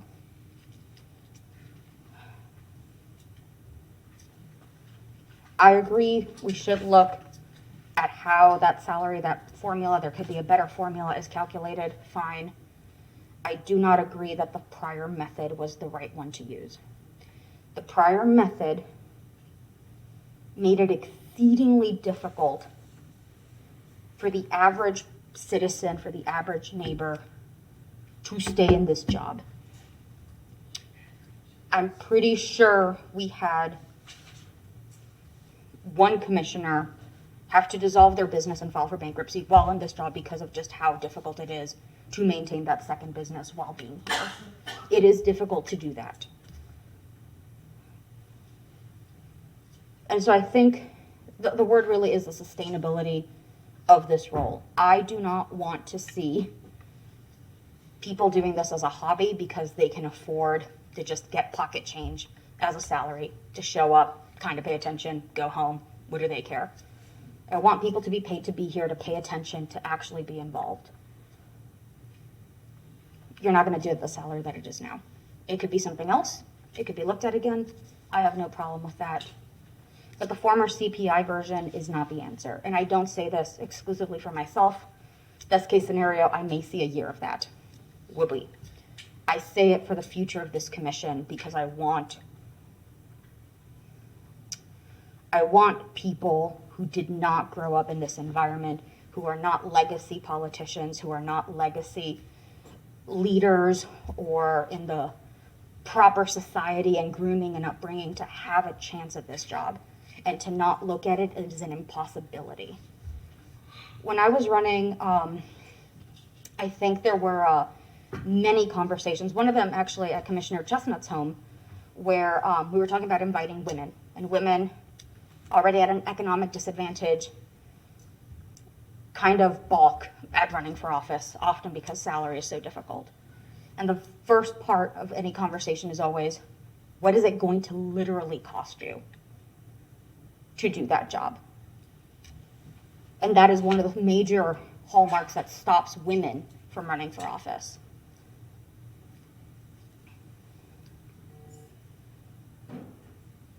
I have no problem asking either, actually, well, I think the best place would be the Office of Equity and Inclusion to really look at a better formula, if there is one, to have their expert opinion on the matter, rather than us deciding as a pendulum, yes, no, black, white, on, off. I'd really like equity to look at it as part of this budget assessment that we are doing, because the future of this commission is going to be a bunch of hobbyists or really rich people, and that does not reflect the city of Gainesville. That doesn't reflect half the people who have shown up here today to talk. And that's not, I don't want to force someone to pick between feeding their family and staying home and having the chance to help their city be better. And if we make that change right now, immediately, without even giving the charters to give us other suggestions, we are dooming the sustainability of this. And it's going to be a really sad commission up here in 5-10 years. That's going to look like no one outside of these walls. Thank you, Mr. Mayor. Thank you, Commissioner. Commissioner Willits. Thank you, Mr. Mayor. In regards to number 2, I too have been thinking about how the University of Florida can partner with us. And I also know that the current situation we find ourselves in means that some of our dreams and goals might have to be delayed or postponed. I wanted to talk to the university about the U of Health medical complex, or at least the professional office, the old Nationwide. The eastern portion of that property would be great for a park in Southwest Gainesville, in District 3. And that's something I would love to be able to talk to the University of Florida about. If they want to give us a payment in lieu of taxes to the tune of what our Gainesville Fire Rescue provides them, I think I'll put my dreams for getting a decent park in Southwest Gainesville, an additional decent park in Southwest Gainesville, on hold. If they're going to start buying millions and millions and millions of dollars of electricity from us, I will also put my dream of that particular parcel. So I know that one of the issues here is that we have potentially lots of ask of the university, but I do think this is a start. And because the Joint Legislative Audit Committee told us to reach out to them, to ask for help, to communicate with them, I think this is an example. Yes, and almost any other time, I agree with Commissioner Eastman that I don't like when different governments go around each other I don't like it at all. But I think this is an opportunity to work with the Joint Legislative Audit Committee to let them know also what we're thinking about, what we're experiencing here, in case they are not familiar with the structure of a university city that has a municipal utility that does not buy power, that there's not a power agreement, because they're all in a town that clearly those universities, those institutions are buying electricity from. So that's pretty good, a good point. The fourth point, I have been interested in this idea of reviewing where those different services are duplicated. Whether it's that I go back and forth on the idea that whether we want to spend any money to achieve that, but at the same time, even though we may be in a budgetary crisis, there are some things that are worth spending money on. And so I don't quite know whether this one in and of itself is, but I'm very cognizant that you can't cut off your nose to spite your face. You can't try to, save $50,000 and not identify hundreds of thousands of dollars, millions of dollars of duplicated services. I don't know exactly whether that will be the case, so I leave open the idea that at some point we may have to pay some money for it. As regards to number one, this will sink for me any support of this motion, because I came to this commission thinking that, I came to this commission. Well, I arrived to this commission thinking that first of all, I had to give up my permanent job at UF, my permanent team's position as an employee in the College of Medicine for 7.5 years. Mind you, 8 years is when I would have invested in our pension plan. The city commission also counts in the same pension plan, so by no means am I saying I gave up a pension. But I had to give up my job because my job had a accreditation requirement that at least a 0.8 person did that, 0.8 full-time equivalent. And it became clear, my boss said, my boss told me, there's no way you can do that and be on city commission. Because she, as a professional with some experience about city commission and her previous boss having served even on the utility advisory board, knew the demands of the office. And so she knew that there was no way. And I said, well, my plan always had been to go to a part-time position. But with the expectation that next year my salary would go up, and I say this personally, because if we got up here and we're going to talk about cutting the salary of any of our other community builders, someone would speak up for them, and they themselves might come and speak up for themselves. So I speak up for myself, because I am, in essence, an employee of this city.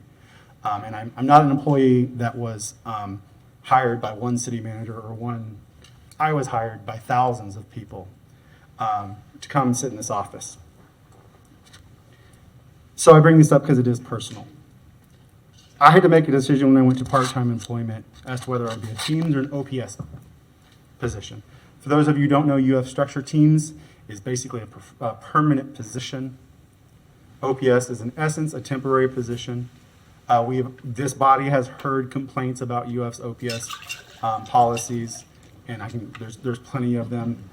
Don't get health insurance, don't accrue sick leave, don't accrue vacation. If there's a hurricane, you don't even get paid for that hurricane day off. You could have been willing to work, you do not get paid for it. It's not pension eligible. It doesn't count towards your Social Security years, your Social Security, because all that goes into a FICA alternative account. And importantly, if you were a previously Teams employee like me, and you made a financial decision that you'd go ahead and become an OPS worker because it was more flexible for your department, because they could pay you in dollars, less so in benefits, you're in the unenviable position of having to liquidate all of your saved up vacation and sick. And the way that works is 200 hours you can cash out of your vacation. The other hours you lose. I lost, 60. I will, it's in the process, losing 60 hours of vacation. And that's time I desperately saved up so that sometime I could actually enjoy myself. I worked to the bone. The thing that is a bigger stick to me is that I gave up over 400 hours of sick leave. And there's no cashing that out. It's just gone. And that 400 hours of sick leave times my salary was a lot of money if I could have gotten it. But the bigger thing is that 10 weeks of sick leave represents a later point in life when you, and just to be clear, my entire plan was to go back to UF as a full-time employee in any field, doing anything. I could be a custodian and it would be fine because I'd go back to my pension and go back to that sick leave. But the decision I made with the expectation of a salary increase next year, that I just want people to understand, since I would love to hear the personal experience of an employee, what they lose out. And so what I lose out, that 10 weeks really represented for me.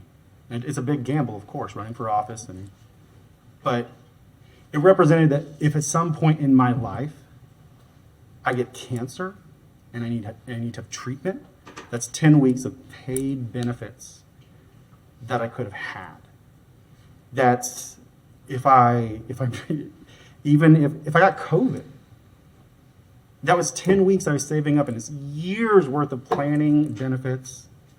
And so it is a kick in the gut to have lost that, not because I think, you know what, this is going to be a good salary, it's going to be worthwhile, I'll be able to save some money. This is a good calculus. It will work out fine. But to have made a decision, not just that I was going to part-time, because that was the plan, but that which type of part-time, in the exact same position, but which type of classification. That was definitely made. People make plans. People figure out how they're going to be able to afford their mortgage. I will not be able, if I did not work half-time, I would not be able to afford my mortgage on a very, very, very modest home. And so I will continue to work part-time for however long. I was planning on quitting in this sometime in the summer because the finances were all going to work out. But I can guarantee you, I think all of you know this is not a part-time position. I know it's not a part-time position. There's no way, if you wanted to read the backup, but if you wanted to even read emails at all, respond. If you want to listen to the community, it takes more than 20 hours a week. It takes more than 25 hours a week. It takes more than 40. It truly does. And I wanted to give this my all, and there's no way I can give it my all when I have to work 20 hours a week at UF. And it's not even the 20 hours. It's the middle of the day, jumping in a car, losing time, traveling, go scarf down lunch for a meeting. So this will affect me. It will affect the service that I give my constituents in Southwest Gainesville, District 3. It does. Particularly because having given up 10 weeks of vacation plus sick time, I still got to figure out of somewhere there, it's got to pencil out for me. This is, what already the highlight of my life to serve on this commission. But it was a real kick in the teeth. And I wanted to make sure that people understood that when they voted, they weren't voting against people with pension, already enjoying their pensions, or people with spouses who help the finances, or they have a full-time job that they can manage to keep because of their privilege in their employment. I don't have those privileges. I got to work to make sure that I keep a roof over my head. It will all pencil out with that part-time job. I'm glad for it, but it is nearly impossible to be a good commissioner. Those of you who have managed it, kudos. You have done the impossible, but it really is nearly impossible to be a good commissioner only doing this part-time. And this motion, people in the past have been great for doing it, but I think we had part-time commissioners, and I think this deserves full-time commissioners, and that's why I will vote no on this, and I'll continue to vote no for the sustainability of who shows up to just even think about running and who sits on this dais. We need people who can devote full-time, and that those people do not have to put their entire life on hold to come serve the people of Gainesville. Thank you, Mr. Mayor. Thank you, Commissioner. I'm going to go to the attorney. He's had his light on for a little bit there. Number 10. Number 10 is on, I swear. believe you, but it hasn't been pushed. Okay, all right. So I'm gonna go, we've been around once with everybody. I'm gonna get my piece in, and then we'll go back to Commissioner Book.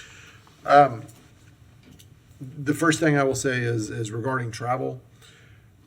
There are kinds of travel that we should absolutely limit at this point.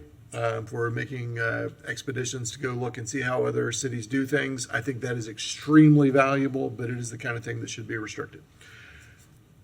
We should be, and we have fallen down on the job of over the last several years, we should be lobbying for this city. That's how you get more money. Our FaceTime with elected officials, yes, a little bit in Tallahassee, but not so much, just given the realities of Florida. But definitely right now, I can tell you, we put ourselves in a better position to get money for this city by lobbying in Washington, D.C. right now.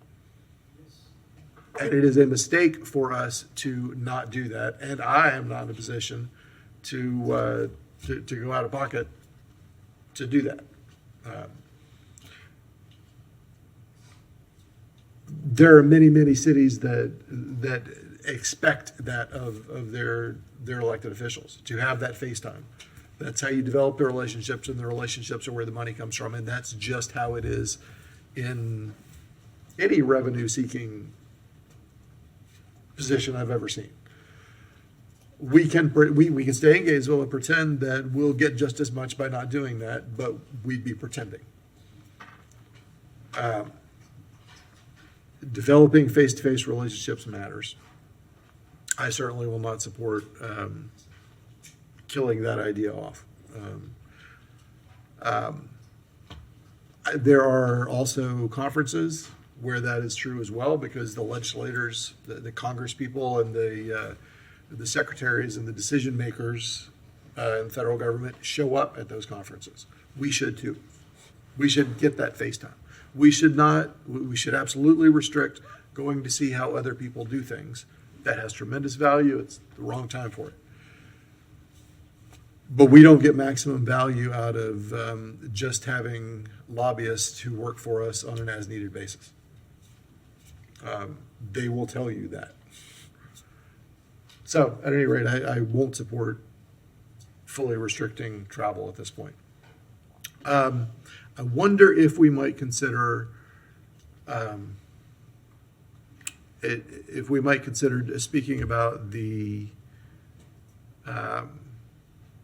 salaries, rather than repealing the ordinance,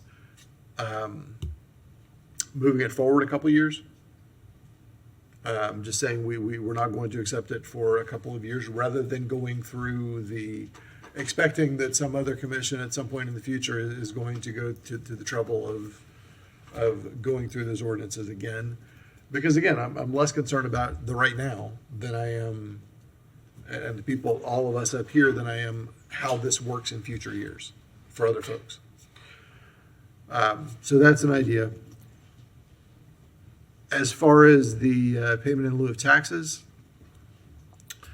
I wonder if there's a way to, let me rephrase, I know there's a way to write the letter to the communication to the JLAC members to make sure they're aware of our situation. Not to say, lean on our sister institution here in our city to send money, but make them absolutely aware of how many acres of our city are not ours, that do not produce. And that we do spend money to support that folks use our city streets to get back and forth to work and to enjoy being here, that we support, we backstop police services, that we provide fire services and hazmat services, that there are things we do that cost us money. Just saying, make you aware, JLAC, that these are some of the things that we have to compensate for in other ways. Not as a specific ask, but as just letting you know.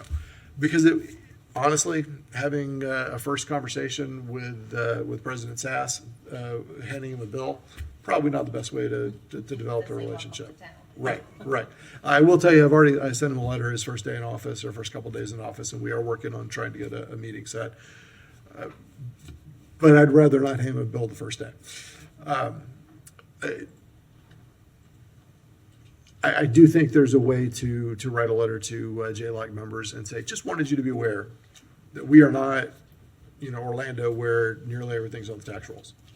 That we are more like Tallahassee, where there's an enormous chunk in the middle of our city that we don't get to draw revenue from, and that we support financially. I think there's a way to word it that makes sense. I appreciate everyone's effort on this very much. Commissioner Sacco, Commissioner Willits, I absolutely appreciate you and your vulnerability with this, talking about the salaries. And I know everybody in the world hates to pay politicians. I get it. Everybody hates that. This is probably, actually I did the math the other day, the salary increase that my position was due for next year. And by the way, everybody thinks we're already getting paid that extra. We're not. It doesn't start till January 1st of next year. And it isn't going to start. I mean, clearly that's not going to happen, and it shouldn't. It rounded out to like 0.0002 something of the general fund budget. It is not going to make a dent in the budget. It is not. It is symbolic, and it is symbolism is important.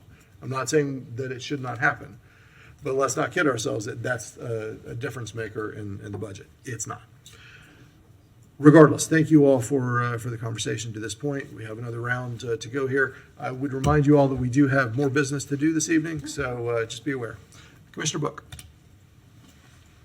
Mr. Mayor, since we did one round, I'll be concise when I speak, but would you like to hear who we might have, who wants to come before us and listen to them, and then we might have some additional information that's informed by that? Sure, we can do that. Let's hear from the public. And I'll be concise after that. Our first speaker is Joe Beatty, followed by Bobby Murmur.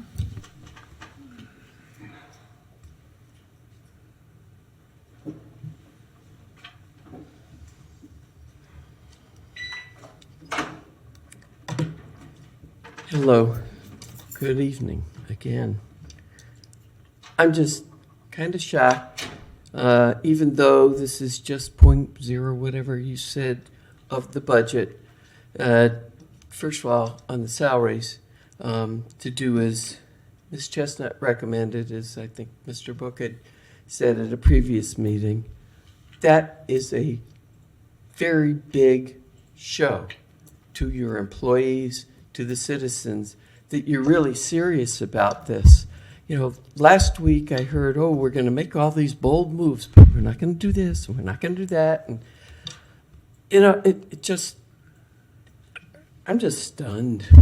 I'm just stunned. I think that the things that are said by some of you commissioners about the salary, first of all, this is supposed to be a part-time job, and I have watched over the years this evolve into a full-time job. You have made it so. The commissions have made it so. You make up subcommittees that do things. We've got, excuse me, I'm not trying to offend any of the charters, but I believe if you looked at the standards, that your pay, the charter's pay, is way above the norm for an equivalent city. And you've got professionals here. What's supposed to happen? They are supposed to be running the city. I've sat and I've watched time and time again. You add a committee and you micromanage, and the charter's really in the staff that very competent. They're like not able to do their job. They're told by commissions what you want for the answer. You've added a policy thing. All this information you should be getting from your staff, from your charters. It's just appalling. And you won't even do this. Commissioner Willits, I think, said he believed he was going to be getting this higher salary when he ran. No. If you freeze my time, and I'd be happy to listen to him correct what I thought I heard him say. Please, That's what I thought I heard him say when he ran. He thought he was going to be getting more money. He went to part-time. There is something about experience when the lower pay. You had successful. My husband grew up in this town. He said, "I don't know. We used to have businessmen that were retired. They were successful. And then they come and they give back." To say that anybody should be able to run for this job and pay to keep a roof over their head. I'm sorry, there are different skills, and that's making this a job. You referred to it as a job. Can I ask you to wrap okay, up, please? Thank you very much. I think you want to make one little thing to show that you really mean this. Give up your meals. We've been saying this for 15 years as people are hungry out there. If you can't do anything else tonight, give up your meals. Who's next?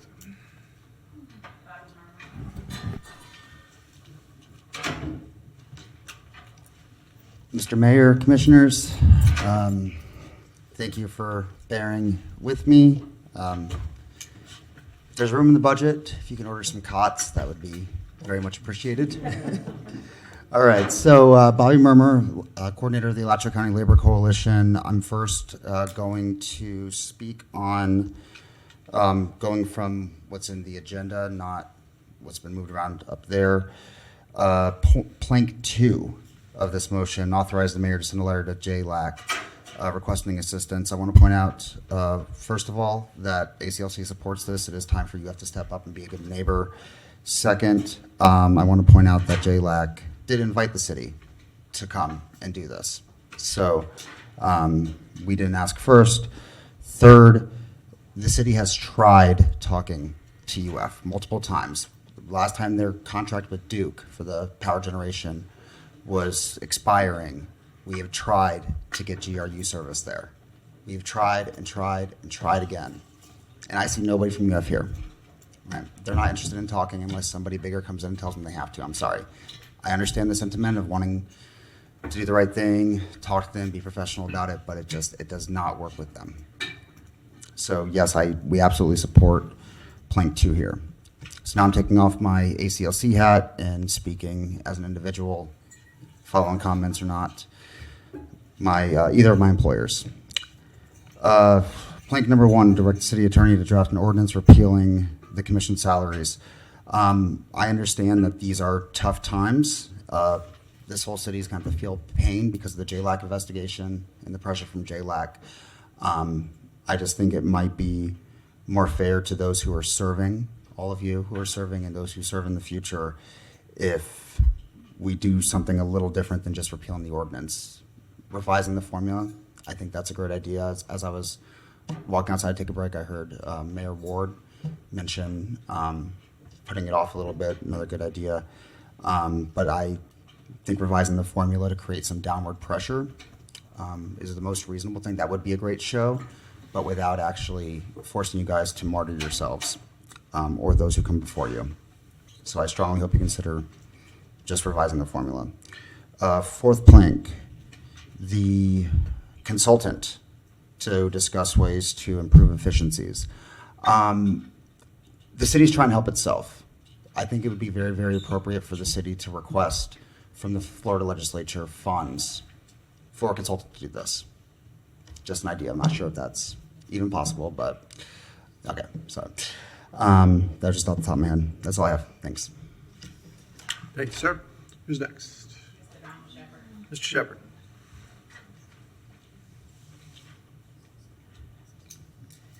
My name is Donald Shepherd, the People's Representative. What I wanted to say is that he's exactly right. This is not an easy job, and you shouldn't enter into any job without knowing the avenues of what you got to take and represent your city or the job in which you are you chose to represent. Know that before you do it. I've been doing this for 14 years. Ain't nobody paid me to come to the city hall. Ain't nobody took and said to me that you're going to lose out anyways. I did. But did I give up? No, because I take happiness in greeting people and happiness in seeing results. I see more results in the last year that Mr. Ward has been in office. And I'm not joking around. I'm telling you, this is serious.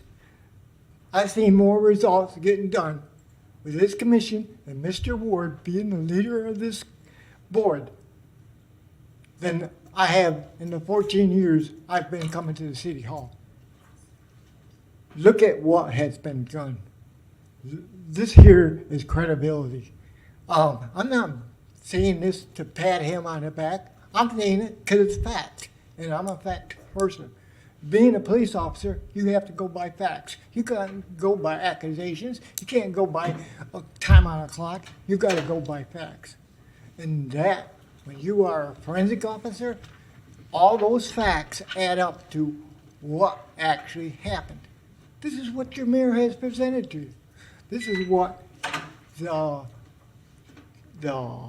what's it called down here?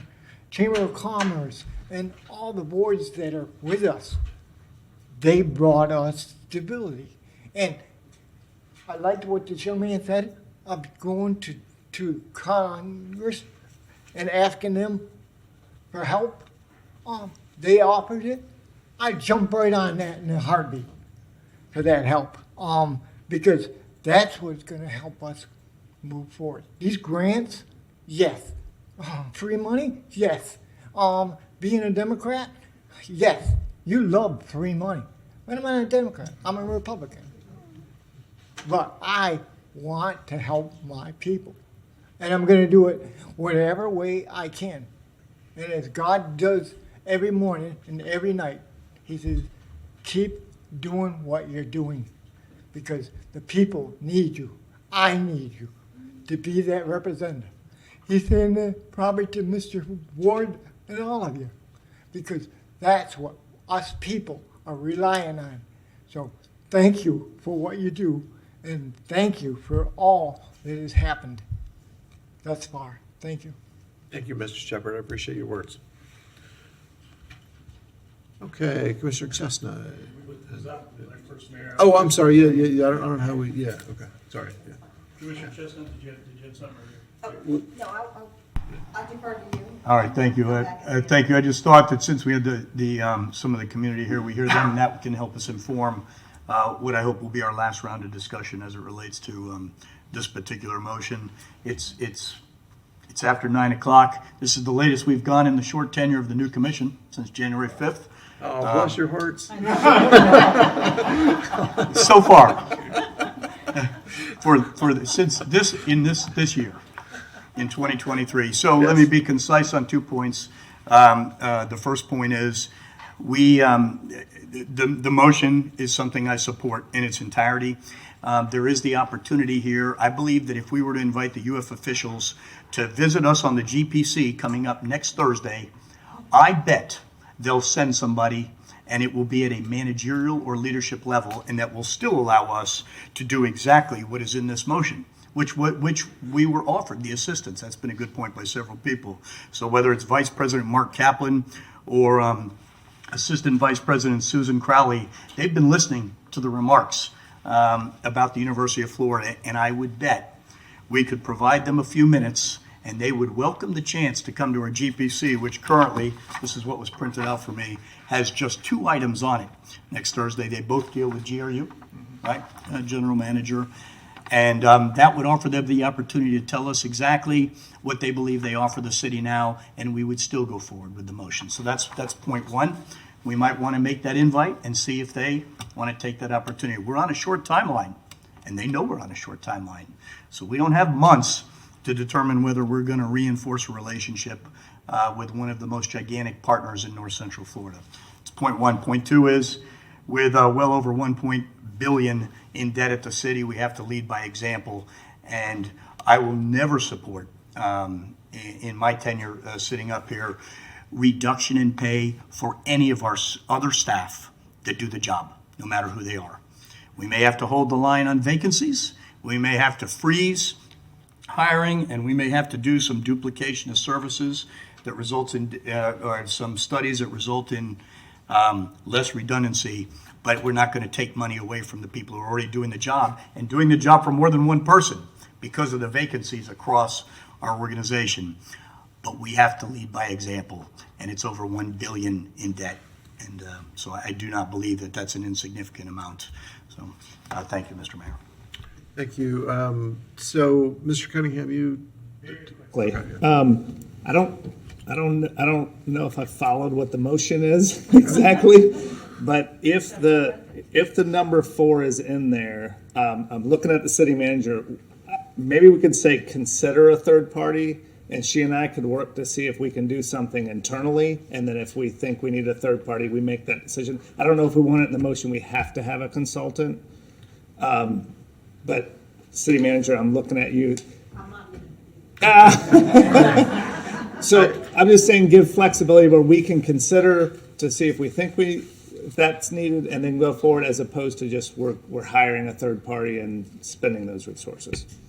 I would agree. I mean, we have a consultant that we can bounce some things off of, and if it gets to a point where it looks like we need to go outside, then we'll. Right.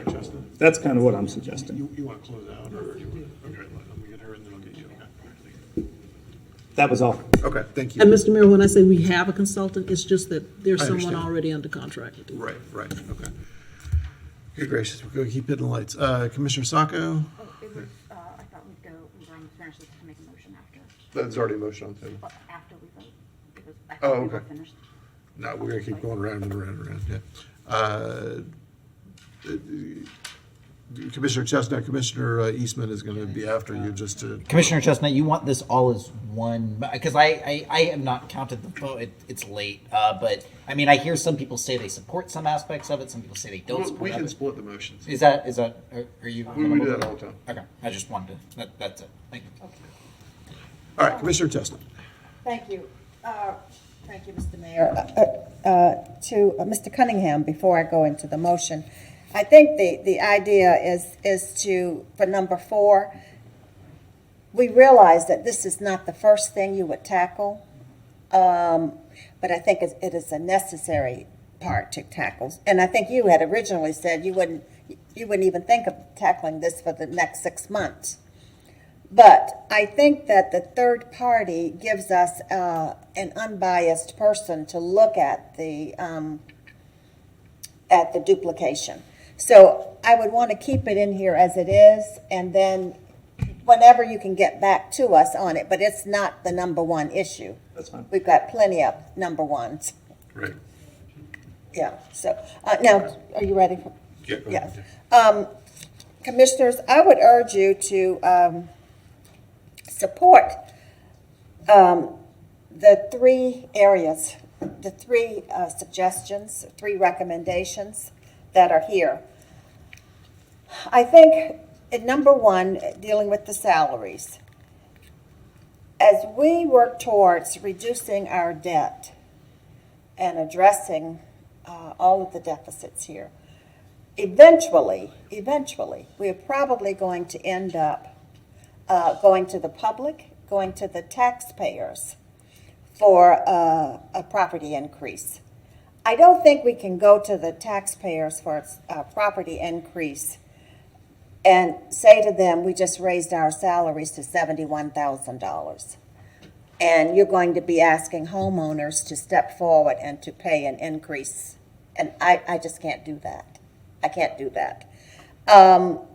This commission has existed as a, quote, part-time position for as long as we can remember. It's never been a full-time job.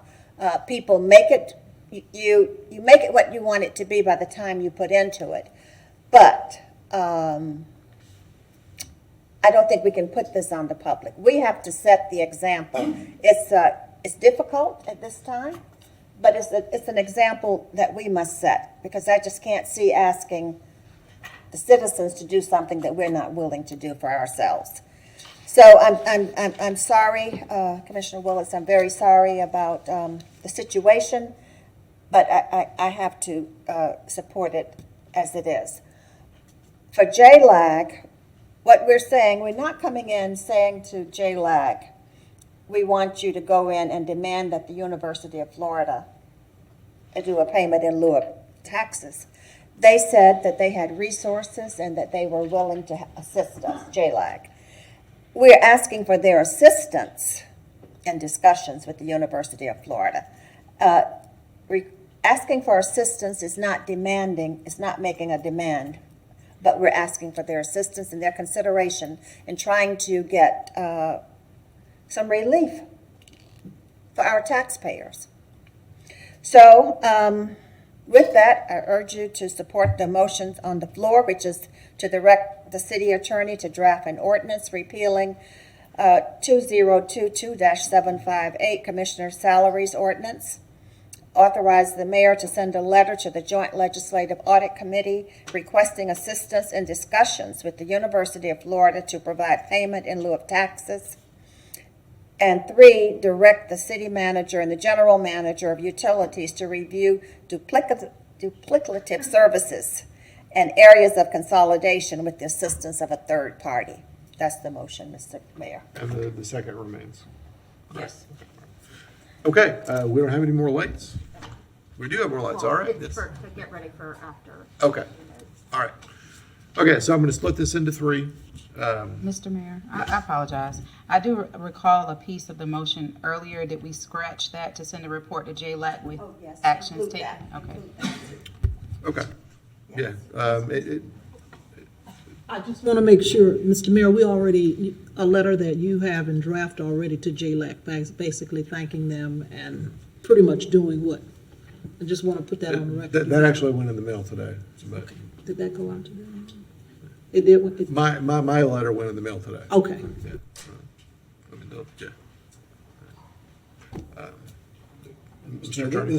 I know this is a stupid question. But I was going to tell you there are no stupid questions. No, but there are you. stupid questions, but on the face of it, this motion would repeal the ordinance that pays you salaries. If we repeal it, you're going to be working for zero. I don't like that. To bring back the ordinance as it was prior to the change last year?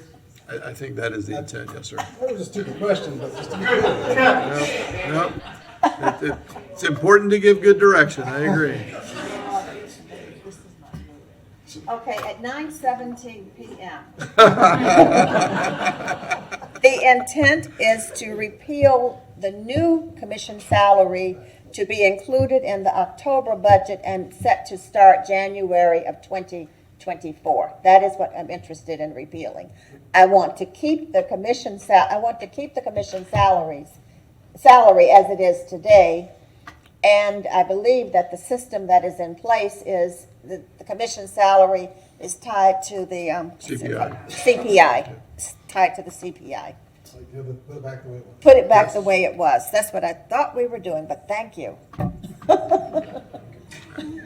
See, that was not a stupid question at all.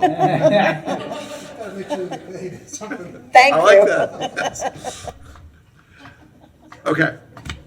So number 1, direct the city attorney to return the payment situation to the way it used to be. All in favor, say aye. Aye. And opposed? No. All right, that passes 5-2 with Sacco and Willits in dissent. Number 2, authorize the mayor to send a letter to the JLAC requesting assistance in discussions with the University of Florida to provide payment in lieu of taxes and to provide regular written updates on our progress. That sound right? That's correct. Okay, all right. All in favor, say aye. Aye. Any opposed? That passes unanimously. Number 4, direct the city manager and general manager of utilities to review duplicative services, and you like the way I did that, duplicative? I got that. And areas of consolidation with the assistance of a third party. All in favor, say aye. Aye. Any opposed? All right, that passes unanimously as well. Madam Clerk. Oh, I'm sorry, yeah, go ahead. Yeah. Commissioner Sacco. Thank you. I think in relation to this conversation and the vote that just passed, I think I can ask for it because it's information that I'm asking from staff, but I would like information on what it would take to move our meetings back to Monday. If I'm going to be paid for 20 hours of work, I will stop working on the 20th hour, and you will be down 1 commissioner. And to that point, I'd also like to ask what information it would take to eliminate 2 at-large positions, which currently cost several hundred thousands of dollars in salaries, benefits, support staff, and staff time. If we're going to lead by example, we should be willing to cut off our entire salaries and our entire positions as we ask staff to cut positions. So if I could have that information back from staff, and I'll put it on a future GPC. Since we're really serious about saving money here, we can save several hundred thousand with that. Bring the math back if you would.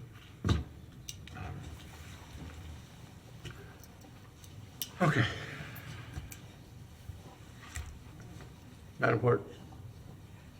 Our next item is the second reading of ordinance number 2023-70, Residential Rental Unit Permit Program, and ordinance of the City of Gainesville, Florida, amending the Residential Rental Unit Permits Program by amending Section 2-339, applicable codes and ordinances, and by amending Chapter 14.5, Article 1, titled Residential Rental Unit Permits, providing directions to the codifier, providing a severability clause, providing a repealing clause, and providing an effective date. Commissioner Eastman. I motion to approve on second reading ordinance number 2023-70. Second. We have a motion and a second. Let's hear from the public. Tyler Forst, followed by Bobby Murmur. Mr. Forrest. Please vote for it. Thank you. I like the way you speak. Hey there, just want to say goodnight. All right, thank you, sir. All right, I don't see any lights. Is this a roll call? Yes, sir. Commissioner Willets. Aye. Commissioner Chestnut. Aye. Commissioner Sacco. Aye. Commissioner Duncan-Walker is absent. Commissioner Book. Aye. Commissioner Eastman. Aye. And Mayor Ward. Aye. That passes unanimously. Madam Clerk, what's next? Our next item is 2022-380, second reading, request to vacate a right-of-way. An ordinance of the City of Gainesville, Florida, to vacate, abandon, and close certain portions of a public right-of-way generally located near 4232 and 4210 Northwest 6th Street, as more specifically described in this ordinance, providing directions to the city clerk, providing a severability clause, a repealing clause, and an effective date. Move ordinance. Oh, sorry. That's all right. I motion to approve ordinance number 2022-380 on second reading. Second. All right, it's a motion and a second. Would any staff like to give public comment on this? No, sir.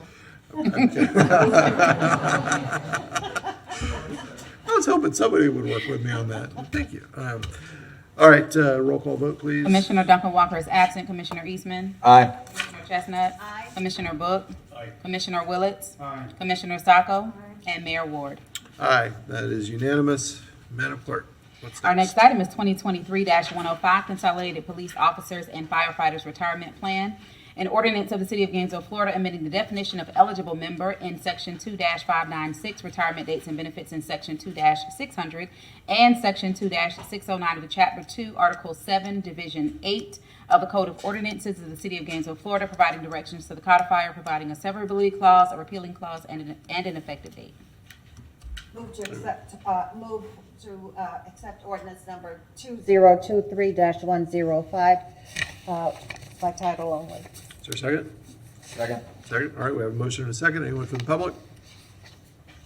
All right, roll call vote. Commissioner Book. Aye. Commissioner Sacco. Aye. Commissioner Chestnut. Aye. Commissioner Duncan-Walker is absent. Commissioner Willets. Aye. Commissioner Eastman. Aye. And Mayor Ward. Aye, that passes unanimously. Madam Clerk. Our next item is second reading of ordinance 2022-704, LD 22-129, TCH certified mail requirement, and ordinance of the City of Gainesville, Florida, amending the Land Development Code relating to public notice requirements by amending sections 30-3.7, public participation, and 30-3.8, public notice, providing directions to the codifier, providing a severability clause or repealing clause, and an immediate effective date. Mr. Book? I'll hold to member comment. Okay, all right, okay. I'll Anyone want to make a motion- motion? I'll motion to approve ordinance number 2022-704 on second reading. A second? All right, we have a motion and a second. Anyone from the public? All right, roll call vote. Commissioner Eastman. Aye. Commissioner Chestnut. Aye. Commissioner Sacco. Aye. Commissioner Duncan-Walker is absent. Commissioner Willets. Aye. Commissioner Book. Aye. And Mayor Ward. Aye, that passes unanimously. And we are out of items on the agenda other than commission comment. Commissioner Book? Is there, this is just a question related to our earlier conversation. Is there a sentiment, colleagues, that we would like to invite perhaps a UF representative to speak for a few minutes at our next meeting next Thursday? Would we want to extend that invite? And I'm asking that question. Commissioner, I will tell you that I've had lots of conversations with them over the years about coming to be present, and if we ask them publicly, they will find a way to say yes. That is not necessarily useful. If we ask them privately, we will get different answers, and there are good reasons why. Just to be entirely candid with you. I would say let's just wait and send our letter, see what response we get. They may call us. Yeah.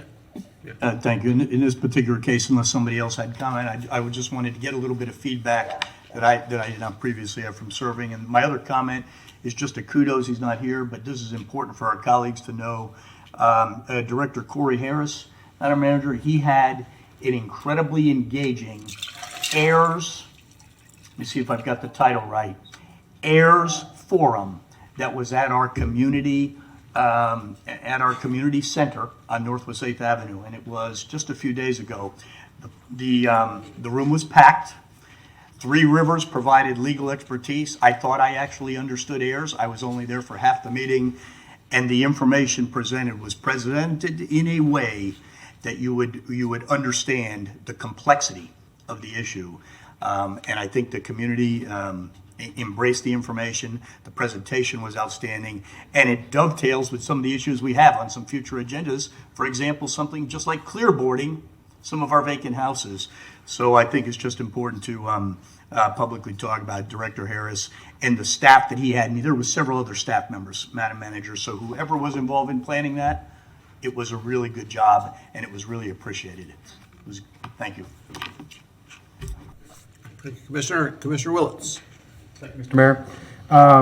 So as we go forward, well, rather, I want to talk a little bit about the idea of this commission and how it's always run, or our roles as commissioners, and then how we interact with staff, charter officers.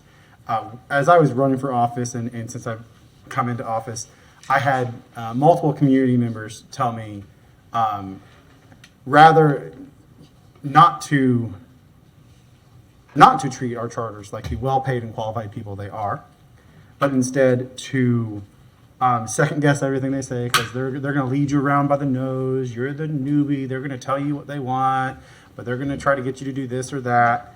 And while I'm not much of a cynic, I really am not. I'm skeptical, but I'm not a cynic. And so that kind of that thought competes with the thought.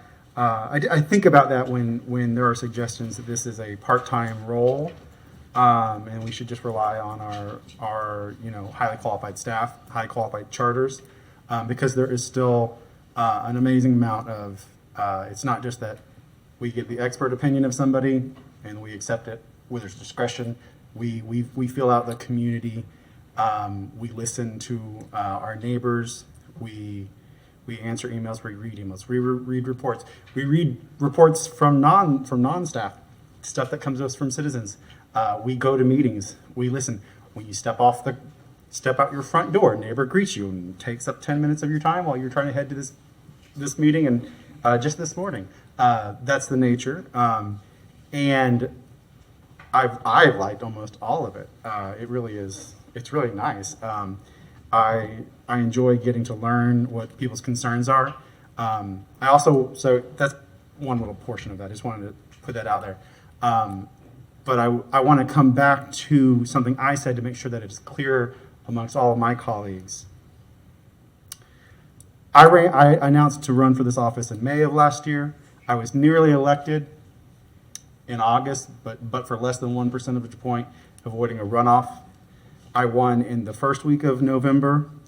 The previous commission passed a pay raise, I believe the next week, November, with a second reading in in December. I arrived to this commission on January 5th. I had my last day as my full-time position at University of Florida on February 3rd. And then on February 6th, I started my part-time position. It is not my job to respond to every community member who speaks at these meetings, so I will try not to. But what was suggested tonight was nearly nefarious, or that you may have heard, or this idea that I knew before I ran that the salaries were going to increase is a salacious accusation. So I needed to say no, but it was the wrong time. But I want to talk to you tonight because that was a absolutely salacious accusation. I just can't let it stand out there in the public, because I did clarify myself. When I arrived to this commission on January 5th, I had expectations of what the next budget year salary would be. So I wanted to say that because it was in essence, if not fully articulated, any astute observer would have heard a very large accusation, and I had to say something about it tonight, even though it is 9:30. I had to say something about it. Thank you. Thank you, Commissioner Willets. Commissioner Chestnut. Thank you, Mr. Mayor. Along that same line,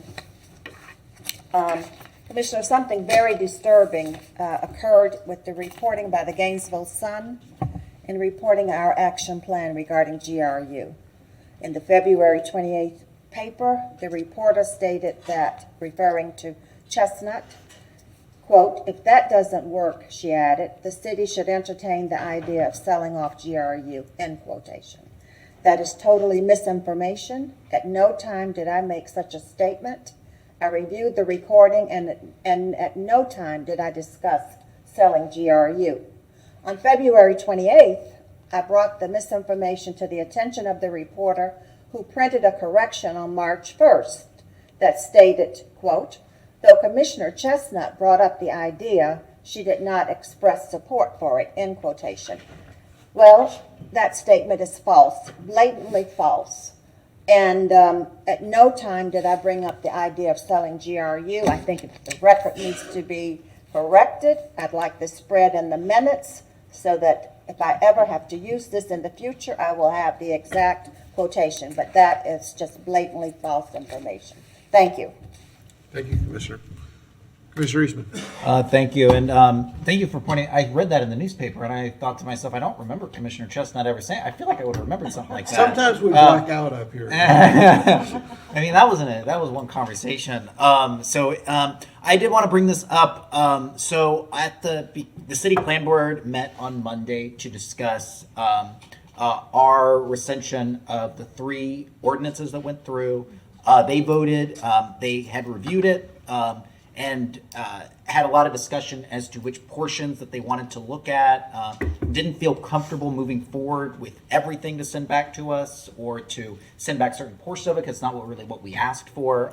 They voted unanimously at that meeting on Monday to have a joint meeting with the Gainesville City Commission for us to discuss it. I think that is a good idea. I think that might bring us into alignment more with what staff thinks would work within the comprehensive plan, and potentially just at least help us move this process forward a little bit quicker than simply getting to the 45 days and injecting it from there. So I wanted to make a motion to direct staff to schedule a joint meeting with the city plan board before April meeting to discuss the comprehensive plan update and options for moving forward. Is there any second? I don't think I don't think anyone. All right. Well, I guess I don't have a second then. I had a lot of those. Don't worry about it. That's okay. They're all on their computers. Commissioner Willets, yeah. Was that all you had, Commissioner? That was it. Okay. All right. I may have used the wrong adjective. It was noble. Earlier, salacious is the wrong adjective. I'm thinking of a different word, and I'll figure out what it is.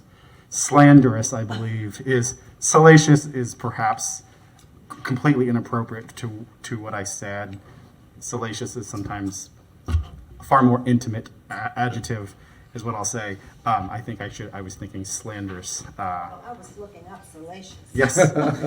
Sometimes it can just be generally obscene, but sometimes it is of a nature that is completely inappropriate for me to have said and was not what I meant at all. So please forgive my language. Thank you, Commissioner. There are a few things I want to talk about. I'll try to be brief here. I've been here nearly 13 hours already. So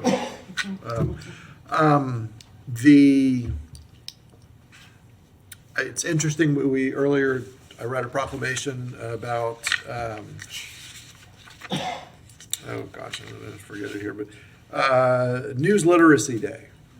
We talked about the importance in that proclamation, the importance of fighting misinformation. We ride a very difficult line here of being less than civil sometimes, of feeling like we're being less than civil if we respond to misinformation sometimes. Or of, in the case of the Gainesville Sun headline, of starting a fight with people who selling by the barrel, as the saying goes. We don't want to do that, but it's important to set the record straight. And when someone either writes something that is incorrect or says something incorrect, regardless of their intent, if you don't raise your hand and say, "Wow, that's not accurate," then it becomes accurate eventually. It becomes accurate. And it is, I watched Mayor Poe consistently do the very Christian thing and turn the other cheek a lot in cases where I know that it was really hard and hurt to do that. And I will advise those of you who are new and tell everybody that you do have to stand up for yourself. We do. And that I will support you in setting the record straight. Because it matters. No matter, who's up here, we need to be represented accurately. And if the story keeps getting told over and over and over in a way that is wrong, it becomes the truth as far as the public is concerned. And it is important to make sure that we do stand against misinformation. And usually that starts with a simple, "Hey, maybe you misunderstood me." But sometimes it is more than that. And it is fair to say, "Hey, that's not accurate." Now, I know that by doing this, I am likely to hear back about it at some point in the not too distant future. But I think we need to set a standard for what's okay and what's not. And I'm not doing this in any kind of pushing match, but it's important for the truth to actually be the truth, and to call it out when it is not. Having said that, again, I know I've lit a fire for future meetings, but it matters. And it's particularly in the wake of that proclamation that I read this evening. I think it's important to point that out. A procedural thing that is important to note this evening. I spoke with Ms. Anderson a couple of days ago. She is, I believe it's fair to say, enjoying and looking forward to continuing to be our interim auditor, but is not interested in being the permanent auditor. So we will need to engage the process to start a full-on search for that position. Just wanted to make you all aware of that at the first opportunity here. And she and I talked early on about this was kind of a test phase to see if it was something she wanted to do. And it is an interesting time to be going through that test. So the other 5 of you are stuck with us. So I want to thank you all for your efforts today. It has been a very long meeting, but we did get some work done. There are going to be a lot more days like this, We have a lot of work ahead of us, and I trust that we will get good things done. I'm going to leave you. Yes. Well, I hate to bring this up at the close of this meeting. However, we have not, I think we have not resolved the contract for the equity officer. Correct. So, And will that be coming back at some point? I was going to try to have that at the beginning of April. Thank you, thank You're you. welcome. Thank you. I will leave you with the same statement that we had up on the wall at the workshop. Through all of the things that we are working through, the City of Gainesville will continue to provide excellent service to our neighbors and support for our community builders. The business of the city, both from general government and GRU, goes on as the City Commission works through these serious issues and creates a bold, responsive path forward for us all. And with that, thank you, and we are adjourned.